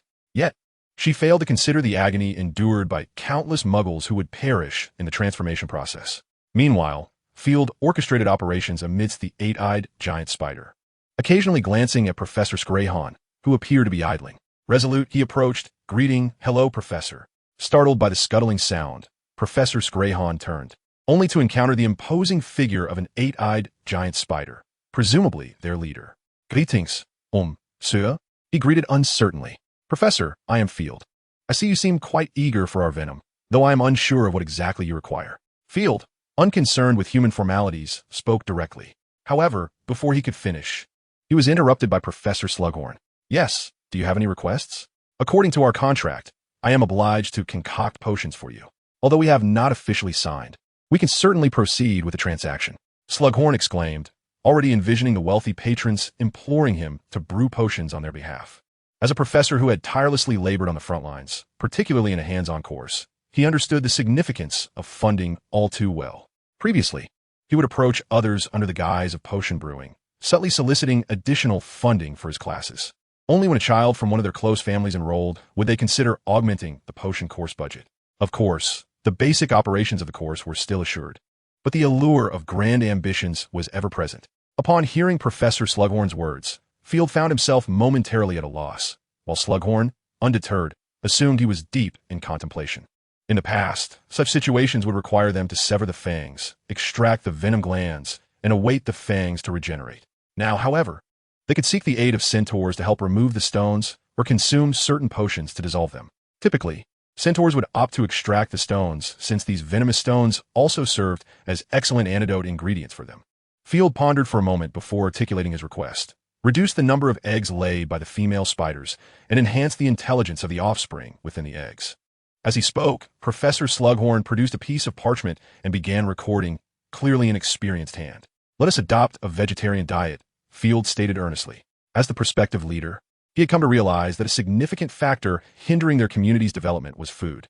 If they could substitute some plant-based options for meat, they could indeed grow stronger without disturbing the ecosystem of the Forbidden Forest and provoking the ire of various factions.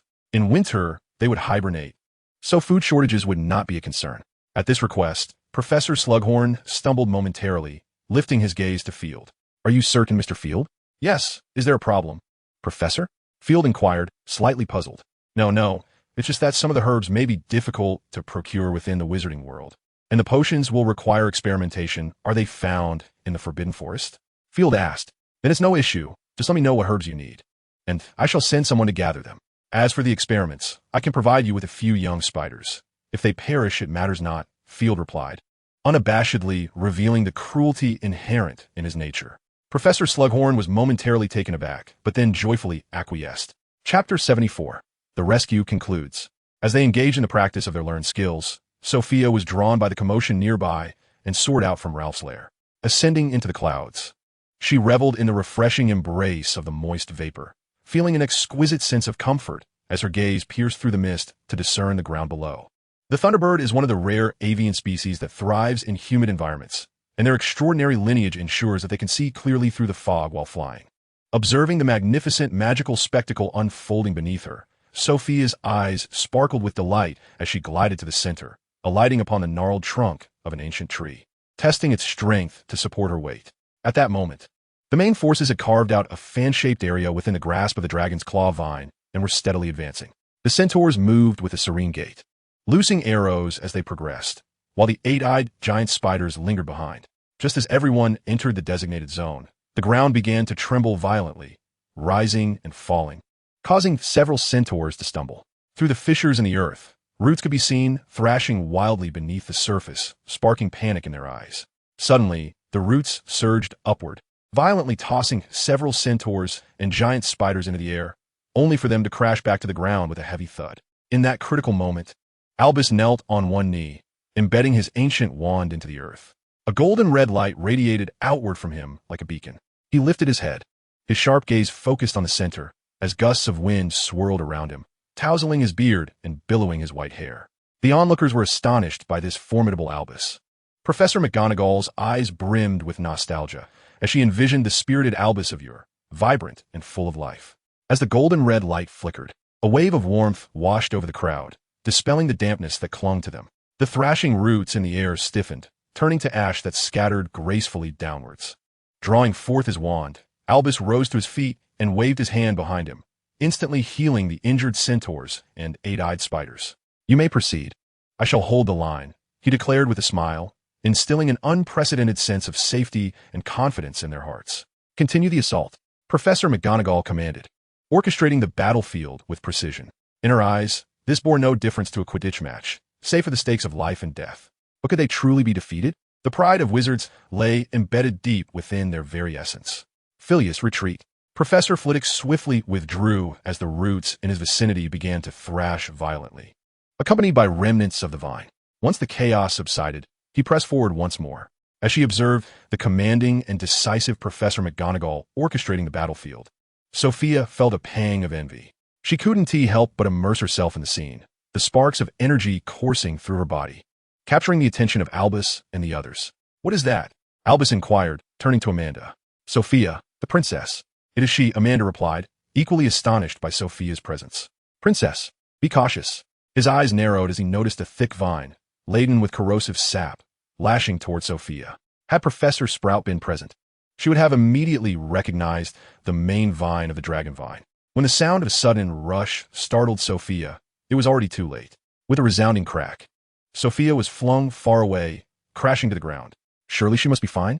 Albus glanced uncertainly at the spot where Sophia had landed, then turned to Amanda. "She must be fine, right?" Amanda, equally unsure and slightly flustered, nervously kicked the ground with her hind legs. An angry squawk rang out, bringing a moment of calm to the group. Sophia soared through the air, flapping her wings, while the clouds above grew increasingly ominous, flashes of lightning flickering among them. The feathers that had taken so long to grow on Sophia's body were once again corroded by the acidic liquid, turning black and foul, and matted with an inexplicable sticky substance. As the thunder rumbled above, everyone lowered their wands. Several professors' wands, like Professor Flitwick's, were emitting smoke from their tips. Sophia circled above the dead tree as bolts of lightning struck down upon it. Under the storm, patches of acidic liquid dried, crusted, and flaked away, transforming into ash. There, everyone turned to look, spotting a large, gray-black ball woven from vines embedded in the ground, revealing only a small portion. Albus and the others sensed a shift in Professor McGonagall's demeanor, prompting serious expressions to form on their faces. As they approached, the vine ball began to wither slowly, turning into brittle twigs and leaves, from which a gentle white light began to escape through the widening cracks. A rich aroma enveloped them, causing them to momentarily close their eyes. Professor McGonagall instantly recognized the scent of fermented dragon dung, recalling Pomona's earlier question about its fragrance. As they reopened their eyes, they beheld the impeccably neat and tidy Professor Sprout, who regarded them with her warm smile. The professors all smiled gently in return. With a wave of her wand, seeds floated out from the mound of dragon dung, falling into her hands after being cleansed by the rain. The white light gradually dissipated. However, in the flashes of lightning, they could still see the 4 lowly heads of Gryffindor. Professor McGonagall cast a stern gaze upon them, nearly losing her composure. Ahem. She cleared her throat forcefully several times to regain her composure, only making them lower their heads further. She wanted to say something, but seeing their pitiful state softened her heart. Covered in dragon dung, they likely felt quite uncomfortable. Well, it couldn't be entirely Pomona's fault. Without her, these individuals would have likely perished. Very well, you'll follow us for now. If you dare to run, I assure you, you'll be expelled from Hogwarts. Professor McGonagall's tone grew stern, yet she raised her wand to clean the dragon dung off them. The 4 could not help but look gratefully at their headmistress. And under Professor McGonagall's watchful gaze, they fell in line behind the professors. Unbeknownst to them, they had already been marinated in the scent. This, Professor Sprout would only discover when she encountered them in the herbology class the following week. The central dragon vine was on the brink of demise, its vital fluids having completely evaporated under the relentless bombardment of lightning. The rain offered no solace, failing to replenish its moisture. Enough of this lamentation. It was time to cease, for it was teetering on the edge of life. A sudden voice startled Sophia, prompting her to glance in its direction, where she beheld Ralph, casting her a sidelong glance. Chapter 75. The contract is finally realized. Brother, look, the feathers on my body have become unsightly again, Sophia exclaimed as she soared to Ralph's side, showcasing her plumage. After a fleeting glance, Ralph discarded a colorful feather. Elated, Sophia twirled in delight.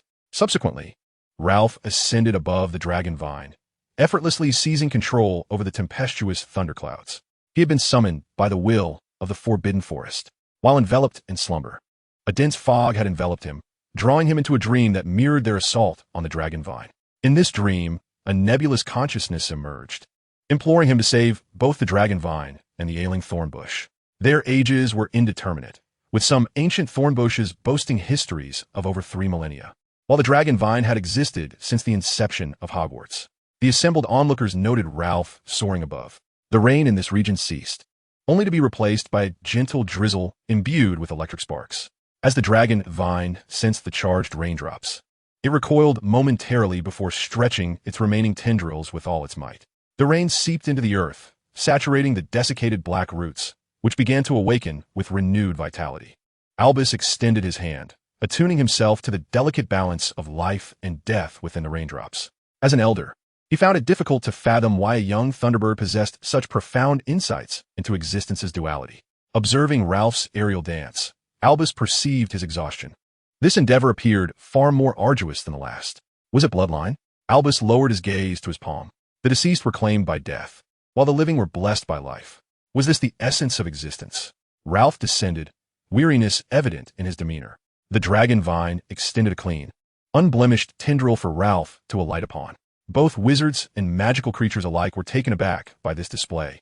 Had they known it would unfold thus, they would have refrained from their previous conflicts, feeling a sense of helplessness within. Sophia settled beside Ralph, causing the dragon vine to tremble, as all sensed its trepidation. Your Majesty, Amanda, accompanied by centaurs, knelt on one knee, placing a hand upon her chest in a gesture of respect, mirrored by the werewolf wizards. Field, leading the 8-eyed giant spider, bowed slightly, its 8 legs bending as its head touched the ground in reverence. The wizards, under Albus's guidance, placed their hands upon their chests and bowed in homage. Ralph nodded, and a gentle breeze swept through, lifting them all. Amidst their astonished gazes, Ralph articulated his purpose. First and foremost, it concerned the matter of the contract. Amanda had already sought the opinions of the major factions within the Forbidden Forest regarding several requests made by them. Finding no objections to their demands, merely hoping for a more lenient timeline, the representatives from Hogwarts sighed in relief and readily agreed. In the presence of Ralph, they amended certain terms on the spot. After Amanda reviewed the changes and found them satisfactory, she handed the contract to Ralph. The contract floated in the air, and Sophia squeezed in beside Ralph to observe it as well. Upon finishing their inspection, they exchanged a peculiar glance, regarding the Hogwarts group as if they were viewing an unfortunate spectacle. "Are you certain about this?" Ralph called out, his voice translated in real time, resonating with an authoritative tone in the minds of the Hogwarts professors. They promptly turned their attention to Professor McGonagall, completely ignoring Albus. "Indeed, the Lord of the Forbidden Forest," Ralph stated. "However, let me clarify, I am not the master of the Forbidden Forest.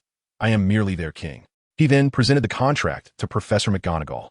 Professor McGonagall conjured a small gray pouch from which she retrieved a self-replenishing quill, inscribing her name upon the document. She then passed the contract to Albus, who stared at it, wide-eyed, before Professor McGonagall, momentarily taken aback, handed him the quill with an exasperated glance, muttering something about the headmaster being utterly unprepared.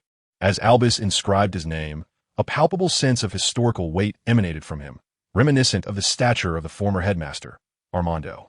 The contract floated independently in the air, dividing itself into two copies, one descending into Albus's hand, while the other ascended, soaring above the clouds, bursting forth in golden motes that gently cascaded down.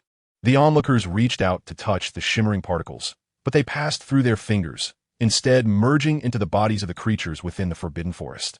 In that moment, the wizards comprehended that the contract's influence over the beings of the Forbidden Forest far surpassed its effect on Hogwarts, thus understanding the Centaur's earlier request to amend the time constraints. Following this conclusion, Ralph moved on to the second matter. As this territory had been jointly acquired, both parties were entitled to certain rights. After a vigorous discussion, they reached a consensus. The ownership of this land would belong to the Forbidden Forest, while Hogwarts would retain usage rights. Hogwarts was permitted to utilize this area reasonably, provided it did not disrupt the surrounding ecological environment. Simultaneously, Hogwarts was prohibited from restricting the ingress or settlement of the forest inhabitants.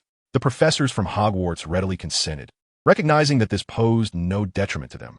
Ralph added a stipulation, requesting that they diligently protect the two rejuvenated plants, the Dragon's Claw vine and the Muggle Thorn tree, ensuring their safety while preventing them from harming magical creatures or wizards. Before Professor McGonagall could respond, Professor Sprout immediately concurred, casting a threatening gaze at her colleagues, as if daring anyone to oppose her.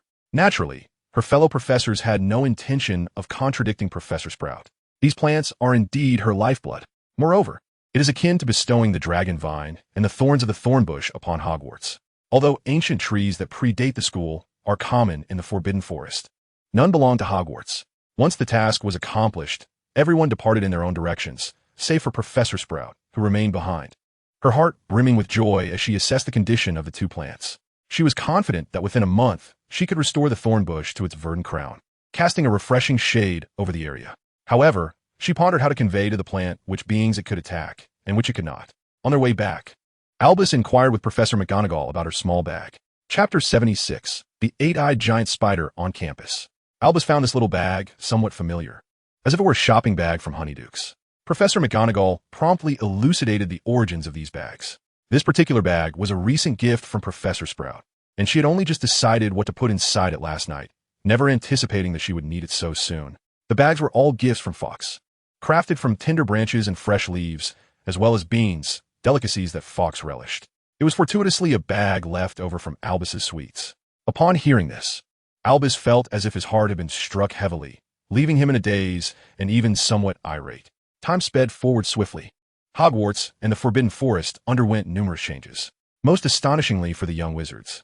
Professor Slughorn had taken to raising 3 eight-eyed giant spiders and had even procured a breeding license from the Ministry of Magic. It was truly unimaginable.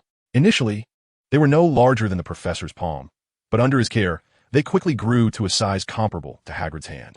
Meanwhile, the professor did not neglect to provide these arachnids with potions, even devising specialized potion bottles for their feeding. In truth, they were not traditional bottles. Rather, He employed magic to shape a gelatinous extract from a certain magical plant into a test tube-like form, complete with a cap. The eight-eyed giant spiders merely needed to insert their mandibles into the soft and hard potion bottles and absorb the contents as they typically would.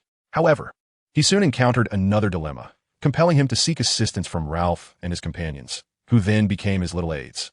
Simultaneously, Ralph and his friends encountered a third-year Slytherin, who was highly regarded by Professor Slughorn. Daniel had already established a connection with him, and they had engaged in some collaborative exchanges, typically with Senior Snape instructing Daniel. Severus Snape, that was his full name, with pale skin, a common trait among Slytherins. He was somewhat reticent and mildly aloof, not particularly adept at articulating his thoughts. Yet beneath his cool exterior lay a warm heart. Once familiar, he revealed himself to be rather pleasant. This was the impression Ralph and his friends held of Senior Snape. Upon their arrival, Severus exhibited surprise, especially upon learning that Ralph and Claude were the primary members of the group. As for William, he merely serves as an assistant, often misplacing the ingredients, which leaves him quite exasperated. Nevertheless, there is a certain charm in playing the supporting role. Their task is to assist Professor Skrellahorn in altering the potion's formula to enhance its flavor without compromising its efficacy. After all, Professor Skrellahorn dotes on the 3 eight-eyed giant spiders, which has rendered them somewhat rebellious. They frequently refuse to consume potions due to their unpleasant taste. The wizards at the school have observed the professor's transition from disdainfully watching them scurry about in their nursery box to tenderly catching them in his hands to prevent them from tumbling down. It remains a mystery what concoction the professor has provided them, as the intelligence of these giant spiders has evidently surged, and they appear rather plump and endearing, perfectly complementing the professor rather than being frightening. They are also quite lively, brimming with curiosity. While Ralph and the others brew potions, these spiders often watch intently. Their forelimbs rise and move gracefully through the air, observing the changes within the cauldron, occasionally emitting a clattering sound. It is noteworthy that William harbors a fear of spiders, particularly the larger varieties, yet interestingly, he shows no aversion to crabs, which possess a similar 8-legged anatomy. However, after enduring several days of playful intimidation from the 3 mischievous 8-eyed spiders, he has grown immune to their antics. These spirited spiderlings have also lost a delightful toy. With continuous familiarity and practice, William has become well acquainted with the various locations for potion ingredients. He can accurately summon the required potion for Claude using the levitation charm. This remarkable proficiency in the levitation charm caught Severus's attention, granting him a measure of acknowledgement. As for Daniel, it goes without saying that he possesses an impeccable sense of timing when it comes to the fusion and transformation of potion properties. Severus has also noted that certain potions require a level of finesse that cannot be attained through mere prolonged practice. In his eyes, Claude is akin to an encyclopedia, yet far less rigid than a book. He consistently draws connections to Muggle myths and the purported properties of various plants, integrating them into his formulas. Severus firmly believes he is a true Ravenclaw. Regarding Ralph, aside from his exceptional magical abilities, Severus particularly admires his constitution.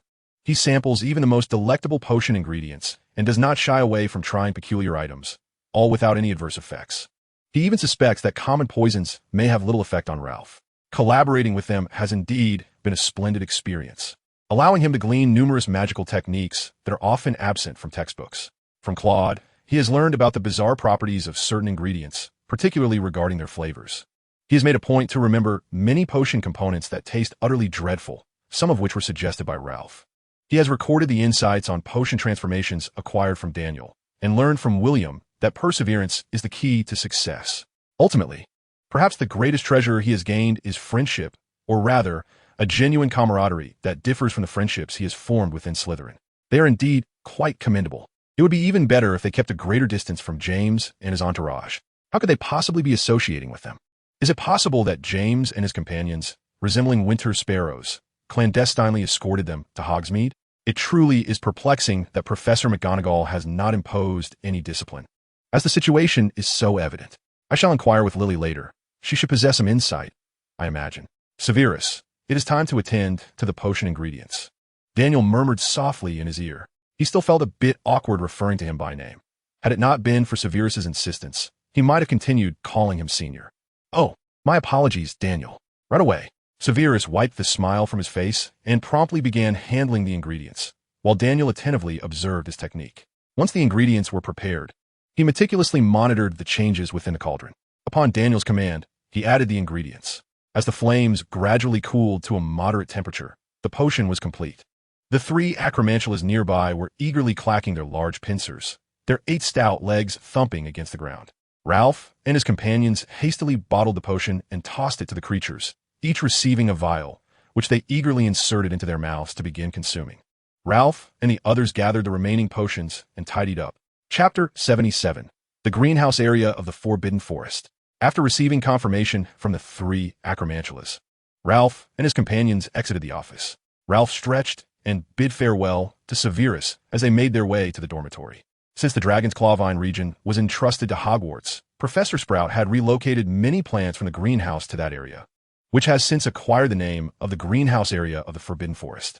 She established several sizable greenhouses there, cultivated a larger reservoir, and created a compost site.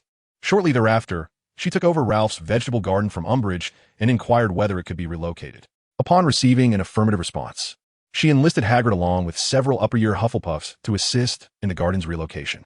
With the garden now under her care, she merely needed to provide a specific amount of white ash for the Forbidden Forest during each growth cycle. When Professor Sprout received this amount, she was momentarily astonished, not due to an excess, but rather a deficiency. She was fully capable of cultivating more and higher quality white ash, given that there were no stringent quantity requirements. She only needed to ensure a steady supply of high-quality white ash to both the Forbidden Forest and Hogwarts, leaving the remaining land available for other magical plants. Since Professor Sprout took residence in the Forbidden Forest, she gradually became the most beloved witch among the magical creatures, particularly the younglings. Initially, Professor Sprout would present some of her homegrown herbs to feed these creatures. However, many of the larger magical beasts were frightened away by this gesture, leaving only the younglings to blissfully consume the herb she offered, squinting their eyes in delight. Gradually, witnessing the younglings enjoying the offerings without any adverse reactions, the adult creatures began to accept her feeding as well. The most discerning of unicorns enjoy trailing behind her, whether they be younglings or mature beings. Consequently, Professor Sprout often receives delightful gifts from these magical creatures, especially since they have learned of her fondness for Flora. The delightful inhabitants of her greenhouse have increased in number. The greenhouse area within the Forbidden Forest is one of the few patches of grassland in that mystical realm. Once ravaged by fire, lightning, and rain, it had become desolate. Although rejuvenated by Ralph's healing rain, some deficiencies could not be remedied by mere restoration of vitality. As long as there is light, life endures, and vitality is the most fundamental essence for existence. However, the flourishing of life necessitates the infusion of various nutrients to stoke the flames of existence. What the greenhouse area lacked were precisely these elements, and Professor Sprout's method was straightforward: fertilization. She retrieved a small pouch, pouring out the well-fermented dragon dung, and, employing magic, evenly spread it across the barren land, mixing it in, watering it, and sowing seeds. Thus, a patch of lush greenery emerged, appearing particularly succulent and vibrant. This attracted numerous herbivorous creatures to settle nearby, though they remained wary of entering. However, a group of tail-wagging dogs, lured by the scent of compost, made their way over, prompting the professor to cast protective spells over her compost heap. She certainly did not wish to find her fertilizer depleted upon her return the next day. Nevertheless, the tail-wagging dogs did not depart. Instead, they seemed inclined to establish a home there. After Professor Sprout excavated a sizable pond, they made their residence permanent. Under the leadership of their alpha, they strutted proudly in formation, as though claiming the territory as their own. Professor Sprout merely smiled at this, unfazed, having enlisted Hagrid's assistance in instilling a habit of designated bathroom spots among them. Thus, an additional source of fertilizer was established, much to the professor's delight. Soon, the greenhouse area within the Forbidden Forest was back on track. Following the delivery of the first batch of electric white ginseng to the centaurs, Sophia bestowed high praise upon it. Consequently, Ralph arranged for the professor a ball-rolling bird to facilitate her travels between the two locations. He also promised the dung of a moonstruck beast, which the professor could request from the centaurs at her discretion. Upon Amalu's suggestion, Ralph decided to honor the professor's preferences, whether she desired a juvenile or an adult creature. To their astonishment, the professor opted for a fertilized egg yet to hatch. Nonetheless, they managed to procure an egg from a pair of stressed ball-rolling birds for her. As a result, students attending herbology classes frequently spotted a diminutive figure flitting about the greenhouse, often napping upon the brim of the professor's hat. This plump, fluffy little bird quickly became a favorite among the students, far surpassing the popularity of Professor Scrowlhorn's eight-eyed giant spider. Yet, this did not diminish the camaraderie between the two professors. They often exchanged parenting tips and shared their methods of educating their young. Professor Sprout remarked that his daughter is quite well-behaved and does not require any assistance. Professor Grubbly-Plank, however, expressed skepticism, bluntly stating that this is merely due to her tender age, as his own grown-ups have already mastered the art of destruction. Professor Sprout smiled enigmatically in response. With the establishment of the Forbidden Forest greenhouse, significant changes have also occurred in the curriculum at Hogwarts. For instance, the Care of Magical Creatures class is often held there, particularly when studying some of the more highly rated magical beasts. Moreover, within this setting, professors can instruct students on how to care for and identify the magical creatures present.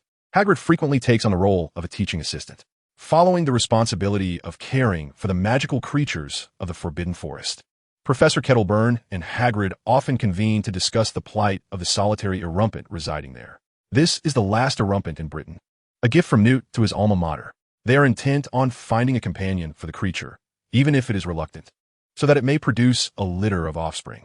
Consequently, a substantial reward for a female Erumpent has been posted at the Three Broomsticks, understandable only to those familiar with specific coded language. Observing the notice, many immediately recognized it as the handiwork of Hagrid, the lovable oaf, who alone would insist on the target's safety. While many scoffed internally, the reward's enticing amount led them to consider the potential for a lucrative venture. The current atmosphere in Britain has become increasingly unstable, prompting many to contemplate a quick windfall followed by a hasty exit. Classes in charms and defense against the dark arts have also occasionally taken place in the greenhouse, though it was evident that these were not first-year courses, which left Raph and his peers feeling quite disheartened.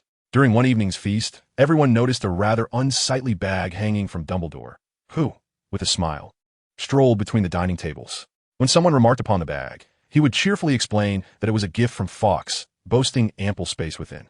Once this news circulated through the campus, the Daily Prophet published an article questioning whether Albus's age could continue to support his role as headmaster of Hogwarts. The article subtly suggested that Professor McGonagall, the seemingly unassuming deputy headmistress, might be being positioned for promotion. Undoubtedly, this article became a bestseller. Chapter 78, A Meal of White Radishes. That same day, the article reached Hogwarts. While the faculty scoffed at it, they could not ignore the fact that Albus's mental state had recently raised some concerns. It was akin to having a proud pupil and wishing to flaunt their accomplishments, yet feeling too bashful to declare it outright. After all, it was merely a storage bag gifted by Fawkes. Was such excitement truly warranted? Nevertheless, the faculty's sentiments contrasted sharply with those of the students. For instance, Raph and his companions, having witnessed their headmaster's troublesome demeanor during the feast, found themselves more inclined to believe the newspaper's assertions. Many students harbored considerable anxiety regarding their futures. If Professor McGonagall were to ascend to the role of headmaster, would the school rules become even more stringent? In the barren realm of entertainment within the wizarding world, Albus Dumbledore's psychological struggles have undeniably become a significant topic of gossip. The public discourse has been rife with speculation, with the Death Eaters manipulating events from the shadows. Voldemort expressed his weariness, exasperated by the antics of his followers. During a meeting, he attentively listened to their so-called plans, feigning interest with a nod. Observing the excited faces below, he inwardly sighed. These individuals were truly dwindling in capability. Nobility? They boasted lineage but lacked intellect. They fancied themselves capable of ousting Dumbledore from his position through the Board of Governors. They ought to first consider how many among them were his supporters, even those who were not. Any wizard who had witnessed the battle between him and Grindelwald would refrain from opposing Albus. Let this serve as a lesson. A disobedient lamb is not a good lamb, Voldemort thought, a cruel smile curling upon his lips, further inciting the fervor of his followers, who believed he was envisioning Dumbledore's tragic fate. As Voldemort had predicted, the Death Eaters attempted to exert their influence within the Board of Governors, albeit to little avail. Ultimately, under their intense pressure, they reluctantly agreed to draft a letter urging Professor McGonagall to attend to Dumbledore's physical and mental well-being. Like a defeated rooster, their repeated failures had sapped their spirits. However, they would soon learn that in the world of magic, without power, all aspirations are but illusions. Soon enough, Professor McGonagall received correspondence from the board. The letter expressed heartfelt concern, genuinely urging her to monitor Dumbledore's health and mental state, and to assume greater responsibility as deputy headmistress, alleviating some of Dumbledore's burdens. It also asserted that Dumbledore was the cornerstone of Hogwarts, and the institution could not thrive without him. Upon reading these sentiments, Professor McGonagall was truly moved, her hands trembling as she clutched the letter. After placing it down and gathering her thoughts, she proceeded to seek out Madame Pomfrey. Subsequently, Dumbledore faced the darkest day of his life. He was summoned to the hospital wing, where several professors awaited him, alongside a bewildered Ralph and a few others. Ralph had been brought in after inadvertently consuming a potion meant for the Acromantula, right before Professor Slughorn. The professor's furious outburst had nearly echoed throughout the castle, likely exacerbated by the overuse of the sound into the heart spell, which had left its mark on him. This time, Claude had refrained from partaking, reasoning that the concoction was not intended for human consumption and was simply unpalatable.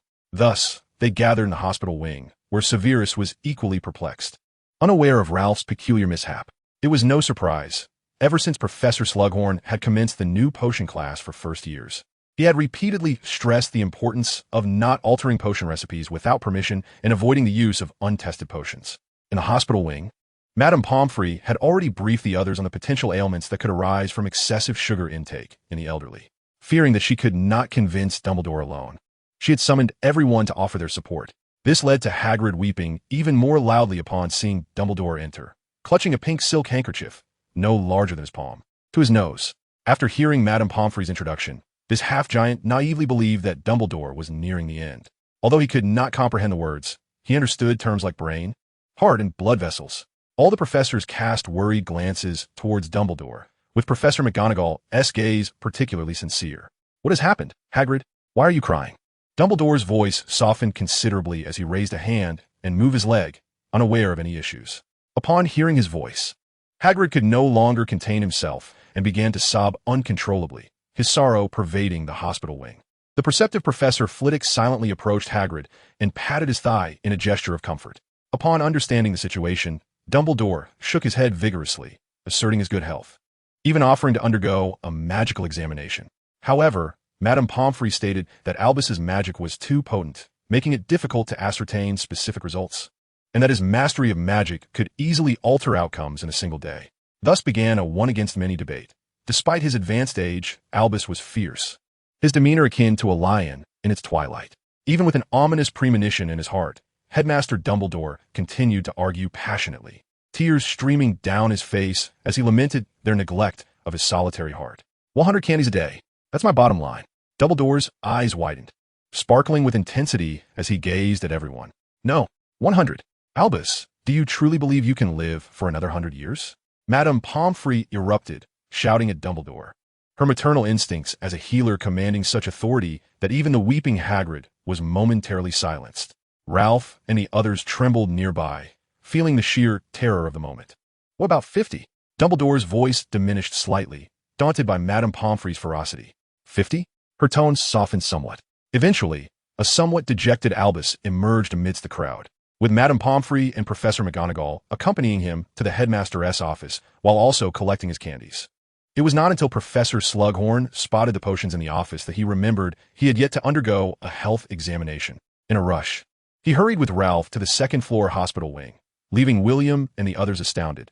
They had never imagined Professor Slughorn could move so swiftly. Watching his retreating figure, Severus felt that the professor appeared thinner, though he could not ascertain the truth of it. Time passed swiftly, and Headmaster Dumbledore gradually grew accustomed to a life with less candy. However, this change coincided with a deteriorating relationship with Fawkes. Strangely, he seemed to have developed a fondness for the taste of electric white radish. The white radish, akin to mint, possessed succulent qualities, with leaves that were tender and juicy upon being bitten. Moreover, the sensation of electric energy coursing through his body was quite pleasurable, reminding him of the electric grilled fish from the school feast. A nostalgic yearning began to stir within him. Chapter 79, Albus's Greenhouse Visit. With the successful mastery of the charged white fresh cultivation technique and Ralph's advanced magical greenhouse system, Professor Sprout has achieved the remarkable feat of magical automated cultivation. She often seeks the counsel of the king of the Forbidden Forest, hoping to incorporate some desired features into the system. As she became more familiar with the king, she discovered his approachable demeanor, even finding his quirky, head-tilting endearing. Upon learning that the charged white fresh was cultivated by him personally, Professor Sprout's admiration for him grew exponentially. She frequently engaged him in discussions about magical plant cultivation, much to Ralph's dismay, as he found it hard to decline her requests. Fortunately, he had perfected his doppelganger magic to substitute for his daily life at Hogwarts, which had become monotonous and easily manageable. Through their dialogues, Ralph's knowledge of herbology flourished, and Professor Sprout gleaned numerous ideas and fresh perspectives from him. This realization prompted her to reflect on how individuals can often be constrained by their own limited thinking. On occasions when Ralph was absent, Professor Sprout would encounter Sophia, who was diligently working on her own training. Although she lacked an understanding of avian aesthetics, the professor could not help but think that Sophia was rather robust. Nevertheless, she was not concerned with such matters and found herself somewhat resembling Sophia in terms of physique. Sophia greatly admired this short and plump witch, who was a stark contrast to the menacing male wizards, as she often treated her to delightful snacks that were far superior to those given by her brother. One day, after completing her regular training, Sophia flew up to the towering and fully grown nettle tree, the tallest and grandest tree in the Forbidden Forest, which provided a broad view of the surroundings. At that moment, Dumbledore and Fawkes were engaged in a conversation with Professor Sprout regarding the cultivation of the fire-white fresh, which elicited a roll of her eyes. She pondered seriously and then inquired of Fawkes whether there existed any fire-healing spells, ideally inscribed in ancient runic. After numerous enhancements, Ralph directly packaged the knowledge of the magical greenhouse system for Professor Sprout. Upon collaborating with Professor Flitwick to study this knowledge, she learned that the key to cultivating the charged white fresh lay in the continuous destruction and restoration of the plants by lightning, thereby imbuing them with attributes. Subsequently, the seeds they produced would also inherit electric properties. However, if the surrounding environment lacked sufficient electrical energy, they might regress into ordinary white fresh seeds. Fawkes softly called out, and Professor Sprout understood his meaning. He inscribed this spell onto a feather, which he gifted to her, utilizing one adorned with scented space. Ralph made slight modifications to the magical patterns on the feather, adding a few lines to create a colorful feather that could change colors at will. Is bird language acceptable? Of course, but I cannot inscribe bird language myself. You must consult Ralph. That works. I will seek him out then, Fawkes said joyfully, and Professor Sprout smiled gently at him. Once their exchange concluded, Headmaster Dumbledore spoke leisurely. Upon hearing these words, Fawkes paused momentarily before unleashing a tirade at Dumbledore, asserting that one should never underestimate the combat prowess of a phoenix, as their strength is directly proportional to their age. Dumbledore continued to smile gently at Professor Sprout. Taken aback by the words erupting from Fawkes, glanced at the headmaster. I was clearly the first to arrive, Fawkes lamented. I am the headmaster. Dumbledore replied with a warm smile, resembling a kindly neighbor. Were Ralphie present, he would undoubtedly recognize the similarity to Aberforth, two cunning, solitary old men. Observing this, Dumbledore shook his head, weighing a small pouch in his hand. Pomona, may I have the honor of viewing your delightful specimens in the greenhouse? Dumbledore inquired amiably. Of course, Albus. You are the headmaster, Pomona replied, casting him a curious glance, recalling that since her employment began, this headmaster had never once inspected the greenhouse. Accompanied by Dumbledore, Professor Sprout began to introduce him to the magical plants within. Dumbledore listened attentively, nodding occasionally, posing inquiries, and offering his insights. Professor Sprout took her duties seriously, pulling out a piece of parchment to make notes, as any necessary changes would require funding from Professor McGonagall. As the conversation progressed, Professor Sprout's gaze towards Dumbledore grew increasingly peculiar.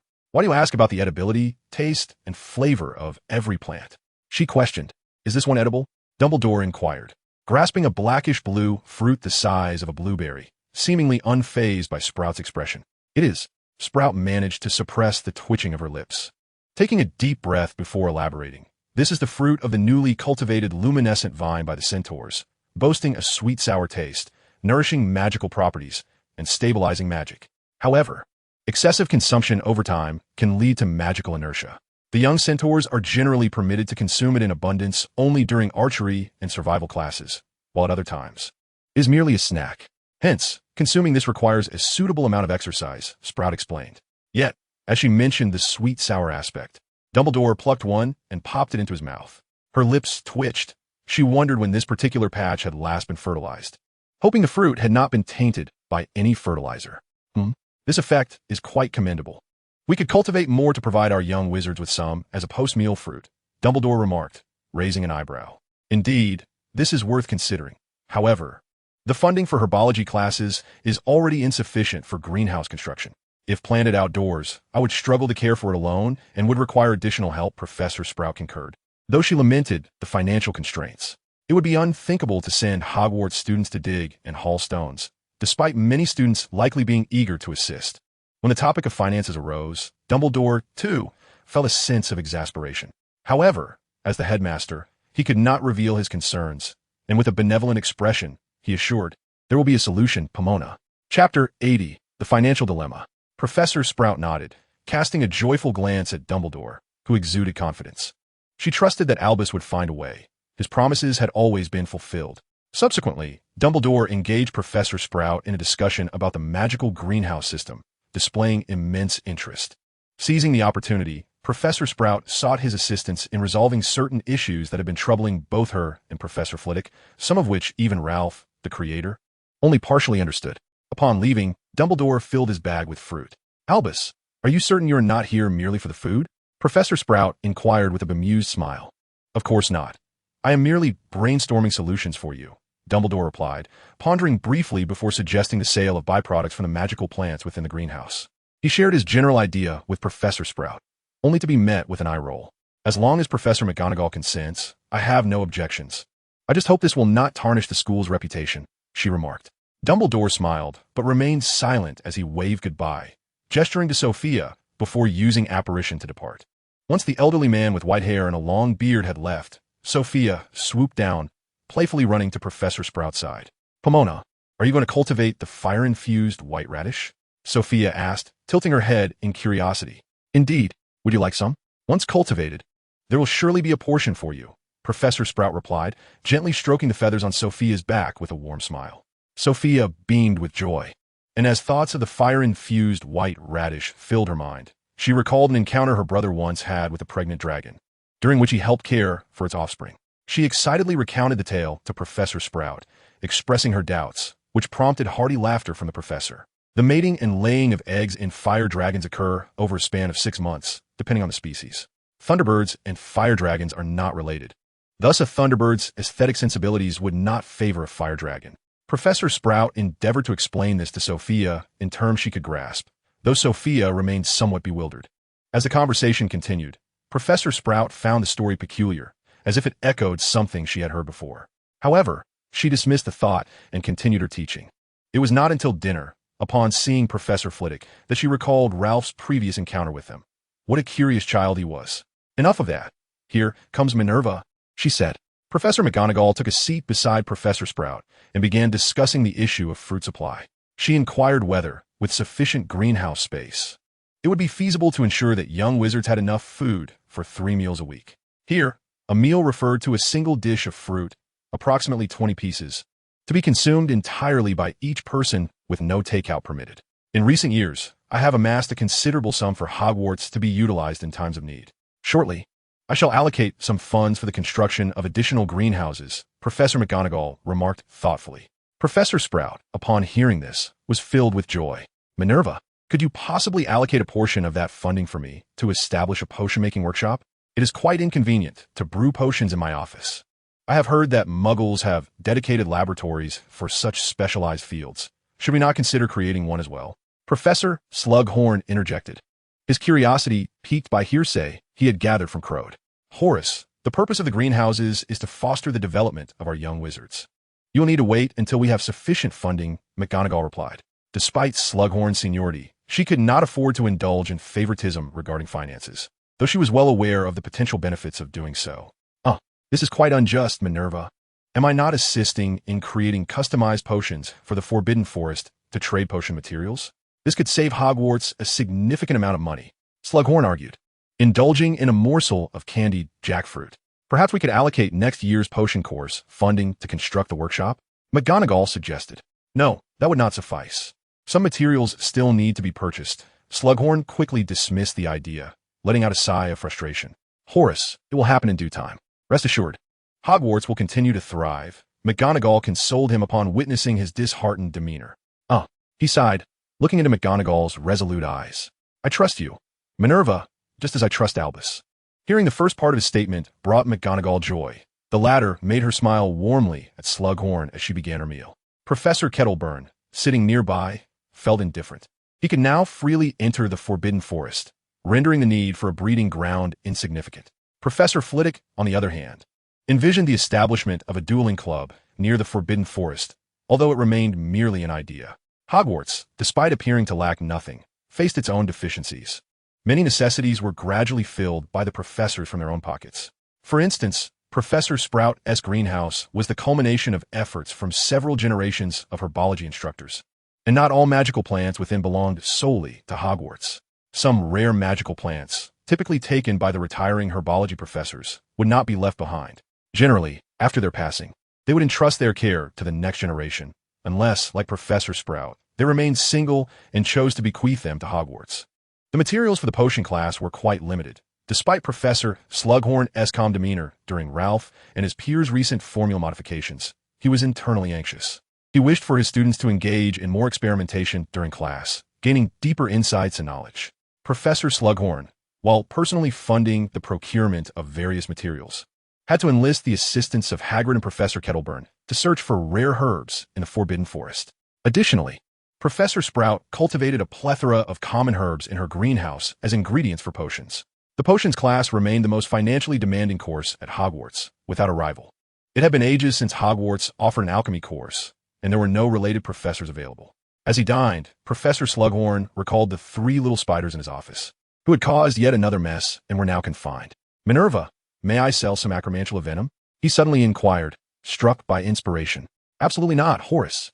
I do not wish to see in the Daily Prophet that a professor from such a venerable institution needs to sell XXX to make ends meet," Professor McGonagall exclaimed, rising and slamming her palm on the table. The surrounding faculty froze in surprise, and Professor Flitwick nearly jumped out of his seat, his cutlery clattering to the floor. Students at a distance cautiously lifted their heads to glance over, only to be met with Professor McGonagall's piercing gaze, prompting them to retreat their necks and hasten their dining. "Ah, Minerva, do not be upset. I was merely jesting," Professor Slughorn quickly reassured her. Professor McGonagall sat back down, composing herself as she said, "I apologize. I became overly agitated. However, we must ensure that Hogwarts' reputation remains untarnished." The assembled professors nodded in agreement, each one having learned and grown at Hogwarts, now teaching there for many years. This castle, it was akin to their home, so familiar and beautiful. It indeed was their sanctuary. It served as a refuge, shielding them from the tempests of the outside world. It was an ivory tower, safeguarding their innocence and nurturing their knowledge.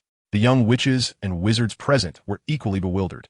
Just moments before, Professor McGonagall had been in a fury, yet now she was sharing laughter and camaraderie with everyone. This semester had brought significant changes to the school. The first-year students were adapting well, but the older students found it more challenging. The most distressing aspect for them was history of magic. Professor Binns, for reasons unknown, had become increasingly animated and his memory remarkably sharp. Not only did he take attendance daily, but he also graded their lengthy 8-foot assignments. Heaven only knows how many sheets of parchment they had consumed and how much time they had invested. Many young witches and wizards had thus learned the automatic writing spell, which they employed with considerable skill. The consequence was an increase in efficiency during Charms class, much to Professor Flitwick's delight, who subsequently assigned even more homework. The Forbidden Forest had become regarded as off-limits by the older students, at least for this semester, ever since James and his friends had been rescued. Gryffindor had lost a staggering 1,000 points, plunging the house points to a historical low, with not a single red gem remaining in the hourglass. Hogwarts had faced a unique circumstance of points being deducted to a negative total, prompting an immediate alert to Albus. Subsequently, several faculty members convened a brief meeting, resulting in the decision to replace negative scores with dull, white gemstones. Fortunately, these gemstones were magically simulated within the castle, eliminating the need for procurement and the associated expenses. Presently, the hourglass of Gryffindor is filled with somber white, seemingly steeped in misfortune, and not a single Gryffindor wishes to cast a glance at it. Consequently, no Gryffindor harbored any sympathy or envy towards James and his companions, who bore the scent of dragon dung. Initially, the young lions presumed their deductions were due to being caught after a night of revelry, until one fateful day when the castle was permeated by the same odor, leading to a stark realization. Once the truth was revealed, the peculiar glances directed at them became unsettling. Among the four, Sirius and James received howler letters from home. allowing Ralph and the others to witness the formidable influence of the women in their families. Sirius S. Howler, after expressing concern, turned into a litany of scorn and derision, lamenting how he had tarnished the family's honor with the most disparaging remarks imaginable. In comparison, James felt a sense of affection from his mother.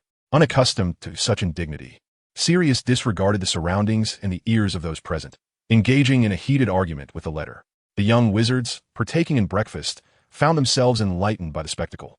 It was a clear testament that not all families are alike. Initially intrigued, Ralph and his companions soon found the ruckus intolerable, resorting to plugging their ears.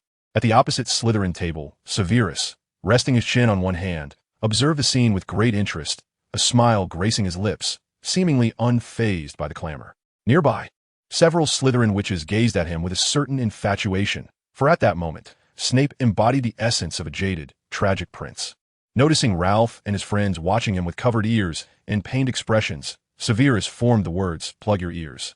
Upon realizing this, Ralph swiftly waved his wand, casting a spell to shield everyone's ears. He had always perceived this magic as a broad enchantment, forgetting that it was meant for individuals, thus compelling him to endure the noise. Eventually, under the professor's intervention, the commotion came to an end, by which time the hall was deserted. Presently, James and his companions remain in detention, reportedly facing a duration that may extend until their graduation. One aspect of their detention involves visiting Professor Slughorn's office to handle materials. Severus, a frequent visitor to Slughorn's office, compounded their suffering, as a most loathsome punishment involved potion preparation. Regardless of how revolting or bizarre the ingredients were, they could endure as long as Snape's sardonic tongue was absent. With Ralph and his friends present, Snape exhibited a modicum of restraint, and they often mediated disputes. On one occasion, Snape mocked their handling of the potion ingredients in front of Ralph and his companions, claiming their skills paled in comparison to those of an acromantula. This was intolerable. They vehemently countered, asserting that an acromantula could not possibly surpass their proficiency. Then, under the peculiar gaze of Ralph and his companions, Severus, with a mysterious smile, summoned the 3 little spiderlings of the professor to demonstrate their skills. Oh, these formidable 8-eyed giant spiders, having absorbed Severus's teachings, donned specialized tools on their front legs and showcased the essence of arachnid speed before Peter and the others.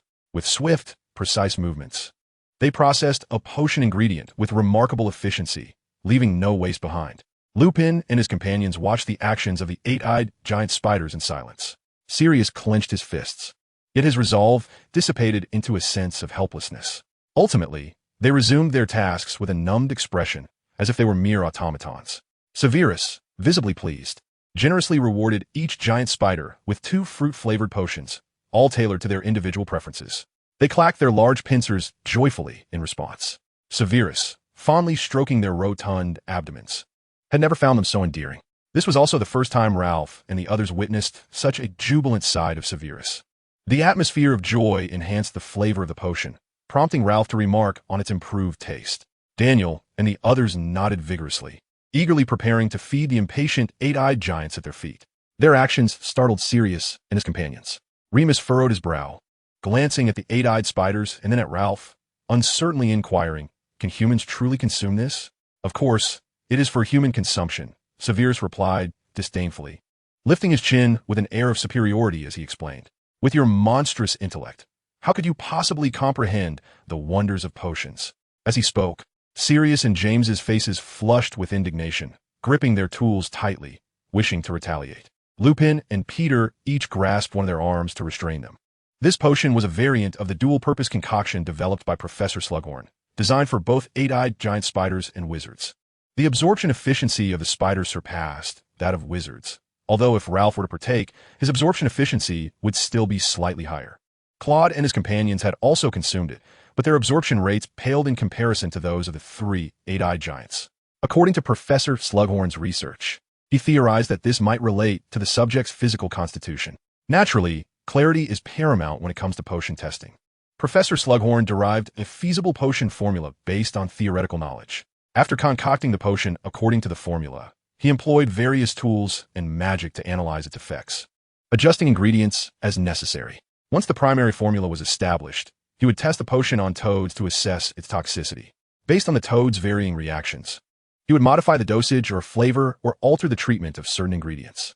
Following the toad trials, it was time for the professor himself to test the potion, equipped with an array of antidotes. When he was able to endure it himself and achieve the desired results, it was the eight-eyed spider's turn to partake.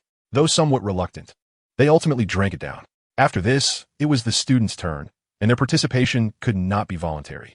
It had to be accompanied by academic credits and other forms of reward. When the professor inquired if they wished to partake, there was a stir of interest among them. But Ralph was the most enthusiastic. However, he expressed a desire for a potion that had been modified for taste, only to be met with a fierce refusal from the professor. Ultimately, it was Severus who volunteered to be the first test subject. He was acutely aware of his talents and passions, and he knew he would inevitably arrive at this moment. He possessed unwavering confidence in himself. In addition to the dual-purpose potion series, Professor Slughorn had prepared a potion flavoring agent.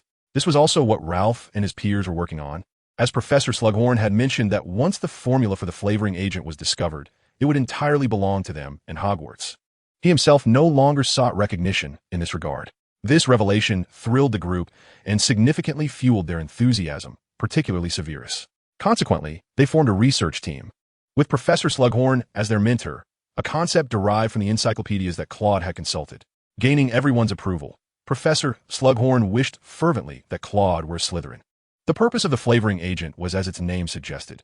It not only eliminated the unpleasant taste of potions, but also introduced additional flavors that were acceptable, even enjoyable. They tentatively categorized it into two types: a universal variant suitable for all potions, which would become their flagship product, and a specialized type designed for specific potions. Their research was quite intriguing, relying solely on Claude's intuition for raw material selection and Ralph's wand divination. When James and the others witnessed this scene, their astonishment was palpable. Reminiscent of their first encounter with Severus, Claude would lay down a book, casually point to an image, then name the ingredient, while William skillfully used the levitation charm to send the corresponding materials to Severus. After Severus prepared them, he would, based on Daniel's timing, add the potion. Ralph took charge of stirring, adjusting the heat, and cooling the mixture. When Claude appeared perplexed about what to add, Ralph's actions became increasingly alarming. Peter had quietly advised James and the others never to purchase potions brewed by Ralph. The three of them nodded in agreement. He tossed his wand into the air, allowing it to spin, and whatever ingredient it pointed to was promptly tossed into the cauldron. Interestingly, the left ingredients in the flavoring agent formula were predominantly light substances, such as leaves and flowers, while the main ingredients associated with specific flavors were other items like watermelon juice or flesh. The specialized flavoring agents had already expanded to many potions, and they had concocted several different flavor variations for numerous potions. They even had versions infused with herring-flavored and herring-scented elements, the main ingredient stemming from Claude's promise to Hansen. The flavoring agents could be further subdivided into taste and aroma. Generally, they did not categorize them in this manner, but this time it was a specific request from Ralph. Claude had always remembered his intention to gift Hansen a tin of herring, but to his dismay, his parents unexpectedly sent an entire box of it, which deeply troubled him. This was the owl he had recently acquired. This particular owl was purchased during Ralph's trip to Diagon Alley, accompanied by Aberforth, while they were en route to Hogsmeade. During those days, the business at the Hog's Head had plummeted, primarily due to the sudden resurgence of a terrifying organization known as the Death Eaters, which had caused significant casualties. The Aurors had commenced extensive search operations. As a well-known black market trading point, everyone had tacitly decided to steer clear of the Hog's Head for a while, which infuriated Aberforth, who cursed them for being even worse than the rats. When Hansen received the tin of herring, the entire Gryffindor table erupted with excitement. The dining hall was perpetually filled with the seemingly magical aroma of the dish. The male wizards were retching in disgust, yet they laughed heartily. Many young witches migrated to the long tables of other houses. For instance, Lily Evans took a seat beside a Ravenclaw, with whom she shared a good friendship. Coincidentally, that which was surrounded by Ralph and his companions, prompting Severus to approach, blushing as he expressed a desire to discuss potion-related matters with them. This nearly drove James to a frenzy. However, his curiosity about the herring from the Muggle world took precedence.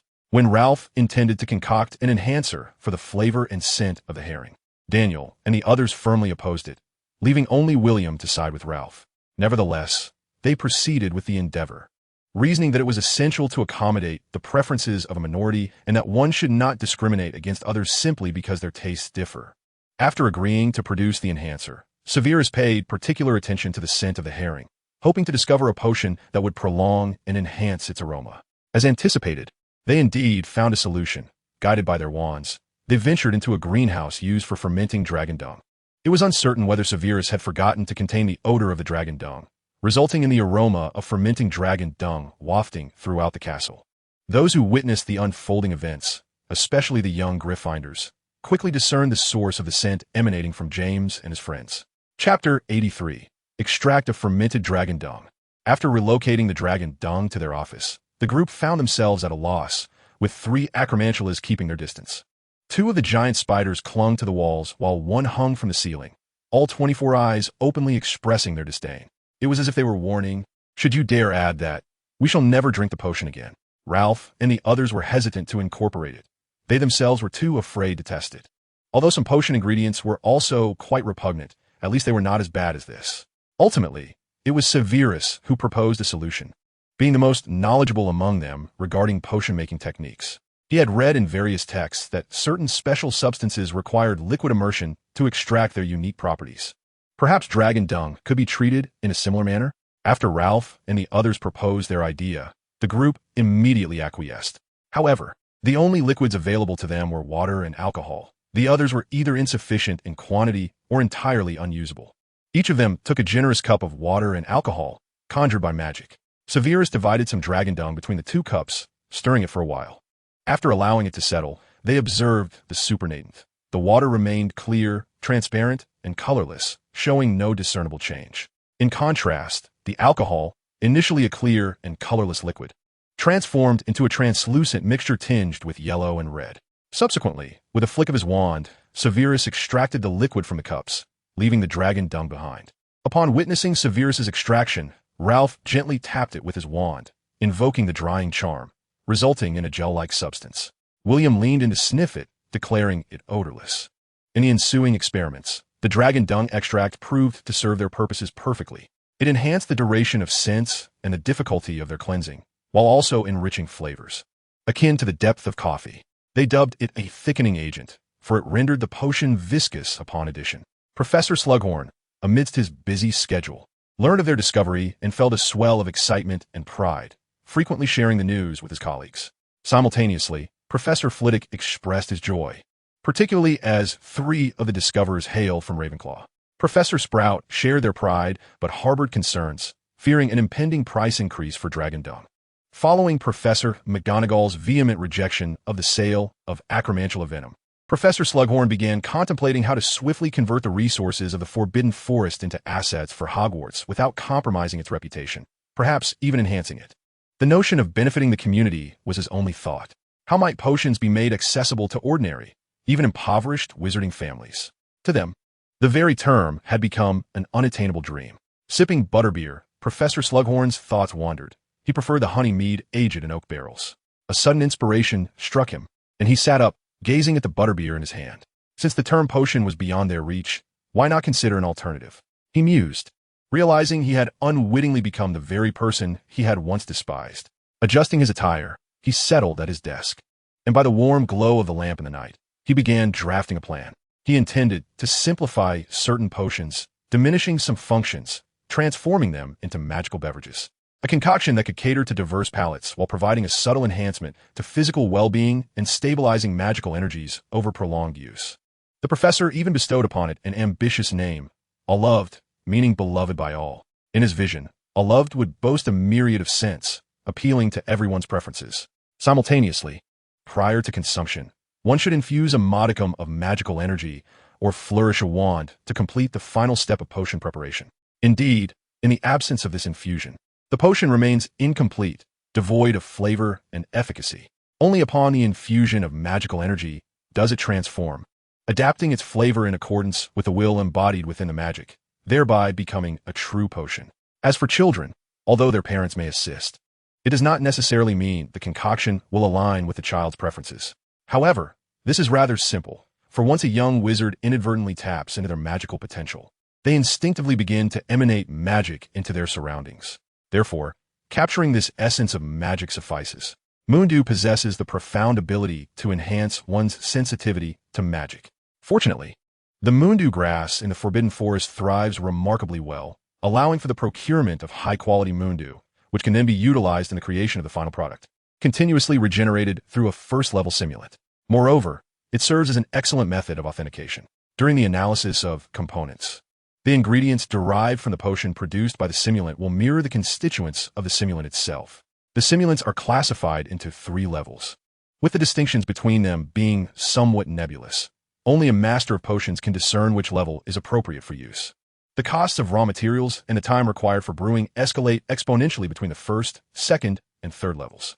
The time, effort, and financial resources needed to create a bottle of third-level simulant are akin to those required for a Felix Felicis potion, which elucidates the persistent scarcity of Felix Felicis in the market.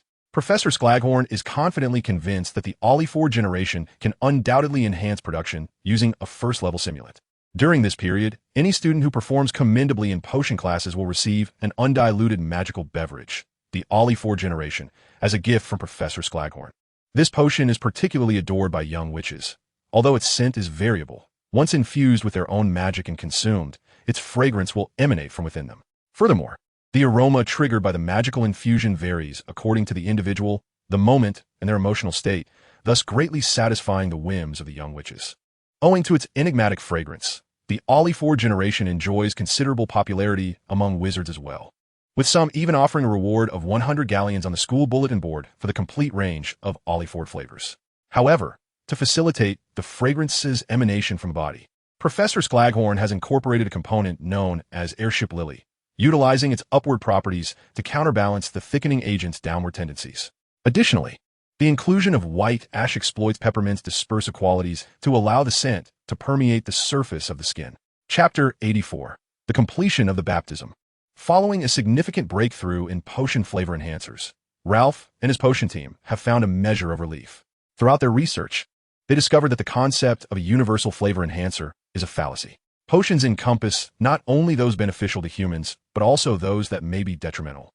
The varying ratios of materials among different potions lead to the continual failure of achieving a universal flavor enhancer. Nonetheless, they have developed a pseudo-universal flavor enhancer based on market demands. In the market, only a select few potions necessitate the use of specialized flavoring agents, while the majority can suffice with general flavor enhancers.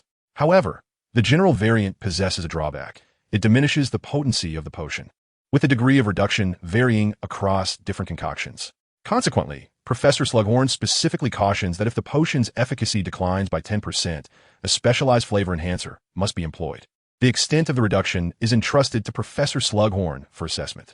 Herein lies the significance of toads in potion testing, particularly those from the magical realm. The strength of a potion can be gauged by examining the toxicity of the venom secreted from the toad's dorsal venom sacs, assessing the volume of venom produced, and analyzing any color changes. Blood samples may also be drawn for examination. Moreover, magical toads exhibit remarkable vitality. The older they are, the more potions they have sampled, rendering their assessments increasingly accurate. Professor Slughorn possesses a toad of indeterminate age, his cherished companion, which he would not have revealed to Severus and Daniel had they not been exceptionally talented. He guards this treasure with great care, forbidding anyone but himself from touching it.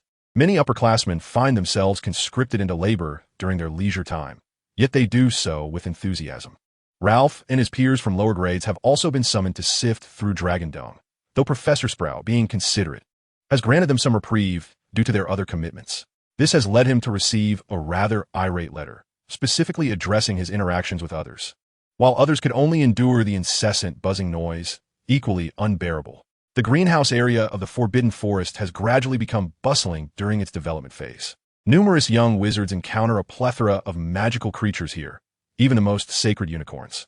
Undoubtedly, the largest expanse belongs to Professor Sprout's greenhouse, followed closely by the site for the care of magical creatures class, which is shaded by a prickly bush, a favored locale for many magical beings.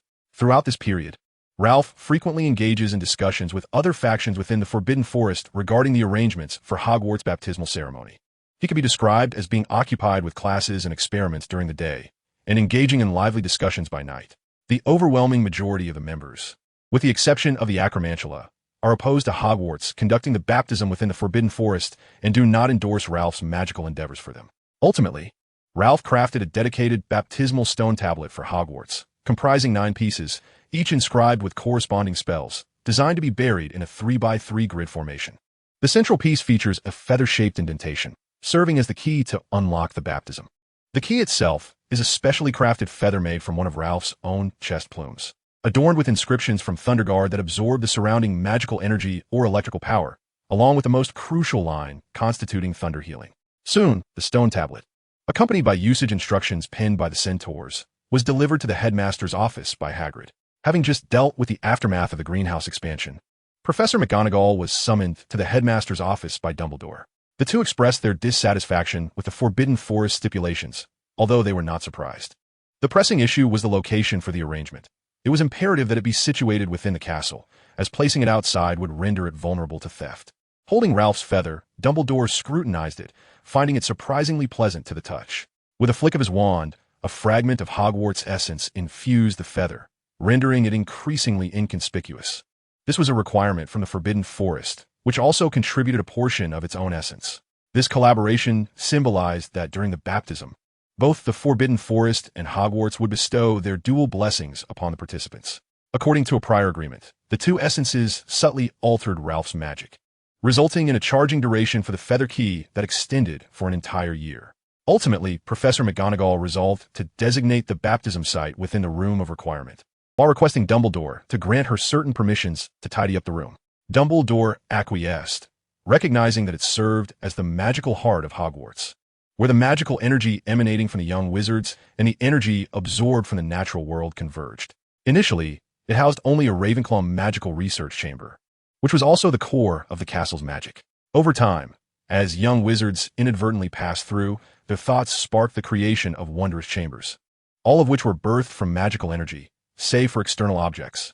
Maintaining the existence of these rooms, along with the magic of various enchanted items, required the consumption of the accumulated energy from the Room of Requirement. Nothing materialized from thin air. The appearance of one thing signified the disappearance of another. Therefore, Dumbledore wholeheartedly supported Professor McGonagall's initiative to declutter the Room of Requirement, as doing so would significantly enhance the available magical energy for Hogwarts and strengthen the protection for the young wizards. Taking careful note of Dumbledore's counsel, Professor McGonagall departed with her newfound permissions. Along the way, she contemplated which students to enlist for assistance. Soon, she identified her target, Ralph and his cohort, who were aware of the room's existence and could be easily directed. The permissions granted to Professor McGonagall allowed her to temporarily open a door to the Room of Requirement within the castle's confines, but did not alter the method of entry. Upon pushing the door open, she was greeted by a scene that filled her with delight. Chapter 85, The Crown in Hand. Ralph stood before a heap of refuse, gazing intently at its summit. Atop this pile of garbage bloomed a striking blue flower, radiating flecks of blue starlight, which seemed to shimmer with wisdom. However, it was ensnared by tendrils of dark mist that pulsated as if alive, though its movements appeared somewhat lethargic.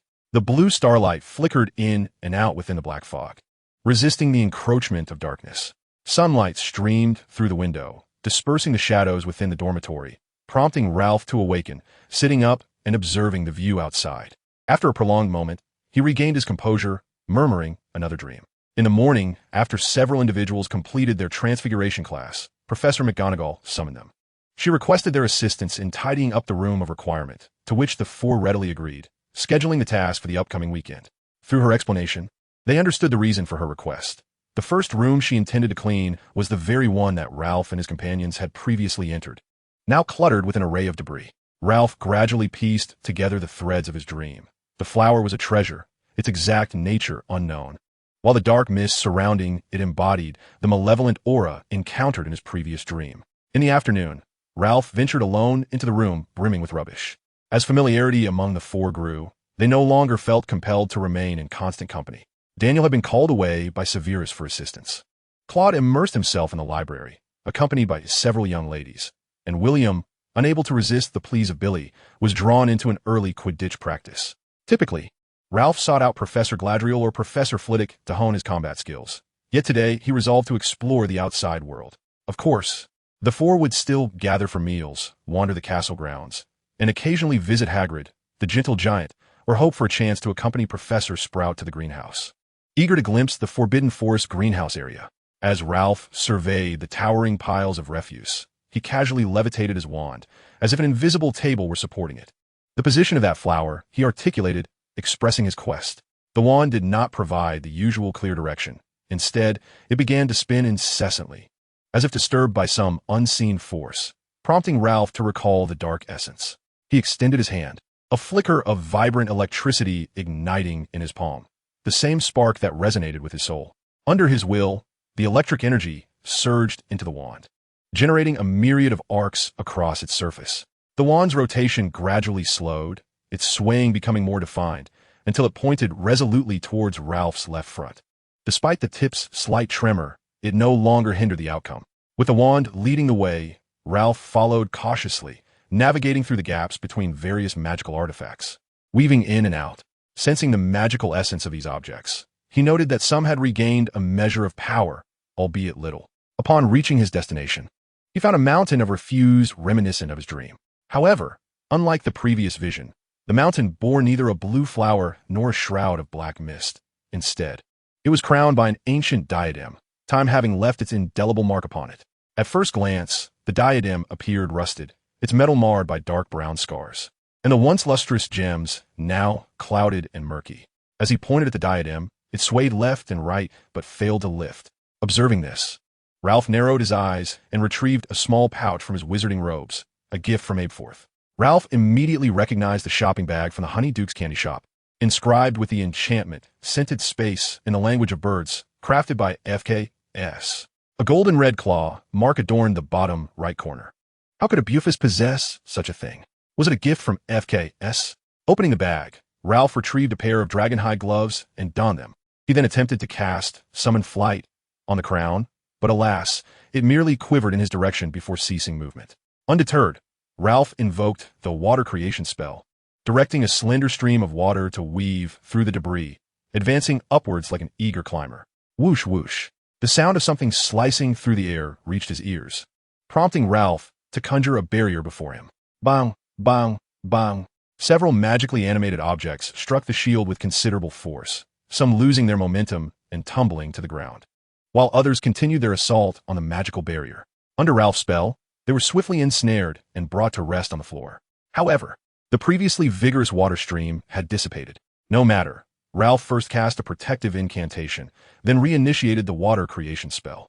This time, he opted for a more laborious method, allowing the water to float in the air as it advanced toward its target. Buzz, buzz, buzz. It was the sound of scrying mirror, which Ralph had encountered numerous times at the Davies and Band shop. Most repairs were due to malfunction, rendering it incapable of accurately distinguishing friend from foe, leading to its incessant buzzing, a most vexatious sound. Yet, this particular mirror appeared to be in remarkably good health. As it activated, a plethora of magical items concealed within the refuse were triggered, unleashing a variety of spell effects, causing a small hill to begin to collapse. With little time to ponder, Ralph cast a lightning shield upon himself and charged toward the crown. Trusting his instincts, he proceeded without heed to danger signals, only evading when warned of imminent peril. Employing the levitation spell, Ralph leaped amidst the debris, utilizing his extraordinary balance to propel himself upward. Grasping the crown with his gloved hand, he sensed perhaps it was merely an illusion, that the crown seemed to struggle slightly, a fleeting sensation that vanished almost immediately. Without further deliberation, he pointed his wand ahead, and a multitude of refuse flew aside, unveiling a clear path. Striding forward, deftly avoiding the incoming debris, Ralph reached the safety zone. Examining the crown closely, he weighed it in his hand, confirming its stillness before carefully storing it within a feather of containment. This feather contained only the crown, ensuring its security. Subsequently, Ralph departed from the all-answering room, making his way to the library to study with Claude. Along the journey, he pondered the nature of the crown. The Ravenclaw diadem? He chuckled at the thought. How implausible. Chapter 86, Crisis. At that moment, Sophia was napping on Ralph's large bed when she suddenly noticed his unexpected appearance. Ralph, undeterred by Sophia's encroachment upon his bed, conjured an identical grand bed beside his own. The previous grand bed he had created for Sophia was dispensed with, as he seldom resided in the Forbidden Forest, and it took up too much space. Extracting a crown from the feathers, Ralph placed it before him. Sophia, curious, leaned in to observe the object. At that moment, the sole fragment of the crown was bewildered, gazing at the two avian heads, one large and one small, both fixed intently upon him. The larger bird was noticeably elongated, while the smaller appeared quite robust. How could I have been taken by a rather capable young wizard? only to find myself in the lair of a Thunderbird. Has he been captured by the Thunderbird? How much time has passed? Is it possible that due to my curse, Hogwarts defenses have deteriorated to such an extent? He pondered, contemplating his escape. The smaller bird, so sturdy, evidently forged in the crucible of life and death, would likely possess formidable willpower, making it challenging to control.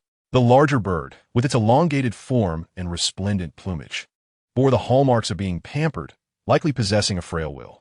Setting his sights, the soul fragment discreetly cast a spell upon Ralph. Shall I try it on? Perhaps it suits me well. A king must possess a unique crown. After all, this a crown? How utterly unappealing.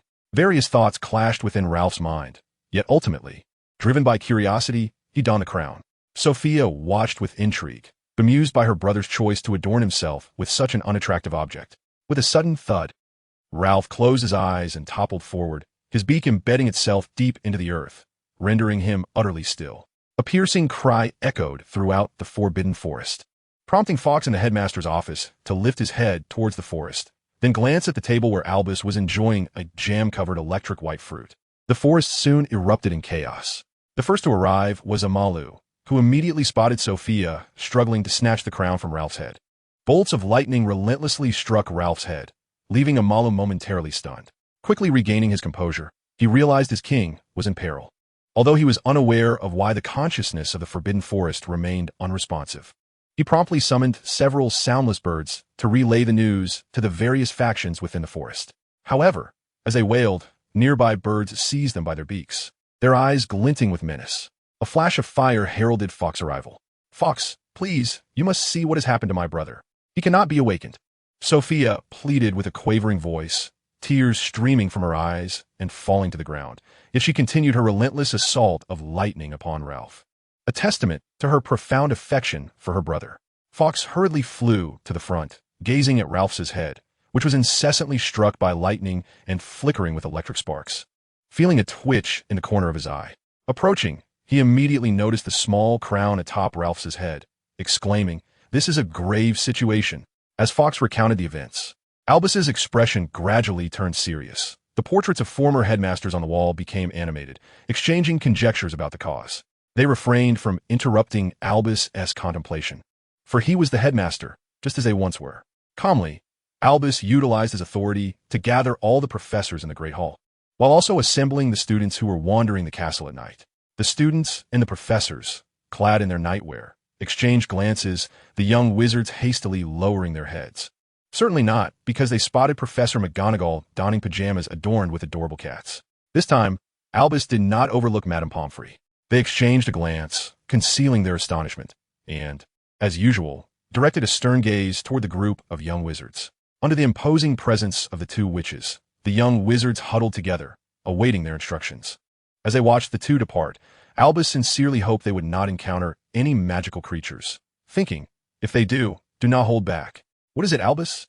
Professor McGonagall inquired, the attention of the assembly turning towards Dumbledore. He spoke slowly, recounting what Fawkes had witnessed. "The Forbidden Forest may launch an attack against us. After all, it is their king."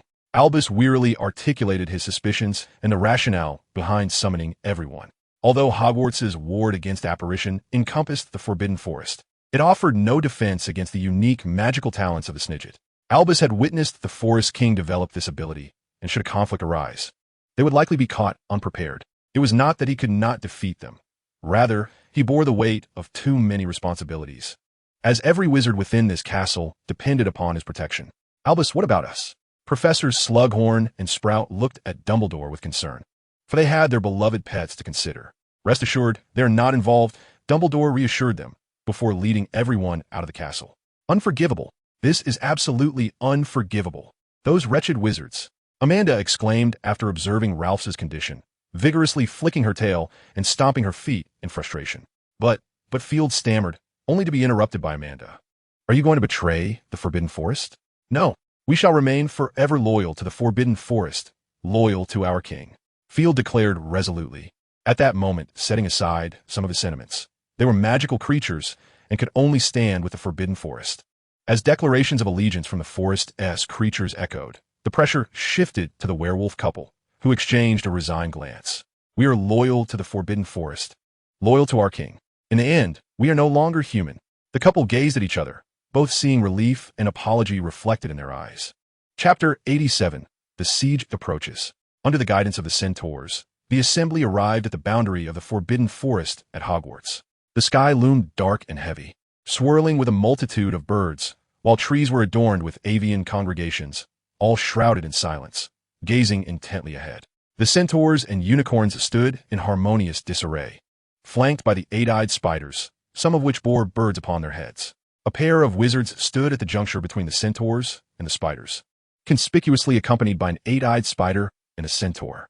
Dumbledore stood opposite them, flanked by the professors. As the magical creatures assembled, the wizards instinctively tightened their grips on their wands, some even swallowing nervously.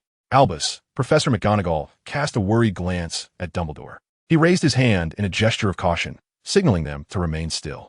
Whether new or seasoned, the professors placed their trust in him. Yet, under the scrutiny of so many eyes, they could not help but feel a twinge of anxiety. The two factions remained locked in a silent standoff, until a gust of wind swept through, lifting the wizards' robes and ruffling the centaurs' manes, causing everyone to squint involuntarily. Amanda, you know this does not concern us. Dumbledore inclined slightly, continuing, neither the Forbidden Forest nor Hogwarts has been breached, nor has the pact. With a wave of his wand, the pact materialized between the two parties, capturing their attention. It may not concern Hogwarts, yet it is undoubtedly your wizard's doing. Amanda exclaimed, leaping high on her front legs before landing heavily, her voice laced with anger. What will you do? Dumbledore raised his hands, earnestly meeting their gazes, establishing a moment of respect, prompting some hesitation among them. The various factions of the Forbidden Forest selected their representatives and cautiously regarded the Hogwarts staff. After a brief discussion, their conclusion was reached. Release. Our fury must be unleashed. Amanda fixed her gaze upon them, declaring firmly. The professors turned in unison to Dumbledore. Very well, I agree, Dumbledore acquiesced with a sigh. As the headmaster of Hogwarts, I consider all British wizards as my students. It is my responsibility. I shall confront this matter alone. They need not intervene. Albus. The professors protested. Very well. Amanda disregarded Dumbledore's subsequent words. Ralph, having spent many years in the Forbidden Forest, had witnessed considerable growth among these magical creatures. This time, the centaur contingent would represent the conflict with other magical beings in support. The unicorn's horns glimmered with a gentle white light beneath the dim sky, casting a soft glow upon the centaurs. Some augury birds and ominous birds flew above the centaurs, their silent calls sealed within the arrows of the centaurs. Umbrelue weaved among the centaurs, gently tapping their quivers, causing a single hair to fall, turning to ash, rendering the arrows within a state of concealment. However, he found it exceedingly challenging to imbue all the arrows with such a state, and success was not guaranteed, compounded by the pressing constraints of time. The same held true for the Bird, which expended its feathers to bestow a flickering effect upon certain arrows. The werewolf sorcerer drew forth wolf venom, transforming it into a curse, which he then affixed to several arrows. Witnessing this scenario, despite their unwavering trust in Dumbledore, the professors felt a palpable tension, gripping their wands tightly, poised to assist at a moment's notice. Dumbledore, on the other hand, observed them with keen interest, increasingly admiring the king of the Forbidden Forest. Albus, are you prepared? Amanda inquired. Indeed, Albus replied, performing the dueling salute to express his respect. With arrows nocked, he raised his hand and drew the bowstring taut. His robust arms shaped the bow into a full moon, casting a silvery glow upon the centaurs, bestowing them with blessings. Release. The arrows soared forth, some cloaked in invisibility, others wreathed in dark mist or shimmering with obsidian light, or emitting eerie cries, all arcing towards Albus in a fan-like formation. Albus's gaze hardened as he extended his wand before him, his other hand resting palm forward behind it. A magical barrier unfurled, absorbing the barrage of arrows, each impact creating ripples across its surface. Simultaneously, the inscriptions on the arrows ignited in a cascade of magical eruptions. Some arrows, upon contact with the barrier, flickered away to the distance, returning with renewed vigor and amplified force. Others collided with the barrier, detonating in a shower of splinters. Some expanded midair, becoming indistinguishable from tree trunks upon impact with the shield. The mournful howls of werewolves, the lamentations of the Bird, and the cacophony of the witchbird resounded before the barrier, pressing against the assembly, but thankfully Albus stood firm against the onslaught. With the blessings of the unicorns, The centaurs consistently unleashed their arrows in an impeccable state, imbued with a warm, revitalizing energy that alleviated their muscular fatigue. Yet, Albus had underestimated them. The tremendous force and magical potency compelled him to lean back, causing the professors behind him to feel a surge of anxiety. Fortunately, having braved countless battles, Albus steadied himself, stepping back with one foot to brace his body. A faint crack echoed, soon drowned out by the cacophony of arrows striking. Albus maintained his unwavering gaze ahead. Before long, the centaurs ceased their assault, having exhausted their quiver. Dust billowed where Albus stood, the ground marred with craters, yet the barrier remained steadfast. "Albus, you have triumphed," Amanda declared. "I am humbled," Albus responded, dispelling the barrier with a flourish of his wand, an incantation sweeping through to disperse the dust. All the magical creatures narrowed their eyes. For the spot where Albus stood, including the area shielded by the barrier, bore no signs of damage. The grass thrived undisturbed. "This matter shall not be further pursued, provided our king is unharmed," Amanda stated. "Rest assured, the king of the Forbidden Forest will remain safe. The forest itself endures well, does it not?" Albus reassured. "Let's hope so. Let's depart." Amanda guided everyone in an orderly fashion, with the elderly and children leading the way, followed by the young and vigorous. This was the consensus among them. As they watched the group leave, those from Hogwarts breathed a sigh of relief, their admiration and trust in Albus growing ever deeper. They exchanged glances, each reflecting on how comforting it was to have such a headmaster. Professor McGonagall encouraged herself. "There's still so much I must learn. Come on, Minerva." "Oh dear, come help me. My leg feels as if it has been shattered," Albus said, a pained expression crossing his face. Chapter 88. In the Depths of Memory. Ultimately, Albus was carried to the hospital wing, where they coincidentally encountered Madame Pomfrey and her companion. The sight nearly startled them to death, as they feared Albus was no longer among the living. So, it is merely a fracture. Albus had already used magic to realign and stabilize the broken bone. He merely needed to drink a potion at the hospital and rest for the night. As he sipped the bone regrowth potion, he humorously remarked on its dreadful taste, lamenting that it was quite the trial for an elderly gentleman such as himself. However, under Madame Pomfrey's watchful gaze, he resolved to finish it all. Meanwhile, Professor Slughorn took the opportunity to introduce Albus to a flavoring agent developed by Ralph and his team. After a brief explanation, Albus's eyes sparkled with interest, and he eagerly inquired about the sweet flavors available. Shortly thereafter, a house elf presented over a dozen bottles of sweetened bone regrowth potion flavoring. After Professor Slughorn assured that it would not compromise the potion's efficacy, Madame Pomfrey reluctantly consented to add the flavoring. Other professors were astonished. They had heard of this project, but did not expect it to materialize so swiftly. Professor Flitwick was particularly delighted, even more so than with the previous discovery of the thickening agent, exclaiming, "For cheers for Ravenclaw." At the same time, they had also caught wind of the guiding professor's praise for Ralph's group system, piquing their interest. Under Madame Pomfrey's scrutiny, Albus selected a red watermelon-flavored agent, uncorked it, and sniffed, detecting no scent. He poured it into the white bone regrowth potion, and a faint, refreshing aroma of watermelon began to diffuse. The professors were taken aback, gazing at the bottle of potion with astonishment. Its texture had altered slightly, transitioning from viscous to more fluid, its color shifting from white to pink, and bubbles began to rise. "Horace, is this normal?" Madame Pomfrey inquired. "Not at all, Poppy. This bottle of bone regrowth potion is flawed. Those bubbles are merely useless impurities and excess potion properties," Professor Slughorn replied. "That is unfortunate. This batch should have come from Street Mungo S. I did not anticipate this," Madame Pomfrey remarked, her expression darkening, mirrored by Professor McGonagall's own concern. As they observed the bubbles gradually dissipating, Professor Slughorn calculated the time and stated, "No matter, it still exceeds the average market quality. As I take a moment to instruct those three little rascals, this straightforward potion can easily be entrusted to them. My sole responsibility is the final step. Merely a flick of the wand would suffice." The professors cast astonished glances. "Horace, may I incorporate all of these into a single vial of potion?" Dumbledore inquired, sipping on a bone-chilling elixir and smacking his lips. Professor Slughorn paused, realizing they had not conducted the corresponding experiment.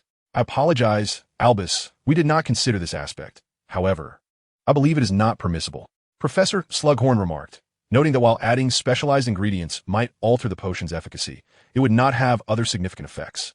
Aside from differing primary ingredients that affect flavor, The remaining components are identical. However, an excessive amount of flavoring agents could invert the intended purpose. Their aim is to enhance the potion's palatability, not to transform it into a mere beverage. Thus, it appears that singular flavoring agents are insufficient to meet the diverse desires of the populace. Perhaps they should devise a selection of multifaceted flavoring agents or a blank slate for flavoring, allowing users to add their preferred primary ingredients. It seems Ralph and his companions have their work cut out for them. Nevertheless, they are exempt from examinations in potion classes this term, as Professor Slughorn has graciously promised each of them an O, displaying a slight reluctance only when glancing at William. However, after posing a few inquiries, Professor Slughorn readily acquiesced, smoothly including him in the arrangement. The flavoring group of 5, aside from the crucial potion, each have the opportunity to create their potion independently. Most astonishing remains Ralph. While brewing potions alone, often operates on multiple fronts. While others adjust the heat, Ralph simultaneously heats the cauldron and manipulates tools to concoct the potion. Only the 8-eyed giant spider present can compare to Ralph's prowess. On another note, once Ralph dons the crown, his consciousness plunges into a mysterious realm. This is a white expanse, enveloped in a delicate mist, shimmering with prismatic starlight, as if scattered from afar, subtly discernible yet ethereal. Behind him, a river flows from the distance, meandering forth, steadily advancing through the fog. To the right, a range of undulating mountains appears, seemingly the river's source, reminiscent of the peak where he once battled a fire dragon. To the left lies an expansive plain, akin to views seen from the Hogwarts Express or while soaring over the Scottish Highlands. Ahead stretches a cobblestone path, extending onward, reminiscent of the trail leading to his home in Hogsmeade. As he traverses this path, the first sight that greets him is a thundercloud suspended in the sky. Lightning flickering within, concealed yet vibrant. Continuing forward, he beholds a quaint wooden cottage, strikingly similar to his home in Hogsmeade, yet markedly distinct. A fleeting glance reveals an elderly spectre seated in a rocking chair to his right, cradling a crimson infant in his arms. Although infants require far more nurturing than the elderly, they remain ensnared by the latter's constraints. The elder, no longer amusing the infant in his arms, gazed up at Ralph with a smile reminiscent of Albus. Yet his expression bore a natural warmth, illuminating the surroundings as if his joy infused the very air. Ralph regarded the elder, a wave of affection washing over him. Though the man's face was decidedly unfamiliar, it felt as if he were gazing upon a reflection of himself. Could this be a vision of his future self? Upon closer inspection, Ralph dismissed the idea. The spectral elder was utterly ordinary, akin to the elderly figures he had encountered while learning the language in the Muggle world, ordinary to the point of banality. "You've arrived," the elder proclaimed, rising to embrace the infant with familiarity, addressing Ralph. Ralph nodded, his gaze filled with curiosity. "Confused, are we? I would be too. What I did not anticipate was our meeting occurring so soon. This little one has played no small part in it." The ethereal elder weighed the infant in his arms, who responded with a fierce scowl, only to receive a gentle reprimand. "Come in and have a seat. This shall serve as our home," the elder said kindly, opening the door and ushering Ralph inside. The interior resembled his own living room with an uncanny familiarity, prompting Ralph to glance around. "Still not recalling?" the elder inquired, observing Ralph's puzzled expression. Ralph shook his head in confusion. The elder, noticing this, extended his finger and gently touched Ralph's brow. Chapter 89, The Gift of Life. In the boundless darkness, Ralph drifted aimlessly, oblivious to the passage of time. It felt like an instant and yet an eternity. Suddenly, a light appeared, dispelling the darkness and illuminating the world, revealing a realm of extraordinary beauty. At the center of this world, a diminutive avian apparition pulsed and shimmered, as if inhaling and exhaling. Ralph recognized this entity as himself. Beside him stood an aged male specter, his hair silvered and his temples grayed, his face adorned with wrinkles, and his eyes gazing vacantly into the distance. Time flowed swiftly, leaving no trace in this realm. The light within the elder's eyes gradually coalesced into a beam, quivering suddenly, and he awakened. Looking about in bewilderment, he murmured, "Is this the realm of the departed? Is she still waiting for me?" Curiously, he wandered through the vicinity, discovering that stepping into the white mist resulted in emerging from the mist on the opposite side. He also noticed the young bird at the center, its feathers fluffy, curled up in an endearing manner. However, he chose not to disturb it. As time elapsed, he realized the confines of this place were limited. The living beings consisted solely of himself and the ethereal young bird. Uncertain when it began, He observed his own form becoming increasingly substantial, while the bird's essence grew ever more insubstantial. Although it continued to grow, it resembled a fragile bubble, easily burst by a mere breeze, though thankfully there was no wind here. He gazed anxiously at the tiny life, for even if he were to reach 100 years, he could not relinquish his reverence for existence. Memories of his living days surfaced. His grandson had always delighted in nurturing small fish or silkworms. Yet, the fervor of children is fleeting. Ultimately, it is the parents who patiently nurture them. The same applies to one's own offspring, who, despite having a dog at home, neglect to care for it properly, leaving the burden to fall upon the parents. It truly feels as if they owe a debt to that family. Reflecting on the past, the old man gently shook his head, his eyes brimming with nostalgia. He silently approached the fledgling, his aged hand brushing lightly against its ethereal feathers. In an instant, he was transfixed, his hand trembling as it lingered there. It dawned on him that the time travel his descendants often spoke of had indeed manifested in his own being, an entity long since departed, now contending with a fledgling for the chance to live. The old man despondently seated himself, his hands covering his face, overwhelmed by anguish. Since the passing of his beloved, his yearning for life has diminished, overshadowed by a longing for death. His blurred vision prevented him from clearly seeing her image in the photograph, compelling him to repeatedly wipe it with his wrinkled hands. The tears in his eyes seemed capable of washing away the haze, rendering her visage more distinct. How he longed to gaze upon that familiar face once more, even if time had etched deep lines upon it. How he yearned to hold that hand again. Despite the ravages of time, all your joys and sorrows are indelibly etched in my memory. Yet I would willingly forsake it all for but a fleeting glimpse of you. Just one look. The old man raised his head, gazing at the heavens, a sense of unfamiliarity and disconnection flooding his heart. Loneliness, how it had returned. A long-lost companion. He turned his gaze towards the fledgling, his eyes softening with an unprecedented tenderness. It was the closest semblance of a person he had encountered in this foreign realm, a connection of souls. Livewell, he whispered, I shall not reveal my name to you, nor share any of my experiences. Embrace this world without reservation. You shall find happiness. Does one retain the right to determine their own fate after death? I know not. Yet this old man has indeed relinquished his life. In this world, nothing remains that he cherishes, save for the fledgling before him. His essence began to dissipate, starlight drifting from his being, ascending above the fledgling, bursting forth and scattering a kaleidoscope of colors. They coalesced into a mist, enveloping the fledgling, inhaled and exhaled in rhythm with his fading presence. As he observed the fledgling's ethereal form solidifying, a serene smile graced the old man's face. The traditional views on life and death he had held throughout his life made it difficult to accept the idea of usurping a life to extend his own. A breeze began to stir. The old man lifted his ephemeral hand, savoring the coolness of the wind, smiling as he gently closed his eyes. Like grains of sand, or perhaps like jewels, he lost his corporeal form. Centered around the fledgling, fragments of light in various hues swirled in a planetary dance. Pure white light emerged gradually from the rotating starlit rings, absorbed by the fledgling at the center. As he watched it grow, Ralph came to understand the origin of his dream. The fledgling at the core represented his soul, while the stellar rings surrounding it encapsulated the memories of the old man's life.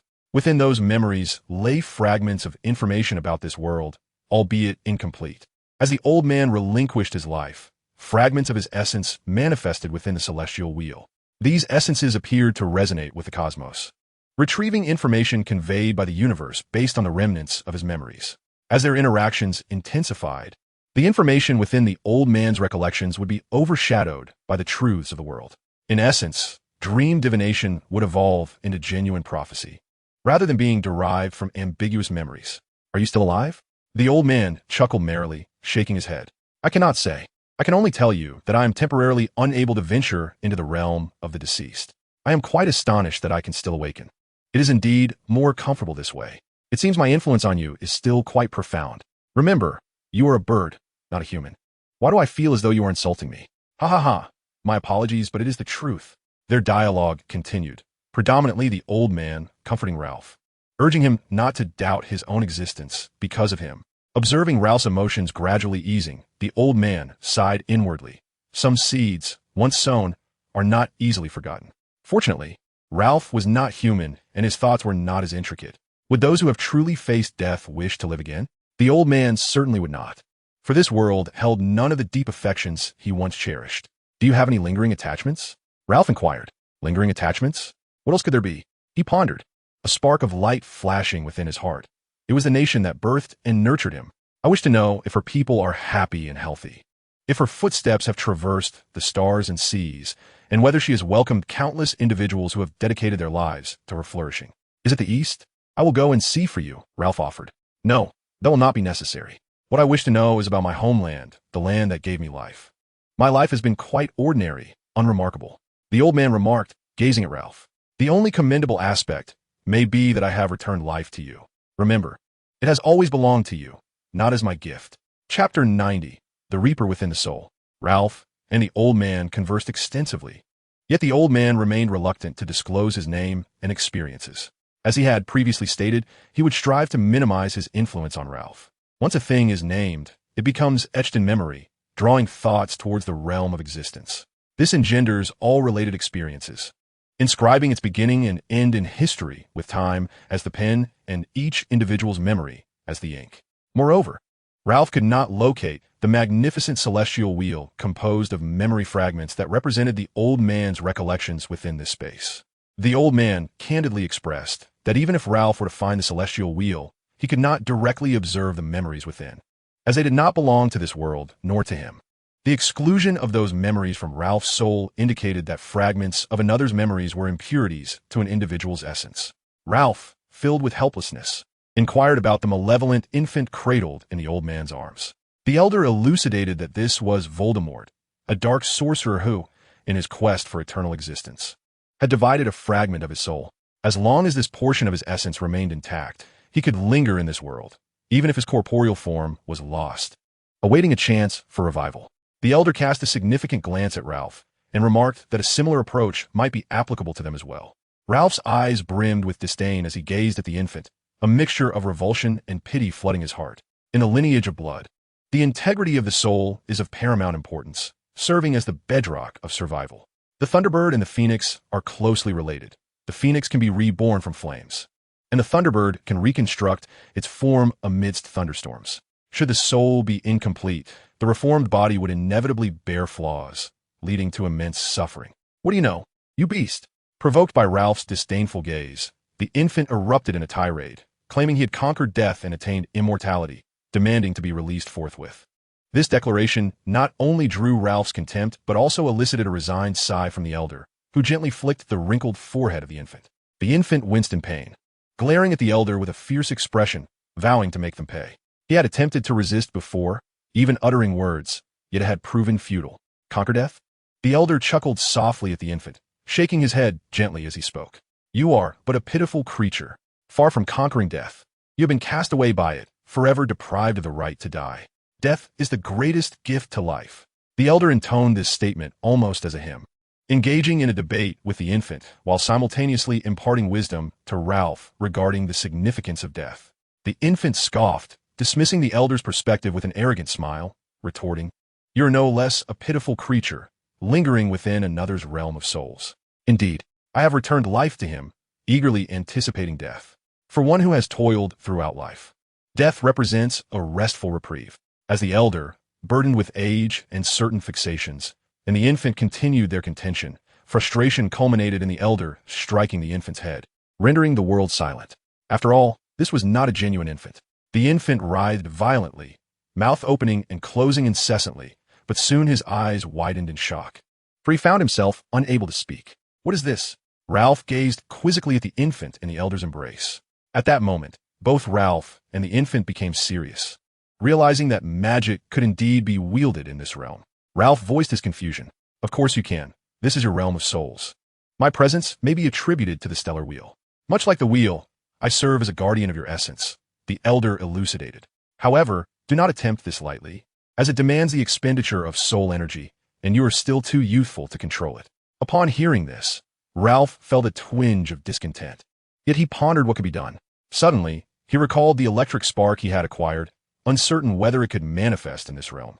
As the thought arose, a flicker of lightning illuminated the heavens, and a diminutive Thunderbird emerged from the enigmatic abyss, heralding its first cry in this world. Both the elder and the infant gazed in astonishment at this creature, entirely composed of electricity. It soared above Ralph, radiating an exuberant delight, the joy of life. Ultimately, it vanished into the center of Ralph's brow, leaving behind a trace of azure before disappearing once more. In the eyes of the elder and the infant, Ralph's form appeared indistinguishable from that of an ordinary human, yet imbued with a newfound essence, as if it bore weight. Ralph himself, however, experienced no immediate sensation of distinction. Next, the matter of how to address this crimson infant demanded consideration. Under the elder's guidance, Ralph stepped outside. The tempest above remained unchanged. The two traversed the cobblestone path, advancing forward. Eventually, they arrived at the location where Ralph had first manifested, beside a meandering stream.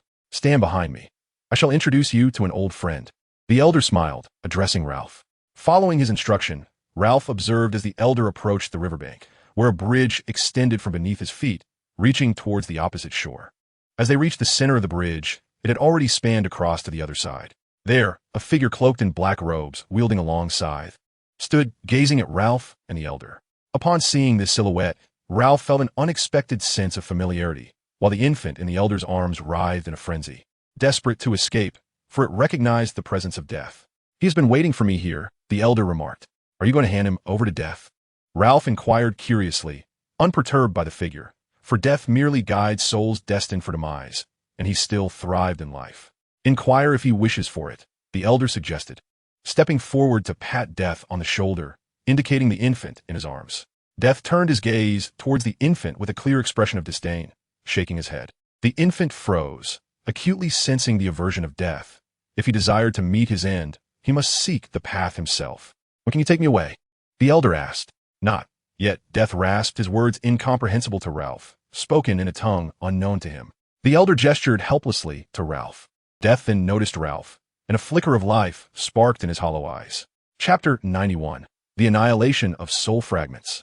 Upon seeing Ralph, Death seemed to revive, and when he noticed the concealed azure at Ralph's brow, a subtle change appeared on his face. He pointed towards the riverbank, and a black elderberry tree instantaneously sprouted. Towering over 4 meters, its lush green leaves, white blossoms, crimson immature fruit, and dark red ripe berries intertwined, showcasing the seasons in a splendid amalgamation. Ralph gazed at the clusters of dark red fruits, involuntarily swallowing. Observing this, Death shook his head. "That is not for consumption." The voice had become considerably clearer than before. He pointed at a ripe fruit, its flesh turning to ash while the seed transformed into a wooden bowl. Planting the scythe upright in the soft sand, Death crouched down and scooped a bowl of water from the river, offering it to Ralph. Ralph was taken aback, glancing at the old man, who gestured for him to accept it. "Thank you," Ralph said, taking on human form as he received the bowl with both hands. "No need for thanks. We are of the same kind," the old man replied, continuing to lead Ralph onward. Along the way, the infant in the old man's arms was restless. "Curse that old fool. Hurry and break the spell. The deathly artifact is indeed the deathly artifact. What right does that bird have? I am one who has transcended death. Why was I not chosen? What use is that?" Ralph inquired, cradling the bowl in his hands. "I do not know. We shall ponder it once we are outside. The contents within are mere phantoms. You will likely need to find something to contain them," the old man analyzed. Ralph nodded in understanding. As they traversed through the dense fog, Ralph closely followed the elder. "We are nearly there," the old man announced, and, as his words fell, the fog gradually thinned. After enduring the clouds, they beheld a clear sight before them. Unlike the prior light, outside lay an expanse of darkness, with distant unknown realms sprinkled with twinkling stars. Not far ahead was the star wheel, radiating luminous light that illuminated the void before Ralph and the old man. Ralph gazed in wonder at the sea of stars. "Let us proceed. We must deliver him," the old man stated, rousing Ralph from his reverie and pointing towards the distant star wheel. "How we get there?" Ralph asked, as they reached the edge of Ralph's soul domain. Standing atop a precipice, beneath which lay an infinite void resembling a starry ocean. "Is it not clear yet?" The old man chuckled, holding the infant tightly to quell its commotion. With a single step, the old man advanced, and vibrant rays of starlight streamed from the star wheel, coalescing beneath his feet into a radiant pathway. Cradling the bowl, Ralph followed the elder onto the rainbow road, soft yet sturdy. Upon reaching a portion above the star wheel, Ralph distinctly observed the soul fragments colliding within, generating small milky white points of light that flew toward his soul island. Ralph glanced at the old man, who shook his head with a smile, and tossed the fragment of Voldemort's soul into the swirling lights. Do you understand now? This substance can greatly replenish you. Seize the opportunity to gather more. I recall there being more than one, yet some matters I cannot disclose, and you must discover them on your own, the old man advised. Ralph nodded, accompanying the elder as they walked along the vibrant path across the Star Wheel. Beyond the Star Wheel, they could not venture, for a barrier stood in their way. Death awaited the old man's return, yet he remained uncertain about the elder's condition. Although deceased, a glimmer of life lingered, prompting him to send a fragment of himself to guard Ralph's soul island. When the time was right, the old man would be able to follow death into the realm of the departed. The island of souls is boundlessly vast within, and there exists no correct path leading to its edge. The distant twinkling stars are but individual islands of souls. When a soul is damaged, the radiance of its corresponding island diminishes. Should it darken to the utmost extreme, it will plummet, unable to sustain its essence in the realm of the living. However, there are certain flaws within this system, resulting in the emergence of fragmented souls. Severing a soul, akin to inflicting harm upon it, causes the island to fade. Simultaneously, the entire island becomes ethereal. Souls are enigmatic entities. When a single soul is divided into two, both fragments retain identical information, mirroring that of the original, undivided soul. If the severed soul does not perish and is preserved within certain objects, the wound on the primary soul will remain unhealed. In this void, an island identical to the primary one will manifest, albeit shrouded in an eerie dimness. The elder shared insights about this world, much of which he gleaned from conversations with the Grim Reaper. Ultimately, after spending some time with the elder, he took the initiative to escort Ralph away, advising him to refrain from returning, as it would be detrimental to his corporeal form. Outside, centaurs, unicorns, giant eight-eyed spiders, and werewolf sorcerers anxiously gathered around Ralph's lair, awaiting his return. Sophia had not ceased her thunderous display, electric sparks illuminating the surroundings. Observing the twitching animals, she could only hope it served some purpose. Suddenly, with a clang, Ralph's crown tumbled from his head, and he became resplendent, exuding an aura of unparalleled elegance and nobility. Yet, this was not the focal point of the crowd's attention. Amidst their expectant gazes, Ralph opened his eyes, gazing vacantly at the assembled throng. Realizing the peculiar angle of his view, he discovered his mouth had unwittingly embedded itself into the ground. He swiftly extricated himself, regaining his imposing presence as he surveyed the gathering, inquiring what transpired.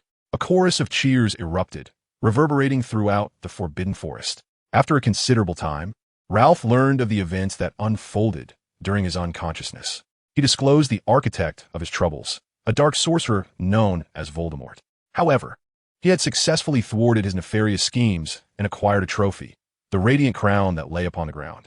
The consensus among the assembly was that this crown should be designated as Ralph's royal diadem, symbolizing his status, for its worth was evident to all. Subsequently, they deliberated on matters of restitution to Hogwarts before dispersing hastily. Ralph, it was I who saved you. That crown was purified by my lightning. You cannot repay kindness with ingratitude. Ralph, feeling a tingling pain emanating from his head, extended a brotherly affection to Sophia, mirroring the love she bestowed upon him. Meanwhile, in another chamber, Voldemort suddenly felt a searing agony emanate from his very soul. He lifted his gaze, his countenance twisted with malice as he stared towards Hogwarts, his eyes brimming with trepidation. After a prolonged moment, he regained his composure, a thought igniting within him as he summoned his minions. Chapter 92, The Baptism Site. Dong, dong, dong. A knock resounded at the door, followed by a voice from beyond. Master, it is I, Lucius. Come in, Lucius, Voldemort replied. His mood lifted as he regarded the respectful Lucius. How many times must I remind you not to call me master?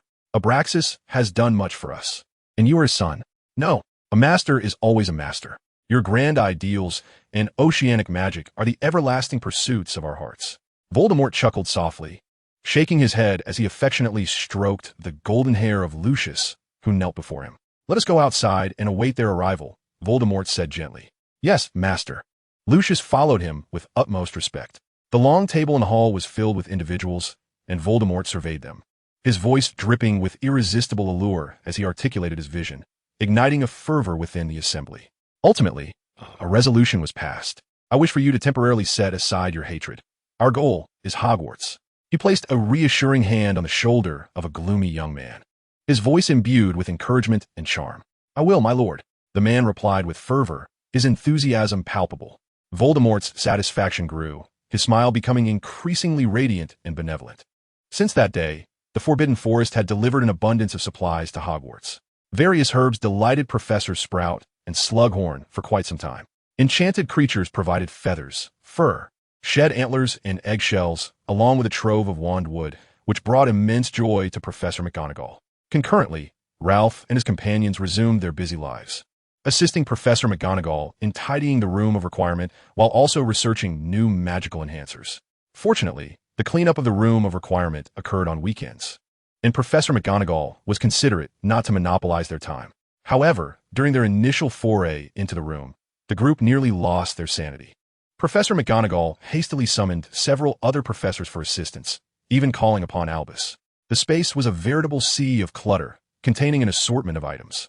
They separated books and magical artifact from the rest, intending to discard the latter. But Professor McGonagall intervened, having discovered metals, gems, parchment, and wood among the debris. The books included numerous student notes and textbooks, some of which, in good condition, could be sold to second-hand bookstores, while those heavily annotated could be deemed worthless. Yet, this seemed a trivial task for such esteemed scholars, illustrating the persistent issue of understaffing at Hogwarts. Upon expressing their frustrations to the professors, a shared sentiment emerged. Professor Sprout proposed that during her free moments, she might attempt to cultivate magical plants to deconstruct and reshape these materials, gems excluded. Most gems could be pried loose for reuse, unless tainted by some force or substance. Professor Scrawhon stated that he could concoct potions capable of eliminating impurities, and coincidentally, the recent shipment from the Forbidden Forest included unicorn horn shavings. Other professors also expressed their willingness to assist, which deeply moved Professor McGonagall.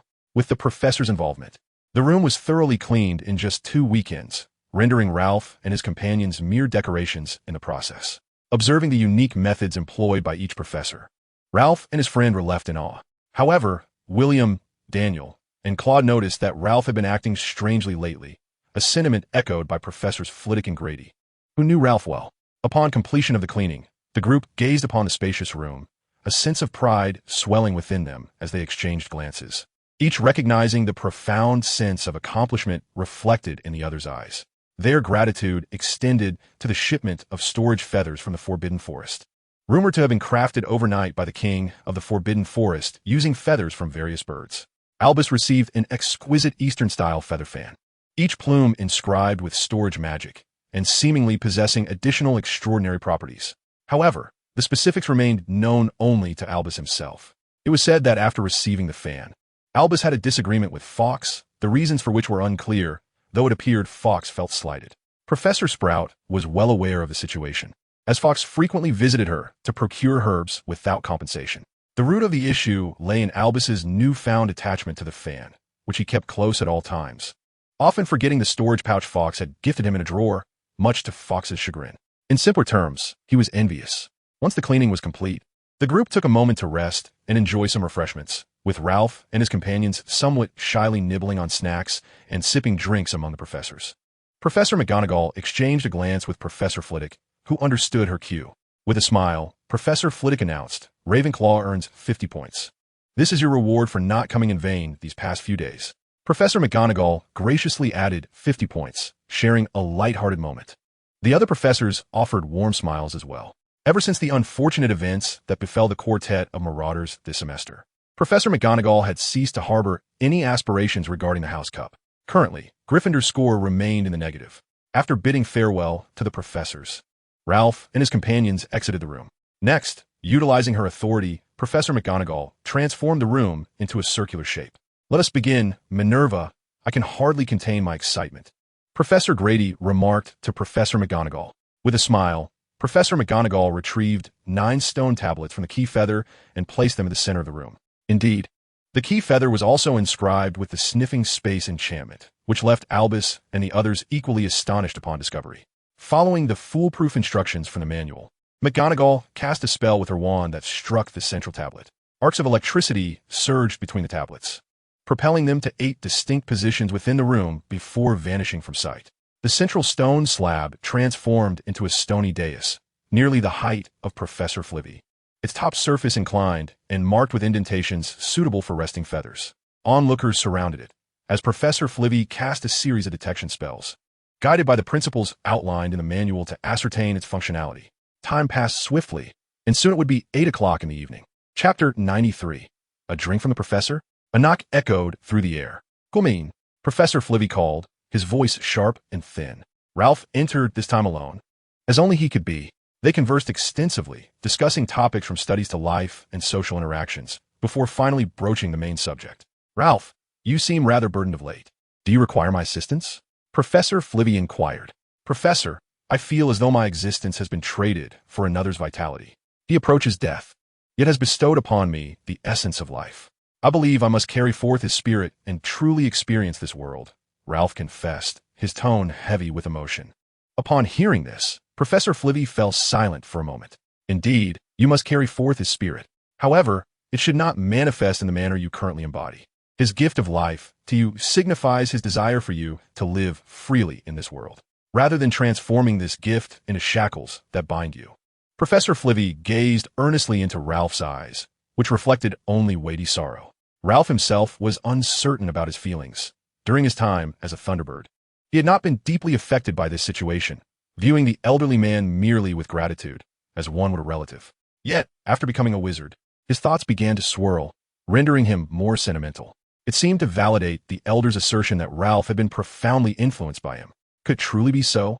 Ralph pondered, questioning whether this was not merely a reflection of his own thoughts. I am aware, Professor. He spoke to me of this matter. In fact, he was reluctant to share his name and experiences, believing that in doing so, time would swiftly smooth over all. Ralph recounted his experiences with the elder. Was it a dream? Professor Flivy asked after a moment of contemplation. Yes, Ralph replied. Professor Flivy fell silent, sighed, and stood to pat Ralph's shoulder. Ralph hoped that the professor would refrain from sharing his troubles with the neighbors in Hogsmeade, not wishing to burden them with worry. Professor Flivy readily agreed, and then suggested that Ralph visit Professor Gladier, as he had something to discuss with him. Ralph nodded and made his way to Professor Gladier's office. The red-haired elder did not engage in the usual pleasantries with Ralph. Phileas has relayed all that needs to be said. I merely hope you can soon gain clarity within yourself. When that happens, your magical abilities will flow more freely, perhaps rendering further assistance unnecessary. Professor Gladier remarked half-jokingly to Ralph. Then, without regard for Ralph's peculiar expression, he withdrew a bottle of beverage from the cabinet and handed it to him, ushering him out. Ralph, what is this? Daniel inquired, observing Ralph's bewildered demeanor as he entered with the bottle. It should be whiskey, Ralph replied, lifting the bottle for inspection. Whiskey? Has Aberforth come to see you? William craned his neck to glimpse behind Ralph, recalling the dread induced by the liquor on that fateful day. No, he wouldn't dare. It's from Professor Glatter, Ralph informed him. Professor Glatter? Claude, buried in his book, looked up in shock at Ralph, who nodded in affirmation. In the office of the Defense Against the Dark Arts class, Professor Glatter lay reclined in his chair, feet propped on the desk, humming a tune. Suddenly, feeling a thirst, he rose and approached the cabinet. He opened it, puzzled, closed the door, and reopened it. Where has that bottle of whiskey gone? A sudden realization struck him. He seemed to have handed it to Ralph. They're good kids. They surely won't drink it, he mused, quickly easing his mind. He retrieved another bottle, poured himself a modest glass, and savored the splendid moment. The following morning, after Ralph and his companions consumed their bowls of fruit resembling blueberries, they proceeded to class. This was the light-sucking fruit, which emitted a gentle glow even in daylight, particularly evident when held in hand.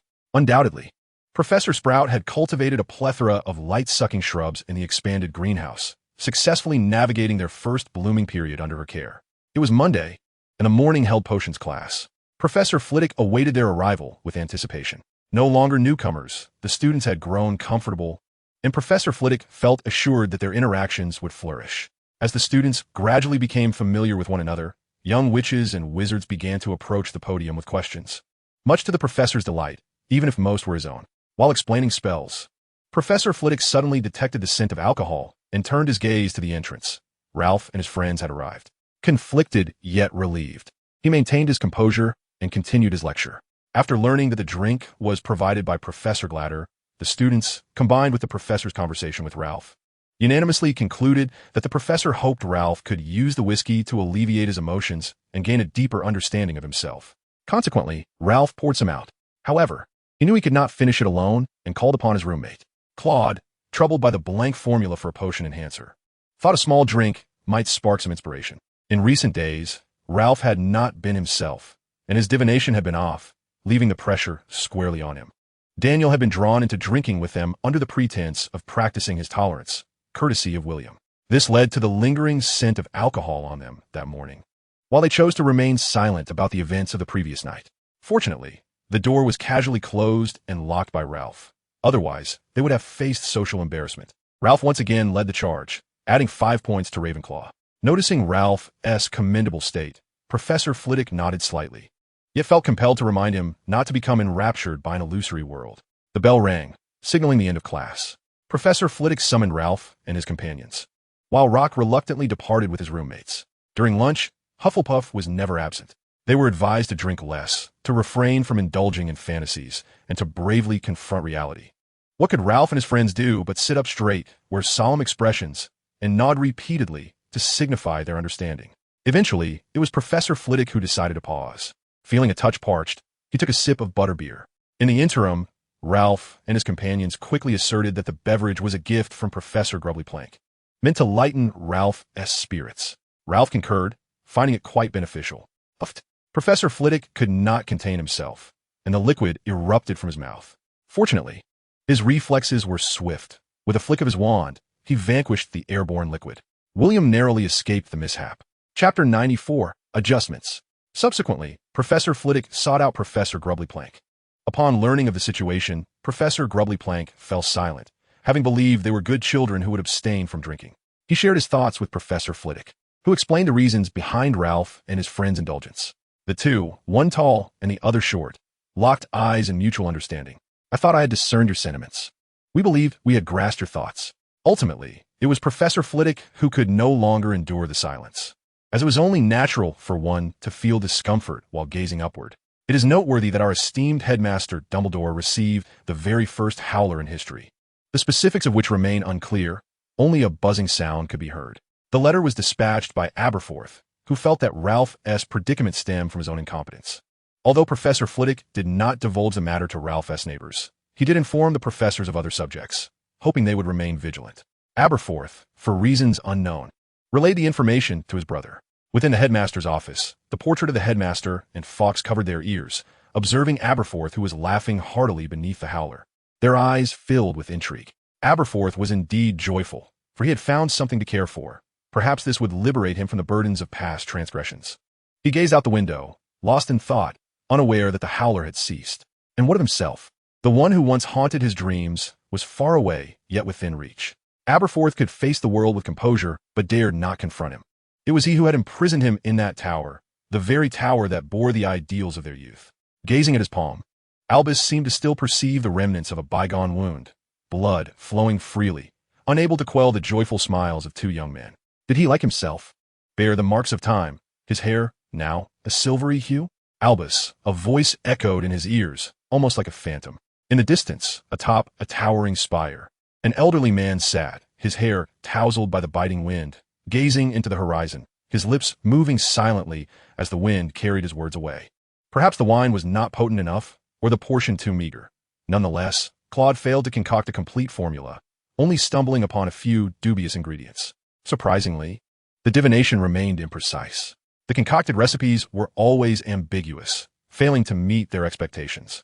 Ultimately, it was Professor Scrowhon who arrived to elucidate the essence of potion formulation, placing particular emphasis on the constituents of a recipe. He expounded upon the 4 essential components of a potion: the principal ingredient, the counteractive, the auxiliary, and the foundation. The principal ingredient serves as the source of the potion's primary effect, which may even be contrary to that of the main substance. The auxiliary ingredient functions to enhance and stabilize the potion's effects while mitigating any toxic side effects. The foundation constitutes the basic framework of a potion. Through extensive brewing, one would discover that many potions share a common ingredient, such as plain water or a wizard's magical essence. The counteractive serves to invert the current effects of the potion and is frequently employed in potion making, often requiring the creation of a potion with an opposing effect, subsequently reversing its effects with a counteractive ingredient. A prime example is the first-year potion for treating boils.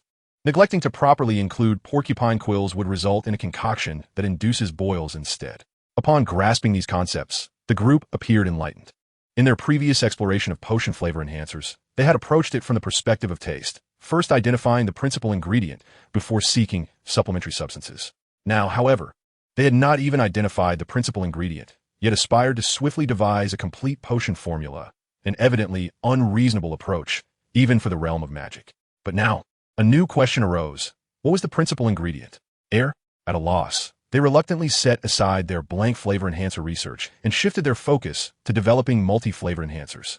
This task proved considerably simpler. They merely needed to alter the principal ingredient based on an ordinary enhancer. To this end, they employed Professor Scrowlhawn's ancestral magic to extract and crystallize the corresponding flavors, which they dubbed flavor crystals. Soon, the first multi-flavored enhancer was completed. Infused with the tastes of mint, honey, and tomato, Ralph took a sip, savoring the refreshing sweetness intertwined with a subtle tang. It was quite delightful.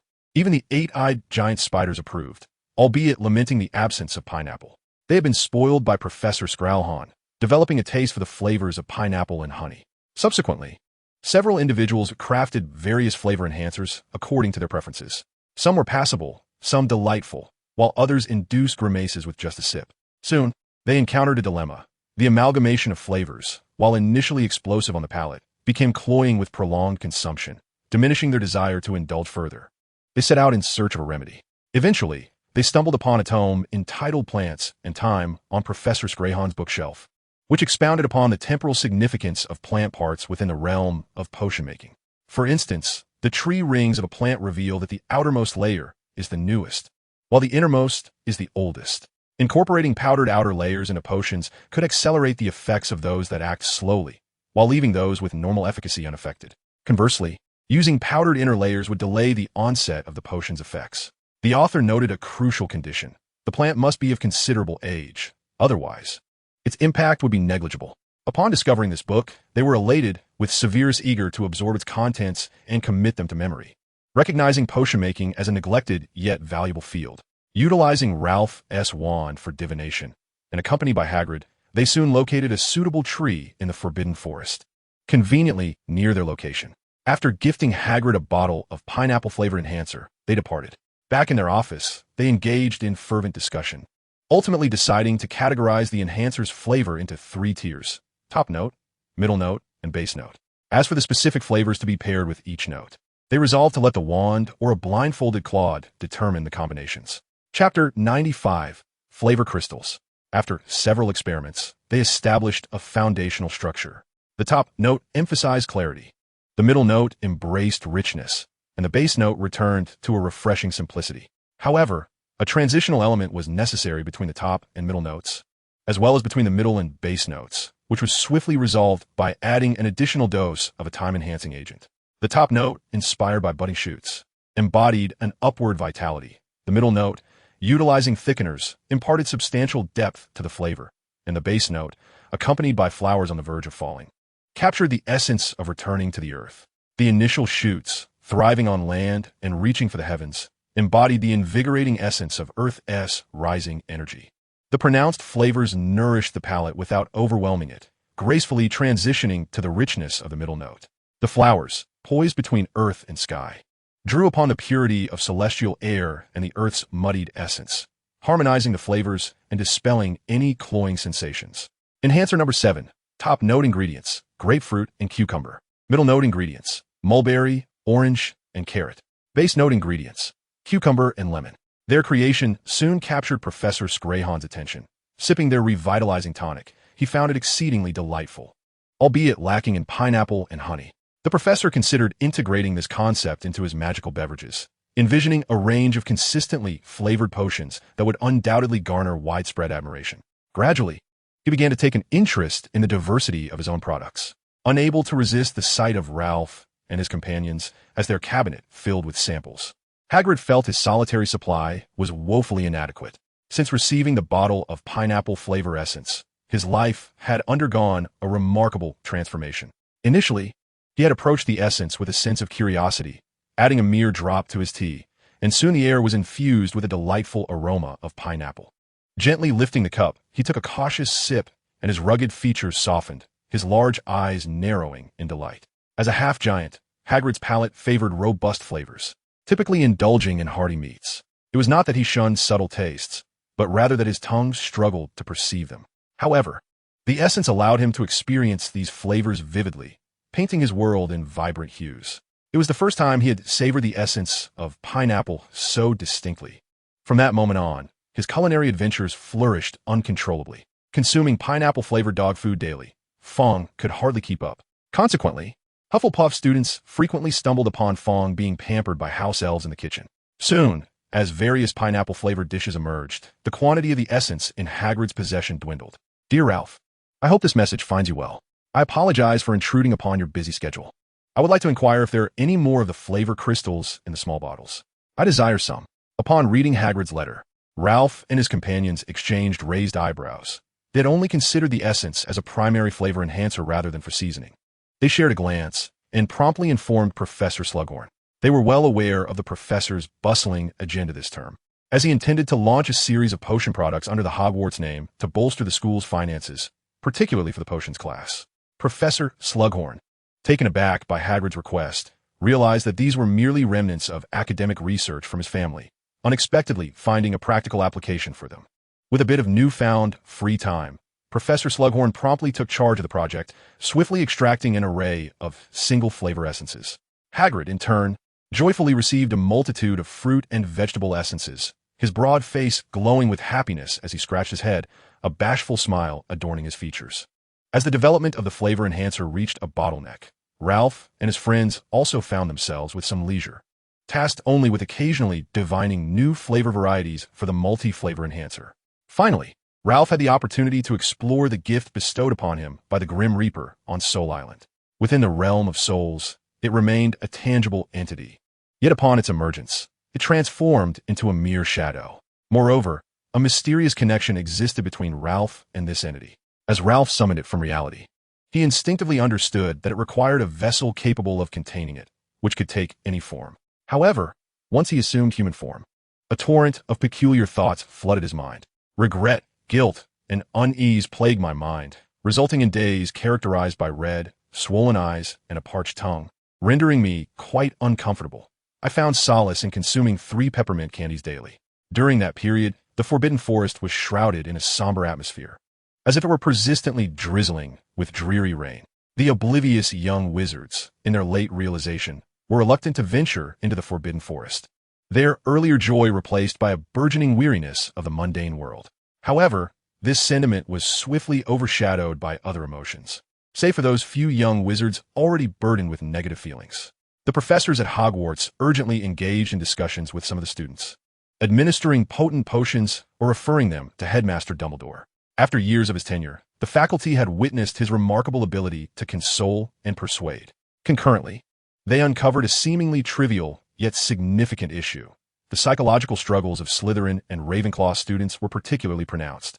Slytherin, predominantly composed of half-blood wizards, did not enjoy a favorable existence within their house unless they possessed extraordinary talents. Nevertheless, the professors could not reproach the Slytherins, for they exhibited a certain politeness. They would greet you, extend well wishes, and even apologize if they accidentally bumped into you. Yet, an underlying coldness persisted, a sense of collective alienation, which was somewhat mitigated by the presence of amiable roommates. Conversely, Ravenclaw's challenges lay in their academic pursuits. As individuals with imaginative minds, they often fretted over their future. At times, they experienced anxiety when unable to finish a book within a set time frame, or when fearing subpar performance in their final examinations. Additionally, they were prone to isolation from their peers, unlike the more subtle detachment exhibited by Slytherin. This alienation was more conspicuous and insidious. Professor Flitwick, upon discovering these issues, felt a flush of embarrassment, uncertain whether it stemmed from anger or guilt. Chapter 96, The Star Spring. The young wizards grappling with psychological issues were predominantly from Ravenclaw and Slytherin, with Gryffindor and Hufflepuff showing little incidents of such troubles. The former, generally carefree, only experienced depression among those possessing traits from multiple houses who were sorted into Gryffindor. However, their shared laughter with classmates was far less severe than that of Ravenclaw and Slytherin. The latter house, with its exceptionally warm atmosphere and a considerate head, saw Hufflepuff emerge as the least affected during this ordeal, with the only concerns among Badgers arising from food choice dilemmas. This situation left a profound impression on the Hogwarts professors, prompting them to intensify their observations regarding students' mental health. The connection between the Forbidden Forest and Ralph appeared to exhibit a certain delay. While Ralph had recovered significantly, the forest continued to emanate a disheartening and sorrowful aura. Yet, with Ralph conjuring a basin of shimmering water, the Forbidden Forest seemed to awaken slightly, diminishing the negative influence ever so slightly. This ethereal shadow requires an object to bear it. It may take the form of anything. The water within originates from a river, flowing through the soul, marking the boundary between life and death, bridging the worlds of the living and the departed, inexhaustible in its supply. While it appears to be infinite, the reality is somewhat different. Extracting spring water from this source necessitates a certain expenditure of magical energy, yet the portion removed is immediately replenished. Currently, in his corporeal form, Ralph can only extract an amount equivalent to the size of his head. Intriguingly, the spring water drawn from the Basin of Illusions manifests as a tangible substance. Unlike the shadowy basin itself, this peculiarity renders it devoid of return or refund services, as the physical spring water may only traverse through the basin. Ralph also conducted research on this spring water, requesting some flower pots to plant the most familiar white radishes. He divided them into two groups, the first receiving varying amounts of clear water, while the second was given an equal quantity of spring water. Under the stimulation of lightning healing, both groups flourished. A visible distinction emerged. The second group exhibited far greater beauty than the first, with lush, thick leaves glistening with vitality, appearing exceedingly tender and juicy. In terms of magical perception, the life force within them surpassed that of the first group. Ultimately, under Sophia's envious gaze, Ralph took a bite, causing his feathers to relax immediately. Seeing this, Sophia stood on one leg, her talons twitching in eagerness to partake. After a while, feeling no notable change, Ralph offered the remainder to Sophia, who joyfully bounded over, her tail swaying with delight. Meanwhile, Ralph discerned that there is also a limit to the quantity of spring water that can be utilized within the white radishes. Exceeding a certain amount leads to overflow during growth, seemingly dissipating with the plant's respiration, as the surrounding air noticeably improved. It is possible that natural growth enhances absorption, perhaps influenced by the type of plant as well. Ralph personally sampled some of the spring water. Upon imbibing a small amount, his eyes brightened, experiencing a refreshing sensation flooding his mind, bringing a momentary stillness to his being. Soon, this cooling feeling faded, and the natural whispers receded from his ears. In those fleeting murmurs, Ralph sensed the Forbidden Forest's yearning for this gift bestowed by the Grim Reaper. Gathering various factions, Ralph elucidated its origin and his thoughts amidst their astonished gazes. He envisioned transforming this basin into a springhead, seeking a suitable location within the Forbidden Forest to establish it. Ideally, this would be a public area, accessible to all parties, preferably situated at a higher elevation to allow the spring water to flow across a significant expanse of the forest. However, as he voiced this idea, all eyes turned toward him. Upon glancing around, Ralph realized that the very place he occupied might indeed be the most suitable. Not only was it sufficiently elevated, but the slope was gentle and the mountaintop was relatively flat, also allowing for moonlight and dew grass to thrive. Truly an excellent spot. Yet, there remained one challenge. Its height posed difficulties in drawing underground water to form a small spring. This matter presents a challenge. However, there are always methods to resolve it. It is entirely feasible to allow certain adept burrowing magical creatures to excavate a passage from the summit straight down to the subterranean water. Ultimately, Ralph consented to the establishment of a spring above his head. The centaurs also divined a name for it, calling it the Star Spring, for they discovered in their divination that this water could assist them in their auguries, akin to the celestial bodies. The assembly was indifferent to the name, leaving it to their discretion. While the task of digging was somewhat vexatious, it was swiftly resolved, for within the domain of the unicorns resided a colony of goblins. When a unicorn representative presented this revelation, astonishment swept through the gathering. They had presumed that these diminutive, intellectually challenged beings had become extinct in the Forbidden Forest. They were surprised to learn of their continued existence. It is noteworthy that such creatures thrive only in the rarefied wilderness of magical beings and the gardens of wizards, as only those environments are conducive to their survival. In the Forbidden Forest, merely the eight-eyed giant spiders could lead to their extinction. Utilizing the flower pots brought from their tribe, the centaurs meticulously transplanted moon dew grass and the surrounding light-absorbing shrubs into the pots. Subsequently, they commenced digging. Upon reaching bedrock, they employed magic to excavate further downward. The earth and stones they unearthed were then used as materials, slightly leveling the top. They proceeded to dig a water channel flowing from the summit to the foot of the mountain. When their work neared completion, it was the goblins' turn. Under the gaze of onlookers, the goblins tremulously began their task, quickly breaking through the desired passage. A few goblins were swept skyward by a surge of water, tumbling several times beneath the force of the cascading stream. Before long, the water stabilized. Following Ralph, they ascended to the mountain's peak. A modest pit emerged before them. Where the centaurs placed a stone, the size of a mature wizard's head, atop the spring, allowing the water from below to gradually rise. Simultaneously, Ralph enhanced the water conduit with some magic. Finally, he extracted a shadow from his storage feather and placed it upon the stone. Instantly, the stone began to transform, gradually melting to form a larger depression filled with ethereal water. As time passed, the ephemeral water coalesced drop by drop, merging into the spring. The werewolf wizards, adhering to their preferences, adorned the spring's bottom with pebbles and fine sand. The centaurs were in the midst of planning the cultivation of moondew grass and light-absorbing vines, envisioning the planting of moondew grass around the spring. They also hoped that the moon-dancing beasts could expand their dancing range to encompass the star spring. The moon-dancing beasts readily consented. Chapter 97, The Roll-Up Curtain. Following the establishment of the star spring, life flourished abundantly around the mountain known as King Mountain, with verdant growth and increasingly fresh air radiating outward. Ralph observed that the star spring automatically absorbed the nearby magical essence to solidify its waters. The nature of this spring water bore resemblance to ordinary water, capable of evaporating into vapor under sunlight, diffusing from King Mountain to nourish the surrounding beings. As the moonstruck beasts danced, the lunar radiance descended, only to be absorbed by the star spring. The resulting water differed from the ordinary. It merged with regular spring water to emit a silvery glow during the night. Intriguingly, this silvery luminescence did not flow through the aqueduct to distant places, but created ripples solely within the small pond surrounded by the moondew grass. Nourished by this unique liquid, the moondew grass successfully transcended the category of ephemeral flowering herbs.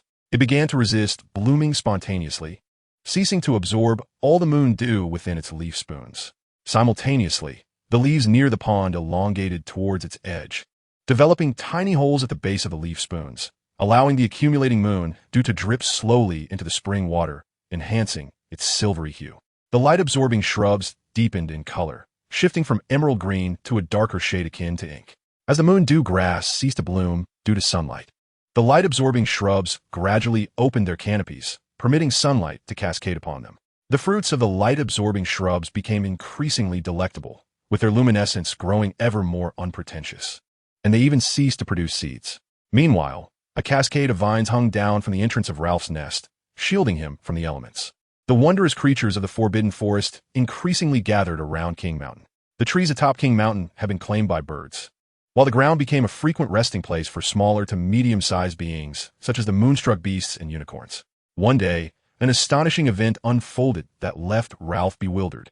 He distinctly recalled the state of his nest that morning.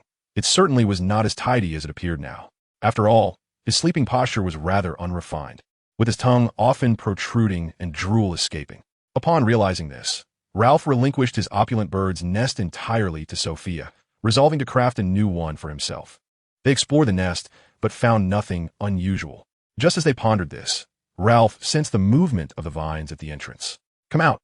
I have discovered you," he called out with a croak. A small green head cautiously emerged from the vines, and Sophia's eyes widened with curiosity as she gazed at it. Upon seeing the crown atop Ralph's head, she fluttered out and offered him a bow. Ralph nodded in acceptance. It was his first encounter with such a life form. It turned out that her hair was not truly green. Rather, it was the result of tiny green luminescent dots dancing around her. While her body remained tucked within the vines, those luminescent dots congregated atop her head, creating the illusion of green hair.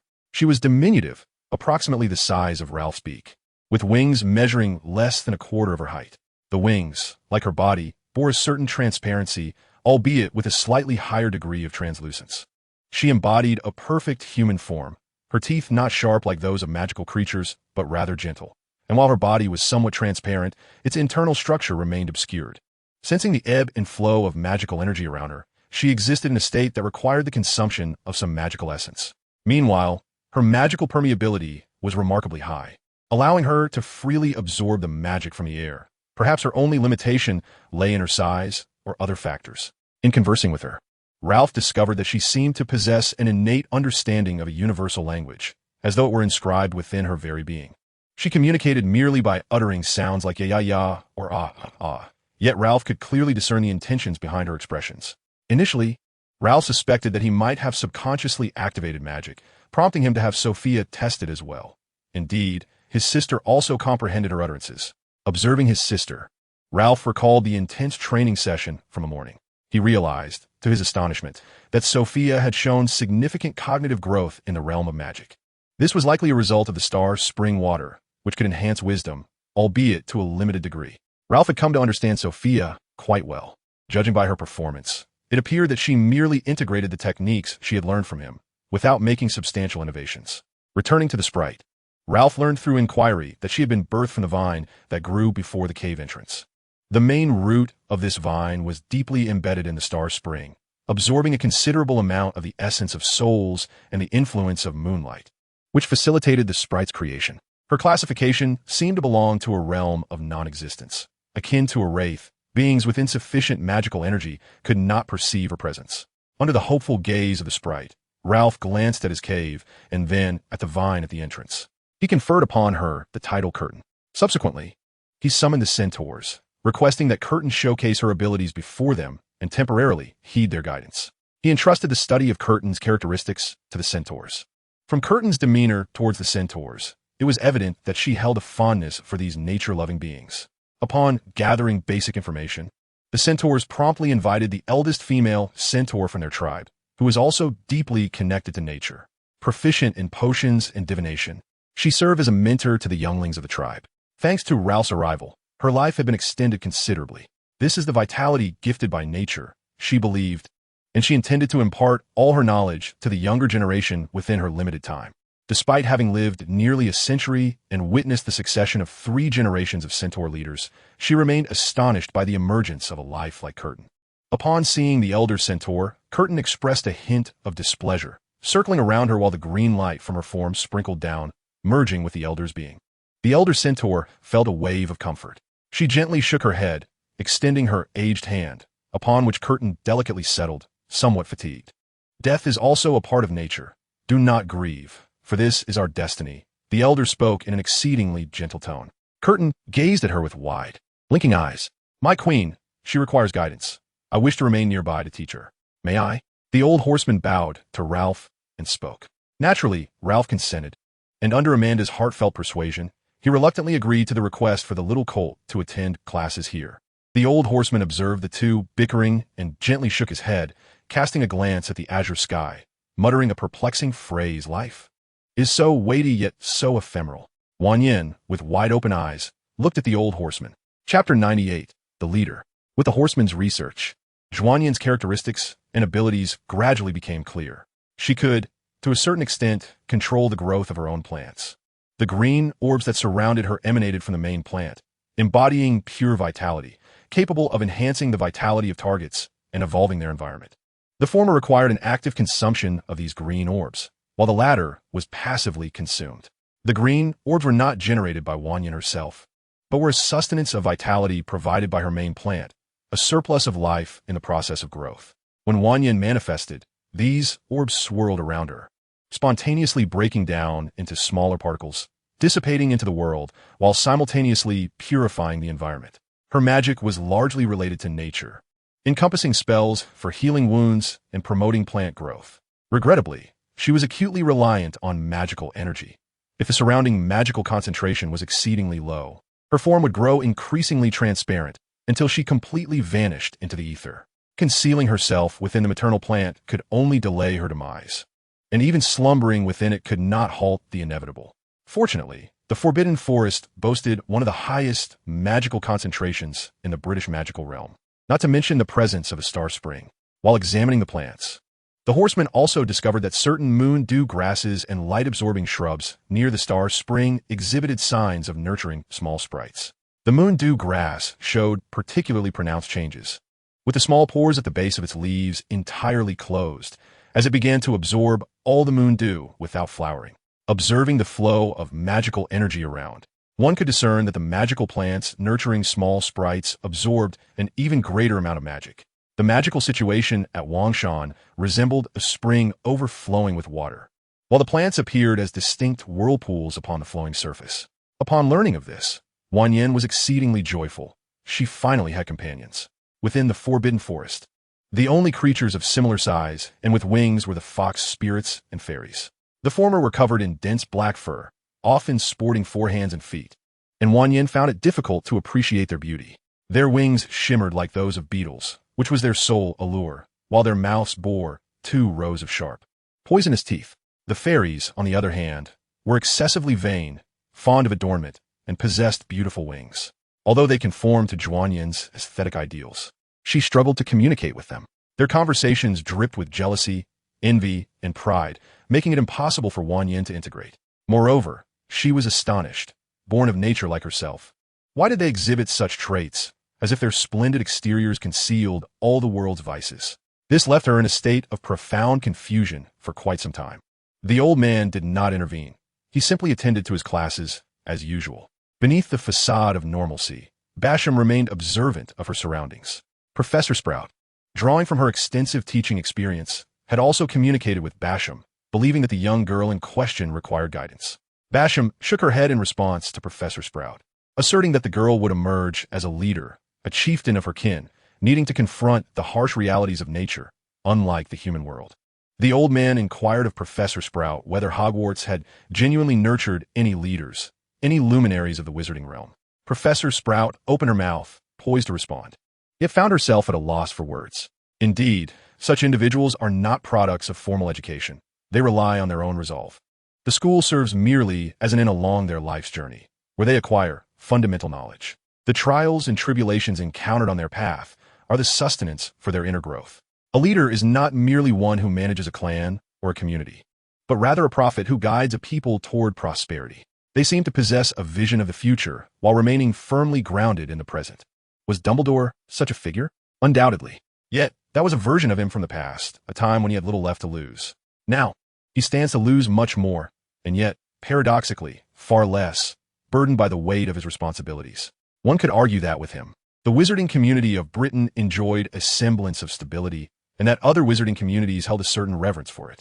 The benefits that a great man brings to the larger picture are seldom appreciated in their entirety. In the eyes of the world, they are often overshadowed by personal interests. As the progenitor of her lineage, the girl must shoulder the responsibilities that come with her destiny, whether she desires to or not, for fate will inexorably guide her. Such is her divine calling. Moreover, this life is enviable in its own right. How many wander through life in a state of confusion, devoid of direction? Professors at Hogwarts, to varying degrees, have experienced such sentiments. Take Professor McGonagall, for instance. Her mother was a witch who concealed her identity to marry her muggle father. After graduating from Hogwarts, McGonagall initially joined the Department of Magical Law Enforcement. However, she found little joy there. Some of her colleagues harbored deep-seated prejudices against muggles, their words causing her great distress. For she cherished her muggle father and held a profound affection for a muggle farmer's son named Doug, despite having initially accepted and later declined his proposal. Merely 2 years later, she departed from the ministry to join Hogwarts, eventually becoming the esteemed Professor McGonagall. At the ministry, she was an efficient and talented employee, even receiving significant promotions and working under a supervisor she admired. Yet, she chose to leave, not solely for Dumbledore's offer to teach at Hogwarts, but because she found no joy in that environment. A free cat should not be confined. Through her many years of teaching, it is evident that Professor McGonagall has come to favor her current vocation, willingly dedicating her energy to it. Undoubtedly, Professor McGonagall has discovered her life's purpose and has devoted herself wholeheartedly to it. Many professors share this sentiment. It is rare for one to remain at Hogwarts immediately after graduation. After conversing for an extended period with the Centaurs, Professor Sprout felt enriched by the experience. An elder possesses a perspective on the mundane that diverges from the ordinary, and this is especially true for one who exists outside humanity, such as the Centaurs. Upon seeing the curtain once again, a childlike smile graced her face, a price paid for maturity, yet hardly worth lamenting, is it not? Basham gently caressed her small face. His eyes filled with compassion as he nodded kindly towards Professor Sprout behind the curtain. Upon learning of her origins, her eyes sparkled. Was she not simply an adorable little creature? Chapter 99, The Cold. ever since Hogwarts entered into a covenant with the Forbidden Forest. Professor Sprout has forged an enduring bond with the centaurs. She has become a disciple of the Elder Centaur, although not entirely so. He imparts to her the centaur's herbology, which encompasses celestial phenomena, geography, and microenvironments, among other subjects. This knowledge diverges significantly from the cultivation techniques employed by wizards. Utilizing centaur magic, they formalize their agreement, with the heavens as their witness. Rather than rendering their relationship estranged, the covenant has only strengthened their ties. Furthermore, the centaur tribe regard Professor Sprout as one of their own, making her almost half a centaur. Consequently, she frequently receives letters from them, inviting her to feasts and gatherings. It is noteworthy that these letters are delivered by the puffskein she nurtures. As the seasons change, numerous young wizards at Hogwarts fall ill due to improper seasonal attire. Ralph and his companions have been urgently summoned to assist in concocting cold remedies, alongside several upperclassmen. Madame Pomfrey has exhibited formidable authority during this period. Thanks to Ralph's involvement, the cold potions they produce are among the most palatable. Many fortunate young wizards who receive them are astonished, particularly the older students. They recall the taste of previous cold remedies, drinkable, yet far from enjoyable. In their quest for a more flavorful concoction, several young wizards attempt to win over Madame Pomfrey, but she simply administers the ordinary potion to them instead. The cold remedy possesses a rather amusing side effect. Upon consumption, one's ears emit a continuous stream of air. Ralph and his companions have even enhanced this phenomenon with various effects, such as colors and shapes, which have garnered the admiration of certain Gryffindor wizards. Some Gryffindor boys, eager for their favorite effects, recklessly expose themselves to the elements in hopes of acquiring the potion. Upon discovering this behavior, Madame Pomfrey promptly administered the standard potion to them. Yet, they remain undeterred, convinced that with perseverance, the ordinary potion at Madame Pomfrey's will eventually run out. This belief has inspired numerous young Gryffindors, particularly the newcomers. Among them, Hansen, who has visited the hospital wing 5 times in 3 days, is regarded as a hero by the new students. Soon, Madame Pomfrey discovered their scheme and promptly informed Professor McGonagall. She held a profound disdain for students who toyed with their own bodies, meticulously documenting their names in a little notebook, vowing never to bestow them with a kind demeanor in the future. However, the management of the situation was ultimately entrusted to their headmaster. Upon hearing this, Professor McGonagall raised an eyebrow and immediately sought out Professor Slughorn, instructing him to cease producing potions with pleasant aromas and instead to create more concoctions that were intolerable to the senses. Professor Slughorn relayed Professor McGonagall's words to the Ralph group. Upon learning of Gryffindor's outrageous antics, Severus could hardly contain his amusement. He personally vowed to brew potions for them, ensuring that the potency remained uncompromised, while simultaneously leaving an indelible impression on their palates. Ralph and his companions felt a chill in their hearts as they beheld Severus's grin. When he produced a small notebook filled with various ingredients, Ralph and his friends exchanged glances, their mouths growing dry and bitter. It was an experience they could scarcely articulate, and they were astonished that Severus had documented it all, indicating that he had plotted this in advance. This time, Professor McGonagall had unwittingly granted him the opportunity. No wonder he was so joyful. With the assistance of Ralph and his team, they concocted the potion at an astonishing pace and with a flair that left other groups in awe. As Ralph concluded his brewing, they expertly pointed their wands to their noses. Just as others were still perplexed, Ralph unleashed the full force of the magic. An indescribable odor wafted through the air. Several upperclassmen, sensitive to the stench, began to retch. In response, Ralph and his friends hurriedly bottled the potion. Finally, with a wave of his wand, Ralph opened the windows of Professor Slughorn's office, allowing a gentle breeze to sweep through and disperse the foul aroma. The occupants of the office gazed at the potions hovering before Ralph and his companions, a flicker of sympathy emerging for the little wizards. They reminded themselves that if they ever caught a cold, they should avoid the hospital wing and simply procure potions from Professor Slughorn's office. Moreover, they were advised to steer clear of those that appeared particularly enticing, for the batch brewed by Ralph and his team, though exuding an atrocious stench, had a remarkably appealing appearance, suggesting a delightful aroma. This foul potion was swiftly delivered to the hospital wing, and Professor McGonagall was informed. After learning of its specific effects, she felt a great sense of relief. Madame Pomfrey, too, was pleased. Before administering the potion, she cast a charm over the potion bottles to prevent scaring the little wizards. Henceforth, whenever those who disregarded their well-being returned, Madame Pomfrey would deliberately place these potions before them. With gentle smiles, she would encourage them to help themselves. Undoubtedly, They would recognize the distinctive characteristics of Ralph's potions and would naturally opt for the most visually appealing ones. Madame Pomfrey, ever considerate, prepared a personal medication service for them, employing confinement magic. When they found themselves ensnared in their hospital beds, devoid of the delightful aroma emanating from the potion bottles, they sensed that something was amiss. Madame Pomfrey's smile grew increasingly gentle as she pried open their mouths and administered the potion directly. The moment the concoction touched their tongues, the young wizard's eyes widened in shock. They swallowed, only to have the light fade from their eyes. The other young wizards attempted to escape, but their efforts were thwarted by Professor McGonagall, who stood at the door. After the potion was administered, the spark of life seemed to vanish from their gazes.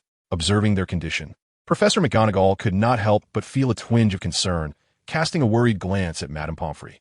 The matron gestured for her not to fret and presented a vial of joyous draught, administering a spoonful to each, which brought forth smiles of delight upon their faces, albeit their eyes still bore traces of fatigue.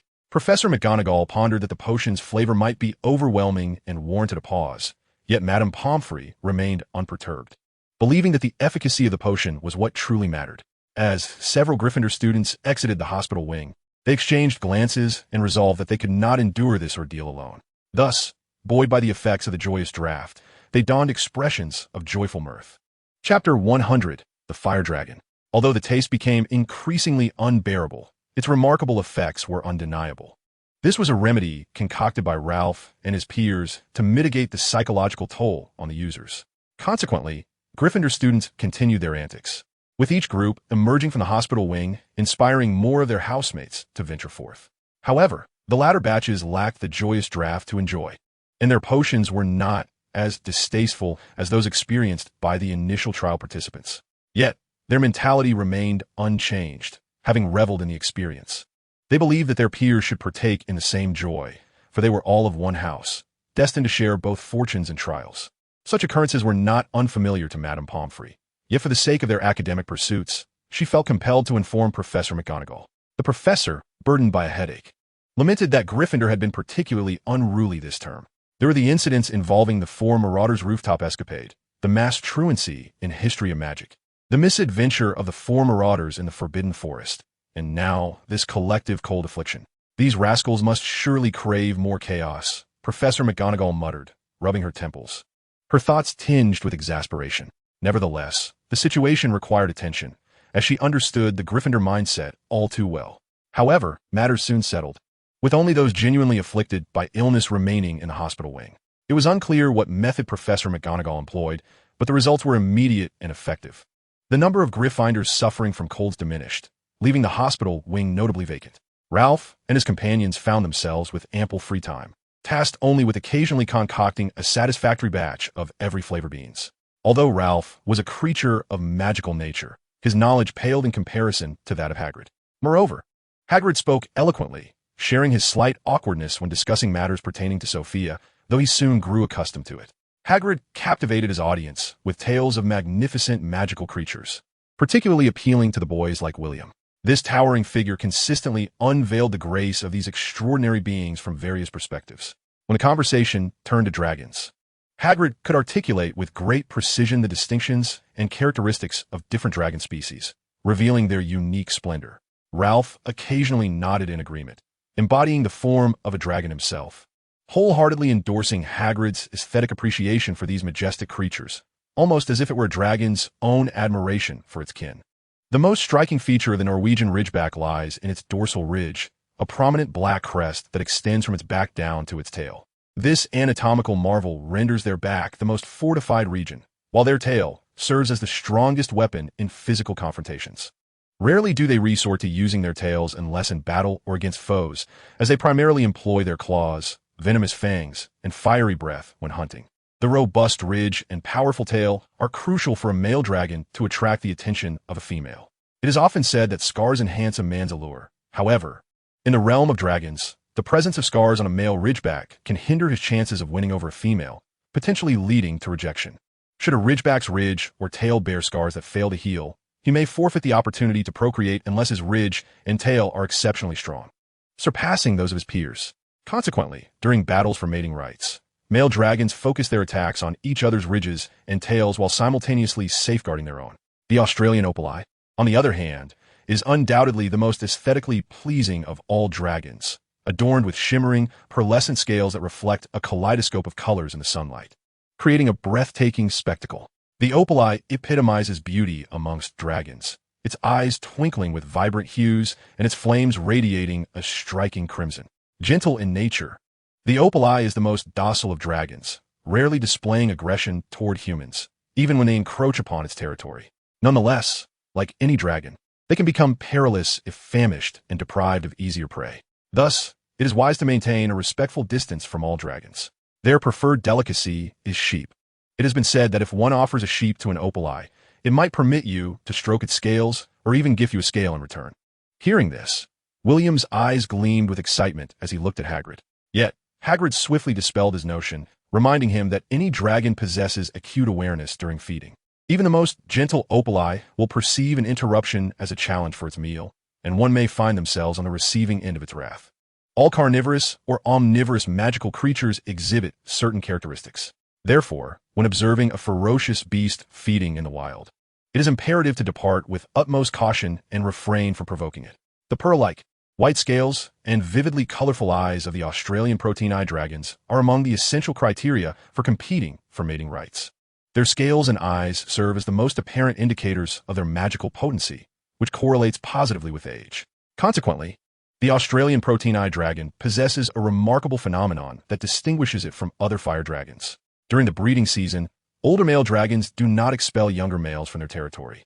After the female lays her eggs, the younger males within the territory also take on a portion of paternal responsibilities, aiding the female in foraging for food and guarding the eggs of the elder male. Once the dragon eggs hatch, these young males become the surrogate fathers to the hatchlings. Each young dragon is typically accompanied by at least one young male to learn essential skills such as flying and hunting. These young males are acquiring knowledge on nurturing both the hatchlings and the female, making an experienced male a figure of admiration among his peers and a favored choice by the females. Parental experience stands as the paramount criterion for mating rights, which conveniently correlates with age. As a result, older male dragons are the most sought after by females, and a territory held by an elder male may attract several females, often accompanied by multiple surrogate fathers. Thus, the Australian protein-eye dragon is recognized as the species with the weakest territorial instincts among all fire dragons, frequently cohabiting within the same territory. Many scholars believe that prior to the prevalence of poaching activities, the distribution of the Australian protein-eye dragon was limited to New Zealand and Australia for this very reason. Interestingly, if a female dragon establishes her own territory, she does not share the same leniency as the males. Should the need arise, she will drive away any intruding males. There was an incident in Australia where a male dragon was expelled from its territory by a female after it had hunted a significant number of kangaroos due to hunger, attracting the attention of muggles and prompting intervention by the Ministry of Magic.